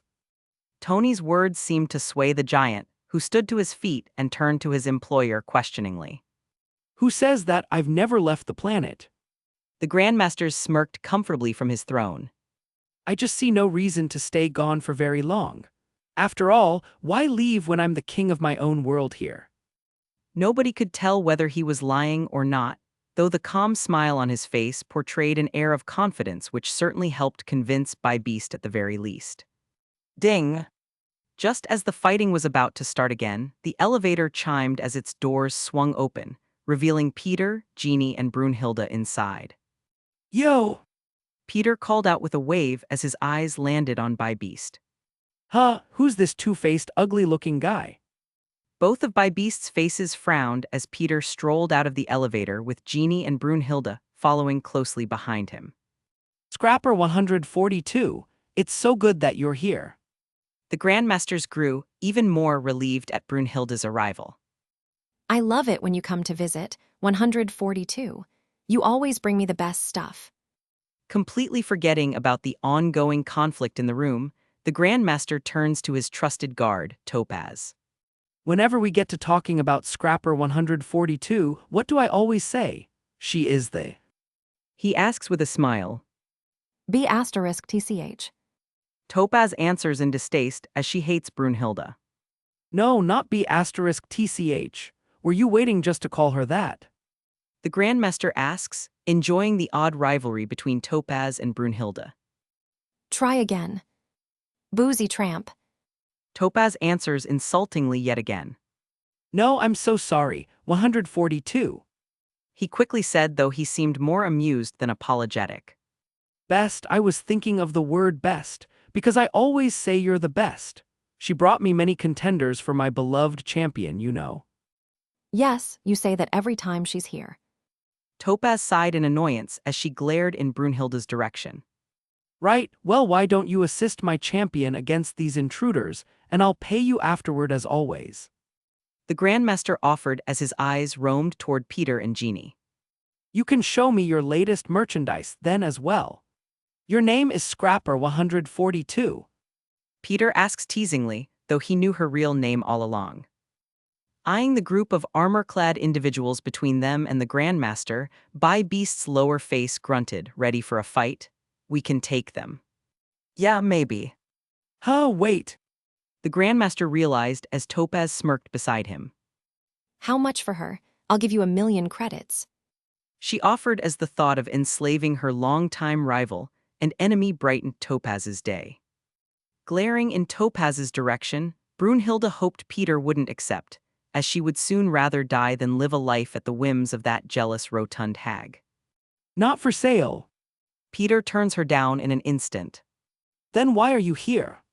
The Grandmaster asks. He's with us. Tony shouts as he points to the giant two-faced monster across from him. Are you going to help us with this or what? Nah, you got it. Peter shakes his head as he looks around the room for a moment. Hey, where's Gamora? You kidnapped her, so she better be in one piece, or else I'll never hear the end of it. Quill would not be happy to learn that the love of his life was hurt or killed because one of Peter's friends decided to kidnap her for a space adventure. Ugh. Tony hummed as he looked around and didn't find her. I'm right here. Gamora revealed herself from behind a large pillar. You sure took your time finding me. Well, I was busy. Peter shrugs uncaringly. I poisoned your father, by the way. He ran away like a little B*TCH2. Hearing his words, Gamora froze in place and just stared at Peter in shock. Why, you what? Gamora asks incredulously. Of course, she would be happy if it was true, though it sounded so far-fetched that she couldn't bring herself to believe it was even possible. Oh, and Quill found out about his dad. Apparently, he's half-ancient alien or something. Peter explained vaguely. Right. Gamora found it all impossible to believe. Anyway, why don't you go and comfort him? He seemed down in the dumps the last time I saw him, so maybe a lover's reunion will cheer him up. Peter says as he waves his hand. We are not. Gamora tried to deny it as a golden portal opened below her feet. Lovers. She yelled the last part in surprise as she fell through the portal and disappeared. Those who have never seen Peter's portals watched in shock as Gamora was sent away in an instant. What was that? The Grandmaster asks in interest. Nothing. Peter refused to answer as he turned to Brunhilde. Make yourself useful and kill the guy on the throne. And while you're doing that, Jeannie and I will check out the appetizers. Since this was originally a party with Sakar's upper echelon, the drinks and food were still out, so Peter walked over and started looking through them in interest. Oh, hors d'oeuvres. Jeannie exclaimed excitedly as he rushed to follow after Peter. Hey, what about us? Pepper yelled incredulously. We could use some help here. Meh, you guys can handle it. Chapter 290, 290C290 Heartbreaking Loss. You should really attack already. Peter commented as he conjured a comfortable couch, which he and Jeannie sat on as they ate. If you impress me, I'll grant you a single favor. Of course, I won't go against my morals, but most things are possible as long as it's in my capabilities. As Peter was talking, Beast and the rest started fighting once again, filling the whole room with noise. Brunhilde remained silent as she remembered how easily he handled her earlier. In her many years of life, Brunhilde has fought against all sorts of people, including the strongest of Valkyrie, soldiers, generals, and even Asgard's royal family. Never before has anyone, besides the Allfather and his psycho B*TCH of a daughter, been able to take her down so easily. Yes, she was drunk, but even then his display of strength was impressive. Especially after seeing the portal he opened. He can leave here whenever he wants and might be able to match Hela in strength. Would you kill a god? She turns to Peter and asks. Although she was useless in the final battle of the Valkyrie, Brunhilde was easily one of, if not, the strongest out of all her sisters, and that was over 1,000 years ago. She may spend her days drinking herself stupid, but that didn't mean her skills had lessened either. In fact, they've only grown throughout the years. Asgardians are all drunkards, so the disadvantage wasn't very prevalent. The fact that she could lose to someone so easily means only one thing. Peter's far more powerful than her and could very well be on the same level as beings like Odin and Hela, though she wasn't quite sure. Depends on the god, though something like that reaches a bit higher than your average favor, don't you think? Peter answered as he put the puzzle pieces together.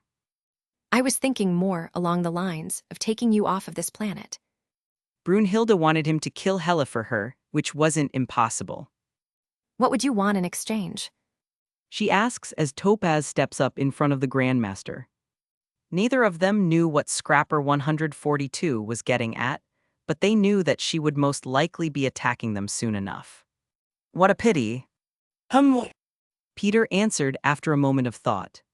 She would make a good Avenger, and I have to get some Asgardian blood for my evolution anyway. In this way, Peter would be killing two birds with one stone.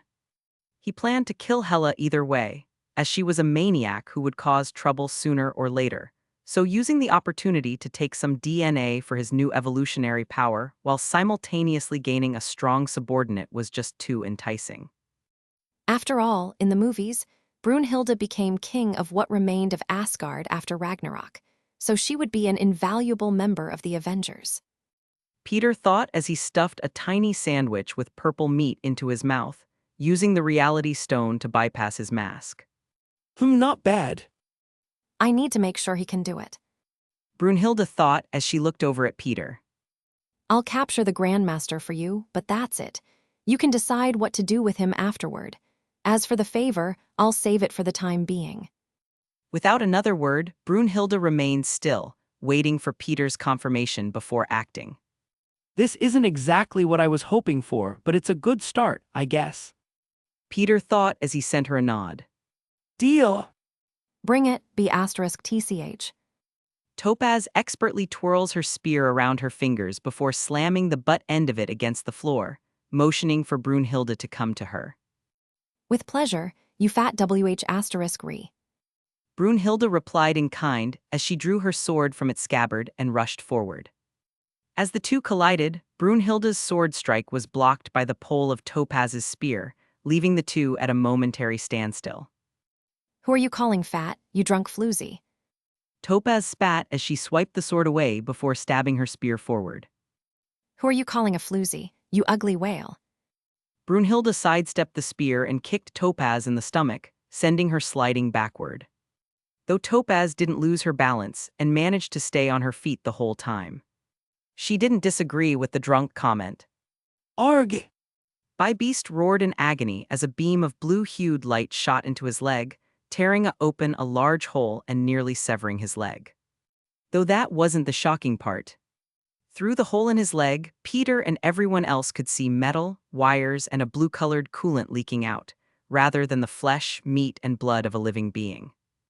Tony's eyes lit up upon seeing this. Are you a robot? Wait, no. This trip just kept getting better and better for him.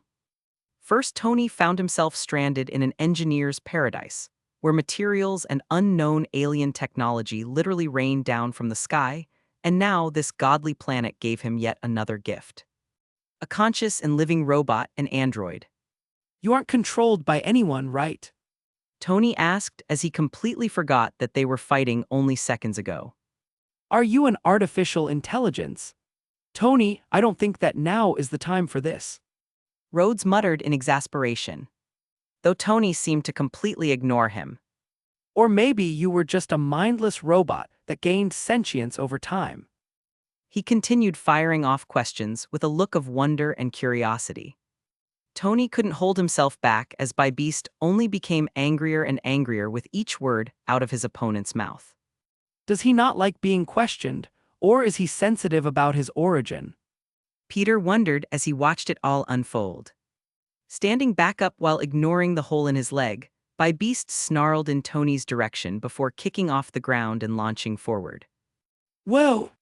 Tony shouted as he was tackled to the ground with Beast hovering over his body. I get it, you don't like questions. Shut up. The dumber face of Beast yells in anger as he punches down at Tony's glowing chest. Oh no, you don't. Rhodes exclaims as he Spartan kicks Beast in the head, which sends him rolling off of Tony. And just as Beast was about to pick himself up, a bright blue light shot toward his chest from across the room. Pepper, no, we have to capture him alive. Tony yells, surprising his girlfriend enough to divert her attack, though it didn't go as Tony would have hoped. Ugh! Beast screamed one last time as the beam of energy pierced his chest before jerking sideways and slicing his neck. Plop. No, my beautiful research material. Tony cried out in horror as Beast collapsed to the floor alongside his severed head. How could you do this to him? Pepper replied in annoyance. That's not exactly what I would call innocent. He was innocent in my heart. Tony muttered in regret. Relax, you can still study its corpse. Peter joins the conversation whilst sipping on a blue-colored fizzy drink through his mask. Just be careful. Since it's an android, he's probably still alive and just needs a few repairs. Upon hearing Peter's words, hope returned to Tony's entire being as he rushed over the downed android. Don't worry, I'll fix you up good as new. Tony muttered as he started collecting all of Beast's scattered pieces. My champion. The Grandmaster whispered mournfully. Looking between Topaz and 142, who were still fighting one another, the Grandmaster couldn't help but eye the nearest exit. I may need to get out of here. Chapter 286, C-291 Blasted to Dust. Want to read ahead of what I've posted so far? Go to my Patreon and get early access chapters. As of now, the Patreon is 3 chapters ahead. https://www.patreon.com/alienwarp. Get on Discord https://discord gg/jhvzn5. Pleading face insert puppy dog eyes gifs here, most likes wins pleading face. I may need to get out of here. The Grandmaster thought as he quickly and quietly left his throne, rushing to the nearest exit. Where are you going? Peter asked as the Grandmaster ran face first into a hard wall. Here. He grunted as he fell to the floor and craned his neck upward. The door that he was running to was now gone and replaced with a flat wall, as if the exit was never there to begin with. The Grandmaster seemed confused for a moment before scrambling back to his feet and looking around the room. Each door leading into and out of the room had completely disappeared. Even the exit of the welcome ride was gone. What the? The Grandmaster muttered as he turned and locked his eyes on Peter, who was lounging on the couch beside Jeannie. As the host of this party, it's very rude to leave before your guests. Peter comments as he waves his hand. Instantly, the Grandmaster fell through a portal and landed bottom first back on his throne. How? He muttered in shock. The portal was one thing, as Peter already showed him that power when he sent Gamera away, but sealing up the entire room was another. The Grandmaster has been alive almost just as long as his brother, the Collector, yet he's never met anyone that could do such a thing. It's almost like he's bending reality. The Grandmaster thought to himself. Though that's just about as far as his thoughts on the situation went. Unlike his brother, the Grandmaster has lived the majority of his life trapped in Sakar, leaving him clueless about the existence of the Infinity Stones. Which was good for Peter, as he didn't need anyone spilling that information just yet. Tony would whine about me not sharing my all-powerful toys with him if he found out. Peter thought as he rolled his eyes. Magic, now sit tight and wait until the fight is over. We'll decide what to do with you then. Peter dragged his gaze away from the shocked dictator as Pepper and Rhodes walked over. Peter watched as their armor retracted back into the glowing arc reactors on their chests. Wow, looking good. He gave them an impressed whistle. I didn't know Tony was working on nanotechnology. You wouldn't, would you? Tony said accusingly as he strolled over, dragging Beast's headless body along with him. Because you're too busy having space adventures without me. Peter instantly let out a tired sigh. Yeah, he could have brought Tony along to meet the Guardians, but with Thanos and the Infinity Stones involved, he thought it best not to. I'm sorry. Peter apologized questioningly. On one hand, he felt bad for leaving out his friend, but on the other hand, it wasn't Peter's job to involve Tony in every facet of his chaotic life. You should be. Tony nods as his armor disappeared. So what's with the girl? Are you thinking of cheating on Silk? You can tell me. I won't spill your dirty adulterous secrets. Bros before hoes. Weck. Pepper slapped Tony upside the head as he took a seat beside Peter, rubbing his sore spot and kicking his feet up on top of Beast's headless body. No, I think she'll make a good Avenger. That's all. Peter shook his head as he turned his attention back to Topaz and Brunhilde. See, not everyone's a sick pervert like you. Pepper glared at Tony as Topaz was thrown into a pillar, destroying it upon impact. Shouldn't we step in and stop them? Nah, they seem to have some sort of bad blood between them, so let them settle it on their own. Peter shrugged as Brunhilde knocked the spear out of her opponent's hands. Who's this? Tony asks as he turns to Jenny, who was screaming at the fighters as if he was a coach in the UFC. Genie, he's a friend of mine. Peter gave Tony a made-up backstory as they watched the fight. At this point in the match, both sides have lost their weapons. Brunhilde managed to knock the spear from Topaz's hands and immediately tossed her dragonfang aside, evening the odds once again. Based on the injuries to both sides, Brunhilde was winning by a landslide. Topaz was covered in bruises and a few cuts as she huffed and puffed for air, exhausted from the fight thus far. Meanwhile, Brunhilde only had a few minor injuries and appeared raring to go. I guess that's the difference between an Asgardian physiology and the rest of the universe. Peter thought. He didn't know what species of alien Topaz was, but it certainly didn't stack up against an Asgardian. Especially now that Brunhilde has completely sobered up. She hasn't had a sip of alcohol since Peter captured her, and Asgardians have a much higher metabolism than most alien races, so she sobered up fairly quickly. Oh, that's gotta hurt. Jeannie winced as Brunhilde grabbed Topaz by the hair and slammed her head into the floor. I think that ends it. Peter muttered as Topaz remained unmoving on the cracked floor. Standing from his seat, Peter walked over to Brunhilde, who retrieved her sword after her victory. Will you finish her off? He asked. Of course, Peter doesn't enjoy killing, but he has zero empathy for the Grandmaster and anyone related to him. Some sort of evil villain gene must run in the family. He thought as both he and his brother turned out to be psychos in their own weird ways. One would do anything to grow his collection, which included slaves, while the other seemed to revel in forcing slaves to fight to the death while collecting champions to battle in his name. No, she's not worth the rust on my blade. Brunhilde replied as she sheathed Dragonfang and looked toward the Grandmaster. 142, come on, it's me. The man in question started to plead as he had no other way out. We go way back, don't we? You can't just serve me up to die, right? Brunhilde remained silent for a moment before turning back to Peter. He's all yours. I'll keep that favor for the time being. Her voice held no remorse for her former employer. Brunhilde spent many years on Sakaar, and although she and the Grandmaster met many times for business, she never grew to like him very much.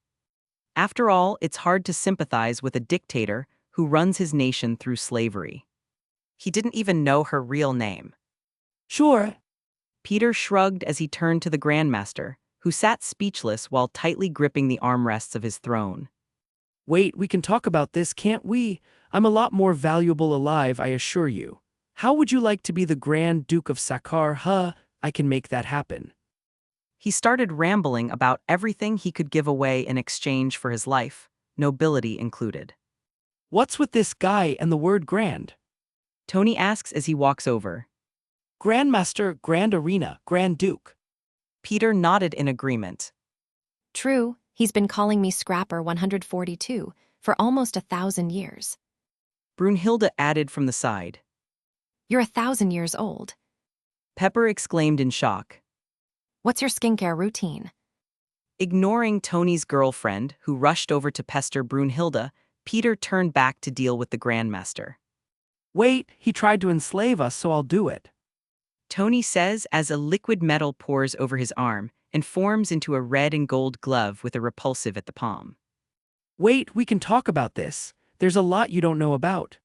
The Grandmaster shouted as Tony's palm brightened. VSSS. Damn! Peter uttered as the blue pillar of light disappeared, leaving behind nothing but a gaping hole, some ashes, and a few burnt pieces of the Grandmaster's yellow robe. That attack wasn't always that crazy. You really upgraded, huh? Well, I added some runes to reinforce the suit, so it could handle a higher output without melting. Tony explained as his armored glove morphs, revealing countless lines of tiny runes. Wow, looks like I wasn't wrong when I said runes would be your greatest asset. Peter admired his friend's craftsmanship. So what now? Rhodes walked up and asked. Should we just leave? No. Tony refused instantly.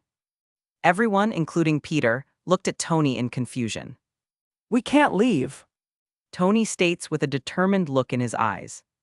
This place is a gold mine. There's enough tech and materials on this rock to take over the universe. Not that I want to do that, but I refuse to leave any of it behind. And how do you plan to do that? Peter asked incredulously. Although he saw the appeal, the work to accomplish what Tony wants is astronomical. Well, first we need a new king. Chapter 287, C292 New Sakar.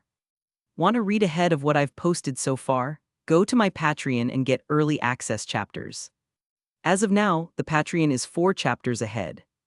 https://www.patreon.com/alienwarp. Get on Discord https://discord gg/jhvzn5.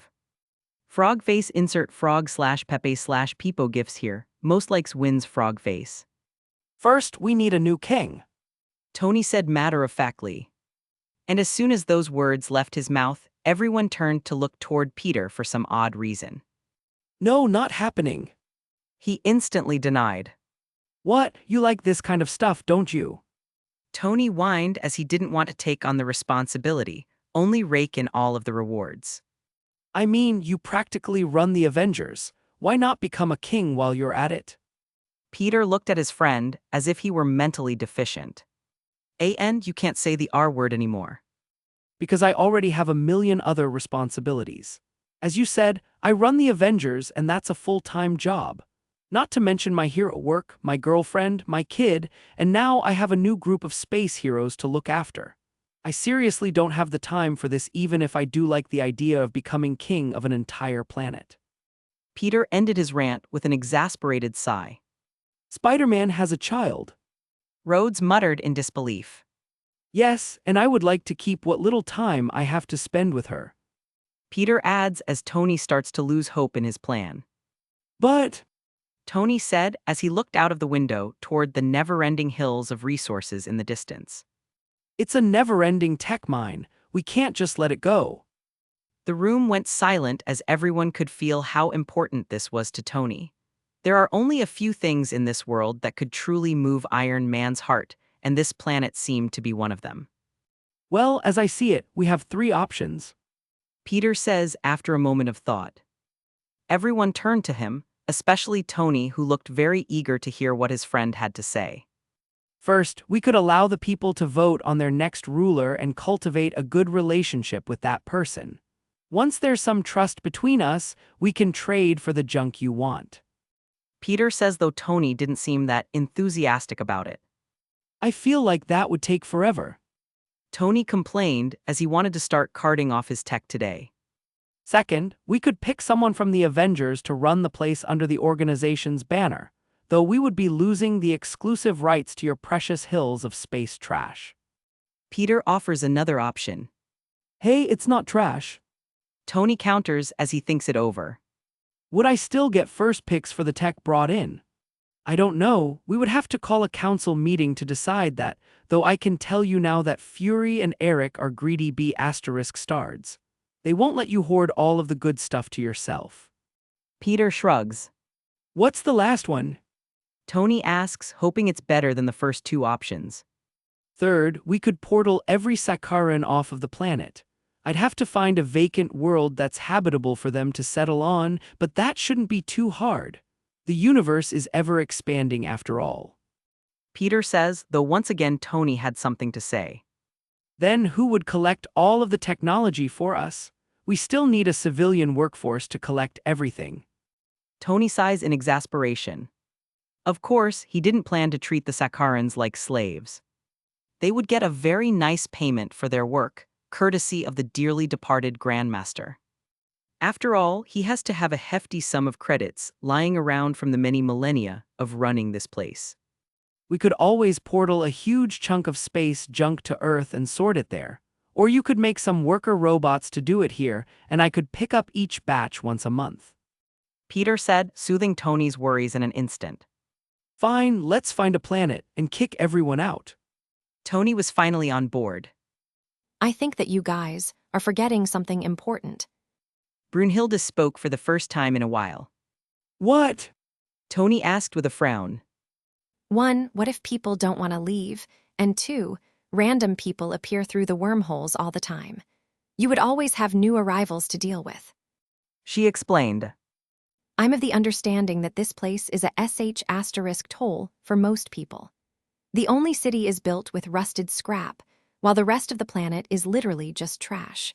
There's not even any flora or fauna, let alone a way to grow any plants on a large enough scale to feed everyone, which means herding animals is probably impossible as well. And that's if you're lucky enough for two opposite-gendered animals of the same species to fall out of a wormhole and live. I mean, am I wrong? Peter asks with a raised brow under his mask. True, but many of the citizens here are, for lack of a better phrase, dumb F***ck morons. They may decide that they like it here and just stay. In fact, I'm sure a small amount of them definitely will. Brunhilde nods to herself. You have to remember that there are no schools here. Most Sakharans aren't the brightest of minds. Then we'll just have to force them out, I guess. If they're too stupid to see the opportunity we're giving them, then they don't deserve the option to choose for themselves. Peter says uncaringly. As for the new arrivals, we can always check once a month and portal them to the new Sakhar, and they can try to return to their home worlds from there. I like it. Tony smirked as he started thinking of designs for the labor robots, who would parse through all of the trash for them. We should find a planet as quickly as possible, and by we, I mean you. Tony gestured to Peter. Sure, but I expect a fair split of the tech from this since I'm helping. Peter says as he receives a nod from Tony. We can share everything like we always do. Tony shrugs as Peter opens a portal and steps through. I'll be back in a bit. He says with a wave as the portal snaps shut. Tony, are you actually about to evict an entire civilization, just so you can take their resources? Pepper asked incredulously. This is giving heavy colonizer vibes. Of course, it wasn't that bad, as the Sakharans would be getting a habitable planet out of the deal. A world for a world sounded pretty fair after all. This should do. Peter muttered as he watched a few alien-looking animals run away, as they weren't used to seeing things like him. They better get used to it quickly, because you're about to see a lot more soon enough. After testing the planet's air, soil, and water quality, among a slew of other crucial tests, Peter portaled back to the Grandmaster's palace and found Tony standing at the edge of the broken window with a microphone in hand. People of Sakhar, we have slain the man who turned you all into slaves. The Grandmaster is dead. Tony shouted onto the microphone like a boxing match announcer. Looking out of the window, Peter could see a sea of people packed below the palace, as if the Pope was giving a speech at the Vatican. Not only have we killed your oppressor, but we've also found a way for everyone to escape this wasteland of a planet. Tony says, immediately piquing the interest of the crowd. Although they found this whole situation hard to believe, many Sakharans have always wished to escape. The lack of food, water, safety, and almost every other basic necessity has made living in Sakhar a living hell for the large majority of them. We give you all 1 week to peacefully pack your belongings and prepare to set off. A friend of mine has already found a much more habitable planet for everyone to migrate to. Tony explained as the crowd stood in disbelief. Now things were starting to sound a bit too good to be true. See for yourselves. This is your new planet as well as our exit. Hurry home and pack your things. The new Sakhar is waiting for you. Chapter 288, C293 Oath of Fealty. Want to read ahead of what I've posted so far? Go to my Patreon and get early access chapters. As of now, the Patreon is 3 chapters ahead. https://www.patreon.com/alienwarp. Get on Discord https://discord gg/jhvzn5. Woman police officer insert police gifts here, most likes wins police female. 1 week later. After sending everyone from Sakhar off the planet, including the stragglers who weren't cooperating and decided that they wanted to stay, Peter stood in front of Brunhilde outside the Grandmaster's palace. Tony returned to Earth with Pepper and Rhodes already, as he needed to start making the robots that would sort the trash on their new planet. So, any ideas for your favor, or should I just send you to the new Sakhar with the rest of them? Peter asked, as she was the only one left on the planet besides him. Fight me. She declared, hoping to truly ascertain whether he is strong enough to face Hela Odinstaddir. Of course, he already beat her rather easily the last time they fought, but she happened to be very drunk at that time. And what do I get if I win? Peter asks as his posture remained casual compared to Brunhilde, who gripped her sword firmly in front of her body. Because we've already been through this before. Brunhilde stares Peter in the eyes for a few seconds before opening her mouth. As long as you beat me and agree to kill a special someone, I'll work for you as you asked. Her words certainly piqued Peter's interest. Deal, though just to clarify, who do you want dead so badly?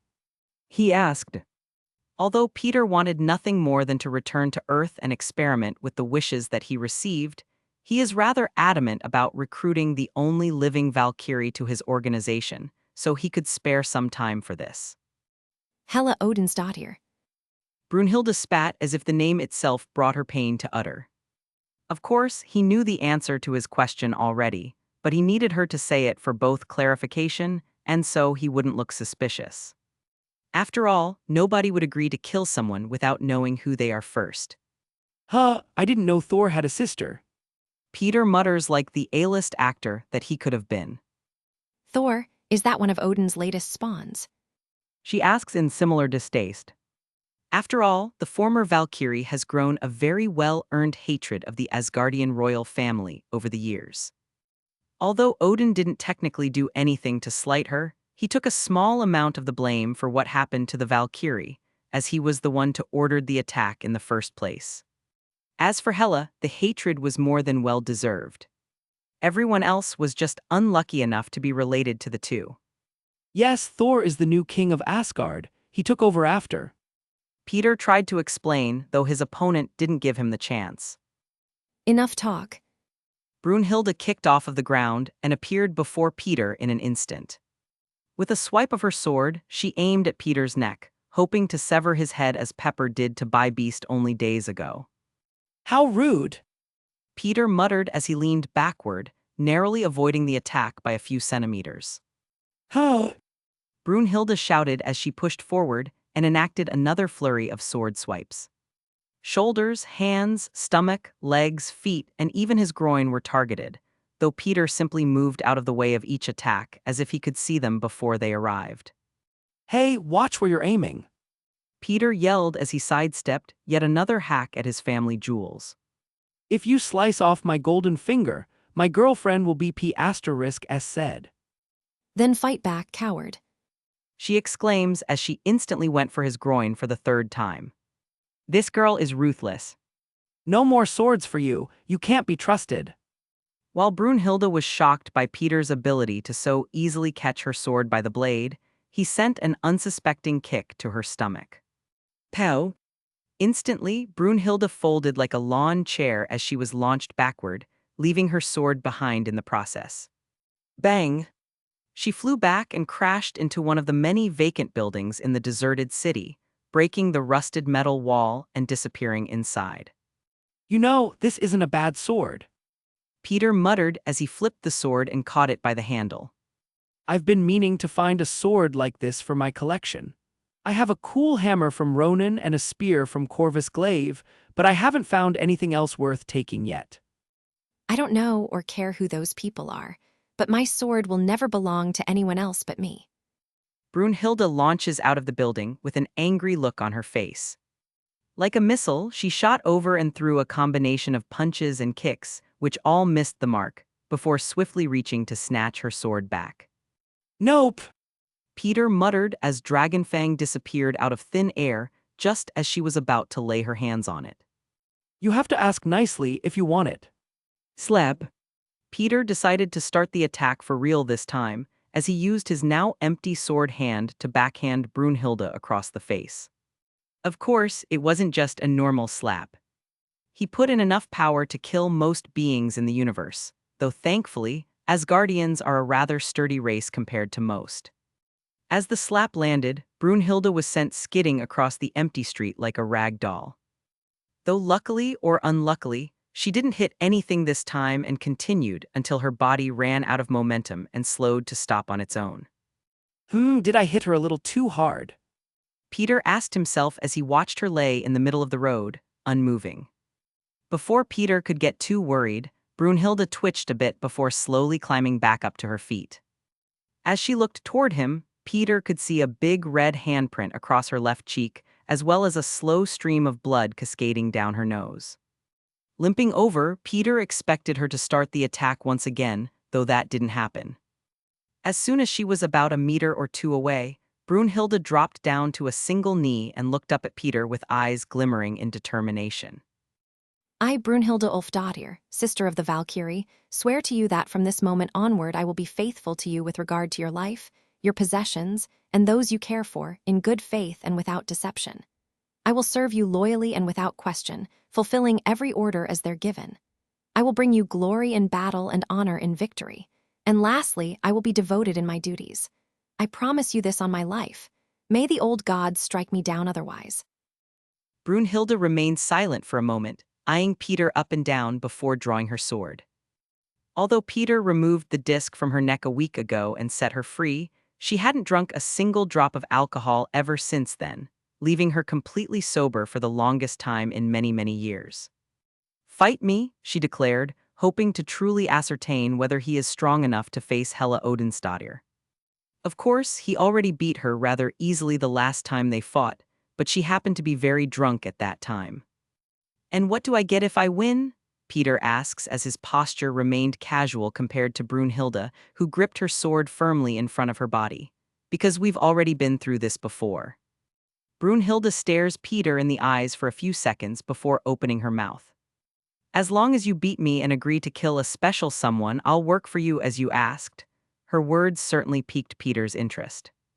Deal, though just to clarify, who do you want dead so badly? He asked.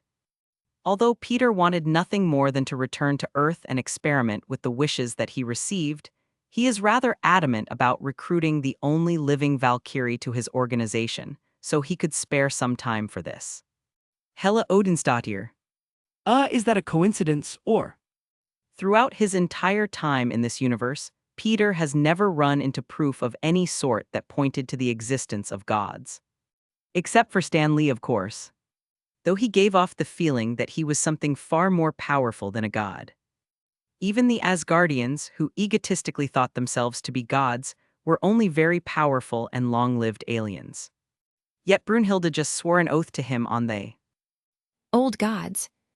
And there was even a confirming response. No, the old gods accepted my oath. Brunhilde said, as if the storm clouds and lightning, which have already disappeared, were just a normal occurrence. Okay. Peter muttered as he looked down at her. You do know that when I said work for me, I meant like a normal sort of employment, right? Kind of like how you worked for the Grandmaster, but with monthly paycheck and a bit more respect. Brunhilde peered up at Peter in disbelief. You couldn't have specified that before I swore an oath to the gods. How the F***ck was, I suppose to know you would do that. Brunhilde remained silent for a moment, eyeing Peter up and down before drawing her sword.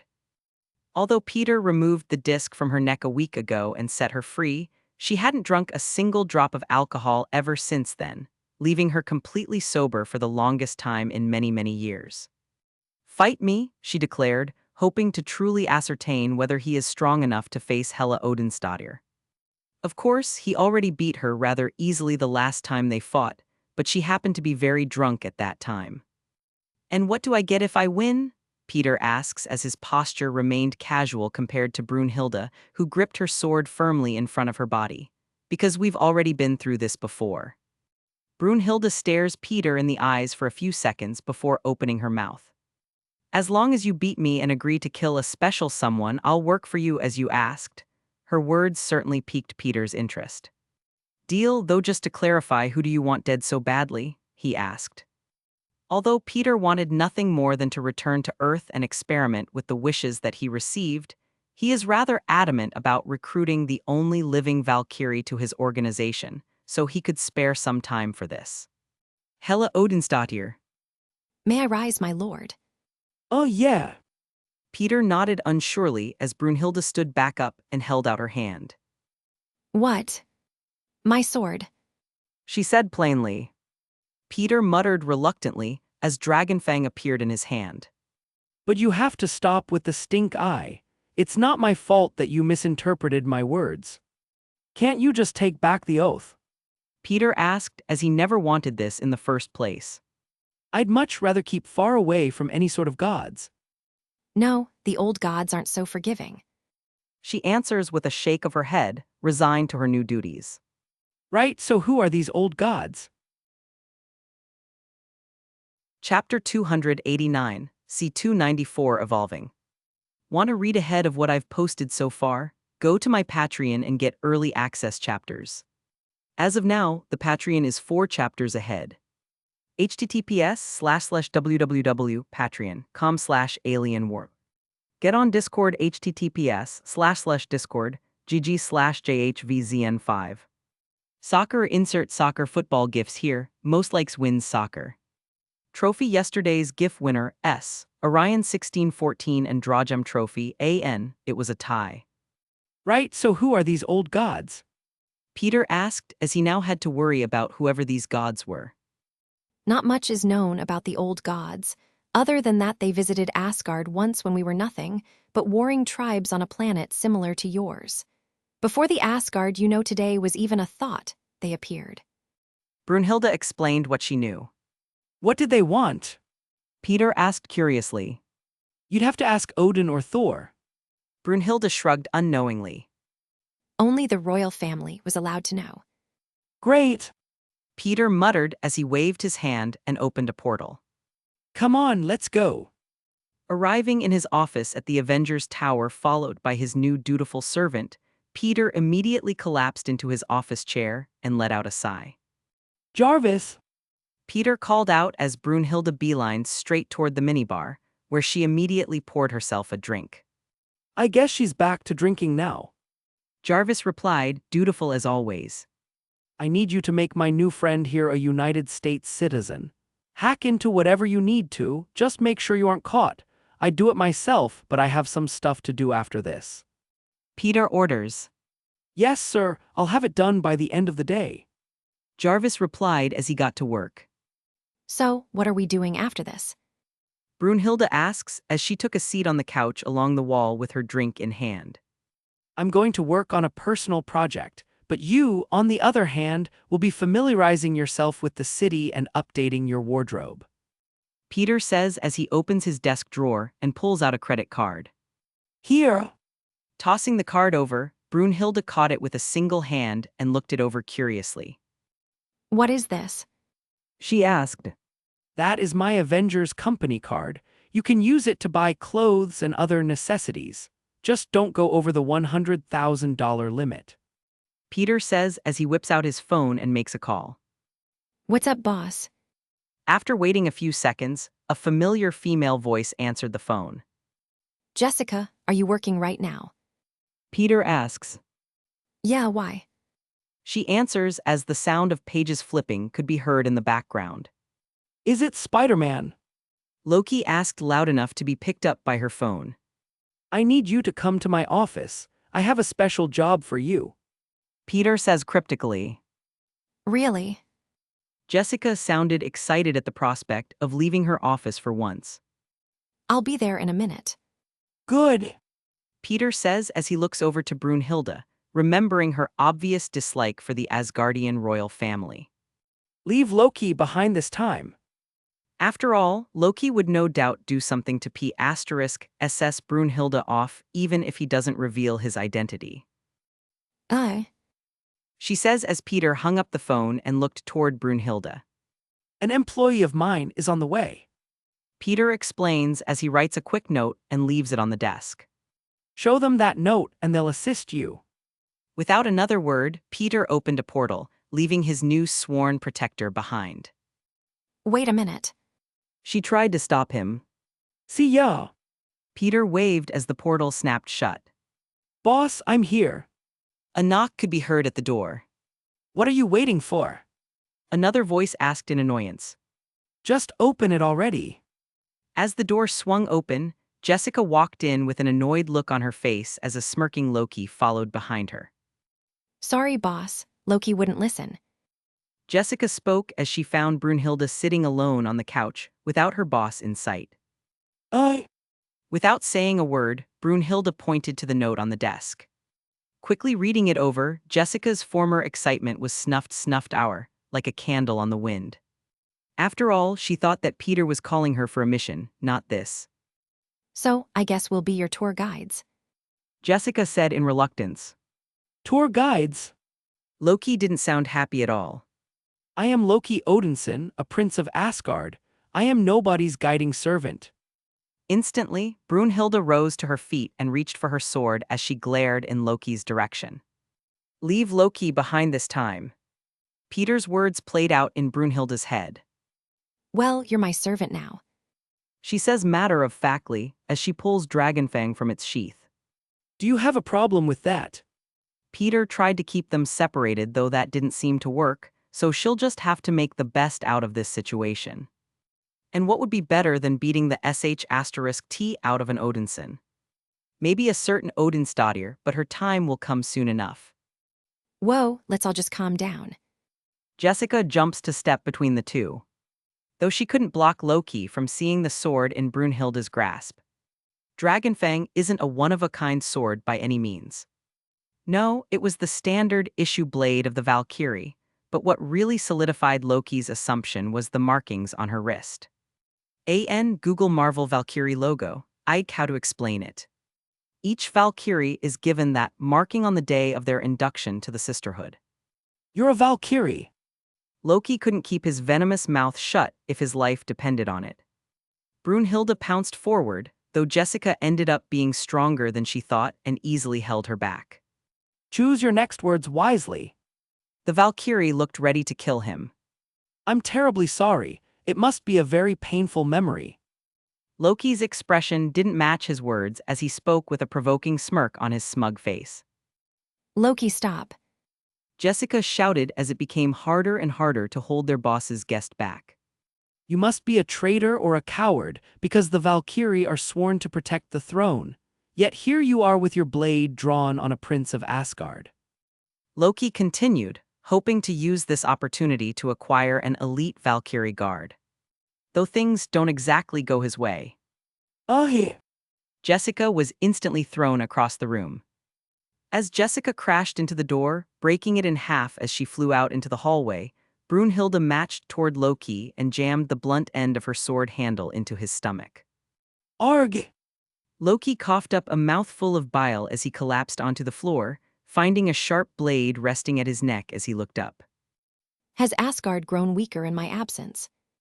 Brunhilde was surprised by how powerless he was, though she didn't care enough to comment on it. Listen closely, Your Highness. Brunhilde says with a heavy dose of distasteful sarcasm. This is not Asgard, and I am not a Valkyrie anymore. I've already sworn myself to your boss, so keep your mouth shut or I'll cut out your tongue and beat you to death with it.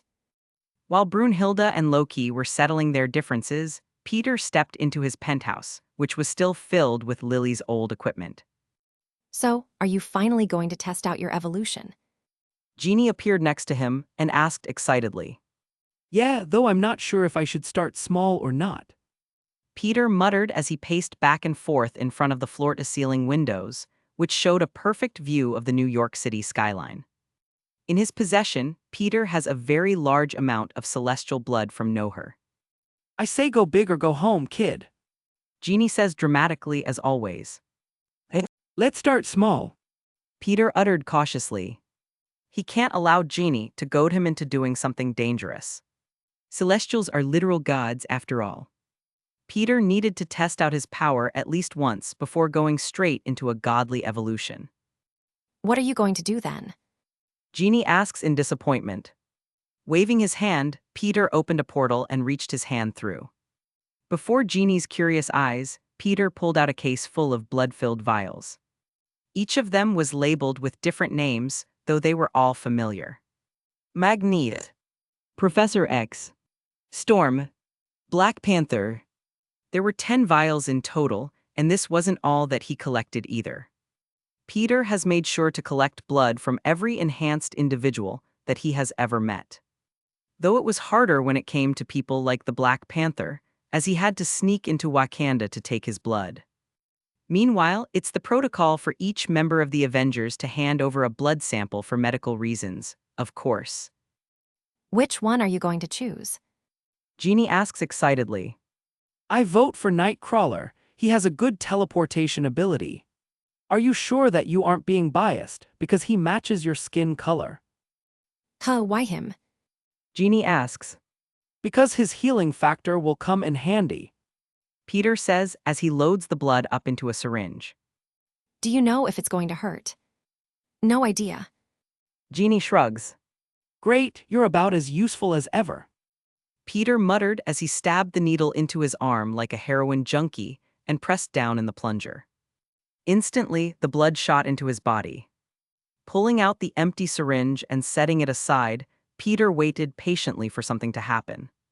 The feeling of his body tingling was still the same even after a minute had passed. Hey, are you sure that you granted my wish? Because... Peter was about to complain before he felt the tingling feeling increase drastically. You okay, kid? Jeannie asked worriedly as Peter looked down to see the small needle hole in his arm heal itself shut. I think it's working. Peter muttered as the tingling he felt changed into excruciating pain, as if he were being stabbed by a million knives in every part of his body at once. Aleg. Chapter 290, C295 Results. Want to read ahead of what I've posted so far? Go to my Patreon and get early access chapters. As of now, the Patreon is 3 chapters ahead. https://www.patreon.com/alienwarp. Get on Discord https://discord gg/jhvzn5. Slot machine insert gambling gifts here, most likes wins slot machine. Trophy yesterday's GIF winner S. Meharut Trophy. Before Peter's screams could fill the penthouse for too long, he collapsed to the floor and passed out cold. His brain couldn't register the amount of pain that was coursing through his body, so it temporarily shut itself down so that Peter could retain his sanity. Though that didn't mean his body was finished with its evolution. No, Peter continued to twitch and writhe on the floor whilst in his sleep. Meanwhile, Jeannie watched with a worried look on his face. Even after Peter fell to the floor unconscious, he seemed to worry for his master's well-being. When Jeannie was summoned by Peter, he thought this would be yet another greedy, self-centered master. They would use him for their own personal gains before he was sealed back into the lamp, and forced to await yet another undetermined amount of time before the next greedy summoner came along. Maybe he would be able to twist their wishes out of spite, though that was the only real sliver of freedom he had in his life. His only real enjoyment during every summoning was the quick update on the outside world that he would receive while reading his master's mind. A close second to that was the nice long stretch he would always get after exiting his cramped lamp. Luckily, his latest master wasn't so bad. In fact, Genie grew to enjoy his company more as time went by. His mind was filled with all sorts of useful and entertaining information, and he wasn't a complete a-hole like most masters. Yeah, Peter was greedy, but his greed didn't extend too far past the regular amount that any living being should have. He won't even use his last wish. Genie thought incredulously. After all, from Peter's perspective, the universe was filled with villains who could accomplish a lot with the help of a few free wishes, leaving him no choice but to hang onto the lamp. The second Genie was summoned, he was able to learn everything about Peter, and truthfully, he found his master to be one of the very few summoners who actually deserved his assistance. Peter was a real hero that fought to keep his city, planet, and universe safe from those with twisted minds and self-centered agendas. And although he knew Everything. thankfully for his master's sake, Genie wasn't able to access the information pertaining to Peter's past life. And he doesn't know that Peter transmigrated, and he will never know. No one will. With a snap of his fingers, Genie summoned a comfortable bed underneath his newest master and friend. You'll be all right, kid. He muttered hopefully, as even he wasn't sure how this would unfold. Nearly 12 hours later, Peter remained unconscious in his penthouse, though with every passing hour the pain that racked his body seemed to slowly fade away. By this point, Peter was sleeping comfortably on the bed without a single sign of pain or discomfort, which certainly eased his blue companion's nerves. When will he wake up? Genie wondered. Just as that question crossed his mind, Peter began to stir in his sleep once again. At first, Genie thought that he was in pain again, though he threw that thought away as Peter's eyes peered open and looked around the room in confusion. Sigh, you're finally awake. Genie muttered as he morphed into an apron-wearing mother with curlers in her hair and a rolling pin held menacingly in hand. Do you know how worried I was? Lower the volume a little, will you? Peter said groggily as he covered his sensitive ears. Although he was both dazed from his impromptu nap and sore from the evolution, Peter couldn't help but feel the slight enhancement to his body. Wolverine's superhumanly acute senses are due to his very animalistic metahuman mutation. His most improved senses are hearing, sight, and smell, which are currently Peter's main three problems at the moment. Superhuman hearing, Wolverine is capable of hearing sounds from a far greater distance than any human, though he isn't quite on the level of people like Daredevil. Superhuman sight, Wolverine's sight is improved, allowing him to see further than a normal human. Superhuman smell, Wolverine's sense of smell is magnified, similar to an animal, which allows him to recognize and track objects and people just by smell alone. These three senses were currently out of control, leaving Peter with blurry eyes, throbbing ears, and an overloaded nose. I can smell every dumpster and toilet within a mile of here. He thought in disgust. Peter was already enhanced far past Wolverine's capabilities, so the added enhancement from the successful evolution seemed to throw his powers out of control for the time being. Are you okay? Genie asked in a much lower tone this time around. Yes, I just need some time to get my senses under control. Peter explained as he took a deep calming breath. Climbing out of bed, Peter quickly started testing his powers, as he wanted nothing more than to get himself back under control. Other than the already mentioned power-ups, Peter also seemed to receive every other enhancement that Wolverine had. Superhuman touch. Wolverine's sense of touch gives him greater sensitivity to air direction and temperature differentials in his environment. Superhuman strength. Wolverine's strength is increased slightly by his animalistic nature. Superhuman speed. Wolverine can move at low-level superhuman speeds. He can just barely attack faster than the normal human eye can follow.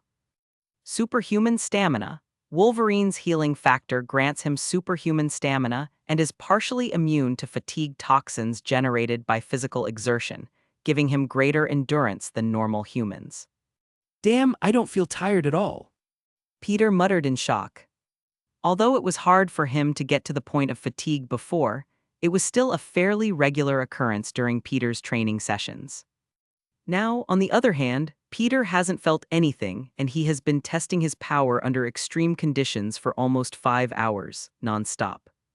Would this enhance my bedroom game as well? Peter wondered as a perverted smirk appeared on his lips. MJ would be in for a rude awakening. You, Genie looked like he was about to puke at any moment. Then stay out of my head, you nosy bee asterisk starred. Peter rolled his eyes. Continuing on. That's it for the boring stuff. Peter sighed. Once Peter got all of those minor enhancements under control and out of the way, it was finally time to get to the good part. Conjuring a small razor-sharp scalpel, Peter rested the tip against his open palm and swiped it across. He watched as his skin tore open, but before more than a drop or two of blood could leak out, the cut on his palm zipped itself shut in a matter of seconds. Cool. Peter muttered as he eyed his scarless hand in awe. Regenerative healing factor. Wolverine's body naturally regenerates most, if not all, damaged or destroyed tissues and organs at a rate that exceeds that of any normal human. The rate of regeneration is proportional to the damage caused. This process is automatic, and Peter seems to have no control over it. His healing factor, however, does not seem to stop Peter from feeling the pain of his wounds, nor the pain of his body regenerating itself. Though it's more of an itchy feeling than anything else. After a few more cuts along his body where he did his best to ignore the pain, Peter brought out some powerful Asgardian alcohol and started chugging it down. Insert Badlands chugs gifs here. For scientific reasons, of course. I guess I'm forever sober now. Peter concluded as he drank 3 times the amount that used to get him wasted without feeling a single buzz. Next, Peter took a small sample of flesh from his body and stuck it under a nearby microscope. Decelerated aging. In addition, Wolverine's healing factor provides him with an extended lifespan by slowing the effects of the aging process. Wolverine was born sometime during the late 18th century. Although he is almost 200 years old, Wolverine retains the health, appearance, and physical vitality of a man in the physical prime of his life. This will come in handy since I haven't used the dragon bone elixir on myself, yet. Peter muttered in appreciation. As he said this, Peter made a mental note to task the hand with locating and excavating New York's buried dragon bones. I technically don't need the elixir right now, but it may come in handy later on. He thought to himself. After testing his cells and witnessing just how slowly they were aging, Peter sat back in his chair and looked down at his knuckles. Do I have it? He wondered hopefully. Retractable bone claws. Wolverine's skeleton includes 6 retractable foot-long bone claws, 3 in each arm, that are housed beneath the skin and muscle of his forearms. Wolverine could, at will, release these slightly curved claws through his skin between the knuckles on each hand. Come on! Peter goaded himself on as he tried to will his claws to appear. Suddenly, 3 long claws shot out of each fist, though he wasn't fully prepared. F***CK. Peter shouted in pain as his left hand's claws embedded into his leg, while his other set pierced the table in front of him. The bone claws are naturally sharp and tougher than normal human bone. Even without being infused with adamantium, they are dangerous weapons that can penetrate most flesh and many natural materials. I should figure out how to infuse my bones with metal, like Wolverine. Peter thought to himself, though he would have to be careful. Didn't he get poisoned from the adamantium later in his life? Pushing these thoughts back into his mind for future study, Peter could only think of one more power to test. Animal empathy. Wolverine has been seen to be able to understand the emotions of animals around him and communicate with them on a very basic level, showing them his intentions so he would not be perceived as a threat to them. Should I visit the zoo? Chapter 291, C296 Bonded. Want to read ahead of what I've posted so far? Go to my Patreon and get early access chapters. As of now, the Patreon is 4 chapters ahead. https://www.patreon.com/alienwarp. Get on Discord https://discord gg/jhvzn5. Red heart, insert romantic love gifts here, most likes wins red. Trophy yesterday's GIF winner, Darkslayer Trophy. Although animal empathy isn't very helpful, Peter found the possibility of communicating with beasts to be fairly appealing. Even if it's only at the basic level of understanding each other's intentions and emotions, it's still a pretty interesting ability. Are you going to get a pet? Genie asked as he followed Peter into the closed Central Park Zoo, dressed as Crocodile Dundee. Due to how late it was, the zoo was closed hours ago, leaving only a few security guards around in order to keep away any would-be troublemakers. Maybe.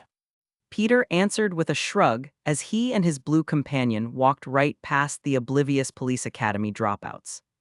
Invisibility is such a useful spell. Touring the zoo, Peter was surprised to feel the many ranges of emotions from each animal habitat they passed. Dude, I never knew monkeys were this horny. Peter muttered in shock. You think monkeys are bad? Wait until you meet a few rabbits. Genie commented with a disgusted look on his face. They may be cute, but all those things think about is sex. This animal empathy might have been a curse. Peter concluded as they arrived at the lion enclosure. Starring in, Peter watched as a large male lion slept amidst his pride of female lionesses. Well, I might as well test it further. Peter muttered as he leaped into the enclosure. Landing a few meters away from the pride of lions, Peter non-verbally made his intentions known. Feeling the emotions of the lion and his women, Peter had to hold himself back from laughing. They're really aggressive, huh? Peter muttered and received an annoyed nod from the only other male entity in the enclosure. As soon as Peter arrived, the lionesses seemed to start complaining and goading the lion into attacking. Though the guy seemed to be smarter than he looked and kept calm during the whole situation, ignoring the complaints of his women. Roar! Just as the females in the group started becoming too much of a bother, the male lion turned and bared its teeth, shutting them up in an instant. Can I pet you? Peter asks as he walks up without a care. After all, he is strong enough to handle these animals with a flick of his finger, so even without his empathic powers, he still had nothing to worry about. Feeling acceptance from the large beast, Peter walked over and without hesitation started brushing his fingers through the lion's mane. I've always wanted to have a pet lion. Peter commented as he enjoyed the moment. Grrr. The lion growled as he heard the word pet. Sorry about that. I meant nothing by it. Peter apologized and watched as the lion huffed in distaste. Hey, I said that I was sorry. Don't be like that. After bickering with a lion and his pride until sunrise, Peter said his goodbyes and returned home. Of course, he thought about taking the lion, as it would be a cool pee. Maybe I can find an interesting alien pet. Peter thought as he stepped into his bedroom and found MJ asleep on the bed. Give me your ideas for a good pet. I already thought of a good one, but maybe you guys would have a better idea. Instantly, he remembers his almost infinite stamina enhancement. R18 ahead no C**CK block this time. I have to test it out for science and the good of mankind. Peter convinced himself as he felt his pants getting tighter near his midsection. MJ slept completely naked with the white sheets covering only her lower back and butt, leaving everything else exposed for Peter to see. You know I'm still here, right? Genie asks with his hand over his eyes. Either get lost or it's back to the lamp. Peter gave him a choice and smirked as his friend turned into a bolt of blue lightning and shot out of the window. The sound of his exit seemed to stir MJ from her sleep, which was exactly what Peter wanted. Hi. MJ muttered tiredly as he crawled into bed beside her. Morning, my love. Peter greeted her as his hands began to wander around her body. Wait. MJ spoke weakly as he reached down to grasp her naked *S whilst diving his face into her neck, peppering it with kisses. For what? It's the weekend. There's no school today. Peter smirked as he pulled the sheets away and flipped MJ onto her back. It's cold. She complained as the chilly morning air assaulted her once warm skin. Don't worry, I'll warm you up. He pecked her on the lips before continuing down her body. Chin, neck, shoulders, chest, and stomach before finally arriving at his destination. You're really wet for someone who is so hesitant. Instantly, the lion looked up and matched Peter's stare. Both sides remained still for a moment, neither aggressive toward the other. Well, I might as well test it further, Peter muttered as he leaped into the enclosure. Landing a few meters away from the pride of lions, Peter non-verbally made his intentions known. Feeling the emotions of the lion and his women, Peter had to hold himself back from laughing. They're really aggressive, huh? Peter muttered and received an annoyed nod from the only other male entity in the enclosure. As soon as Peter arrived, the lionesses seemed to start complaining and goading the lion into attacking. Though the guy seemed to be smarter than he looked and kept calm during the whole situation, ignoring the complaints of his women. Roar! Just as the females in the group started becoming too much of a bother, the male lion turned and bared its teeth, shutting them up in an instant. Can I pet you? Peter asks as he walks up without a care. After all, he is strong enough to handle these animals with a flick of his finger, so even without his empathic powers, he still had nothing to worry about. Feeling acceptance from the large beast, Peter walked over and without hesitation started brushing his fingers through the lion's mane. I've always wanted to have a pet lion. MJ's eyes shot open as she felt her boyfriend's mouth circle around the peak of her *SSY. Aya. Uncontrollable moans escaped her as she felt Peter's tongue brush against her clitoris over and over again. Hearing that he was doing a good job, Peter continued his assault as he hooked 2 fingers into her tight hole, pumping them back and forth. OF*CK. She exclaimed in pleasure as her hips began to grind up and down against Peter's mouth. Don't stop. Slap. Seeing as his lover was getting a bit too domineering for his tastes, Peter pulled back, turned MJ over and whacked her on the *S. Of course, as she's enhanced to a fairly high degree, Peter had to use enough power to kill a normal human, though it only left a red mark behind. That's the perk of having superpowers, I guess. Peter thought to himself. Ah. MJ's legs shook as her hand snapped straight to her womanhood, rubbing frantically. Did you just see *M from me slapping your *S? Peter asked in disbelief. He knew that MJ was submissive, which was perfect for him, but he didn't know that it was to this extent. And no. MJ denied weakly, though Peter knew she was lying. That's so hot. He muttered as he sandwiched his steel pole between her legs and rubbed himself up and down. Wait, give me a. MJ moaned as Peter slid his member up and down her lower lips, making sure to hit her clitoris with every passing motion. Oh, did you get a pedicure? Ignored her in favor of her freshly painted toenails, which rested on his shoulder. Looking cute. Tilting his head to the side, Peter gave her ankle a quick kiss before throwing her legs aside, leaving them wide open. You're so beautiful, you know that. Peter commented as he lined his tip against her twitching entrance. Stop stalling. MJ complained as Peter smirked down at her. If you say it, I may be persuaded to hurry things along. Okay, if you won't say it. Peter muttered as he pulled back and stepped off of the bed. Please. MJ mumbled unintelligibly. What was that? I didn't quite hear you. Peter looked over his shoulder and smirked.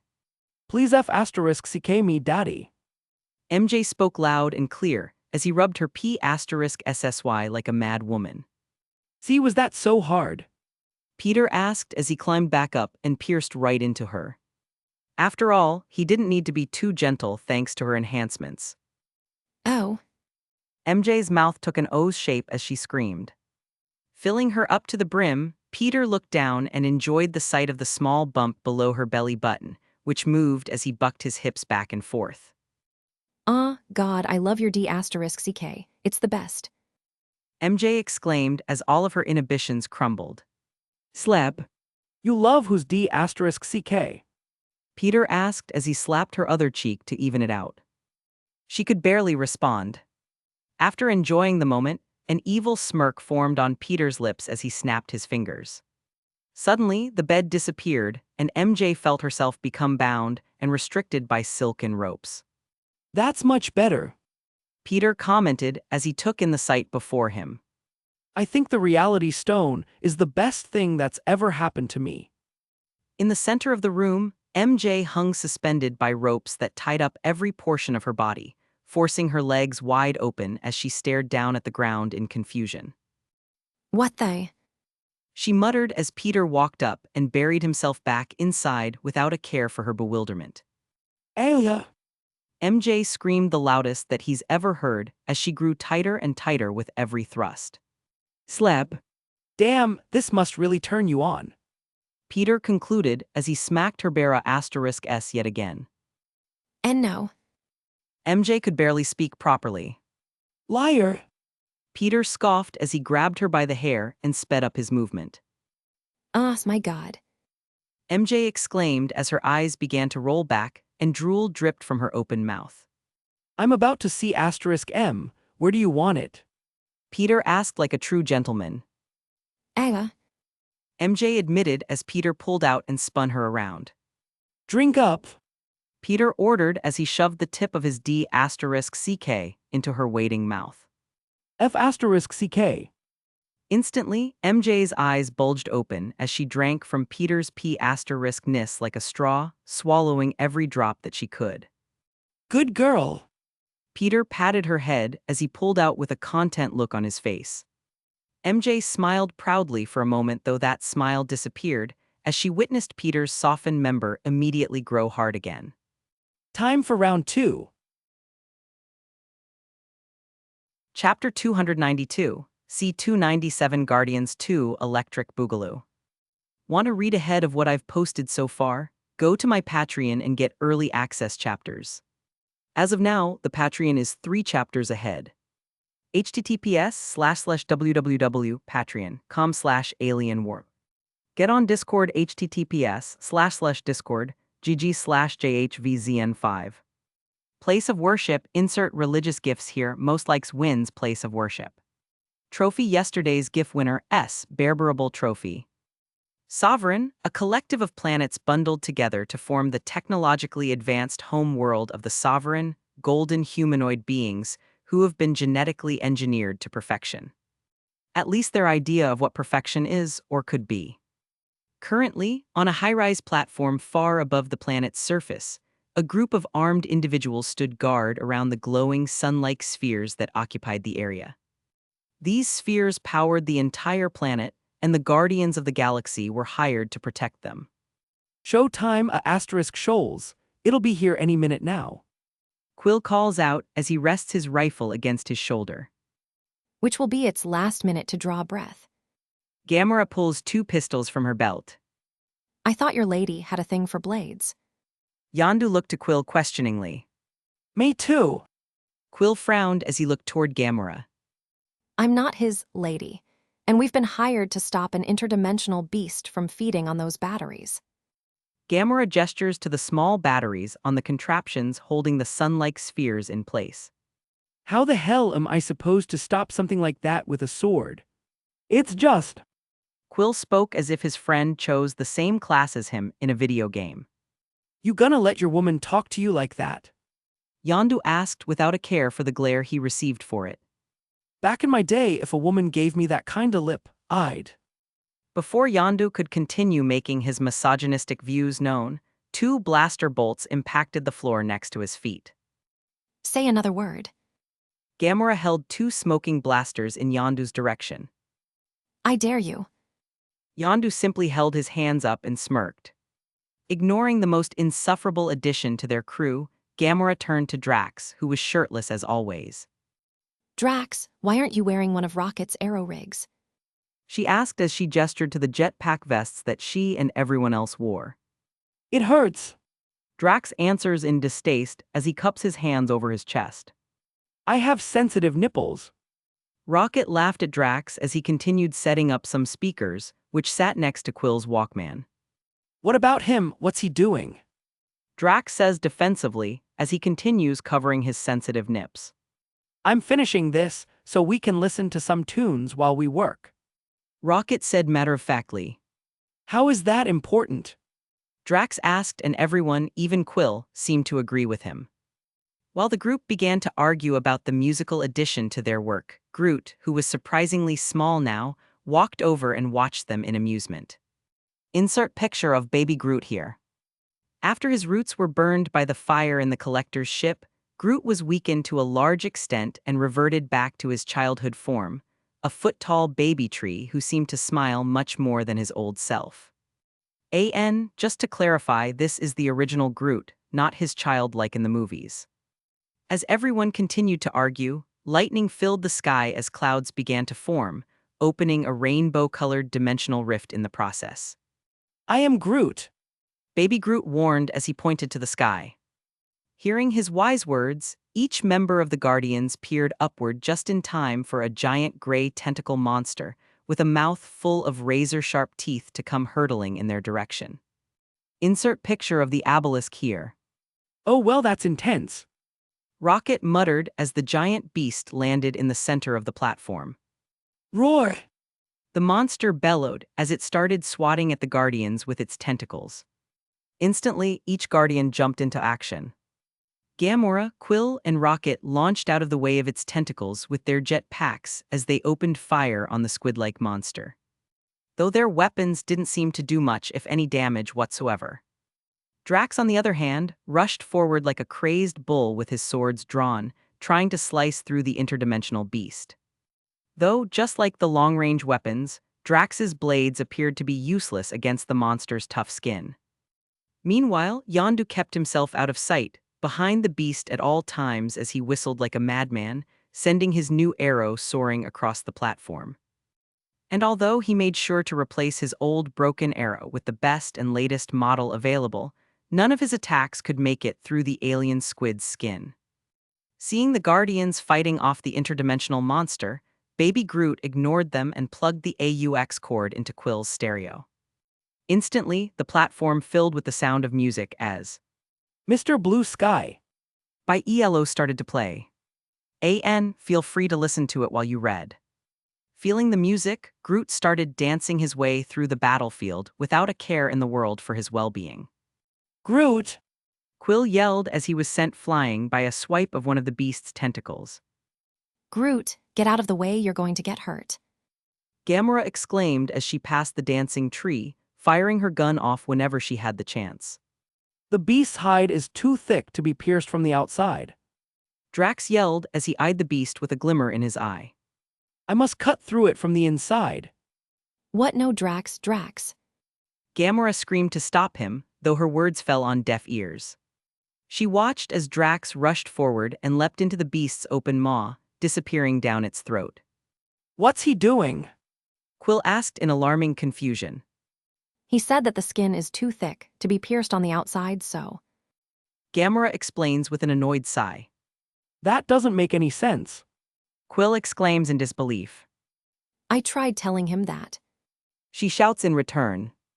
As the battle continued, Quill soon noticed a weakness in the beast that they could use to finish the job they were given. There's a cut on its neck. Rocket, get it to look up. Quill shouted, and Rocket shot off into the sky above the monster's head. All right, you giant sea monkey, up here. Rocket yelled as he fired down on its head. The distraction seemed to work as the tentacle monster craned its head upwards and extended its body, revealing the small cut on its neck. Seeing the opening, Gamora tried and failed to hit it with her pistols before throwing them to the floor and pulling a long, retractable sword from her belt. Just as she was about to rush forward to stab her sword through the beast's neck and end its life, a blue and red-dressed figure ran right past her. Leaping into the air, the figure summoned a long black spear into his outstretched hand before swiping across the beast's body. Swish! Landing behind the interdimensional beast, The figure turned around just in time to see it freeze in place for a moment. That should do it. Peter muttered as Corvus Glaive's spear disappeared from his hand. And just as the spear vanished, a long cut appeared across the beast's body as it fell to the floor in two separate halves, gushing out a green gooey blood onto the platform. And out of that goo rose a familiar gray and red figure. Yes, I have single-handedly vanquished the beast. Drax exclaimed, somehow thinking that he was the one who delivered the finishing blow. Yo! Peter waved as he walked over. I see you guys have been busy while I was away. Are we getting paid for this, or? It's a job. Quill nods as he lands beside Peter. The Sovereign paid us to protect this place from that thing. Quill gestured between the contraptions that held the sun-like fireballs in place and the dead dimensional alien squid thing. I see, cool jetpack. Peter comments as Rocket walks over. I didn't think they would go to Sovereign already. Peter only planned to stop by to check in on his crew for a moment, as he wanted to evolve one more time using another vial he had, though that would have to wait now. I made He says proudly as he tosses a towel in Drax's face. Clean yourself up, you smell like sh*T. Good to have you back, Captain. Yondu said as he strolled over. It's good to be back. Peter replied as he looked to the palace in the distance. Yondu simply held his hands up and smirked. Ignoring the most insufferable addition to their crew, Gamora turned to Drax, who was shirtless as always. Drax, why aren't you wearing one of Rocket's aero rigs? She asked as she gestured to the jetpack vests that she and everyone else wore. It hurts, Drax answers in distaste as he cups his hands over his chest. I have sensitive nipples. Rocket laughed at Drax as he continued setting up some speakers, which sat next to Quill's Walkman. What about him? What's he doing? Drax says defensively as he continues covering his sensitive nips. I'm finishing this so we can listen to some tunes while we work, Rocket said matter-of-factly. How is that important? Drax asked, and everyone, even Quill, seemed to agree with him. While the group began to argue about the musical addition to their work, Groot, who was surprisingly small now, walked over and watched them in amusement. Insert picture of baby Groot here. After his roots were burned by the fire in the collector's ship, Groot was weakened to a large extent and reverted back to his childhood form, a foot-tall baby tree who seemed to smile much more than his old self. Just to clarify, this is the original Groot, not his child like in the movies. As everyone continued to argue, lightning filled the sky as clouds began to form, opening a rainbow-colored dimensional rift in the process. I am Groot, baby Groot warned as he pointed to the sky. Hearing his wise words, each member of the Guardians peered upward just in time for a giant gray tentacle monster with a mouth full of razor-sharp teeth to come hurtling in their direction. Insert picture of the obelisk here. Oh well, that's intense. Rocket grumbled reluctantly. All right, let's go. Careful what you say around these folks. They're easily offended. The cost of a single transgression is usually death. Quill warned as he was the one to accept this job. Sure, let's go. Peter nodded as he caught sight of Rocket sneaking some glowing batteries from the platform into his bag. Rocket, is that part of the job? Rocket jumped as all eyes turned to him. I'll take that as a no. Peter shook his head and let out a sigh. Return what you stole. We're already getting paid, don't push it. Screw these *shoals. Sovereigns are just a bunch of grade A obnoxious PR*CKS. Rocket exclaimed as he held his bag tightly.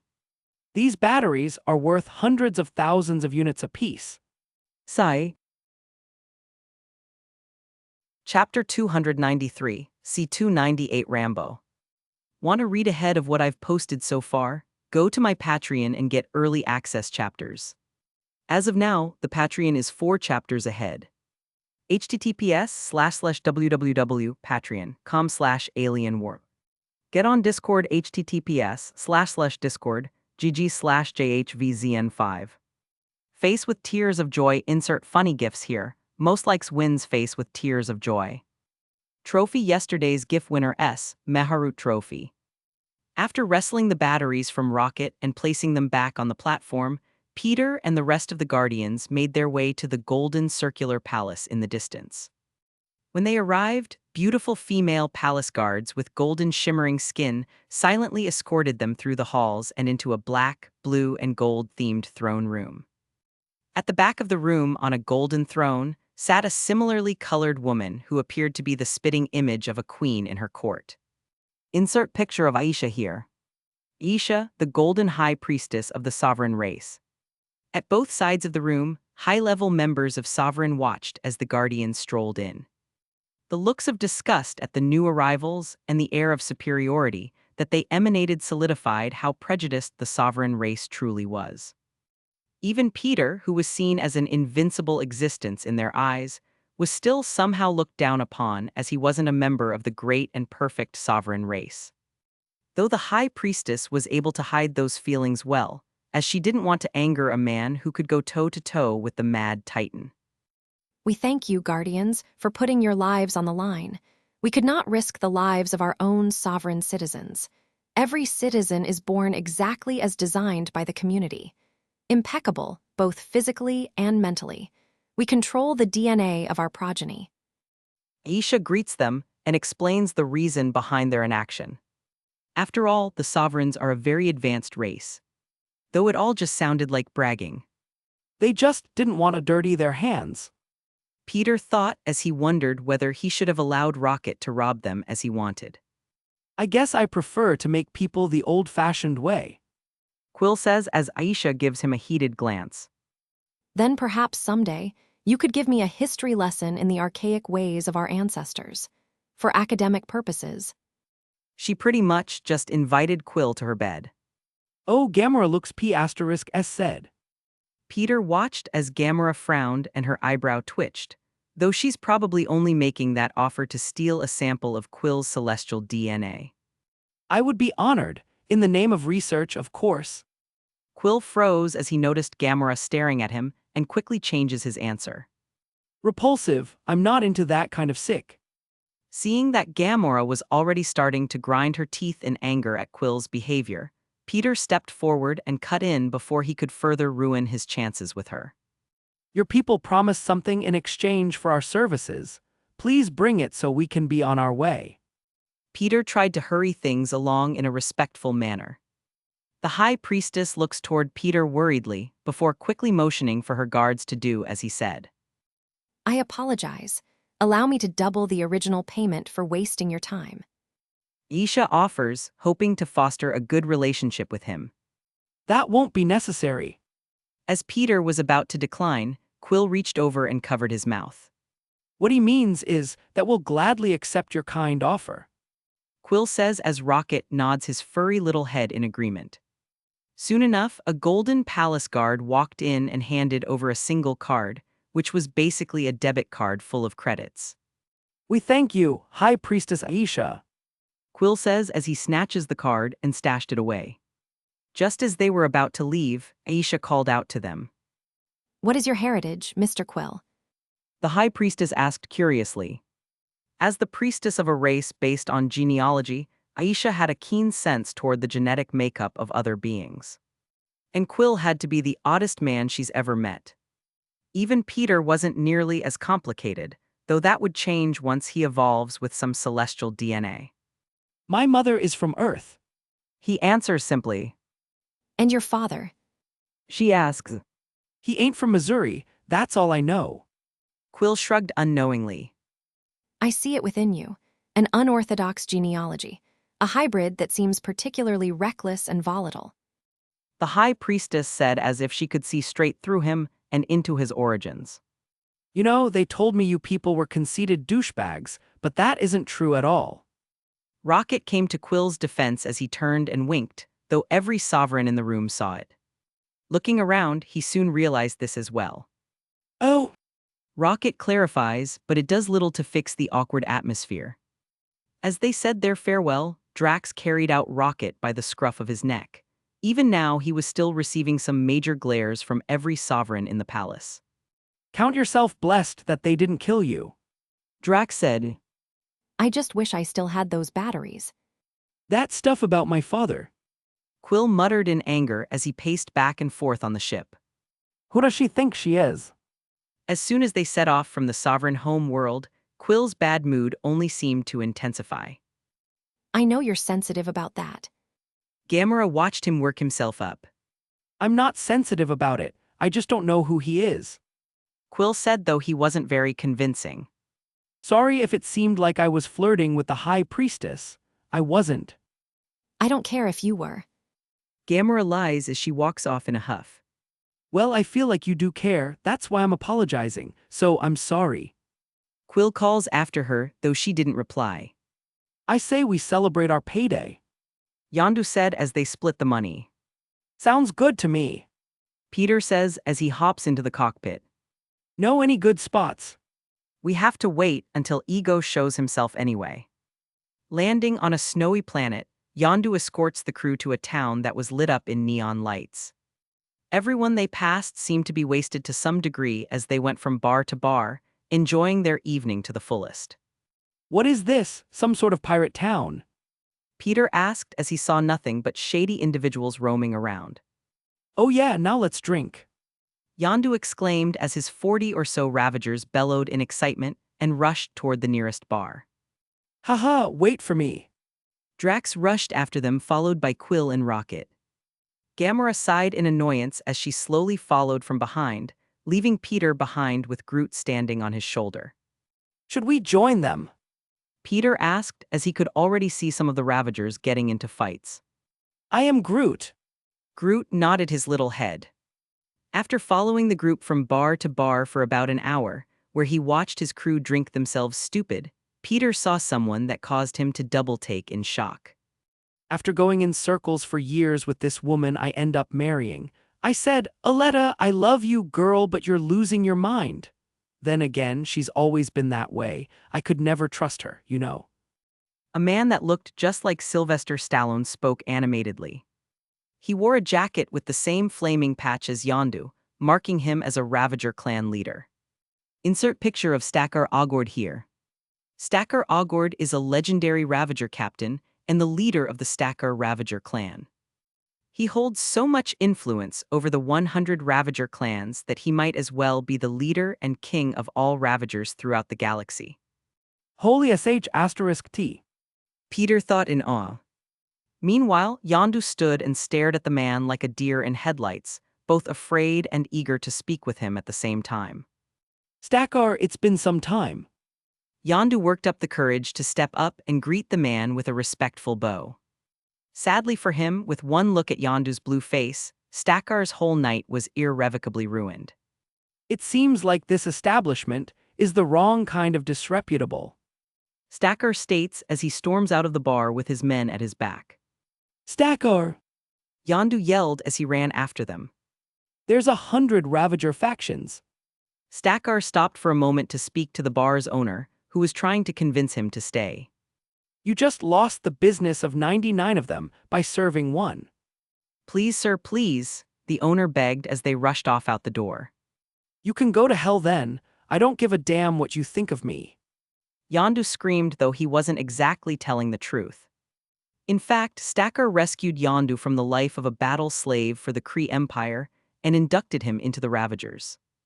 Yondu has always looked up to Stacker, so being treated like this by him was actually quite heartbreaking. So what are you following us for? Stacker asks as he turns to see Yondu follow him out into the snow. Are you gonna listen to what I gotta say? Yondu asked angrily. I've never seen him this emotional before. Quill mutters as he and everyone else watch the drama unfold. I don't gotta listen to anything. You betrayed the code. Ravagers don't deal in kids. Stacker yelled, piquing Quill's interest immediately. I told you before, I didn't know what was going on. Yondu tried to defend himself. You didn't know because you didn't want to know. All you cared about was trafficking kids for a quick buck. Stacker countered in distaste. I demand a seat on the table. I wear these flames same as you. Yondu wanted to be accepted once again. Though that time has long passed. You may dress like us, but you'll never hear the hordes of freedom when you die, and the colors of Ogord will never flash over your grave. If you think I take pleasure in exiling you, then you're wrong. You broke all of our hearts. Stacker says in disappointment as he turns and walks off. Yondu stood rooted to the ground in a whirlwind of emotions as he watched the man he looked up to as a hero grow further and further away. Off to the side, a few of Yondu's Ravager clansmen spoke amongst themselves. Ah, pathetic. First, the captain joins Quill's friend's crew and now he lets another Ravager captain walk all over him.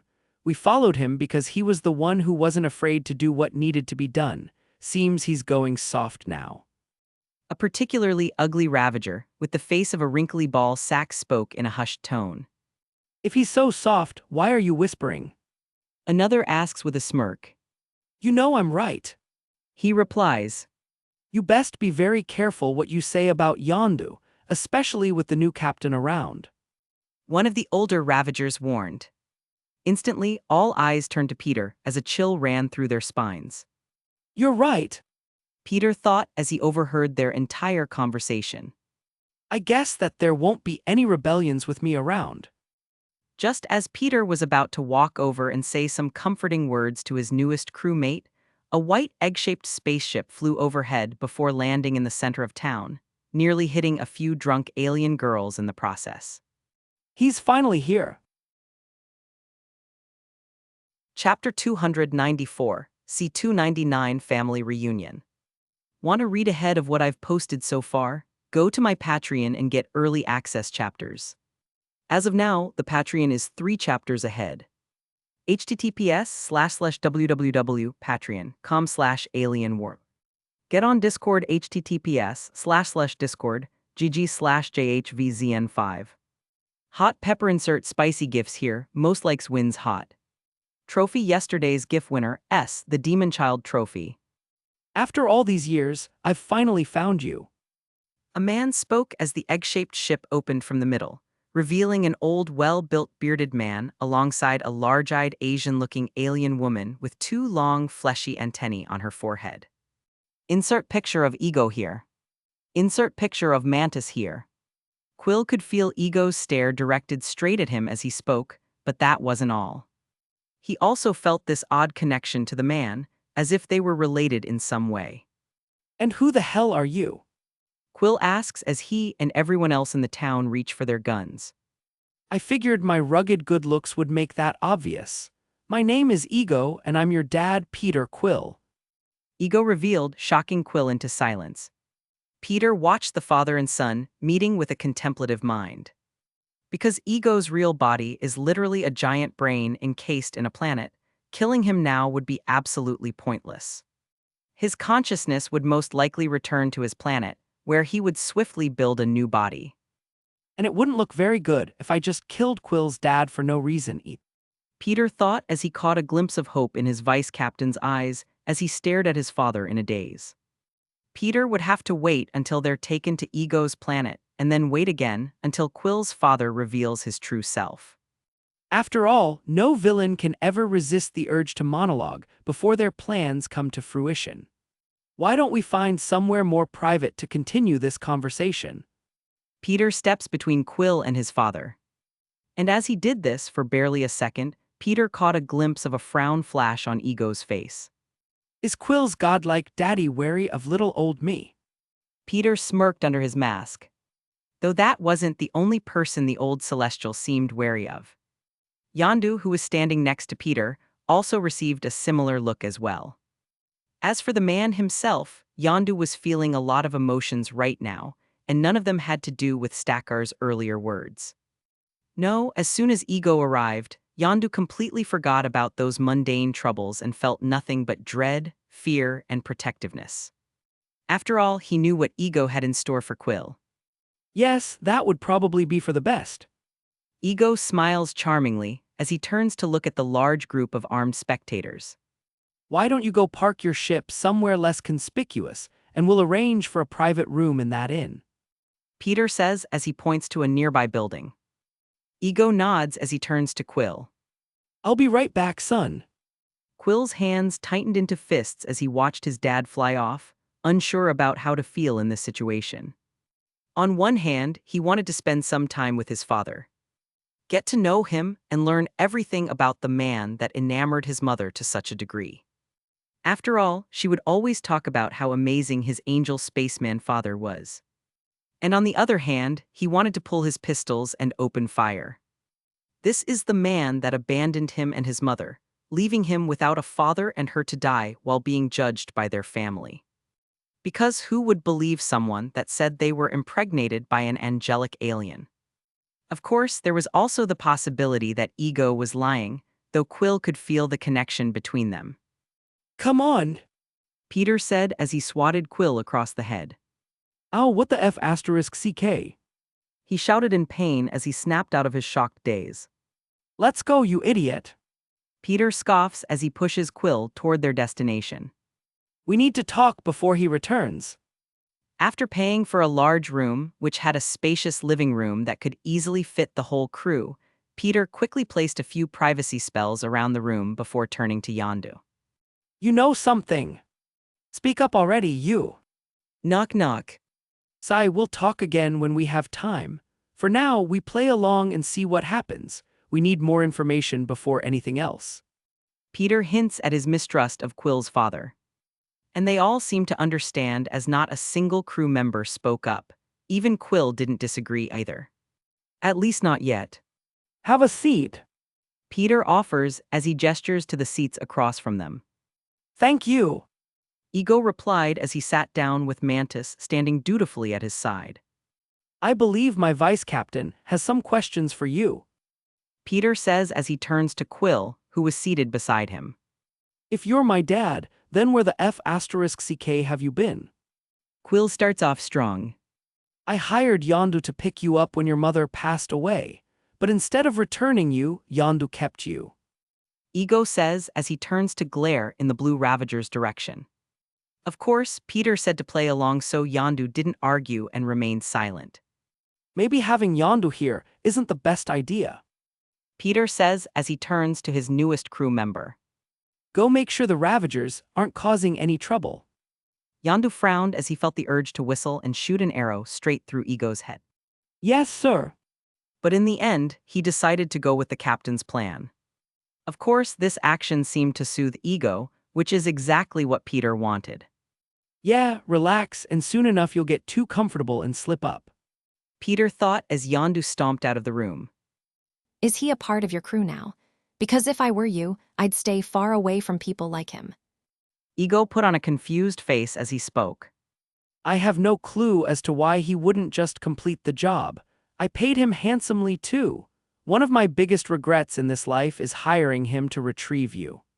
You and me both. He only kept me around because I was a skinny little kid who could squeeze into places adults couldn't. I made jobs a lot easier for him. Quill complains though Peter couldn't tell if he was being serious or not. Well, I've been trying to track you down ever since. Ego says as he smiles warmly at his son. I thought Yondu was your father. Drax spoke up with a clueless look on his face. No, Yondu is his daddy. Peter says matter-of-factly as he gestures to Ego. This is his father. There's a difference. You shut up. Quill pointed angrily at Peter as he turned to Drax. We've been together this whole time, and you thought Yondu was my actual blood relative. You look exactly alike. Drax seemed very sure of himself. One's blue. Rocket exclaimed in disbelief. No, he's not my father. Yondu was the guy who abducted me, kicked the crap out of me so I could learn to fight, and kept me in terror by threatening to eat me. Quill explains thoroughly. Eat you! Ego looked genuinely appalled. That son of a B asterisk TCH. After all, if he actually ate Quill, then Ego's plan would be ruined. How'd you locate us? Peter asks, changing the subject. Well, even where I reside, out past the edge of what's known, we've heard a lot about the man they call Star-Lord. Ego gives his son a proud, fatherly look. Of course, he's heard about Spider-Man as well, which is why he frowned earlier. What say we head out there right now? Your captain and crewmates are also welcome. Even that triangle-faced monkey there. Ego points to their raccoon mascot. What did he just call me? Rocket muttered in confusion. He wasn't sure whether that was an insult or not. I promise you it's unlike any other place you've ever seen. There I can explain your very special heritage and perhaps be the father I've always wanted to be. Ego was really laying it on thick. We would be honored to visit your home. Peter says respectfully as he rose out of his seat. Just give us the coordinates and we'll meet you there. If it's not too much trouble, I'd like my son to ride with me. Ego says as he gives Quill a hopeful look. We have so much time to make up for. Peter knew that Ego didn't want Quill out of his sight, as his disappearance would stall his plans yet again. Sure, some of us can ride with you while the rest follow along separately. We just have to return to our ship for a second and grab some personal belongings first. After assuring Ego that they would meet him at his ship in half an hour, the Guardians alongside Mantis returned to their ship. Sadly, Mantis was forced upon them by Ego under the guise of escorting them to his ship, though Peter knew the real reason. To make sure the key to his plan didn't run off. Though just as they returned to the ship, Peter tapped Mantis on the shoulder and thought of all the sleepless days that he's been through. Instantly, the poor girl collapsed into Peter's arms. What the hell was that? Rocket shouted as the rest of the crew seemed alarmed as well. She comes from a race of empaths. Through touch, she experiences other people's emotions as if they were her own. Peter says as he lays her down on a nearby couch. I just projected some exhaustion on her, that's all. Okay, we have half an hour before we have to meet up with Quill's dad again. Any thoughts? Peter asks the Guardians. I'm not buying it. Chapter 295, C300 Plan Setting Off. Want to read ahead of what I've posted so far? Go to my Patreon and get early access chapters. As of now, the Patreon is 4 chapters ahead. https://www.patreon.com/alienwarp. Get on Discord https://discord gg/jhvzn5. Japan insert anime gifs here, most likes wins Japan. Trophy yesterday's GIF winner, S. Lemure 3815 trophy. I'm not buying it. Quill frowned suspiciously. I mean, give me a break. After all this time, he's just gonna show up, and all of a sudden he wants to be my dad. I agree, it's suspicious. Peter nodded as Quill complained. He gives me bad guy vibes. Quill added in a huff. I know, but Gamera frowned in contemplation as she looked Quill in the eyes. But what? Quill asked. what was that story you once told me about Zardu Hasselfrau? She asked. Who? He asked in confusion.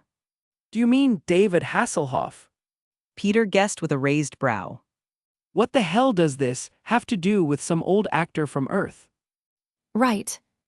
Gamera nodded. And as a child, you would carry his picture in your pocket and tell all the other children that he was your father. Peter frowned sadly under his mask as he recalled this from the movie. That's really pathetic. Drax commented without understanding the vibe of the room. Shut up. Quill shouted at Drax before turning back to Gamera. I told you that when I was drunk. Why are you bringing it up now? I love that story. Gamera admitted. Yeah, well, I hate it. As a kid, I used to see all the other kids off playing catch with their dad, and I wanted that more than anything in the world. Quill felt embarrassed as the whole crew heard this. That's my point. What if this man is your Hasselhoff, and if he ends up being evil? Gamera shrugged uncaringly. Then let me be the bearer of bad news. Yondu stepped up and ruined the moment. That F***seeker is evil. Peter smirked under his mask as Yondu finally spoke up. Care to explain how you know that? Peter asked as all eyes turned to Yondu. Well, it all started back before I picked up Quill. Ego got in touch with me and hired me to traffic some kids for him. Yondu's words caused a few pointed looks to be thrown his way. At first I refused. What changed your mind? Peter asked. The money. Yondu admitted in shame. Though he also promised that the children wouldn't be hurt, but that was a damn lie. So you were kidnapping kids and bringing them to my father, and he was hurting them. Quill was beyond confused. Guess I should be glad that I was a skinny kid. Otherwise, you'd have delivered me to him too. You still believe that's the reason I kept you around, you idiot. Yondu didn't look very happy. That's what you told me, you old smurf. Quill responded in kind. Once I figured out what happened to them other kids, I wasn't just gonna hand you over. Yondu said in his defense. You said you were gonna eat me. Quill glared. That was me being funny. Yondu shouted in exasperation. Not to me. Quill yelled back. Damn, you got some serious daddy issues. Rocket commented. I am Groot. Groot nodded from his seat on Peter's shoulder. Keep quiet, you trash bandit. Quill just kept yelling. All right, let's all just calm down. Peter interjected as he turned to Yondu. What happened to the kids? They. Yondu choked up on his words for a moment. Quill exclaimed. He wanted so badly for Yondu to be lying that a small part of him couldn't help but doubt this story.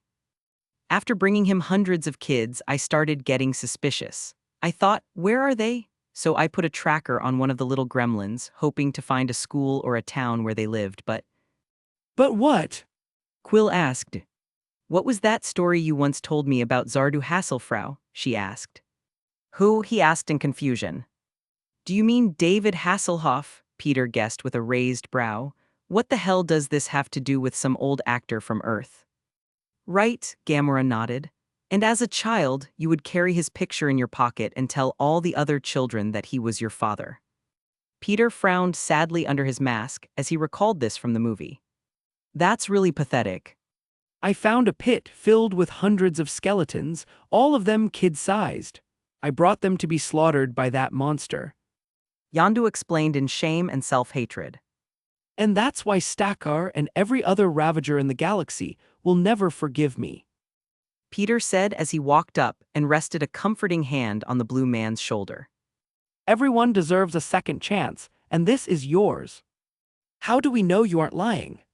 Quill asked suspiciously. We don't. Peter said with a shake of his head. Which is why I say we go along with Ego and see what he's planning. We also need to figure out the other half of Quill's heritage, and his father is our only link to that. So we're just going to walk into what's most likely a trap, so that Stardouche can learn about what kind of alien his daddy is. Rocket asked with a frown. Yeah, pretty much. Peter nodded. All right. Rocket nodded as he walked off. Where are you going? Quill asked. To clean my guns. Rocket yelled as he disappeared into the back of the ship. Smiling to himself, Peter turned to Yondu. Is there anything that we should know before heading out? He asked. Yeah. After having a quick strategy meeting, Peter, Quill, Gamora, Rocket, Groot, and Drax were led to Ego's ship, which immediately took off upon their arrival. Yondu and his Ravagers were left with the ship and would meet them at Ego's planet soon enough. Of course, Mantis was confused when they woke her up, but Peter just shrugged and blamed her. Fainting. On lack of sleep and overwork. As they took off, Peter couldn't help but admire Ego's ship. Once this is over, I'll add this ship to my collection. Peter thought as he took a seat in a milky white room alongside his crew and Mantis. I am Mantis. Mantis introduces herself with a smile and a small bow. Master is sleeping, so I will keep you company in his absence. Since Ego is just a giant brain encased inside a planet of his own creation, the human form that he projects his consciousness into grows weaker when he's away. Which is why he needs to sleep. What are you doing? Drax asks as he eyes her warily. Although she was trying to be nice, the smile on Mantis' face looked creepy, to say the least. Smiling. She answers as her smile intensifies. I hear it is the thing to do to make people like you. Not if you do it like that. Rocket said, wiping the freaky smile from her face. Oh. Mantis mutters sadly. I was raised alone on Ego's planet, so I don't understand the intricacies of social interaction. Me neither, sister. Although she seemed sad for a moment, that seemed to fade as she eyed Rocket in infatuation. Can I pet your puppy? It's adorable. She asks, eliciting a glare from said puppy. Yes. Drax nods with a mischievous smirk. Grrr. Rocket growled as her hand grew closer before snapping his fangs at her. Ah, Mantis screamed in fright as she pulled her hand away. Haha, that is called a practical joke. Drax laughed boisterously and was soon joined by Mantis, who had no idea what was happening. Hey, can I ask you a personal question? Quill asks after everything calmed down. no one has ever asked me a personal question. Mantis nods for him to ask. Your antennas, what are they for? He asks curiously. Their purpose. Mantis mutters as she goes on to explain her empathic abilities. If I touch someone, I can feel their feelings. You read minds. Rocket mutters as he looks at Peter, realizing that their captain wasn't lying earlier. No, telepaths know thoughts. Empaths feel feelings and emotions. May I? Mantis holds her hand out to Quill. All right. He shrugged and grabbed her hand. Instantly, Mantis' antennas lit up as she felt his feelings. You feel love. She exclaimed with blushing cheeks.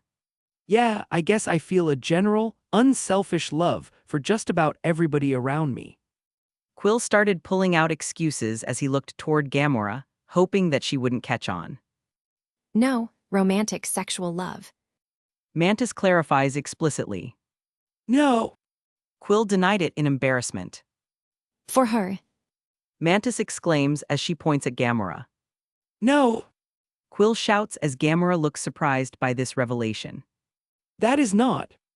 After all, she thought of Quill as more of a playboy, who simply wanted to get into her pants. Drax suddenly starts laughing uproariously and points at Quill in unending amusement. She just told everyone your deepest, darkest secret. He continued to laugh in Quill's face. Groot nodded from his seat on Peter's shoulder. Keep quiet, you trash bandit, Quill just kept yelling. All right, let's all just calm down, Peter interjected as he turned to Yondu. What happened to the kids? They? It's a little funny. Rocket admits with a shrug. You must be so embarrassed. Drax continues cackling as Gamora smirks in amusement. Dummy. Mantis reaches over and touches Drax's chest and immediately starts laughing uncontrollably as well. I have never felt such humor. After everyone was done having a laugh at Quill's expense, Mantis continued her explanation. I can also alter other people's emotions, to a certain extent. She admits. Yeah, like what? Peter asks. If I touch someone who's sad, I can ease them into contentment for a short while. I can make a stubborn person compliant, but I mostly use it to help my master sleep. He lies awake at night, thinking about his progeny. She explains further. Oh really, how many other children does Ego have? I thought Quill was the only one. Peter asks in interest. Mantis froze as she instantly realized that she spoke too much. I don't know. She isn't a very good liar, is she? Peter thought with a smile. Though she'll make a good guardian when this is all over.